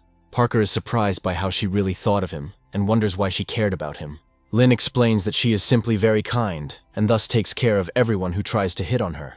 After this, she announces that they are breaking up, and she would never like to see him in her life again. Meanwhile, Jake and his friends try to call Parker, but cannot receive any messages. This begins to get on their nerves and they worry about him, feeling that something is clearly wrong. After some time, they receive a call from Parker's number, and they happily accept it, hoping that the situation will become clearer. An unknown voice reports that Parker jumped into the river, but he was rescued, and is now in Central Hospital. Jake and his comrades immediately go to the hospital, where the doctor confirms that his life is not in danger. His friends say they couldn't believe he would commit suicide because of a girl, because she's definitely not worth it. One of them turns to Jake and asks what they will do in such a situation. Jake takes out his phone and says that in this case, the only thing left to do is take brutal revenge. Several days pass, and we find ourselves in a huge banquet hall, where most celebrities of various stripes have been invited. Clyde asks Lynn if she heard Parker try to jump into the water, and Lynn just laughs it off. She adds that now there is no one in her heart except Clyde, so such things do not touch her at all. She also reports that this time a large campaign has been organized to introduce a new esports athlete. After some time, the gates open and it is announced that a new player is about to enter the hall. Lynn turns around dreamily and reflects on the fact that there are also influential people in the VIP lounge. However, a few moments later it turns out that the new player on the esports team is indeed Parker. Lynn is very surprised by this fact, as she did not expect to see it even once in her life. As soon as she gets closer to him, the guard pushes her away, explaining that it is forbidden to block the way of visitors. Lynn throws herself into Clyde's arms and notes that she didn't expect him to be so persistent and continue to pursue her. Parker apologizes to her, explaining that he has absolutely no idea what she means. Afterwards, he passes by, and Lynn is annoyed that they treated her like that, but Clyde remains adamant. He greets the gentleman who owns this banquet and says that they haven't seen each other for a long time since their last meeting. The gentleman asks what he owes them, and Parker declares that he probably doesn't know that a couple of paupers snuck into their banquet. Parker explains that he didn't receive anything, that a friend brought him here, but those around him don't believe him and start making up various theories. Jake says it would be best if they leave this place, but Clyde decides to be cheeky towards Jake. The protagonist smiles and explains that any villain would say such a phrase, and he has already heard enough of it, so he wants to change the script. Clyde approaches the person in charge of the room and asks if he can carry out his command, after which he is informed that time is up. The lights go out and the host thanks everyone for giving them their precious time. The host announces that this evening they proudly introduce the new members of the Two Dragons squad. Clyde explains that the banquet is much more important because these paupers are not worth their attention. People look around and note that they have heard that the American player, a multiple champion, has retired. After this, the host asks to greet the new player, who turns out to be Parker, with thunderous applause. Lynn still doesn't believe what's happening, and is trying to understand why he is being praised as a new player when he is a talentless person. Looking back, she can't understand why no one stops him, as if they don't understand what's going on. Lynn hopes that he doesn't confess his love right on stage, as this will create problems for her. Parker, meanwhile, continues to receive congratulations from high-ranking officials who are happy to welcome him. They report that his salary will now be $50 million a year, which surprises Lynn and Clyde. They can't believe that such a large number of preferences came to one person literally out of nothing. He is also approached by numerous realtors from different companies to give him gifts. Lynn tries to stop this farce and points out that he had nothing before, but he was honest with her. She is surprised that now he lied for her sake and even persuaded so many people to do the same. Clyde says it's time to end the show and clarifies how much he paid these people. The director asks why they are acting so strangely, and Clyde states that they are dealing with an ordinary low-ranking player. The director explains that the main condition for joining the squad is defeating the other members, and Parker has defeated them all. Clyde claims that this is simply impossible and wonders where Parker got such technology. Jake notes that his friend is a talented player and worked as a booster only to earn money. After this, he turns to Clyde and calls him a worthless streamer who gained popularity through fake successes. Clyde realizes he's in trouble, and now he'll have to deal with the lucky Parker. The irritated ones say that they are leaving here, since the event has lost its relevance. However, they are quickly met by staff who ask who gave them permission to leave, demanding that they stay put. These employees turn out to be members of a corporation that had contracts with Clyde, as he is a famous gaming streamer. After this, they distribute intimate photographs, claiming that this is a violation of the terms of the contract. Police also show a phone containing digital copies of these indecent photographs. Clyde claims that this cannot be true, since all the photos were on his personal drive and were not online. Lynn also falls to her knees as her phone starts blowing up with notifications. The whole point is that they also spread compromising information about her, and now everyone will know that she is a sellout. Lynn reflects on the fact that her reputation is now destroyed, so she urgently needs to think of a way to start her life anew. Clyde begins to slowly go crazy and explains that it is all Lynn's fault, because if she had not ignored Parker, everything would have been fine. Lynn remembers that Parker still loves her, because he is now a star, and his possibilities are limitless. She almost instantly throws herself into his arms and tells him that she has finally realized her feelings for him. She adds that she is very beautiful, and many people fell in love with her, but now she has realized what she really wants. Jake and the others watch her and realize that this is truly an incredible story that no one will believe. Lynn reaches out to her ex-lover, hoping to kiss him and test his reaction. Parker pushes her aside, causing her to fall to the floor and only narrowly avoid knocking out her teeth. Parker accuses her of pretending and says that her fake appearance makes him sick. After this, he leaves proudly, hoping that in this way he has finally avenged himself. They leave the room, but the distraught Lynn continues to pursue him, hoping that she will succeed. She also notices a nice car and realizes that she has been missing out on such a good person all this time. Throwing herself at his feet, she tells him that she really wants him not to leave and admits that she still loves him. The director explains that this girl needs to be removed. Her face needs to be remembered and she needs to be blacklisted. Lynn continues to watch the car drive away and cries loudly, after which she asks Parker to come back to her. Parker turns to her sadly and reflects that he was once more in love with her and made many mistakes. Now he has completely changed in just a few days and believes that she is not worthy of him and he deserves better. Jake points out that Parker has achieved everything he has achieved solely through his own hard work, so he has nothing to thank him for. Parker says that no matter what, his friendship with Jake was the most valuable thing in his life. Jake punches him away and says he believes Parker will overcome all the difficulties and find a worthy man. A few days later, they find themselves in a men's dorm when Jake decides to put his time to good use. He visits his favorite streamer Chai Chai to give her some money. Chai Chai has decided to return to his usual streams and, instead of charity work, is fulfilling specific orders. Jake considers contacting her and asking her to dance somewhere more private. After some time, he receives an invitation to a music festival located a few blocks away. Jake remembers that Chai Chai usually told him if she was going to such events, but this time, there was no word. He decides to write to her, but she sadly informs him that she will only be performing as an opening act, and that she was not given the lead role. Jake realizes he needs to console his friend, and immediately transfers $50 million to her to cover her expenses. Chai Chai asks why he sent so much money, to which Jake explains that he always wants to be the most loyal friend and support her. Chai Chai is glad that he is so caring towards her, and does not spare money to help her take a higher place in the ranking. A week later, they decide to meet at the airport to prepare for a music festival. Chai Chai drives up to him in her car and says that she is ready to take him home. Jake sits down next to her and asks if this is the very image she will dance in. Chai Chai explains that it is a yoga suit, after which they arrive at the area where she rents an apartment. Suddenly he finds his friend named Chong and asks where she gets so much trash to throw out. The girl says that she is preparing to move, because she has swept everything, sorted through everything and thrown out unnecessary things. She adds that the situation here is bad, and the owner of the apartment is very strange, so she is unlikely to stay long. After this, Chai Chai introduces her to her favorite sponsor and explains that this is her neighbor. After a while, men approach them and order them to drive as quickly as possible, otherwise they will have to pay extra. These men turn out to be the owner of Chong's apartment, and he is clearly not in a friendly mood. The irritated girl orders him to calm down, as she will have time to move out of the apartment beforehand, since she doesn't like it here anyway. Just a few moments later, our hero finds himself in the room where Chai Chai usually conducts streams. She sadly reports that they chatted for too long at the entrance, and now he has no time to stretch. Jake recommends skipping this exercise, but she explains that it's essential because it can lead to injury. Jake decides to help her do some special exercises to help her quickly stretch her muscles. After a while, the exercises come to an end, and she reports that it was very helpful and went by quite quickly. When asked where he learned to help with stretching, he explains that he learned from videos on social media. Chai Chai crawls up to him on her knees and asks if he can teach her anything else. However, before they can get to anything serious, the alarm clock starts ringing loudly. Chai Chai remembers that she has a rehearsal, quickly gets dressed and says that she will return to him in the evening. After some time, our hero begins to hear swearing from behind the wall and decides to find out what is going on. He recognizes the voice of his neighbor and discovers that a large number of people are trying to enter her apartment.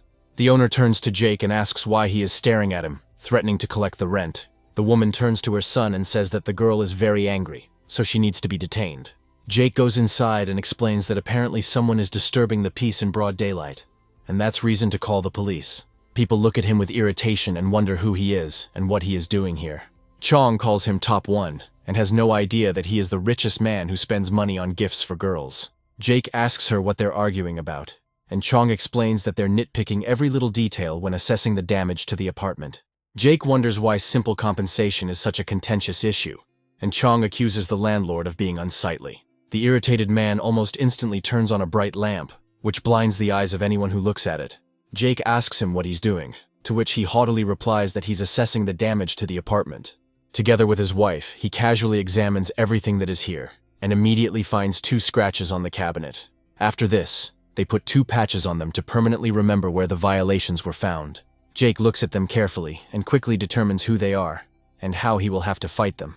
The homeowner reports that there are 3 dents on the chair legs, each of which will have to be paid for separately. Looking at the wooden frame of the bed, he counts several cracks there, so they go through the entire apartment, noticing the little flaws that were there before Chong moved in. Jake and his partner look around and barely have time to come to their senses before almost the entire apartment is marked.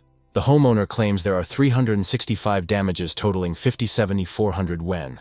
Kong refers him to the dog rules, adding that such a sum is unacceptable and unthinkable. The homeowner claims that all terms of compensation and damage are clearly stated in the contract. Chong notes that all this alleged damage was originally in the apartment, and adds that she will not pay. The landlord says he knows perfectly well she can't afford it, but her boyfriend can, and therefore will pay. Jake asks if they know he's rich, to which he claims they know for sure that they're dealing with a Top 1 donor. He also adds that the essence of renting is that the tenant simply pays money, while the landlord has many more responsibilities. Chong interrupts their attempts to evoke pity and declares that he will not give anything away or pay more than what is due. The landlord says that if they don't want to give the money back in a good way, then the conversation will go differently. His son intercepts her suitcase, and the homeowners begin to hold Chong back by force. The young man notes with a smile that the girl looks feisty, but at the same time has refined taste. He tells her not to move and tries to put his hands on her, threatening her safety. Chong grabs his face and decides to scratch him to get him to let go for at least a second.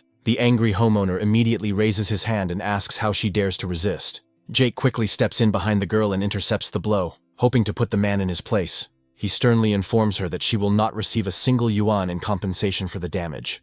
But the landlord laughs and objects that this is not true. Smiling, he adds that he himself did not give away this house and money, but he will always force others to pay.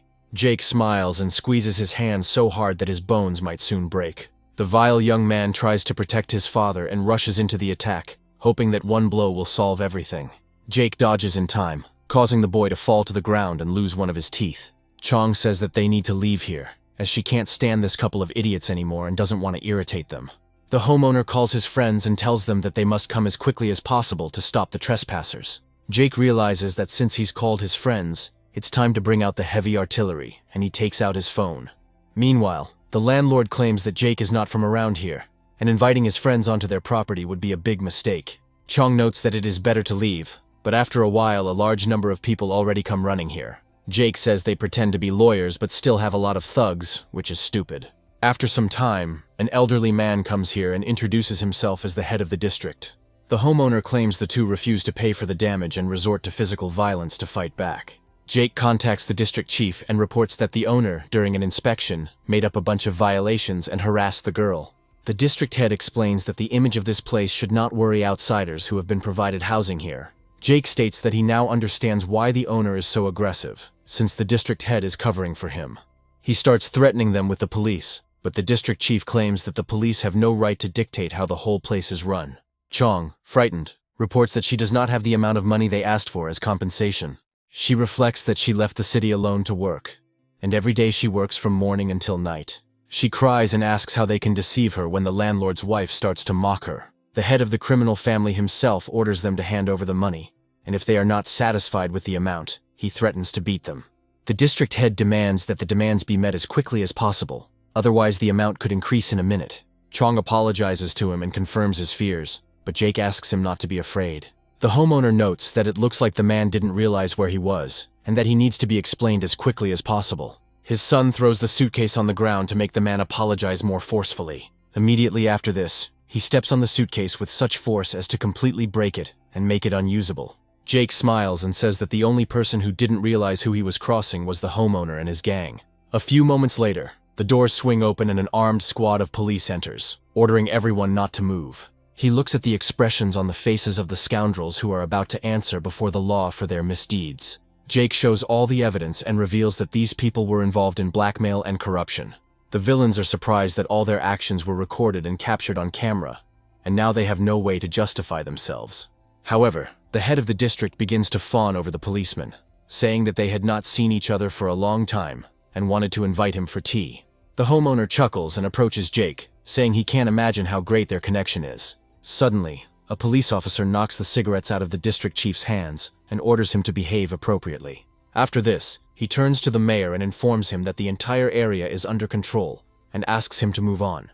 The mayor says that if a local leader covers up for unscrupulous homeowners, this is grounds for his resignation. He orders that everyone who is here be detained and interrogated to obtain the necessary testimony. He also reports that the head of the district has been relieved of her post from this day on and must be sent to the station for questioning. The head of the district reminds that they had known each other before, and notes this for himself. The mayor asks if he can resist government officials, adding that this makes him even more guilty. Jake catches the angry looks of the villains, but for him, this is just a reason to have fun. The district chief, unable to control his emotions, rushes forward, preparing to grab Jake. The mayor reports that the suspect is using violence and resisting arrest, and therefore needs to be detained. Moments later, several stun guns are pressed against the old man's body, and even the homeowner is in danger. The rest of the crime family watches in horror, unable to believe that they have been treated so cruelly. The woman approaches the mayor and informs him that they have done nothing wrong and that stun guns should not be pointed at them. Jake explains that the tenants had done nothing wrong either, but that didn't stop them from harassing them and extorting money. The landlord's son calls Jake a dirty stranger who should mind his own business before it's too late. The police immediately use stun guns and are prepared to use special means at any moment. The mayor notes that given everything that happened here, they are supposed to pay the girl 200,000 yuan in compensation. Before they can say anything, one of the police officers hands over some documents. The mayor explains that, according to the documents, they have a large debt, and the building is illegal and subject to destruction. The criminal family, along with the district head, begins to cry, noting that everything used to work well, but now everything is falling apart. Jake praises the mayor and says he's glad he intervened, otherwise they would have been in trouble. The mayor speaks politely to Jake and expresses a desire to get to know him, which greatly surprises the criminals. The mayor asks if Jake would be interested in investing in their cultural projects, and Jake promises to make inquiries. The mayor reflects that if one of Jake's friends hadn't contacted him, he wouldn't have known about such an amazing opportunity. The crime family admits they screwed up and are now in complete ruin. After some time, the criminals are taken outside and ordered to get into the car. Chong thanks Jake for his help and asks if he wants to add her as a friend on a local social network. As soon as she adds him as a friend, she immediately transfers him a small amount of money as a thank you. Kong reports that it is not enough, but it is all she can give now in gratitude for the help. Jake states that the landlord was a complete jerk and he couldn't stand him either, then accepts the gift. Chong decides to show his friendliness with a soft kiss on the cheek. She also says that she has no intention of interfering in Jake's relationship with Chai Chai, but simply wanted to thank him. Jake watches her go and reflects on how there are so many good women like her in this world. After some time, he gets to the festival and discovers that there are many people preparing for the holiday. He notices that a huge number of people are behaving quite openly and hope that the Chai Chai number will arrive soon. Walking through the atmosphere of debauchery, he realizes that he really likes this kind of life, and he would like to visit such places more often. After a while, people roll out a path along which a musician named Candy walks, greeting fans. This DJ is famous all over the world, so fans break through the barriers and run to hug him. Candy puts her hands on indecent places and says that she loves young fans. Suddenly, one of the spectators interrupts the celebration, ordering Candy to take her hands off. He pulls his girlfriend out of the musician's arms and tells him not to dare bother her. However, his girlfriend calls him an idiot and says that it is just a joke and there is nothing wrong with it. The journalist tries to counter with something, but she immediately runs away in the hope that Candy will pay attention to her again. Jake approaches the journalist and asks how he got there, and assumes that it is his girlfriend. The journalist reports that he met her some time ago, and did not expect that she would be interested in foreigners. Jake thinks it's unfair since Candy was ranked 10th in the world. The host announces that they will now present a dance number of 5 famous streamers. Jake looks happily at the stage, realizing that now Chai Chai and her team should perform. However, nothing happens, and everyone is surprised by such incredible silence. Some viewers are getting furious and asking why the stage hasn't been cleared yet. The host apologizes and explains that there were technical problems, but they demand Candy's concert from him. Jake thinks this is a strange coincidence and decides to go backstage to find out why. As Jake gets closer to the dressing room, he discovers that there is no security, which he finds very strange. Entering inside, he sees an angry Chai Chai ordering the guards to open the door, but they quickly find the key. Jake asks what happened, and Chai Chai explains that one of the dancers went missing and was only just found in Candy's dressing room.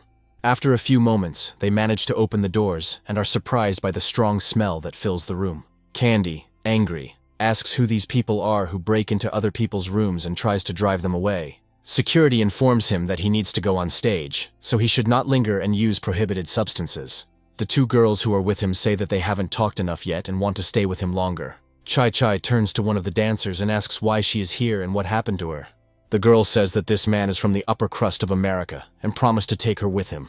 They also explain that they will eventually become stars in another country to earn money. Jake explains that money can be made here too, but the girls are indignant and say that they are not given any attention here. Candy suddenly notices Chai Chai and remarks that she is very beautiful and that he likes her, after which he invites her to his place. He also hints at his plans for the girl, regardless of her wishes. He says he can make up some story to make them believe if necessary. Chai Chai says that she is not interested in such things and is not impressed at all. She adds that she prefers men who act similarly to Jake. Candy is offended that he was not chosen and cannot forgive the girl. He immediately rushes forward and declares that he will show how weak other men are in comparison to him. The outcome of the battle seems obvious, and Jake explains everything in plain language to calm him down. The force of the impact is so strong that he flies to the side and flips the sofa over with his body. The girls run up to him and ask if he is okay, to which he replies that his nose is broken. Candy says that she will complain, and asks to call the boss so that he can find out what happened. Every day a stern voice is heard saying that it is not worth calling the boss. This person turns out to be the director of the company, who says that he has already reported everything that happened. Chai is surprised that the manager came in person and tries to understand what he wants. Candy considers this international recognition. After this, he tells them that he has a rich villa and promises to invite them there if they help him. The manager explains that he doesn't remember Candy's name, but he contacted the police to clarify the situation. He also accuses him of using illegal substances in China and beating women. He emphasizes that this is unacceptable and should be punishable by imprisonment. Immediately after this, he turns to Jake and says that he didn't expect to meet here. Jake shakes his hand and tells him that he trusts him to handle the matter, hoping for a quick resolution. Candy explains that the man brazenly entered his dressing room and hit him for no reason. The manager shouts that any offender will be detained, but he has no room left for excuses. He reminds her about the illegal substances, but Candy is indignant and claims that everything is legal. The manager explains that you need to respect the laws of the places you are going to and not consider yourself the most important. One of the girls stands up for Candy, explaining that he is a famous DJ with a large fortune and worldwide fame. Jake states that if she considers him elite, it is worth studying the available information about the person. Immediately after this, a journalist comes into the dressing room and says that he gave a bribe and dug up all the secret information about Candy. Musicians consider this a pathetic invention and do not understand what could have been found on it. Afterwards, they are presented with a list of all of Candy's violations, including human trafficking and large-scale fraud. Candy can't believe something like this has come to light, as he has never been caught by the police before. The frightened girls explain that this is most likely a lie because someone is ready to do anything to discredit Candy. The journalist adds that this is not an unfounded accusation, since the news was obtained from verified American sources. The girls begin to doubt his honesty and ask him to return the $10,000 they lent him.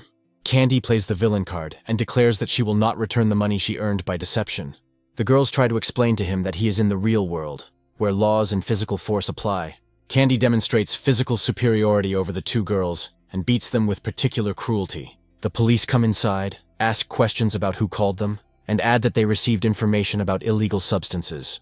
Immediately after this, they decide to arrest not only Candy, but also the girls who were near him.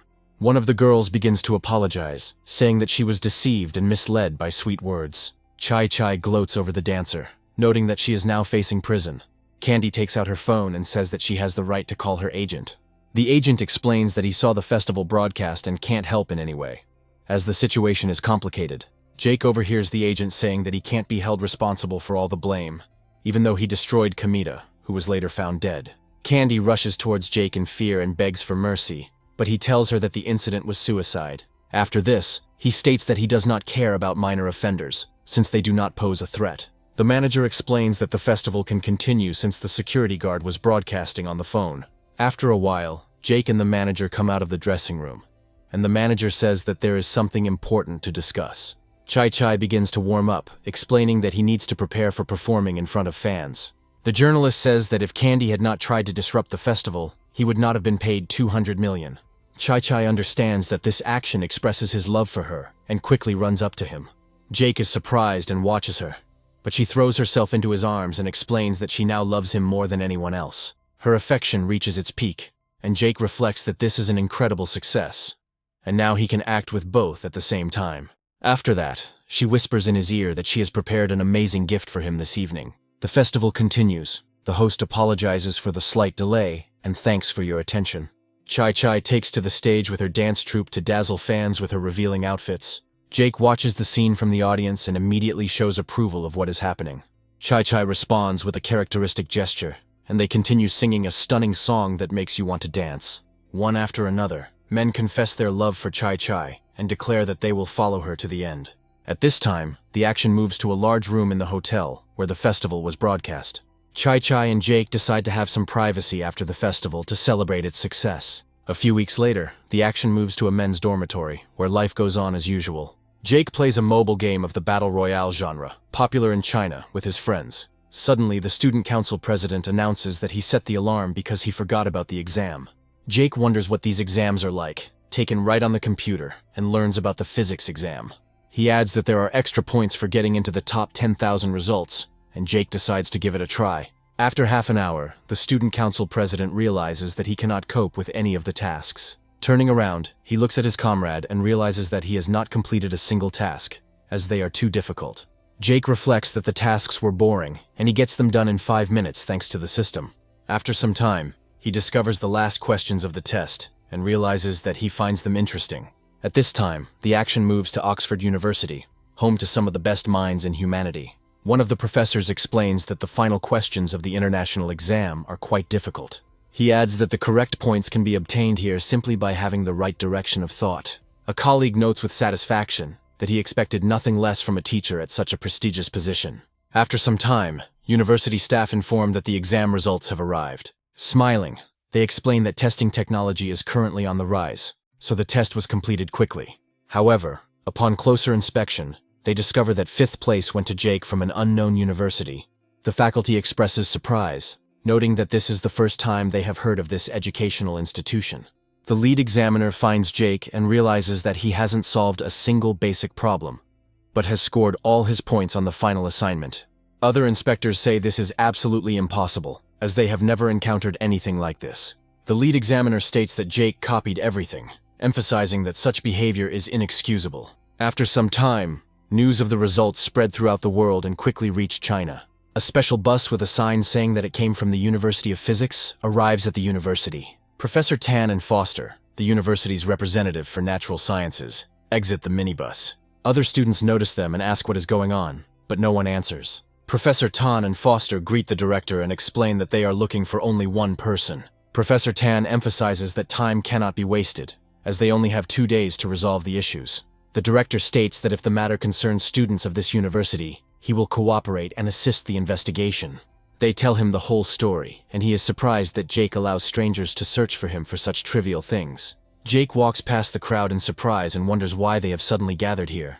His friends ask if his physics result was real and praise him for his sharp mind. Foster notes that the director is deliberately stalling for time by helping criminals. He adds that with such a rector, the university will soon lose its reputation and accreditation. Jake approaches them and says that if they were looking for him so furiously, then their search has finally come to an end.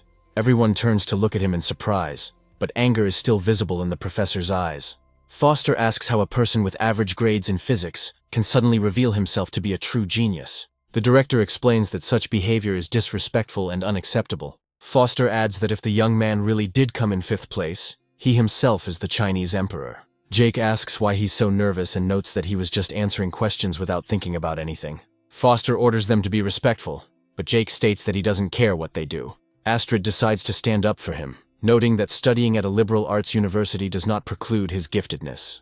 She adds that Jake is better than most she has met and always studies things carefully. Foster and Professor Tan's support group begins to look at Astrid with admiration, noting her beauty. Foster asks her who she is, hinting that she has nothing but looks, but Professor Tan tells him not to overdo it. Jake notes that he finds it surprising that university professors use such crude language, blaming everyone. Jake declares that he will pass the exams, but if he wins, they will apologize, and Foster accepts this offer. Professor Tan says they have no time for pomp and ceremony, adding that preparations have already been made in advance. After a while, they enter a classroom with a huge projector that allows them to give lectures. Zoya, Audrey, and Junia are already there to watch their beloved win on the scientific fronts. Zoe notices Jake and notes that the difficulty level has been raised for him, which is perfect for a challenge. Junia says he is impeccable and adds that she is saddened that he might find a rich beauty. A dispute arises between them about who should have complete possession of this amazing man. Junia says that she was blind before, but now she will not give up until she surpasses him. Jake watches the likability notification system and wonders what she's up to. Students at the physics university are surprised that so many beautiful women are chasing after this guy, who seems like a klutz. After this, they look at the board and realize that no ordinary student could handle such a task. Foster mocks Jake, noting that he is finished, because even the professor in his youth solved this problem for 3 years. Zoya says that this is unfair, and they should not make such serious demands on an ordinary student. Professor Tan explains that he understands the difficulty of the task, so Jake does not have to answer perfectly. Jake looks at the problem carefully and notes that everything here is indeed the same as in the last task of the exam. Foster continues to press the issue, arguing that Jake shouldn't act like he knows everything. He is reprimanded, saying that all universities are no good in physics, and this raises suspicions. Jake suddenly enters a state of flow and begins to rapidly draw out formulas at an incredible speed. A few moments later, he proudly announces that the task has been completed in the shortest possible time. A deafening silence falls in the room, as no one can understand how he achieved such results. One of those present notes that only a few minutes have passed, and Jake has already solved a problem that usually takes years. Professor Tan looks at the formulas with admiration and claims that the problem has been solved completely correctly. Foster finds himself in the wrong and can't believe that the boy is actually capable of solving such problems. Jake is advised to stand in a certain place, as his apology will be heard best from there. He also turns to Astrid and says that right now she needs to hear a sincere apology. Foster states that Jake really should apologize and is willing to fall on his knees to make it look convincing. Looking at the room full of people, he realizes that only hatred is coming from there.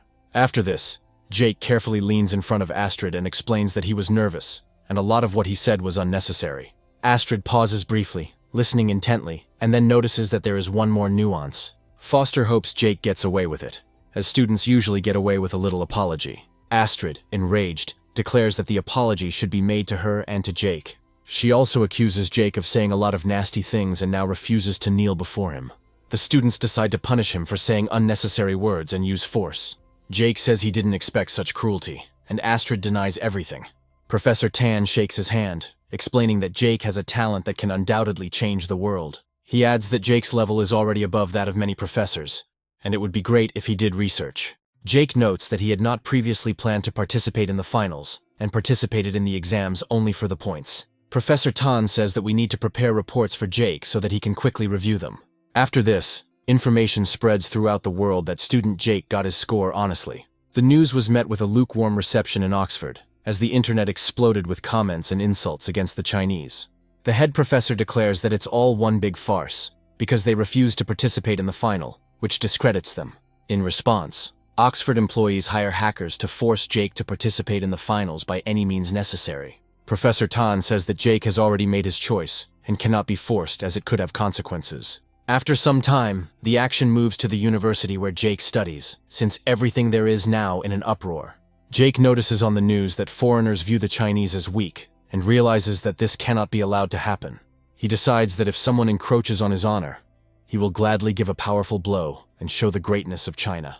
After a while, he gives a short interview so that everyone knows that he agrees to go to the final exam. Professor Tan and his students are delighted by this news, realizing that they still have a chance to wipe the floor with their rivals. Outside the city, they say they will go there to support him and help him win. In the evening, Astrid contacts her friend and tells her that her boyfriend will be going to Oxford for an exam. She adds that she has already told a lot, and asks Marie why she is not at work.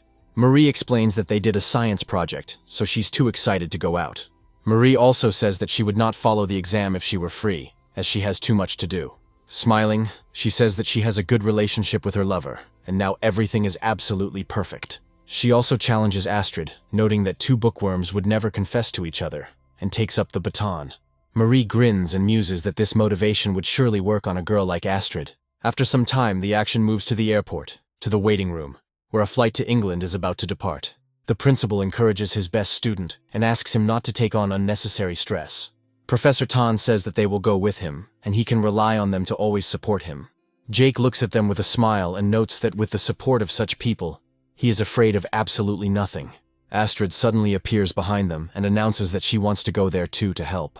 She claims that she studied at this university on an exchange and knows the place very well, so she can help you get your bearings. The director expresses surprise and says that he is pleasantly surprised by her dedication and allows her to join. Astrid sincerely thanks him, noting that she will never forget such kindness on his part. The director sees off the plane and wishes good luck to his favorite student. Professor Tan gives Jake homework from previous exams so he can prepare in time. Jake uses his skill system to give him an advantage and learn everything in a few hours. After this, he turns around and discovers that Astrid has long since gone to the toilet and still hasn't returned. He continues walking, wondering if she is okay. Astrid suddenly turns to him in a plaintive voice and asks him to help her. She adds that the doors are broken, the lock doesn't work, and she can't open the door, so she's scared. Jake decides to use his enhanced strength skills and opens the door with one confident movement. After a while, he easily opens the door and tells her that she should be more careful. Looking her over carefully, he asks if she is hurt, to which she replies that she is embarrassed. Suddenly they hit a zone of turbulence, causing the plane to rock from side to side. Jake tries to hold Astrid back from hitting her head and warns her to be careful. The flight attendant informs passengers that they need to fasten their seatbelts to avoid injury during the flight. Suddenly, Jake notices that 2 people are missing from their seats, which is clearly not a good sign. Due to turbulence, Jake and Astrid take a very strange pose that can be interpreted in 2 ways. Jake helps her to her feet and asks if she's okay. However, a few moments later, the plane enters a zone of turbulence again, and everything changes places. Astrid finds herself in yet another peculiar position, sitting on Jake's lap. Astrid remembers her friend's words about how 2 bookworms would never confess to each other. She promises to never doubt again and kisses him sharply with all sincerity and feeling. Their incredibly sensual confession to each other through body language is interrupted by a flight attendant knocking on the door. Astrid reports that the flight attendant caught them, and now they could be arrested. But Jake says he'll handle it. After a pause, he suddenly opens the door and says that the quality of the interior leaves much to be desired, because Astrid almost fell. The girl immediately apologizes and promises to compensate for any inconvenience caused during the flight. After some time, they find themselves in the UK, at an international university. The professor comes out in front of the participants and expresses joy, greeting everyone who came. He adds that the competition is being held by a European organization with the aim of finding new talent. This man, Professor Nottingham, assures that the 3 winners of this exam will achieve world fame. It also introduces the world's best physicist named Einstein, who is one of the examiners. Einstein notes that fame and reputation are just additional rewards. The main thing is science. He says that all students must give their best, and then leaves. The students begin to talk among themselves, noting that the $5 million reward for winning is very significant. Einstein and Professor Nottingham leave the office, and the professor tries to talk to the scientist. Despite all attempts to persuade him to cooperate, Einstein refused every time. Professor Nottingham reflects on the fact that talented people are too proud, but this is understandable. Jake and Astrid walk around the auditorium while others just make fun of them because they are Chinese. Professor Nottingham orders everyone to calm down, noting that the truth always comes out in an exam. He adds that in the scientific world, one cannot help but be aware of someone who is taking advantage of their position. Astrid interprets this statement as a personal attack and prepares to stand up for her beloved. Professor Tan says that it is the famous Professor Nottingham who is behaving inappropriately. Astrid points out that these people don't have much intelligence, so they will lose miserably tomorrow. Professor Nottingham says there is no point in making a fuss about being the best European talent, and that they should show what they have to offer. The students say that tomorrow they will show these Chinese what intellectual superiority is. Jake thanks the professor for standing by their side, and the professor states that he will always stand by China's defense. Astrid kisses Jake and says that her intuition is never wrong, and she feels that he will get a high score. After this, she says that she would like to discuss something with him after the exam, intriguingly hinting at it. Jake thanks everyone for their support, and notes that tomorrow, they will put these people in their place. The day of the exam is approaching, and now you need to give your best to surprise your opponents. Professor Nottingham orders his staff to distribute forms to be filled out in order to participate in the exam. After some time, he gives a command to the official head of the exam and observes the hall. Einstein reflects on the fact that he spent the entire evening yesterday conducting experiments and still had not found a solution to the problem. However, a possible solution can be found in these forms, although he does not believe that anyone will be able to solve the problem. The security guards approach the professor and report that they have searched everyone several times, but found nothing.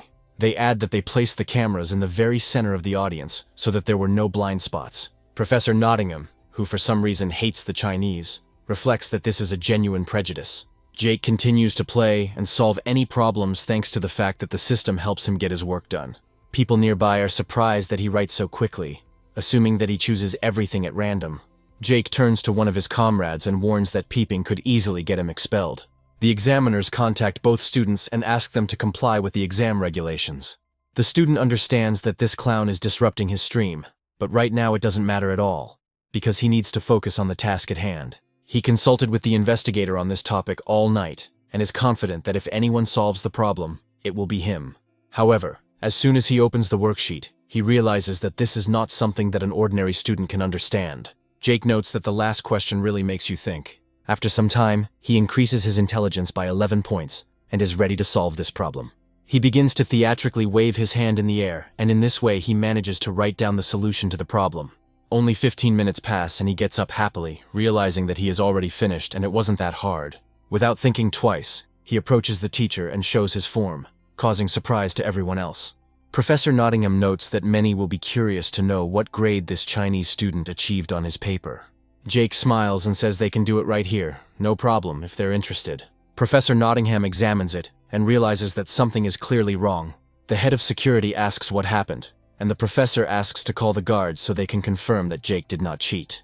The students realize that something is clearly wrong here and are closely monitoring developments. Einstein begins to get nervous because he has noticed something that will help him solve his experiments. He abruptly snatches the form from Professor Nottingham's hands and reads it carefully, hoping to gain information. Professor Nottingham is notified by security that Jake did not cheat. After this, he announces to everyone that all the tasks in this test have been completed correctly. Einstein notes that not only the initial tasks, but also the very last task, contain the rational grain of his thoughts. The students begin to shout in surprise, noticing that apparently this Chinese guy really did deserve a high mark. Professor Nottingham continues to resist the truth, and speculates that this must be some kind of subtle scheme. Jake happily pulls himself up and says that the exam is over and it's time to get some rest. Professor Nottingham states that this is truly unexpected, and that Jake is highly intelligent. He also invites him to his organization, noting that no one can compare to him in knowledge. From his point of view, working in academia is the dream of any researcher, but it will require changing citizenship. Jake starts laughing demonstratively to show his attitude towards this idea. He states that he does not need anyone's recognition, and that he does not intend to change his citizenship because he is in love with China. Professor Nottingham advises him to think things through carefully, as global recognition is not something that can be achieved easily. Jake claims that European tricks don't work on him, as he only came here to put him in his place. After this he leaves, ignoring the curses shouted by the professor. Meanwhile, Einstein conducts experiments over the telephone, and his assistants note that the result is successful. Jake looks at the man blocking his path in surprise and asks what he is doing here. Einstein falls to his knees before him and asks to be accepted as a student after the events that took place. People watching this cannot believe that the top student suddenly kneels in front of the Chinese man. Jake looks at him skeptically and asks if he really wants to become his apprentice. Einstein reports that he believed that there were no more people in this world who could teach him. But he was wrong.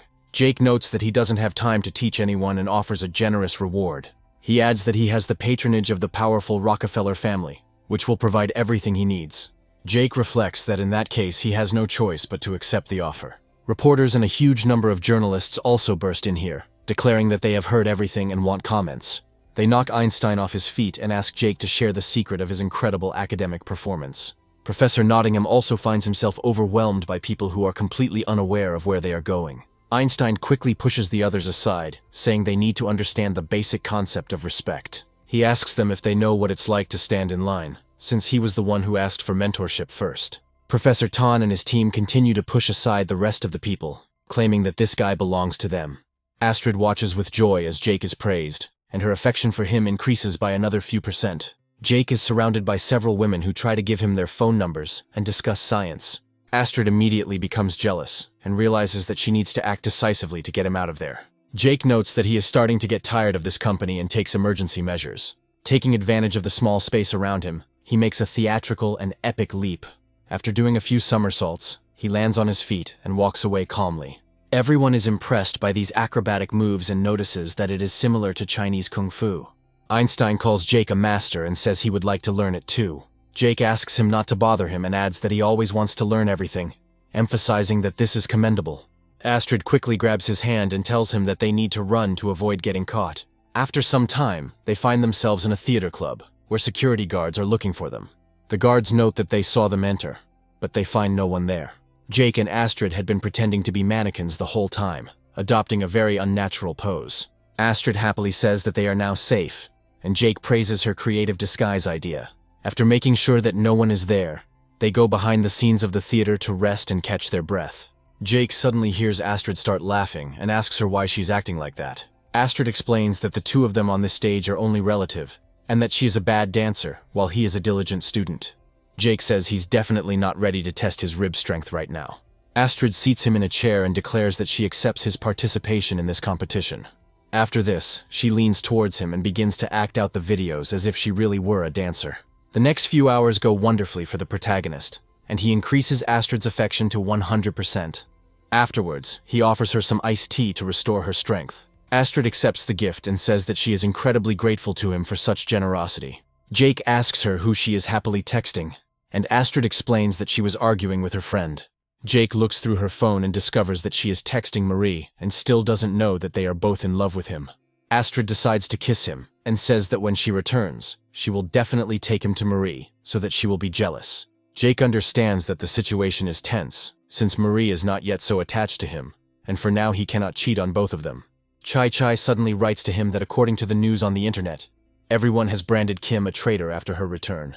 Jake realizes that this now requires his direct intervention, as he has a very warm feeling towards this girl. Kim continues to live in the women's dormitory, but this is not easy for her due to her bad reputation. After she closes her door, she discovers that her room is covered in offensive graffiti. Nearby students say she fully deserves what is happening to her now. As soon as she arrives at the cafeteria, they continue to bully her, throwing crumpled papers and food at her. Kim still remains a weak person who cannot stand up for himself, and therefore endures bullying. As soon as she bends down to grab some rice, Jake texts her to see how she's doing. In response to the question of whether Lena has made friends, Jake reports that yesterday, a small kitten accompanied her to the dorm. All this time, she has been the object of close attention. The number of photographs that are collected exceeds tens or hundreds, mostly people watching her film the abuse on camera to capture everything. Her classmates say she didn't even turn her head to see who threw the object at her because they think she's stupid. The bully notes that she is lucky because she had an idea to make Kim's life even worse. The unidentified young man says he is looking forward to seeing how this situation will be resolved.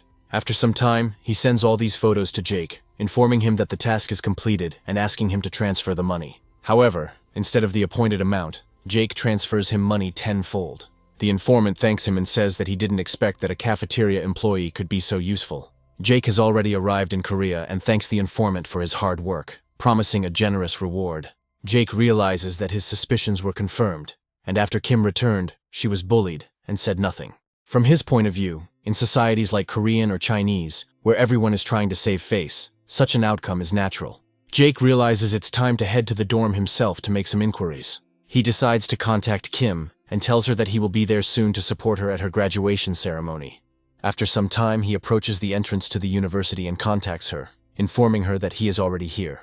Kim quickly gets dressed and says that she will come down to him, asking him to wait a little. Running out to meet him, quite out of breath, she asks why he didn't warn her in advance. Jake smiles and explains that he wanted to surprise her, after which they begin to whisper so that the other students won't hear. Kim says there's not much to see here, so it's best to just walk around the streets, but Jake refuses. He says it's better to have a snack in the cafeteria, but Kim says everything there is tasteless. Jake approaches the black cat and asks if this is her new friend who accompanies her to the university. After this, he turns to the students passing by and asks which way their cafeteria is. Students say they are honored to see a Chinese person and recommend enjoying the variety of dishes they have. Jake thanks them for the explanation and notes that they have a lot of dishes too, but they don't really believe him. After this, he puts his hand on his interlocutor's shoulder and says that it's time for lunch. Jake speculates that, according to the photo reports, it is these girls who are bullying Kim, while the rest are simply keeping quiet. Entering the canteen, he discovers that the prices are actually quite low for a wide variety of dishes. Kim says that she will give him some local money so that he can pay for his services. Jake thanks her and heads to the dining room to help himself to as many dishes as possible.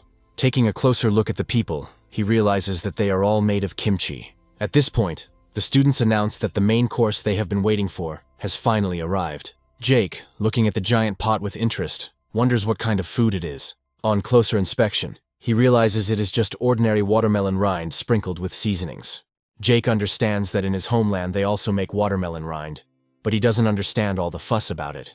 Jake decides to grab the best they have, and realizes the food doesn't look as good as his favorite Chinese food. After this, Kim tells him how to eat traditional Chinese dishes so as not to embarrass himself. Then she tells him about her favorite Go openings, and this increases her affection a little. Jake starts discussing with her possible debuts in this game and realizes that he finally saw a smile on her face. The atmosphere is becoming at least a little warmer, but this is not destined to last long. Kim suddenly sees some very strange news on social media and becomes silent, not saying a single word anymore. Someone decided to publish a provocative text, according to which a Chinese man violated Korean customs and took too much meat. Jake wonders why he wants to be angry and laugh at the same time because it seems absurd to him. Also, someone posts photos of Kim, and people start laughing at her in the comments. After this, she receives numerous messages from teachers expressing dissatisfaction with her behavior. The teachers tell her that if this happens again, she should not blame other people. Kim apologizes for the misunderstanding and admits that she doesn't understand how everything changed so abruptly. Jake says it's not her fault.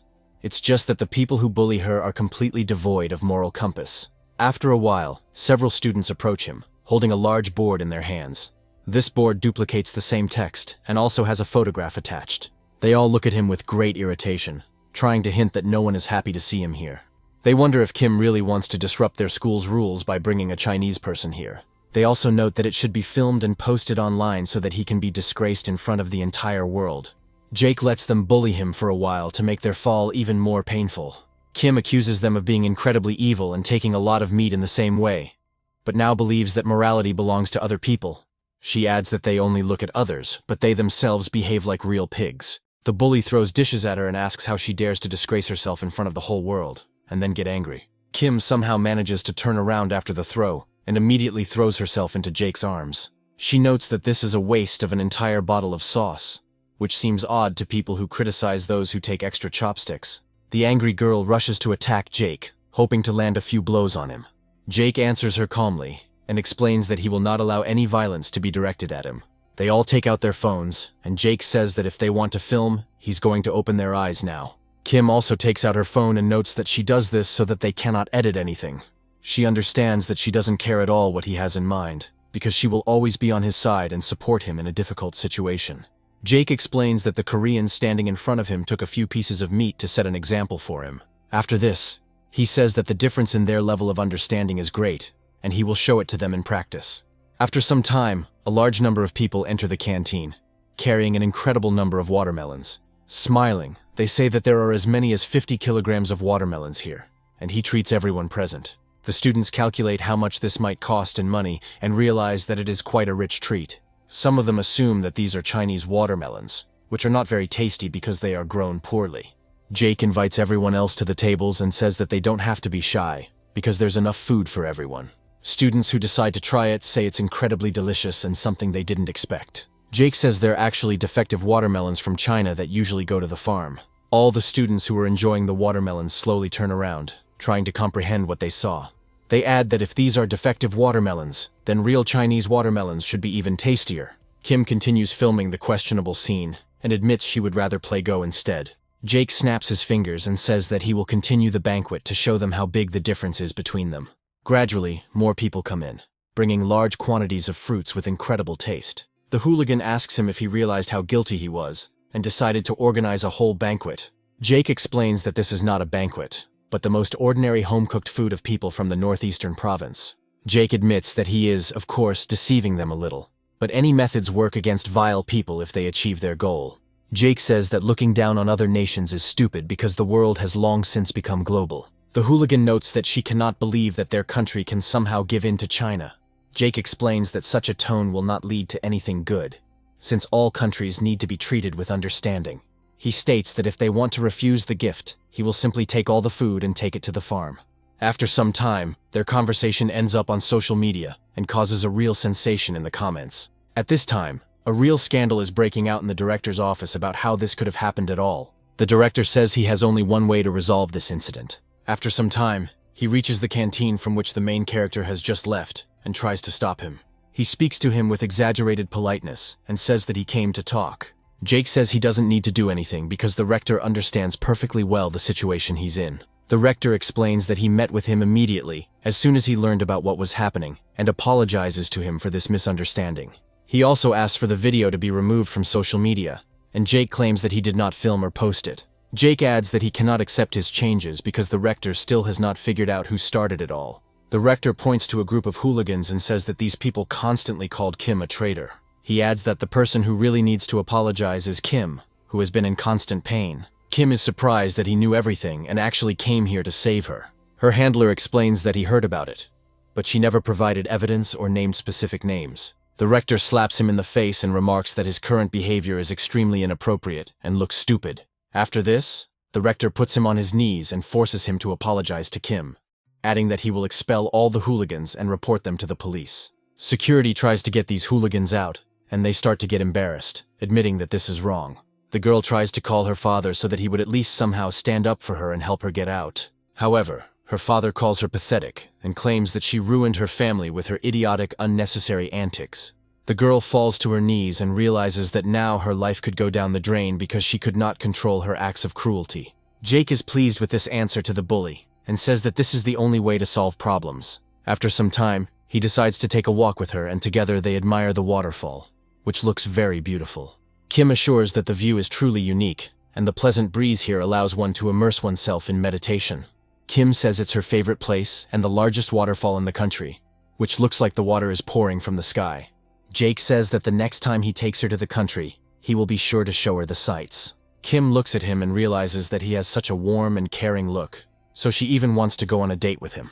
However, she has never actually been on a date before, and this is a completely new experience for her. She says she thought she would leave the national team and hoped she could get rid of the memories of that terrible coach. After this, she states that when he was around, she felt protected, and if it weren't for him, she wouldn't have been able to stand it. Her affection almost instantly reaches 90%, and Jake gets a small fraction of what he invested in her. After some time, a friend calls her, asking her in a personal voice to help her as quickly as possible. Kim asks her friend what happened and where she is, after which her friend states that she is at a night bar. She also reports that she has been caught by criminals who are going to do something terrible. Jake asks who she was talking to, and Kim explains that her close and only friend was kidnapped by criminals. Jake says they need to call the police immediately, adding that he's heading there right now. The search for the right place drags on for quite a long time, and Jake decides to turn to his informants. No one can provide him with any concrete data, and he understands that this is clearly not a good sign. Something is wrong here. After some time, closer to night, they finally find a bar called the Scorching Sun. Jake and Kim carefully walk past the dancing people, trying to figure out where they need to go. Jake suddenly notices the looks of some young people who are looking at him as if they are watching him. Jake notes that there is no security guard in the room, which he finds very suspicious. As soon as Kim enters the required room, she discovers that her friend is there surrounded by bandits. Jake rushes forward to protect her and demands that the criminals leave immediately. After this, Kim grabs her friend's hand and says that they must get out of here as quickly as possible. The friend, in a morally depressed state, apologizes, saying that she had no choice. Kim doesn't understand what's going on and says that they better leave because something is definitely wrong here. Jake says it's too late when suddenly men in suits enter the room and point guns at him. Kim turns to her friend and asks why she agreed to participate as bait. The unfortunate girl says that he has no choice, since she is being blackmailed and threatened with killing her family. Suddenly, a strange figure appears in the darkness, grabs the girl by the hair and says that she talks too much. This man is the owner of the bar and also the head of a media conglomerate named Hoffman. Kim asks him who he is and orders him to release her friend immediately before it's too late. Hoffman says her friend betrayed her, and she still cares about her health, even though she should be punished. He continues to hold her head tightly and asks what she thinks about her punishment. After this, the girl falls to her knees and begins to hit herself on the cheeks with all her strength, because she fears for her life. Hoffman greets the protagonist and tells him that he needs to sit down to relax a bit and have a drink. Kim says she called the police and they are already on their way here. Hoffman smiles and says that in this country every policeman is under his control. He calls his interlocutor a poor little girl who is not worth being dealt with. Immediately after this, he hands the glass to Jake and tells him that he should sit down and have a little drink with him. Jake smiles and understands where this is all leading, but decides not to resist the offer. He says that if the head of such a corporation invites him for a drink, he has no reason to refuse. He also says that everyone is right when they say that friends are known in a fight, after which Jake decides to drink alcohol. The system tells him that the alcohol was poisoned, but the poison was neutralized almost instantly. After confirming that his opponent is not poisoned, Hoffman says that his drinking ability is astounding, and he immediately proves himself as a businessman. After this, he says that China's laws are too strict, and it is very inconvenient for Korean businesses to operate within the country. He also says that he is ready to provide him with any pleasure he desires, be it a girl or power. Hoffman speculates that according to reports, this guy was previously throwing money around without any skills. Jake smiles and says that he has enough money and is not interested in getting involved with such small companies. The guards point their guns at him in surprise because he dares to speak so disrespectfully about them. Hoffman says he remembers how they gave him a bad name, but his influence is enormous. Immediately after this, he snaps his fingers and says that he has another proposal that might interest Jake. Several beautiful women come inside, and Hoffman says that after a drink he will probably be in a good mood. Jake says that unfortunately, he is not interested in such things, since he does not know these girls. He also stands up and says that their alcohol is not strong enough to get you drunk. Hoffman looks at him with great disdain and realizes that this man is much more serious than he thought. After this, he drives away the girls who surround the main character so that they do not interfere with business negotiations. He asks him not to rush into making decisions and to rest in Korea for 3 days while he thinks over his proposal. He also says that if his answer disappoints, he promises that he will never leave this country again. Jake goes outside, completely oblivious to the fact that his best friend Kim is still there, and she is still in danger. Kim begins to cry, saying that Korea is controlled by 4 large companies, and Hoffman runs one of them. Jake says that oligarchs are just a group of people with a lot of money, but he is the richest person in the world. He adds that when they first met, she had a sad face, and he hopes to correct this in the future. Kim throws herself into his arms and says that she is very glad that she met him in her life, and now everything is gradually getting better. Jake puts his arm around her waist and says that they don't have time because they still have a lot of fun to do. To get out of this difficult financial situation, he quickly improves his financial management skills. After that, they head to a small office to make a very large deal. It turns out that this is a rather expensive deal, but for the protagonist, this is absolutely not a problem. So they buy the company and add Kim's name as the owner so she can manage the assets. After a while, Jake says with a smile that the preparatory work is finally completed. He notes that his plan would put Hoffman's company directly in his hands, but Kim says that's impossible. Jake states that he will simply buy out all the company's shares to gain control of them. Hoffman, who has been watching them all this time through security cameras, says it's a very funny plan. His secretary reports that the Chinese tycoon has suddenly decided to play trade war in Korea. Hoffman is thinking that he should have sent armed bandits to him that night, when suddenly his phone starts ringing. Hoffman's interlocutor displays the information on the screen and asks him if he has really decided to run away in disgrace. When asked what happened, a major Korean businessman claims that a trade war has been declared against him. Hoffman thanks him for the report and says that if he told everything, then he should also keep his honor. After this, he claims that he will crush this Chinese tycoon and appropriate all the wealth that he owns. It's Monday morning and the action moves to the financial exchange, where the main battle will take place. The news reports that someone wants to buy all of Hoffman's company shares at a very high price, which causes a collapse. Jake and Kim are in their office with their assistant, who tells them what's happening in the stock market. Jake realizes they are making some progress and says they need to keep it up. Hoffman continues to watch them and keeps several of his subordinates on the line. One of the directors says he thought Hoffman would be monitoring everything through cameras from the very beginning. Hoffman tries to reassure his business partners, saying that they would have done the same in his place. His business partners look around, hoping that this man hasn't placed cameras everywhere. Hoffman claims that no small-time crook can wreak havoc here because he controls everything here. After a short pause, he says it's time to meet with shareholders to clear things up. Shareholders arrive pretty quickly to find out what's going on. Hoffman looks at his father and says that he has really gotten old and doesn't know that there is a global war going on all over the world. Smiling, he adds that he can be trusted, as in 20 years he will become the leader of Korea. Jake, anticipating the impending victory, says that they have nothing to fear and can open the champagne. Kim praises his incredible intelligence and says she didn't expect him to be so rich and enterprising. Jake says he figures his investment is just enough to buy back 36% of the shares. Smiling, he adds that a little more control over the shares will allow him to command Hoffman as he pleases. Watching these bold statements, Hoffman laughs and says that it is simply an amazing clown show. He then proposes to issue 5% of his shares for sale in order to increase the price 5-fold. Kim says they have almost bought out their customers' shares and buying has slowed, but the prices for subsequent shares are significantly higher. Jake notes that it's quite expensive, but Hoffman will have 5% fewer shares. He offers to buy these shares, as this is a good chance to seize the initiative. Hoffman continues to watch him and realizes that the man is no longer so happy with his success. Hoffman mentally defeats him and says that he knows all his tricks and reads his plans in advance. From Hoffman's perspective, Jake would lose all his money much sooner before he could buy back his shares. Kim says they've reissued shares and now only have 25% left, but the price is 7 times higher. She emphasizes that this is a pretty hefty price for just one share, and they are unlikely to be able to afford it. Jake quickly does the math and realizes that he'll have to mortgage his apartments to buy these shares. He goes off to think, saying he needs to consult with his inner financier. After this, he goes out onto the balcony and begins to smoke intensely, after which he makes several phone calls. Having received the necessary loan money, he says that they can now buy these shares again. Kim claims they have 20%, but that's still not enough to gain a controlling stake. Kim says she assumes it was all a trap, originally planned to deceive Jake. Jake is irritated. He hits the table and says that he can't stop and must avenge Kim. Hoffman points this out and says that another 5% of shares need to be issued.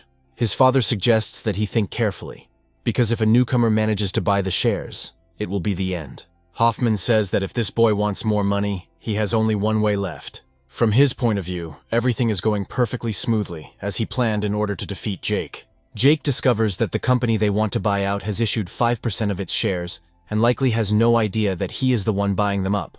Smiling, he says that he only needs to buy 5%, and he will emerge victorious in this stock market race. In response to Kim's doubts, he says that he has one last trump card left, which he is not afraid to use. Hoffman continues to watch him and says that he could have foreseen such things a few hours ago.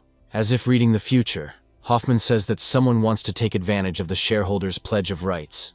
A financier observing this says that such actions are too risky and could lead to losses. Hoffman suggests that Jake has a lot of companies in China, so these actions look completely normal to him. However, in reality, according to Hoffman, all this will not help, and now Jake has become his ordinary puppet. They understand perfectly well that this Chinese has already lost, since he has no chance of getting out of the trap. However, suddenly all the security cameras go offline, but Hoffman is not at all upset by this. He proudly says that it is time to end this game and go on the counter-offensive on the financial front. Jake, meanwhile, successfully buys out 25% of the shares, now owning more than Hoffman. However, all of this is just part of the plan, and he snaps his fingers, saying it is time to move on. At that very moment, the stocks begin to rapidly change in price, as if it had been planned. Hoffman's father looks at the dynamics with horror, and wonders how this is even possible. After this, he looks around and sees the satisfied faces of the shareholders, realizing that this was all part of the plan. He says the shares were put up specifically so that Hoffman could buy everything for himself at the last minute. Hoffman says the stake these owners hold is small, but it allowed him to add another 15% and maintain his majority. His father praises him, saying that he turns out to be a very capable financier who knows how to deceive other professionals. He also adds that the stocks are still expensive and they don't have that kind of money, but Hoffman says he has taken that into account. Thanks to the timely investment of financial assets, they had enough funds to buy back even more shares. Company employee Kim also jumps up and down happily and says that their company now owns 32% of the shares. Hoffman and his secretary wonder how this is even possible. Other shareholders also can't believe that he somehow managed to buy more shares. Hoffman says this is either nonsense or a calculation error, as it simply cannot happen. After carefully checking everything, the secretary says that he got a large sum of money from somewhere and was able to buy back another 7%. She says that in about an hour the share of the stock will exceed Hoffman's share, and this terrifies them. Hoffman orders observers to be sent to check where the Chinese man got the money. Hoffman also tells his shareholders that if they can sell their companies and properties, they will have money. In response to an objection, he asks if they really have no brains, and adds that otherwise they will lose everything. The shareholders understand that they have no other choice, so they are forced to do as Hoffman said. After some time, by selling all the shareholders' property, Jake buys out 45% of the shares.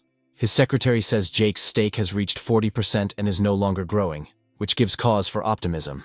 Hoffman understands that it was a tense confrontation, but he still comes out of it as a clear winner. Smiling, he says that no one can fight them on the financial front as he is an expert in it. He claims that as the larger shareholder, he has every opportunity to wrest the rights from Jake. Suddenly someone comes into the room and says that it's time to wake up and stop fantasizing. Hoffman and everyone else here are puzzled as to how this is even possible, since they believe he was on camera. Hoffman looks at the video monitor and says that Jake should be in his company now. Hoffman notes that this saved him the time of the call, after which he demands that he bend over and apologize. Jake says there's no need for that because the company Hoffman used to run no longer exists. Smiling, he allows the major directors, who had been on Hoffman's side until now but had been deceived, to enter. Hoffman looks at his former colleagues with irritation and asks them if they have decided to betray him. Jake says that it looks like Director Hoffman still doesn't know what's going on, so it's best to tell him everything that happened. They tell him that Jake decided to contact them and offered more profitable cooperation. They say that he said he only needed to create a group to fight back, and after victory, they would share the profits. Hoffman says that's impossible, because Jake and his team now own 55% of the shares.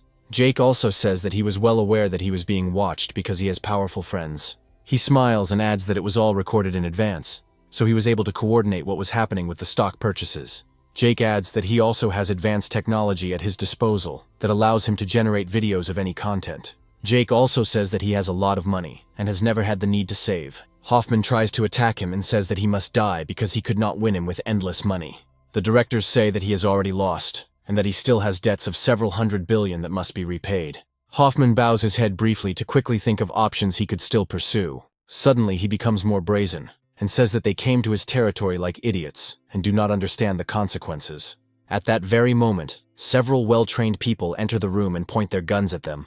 The directors wonder if he thought they wouldn't be prepared for such an eventuality. The guards of these people also point their weapons at their opponents and are prepared to open fire if necessary. Hoffman feels completely safe and orders his secretary to go into combat mode. The girl quickly rushes forward and delivers several crushing blows to her opponents.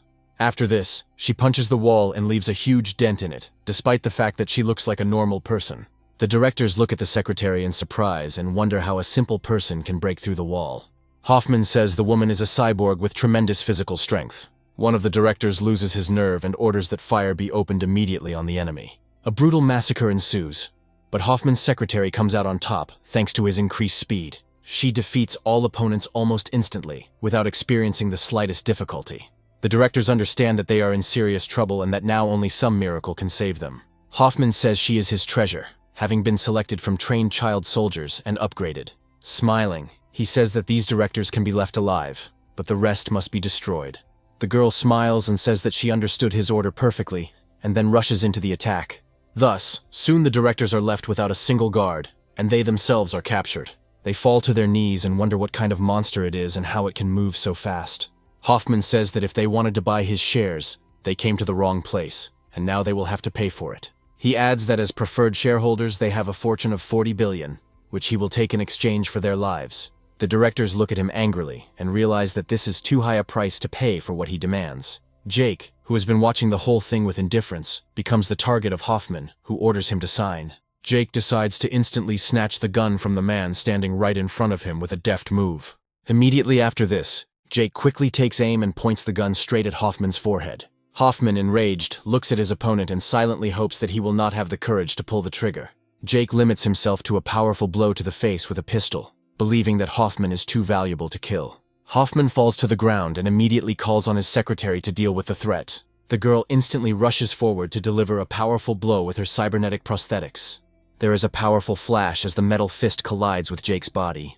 However, once the smoke clears, it turns out that Jake managed to intercept the attack and was not damaged. Everyone watching this cannot believe that a mere man was able to stop the blow of a cyborg. Hoffman thinks to himself that this is simply impossible, because mechanical hands are much stronger than normal ones. Jake says it's just a lousy massage and she better try harder. As a response and measure, the girl decides to use a retractable needle to pierce his fingers, but he manages to react. Hoffman notes that the fighter simply wanted to intimidate him, so he held back his abilities. She unleashes a barrage of blows towards him, but he manages to defend himself with his hands.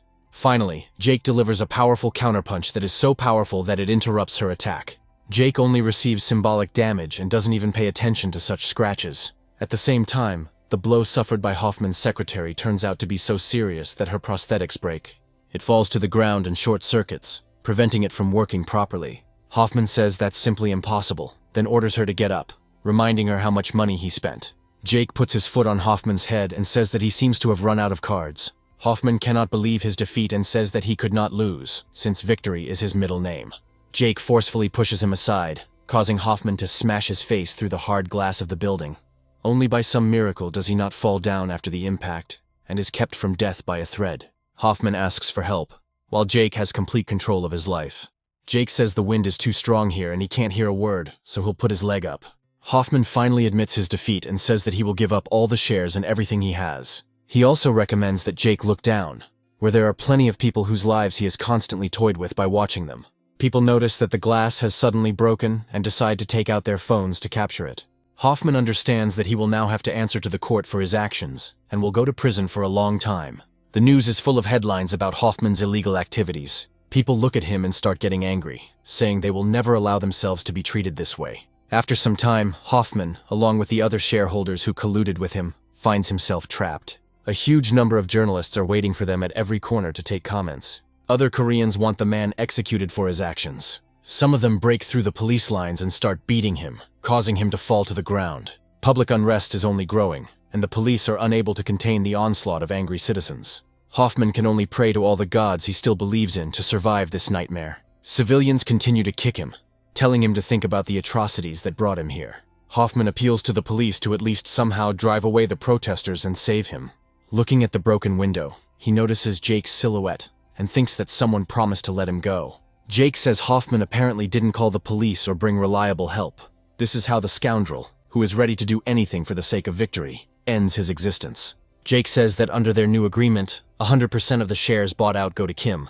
The directors note that he admires their efforts, and that friendship alone will be enough for them in exchange for shares. Jake says that he would be happy to be friends with them, and, if necessary, will help them, after which they leave. They understand that it is better not to enter into confrontation with this young man, because he is too influential and calculating. Jake is happy that Kim now owns 100% of the giant company, and he has earned 60 billion.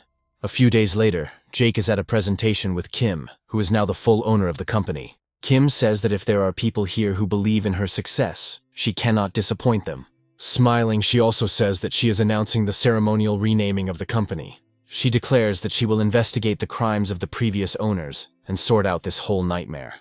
She notes that this is a difficult task, and she will do her best, adding that she has now found her calling.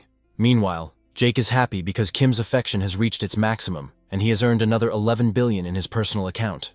He reflects that the system has given him such large sums, and he spends only a small part. A few days later, a ceremony is held to fulfill the promise he made to Kim. Kim looks stunning in her prom dress and also graduated with honors. A sufficient number of friends gathered around her who appreciated her good character. They add that she looks beautiful and ask her how she can be so perfect. Kim suddenly runs away from her friends as she notices Jake's silhouette, who has come to watch her.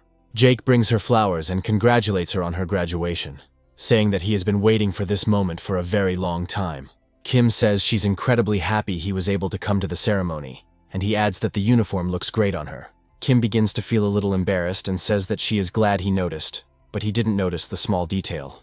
The slightest breath of wind causes the clothes to flutter, revealing that Kim has removed all of her other clothes except her robe.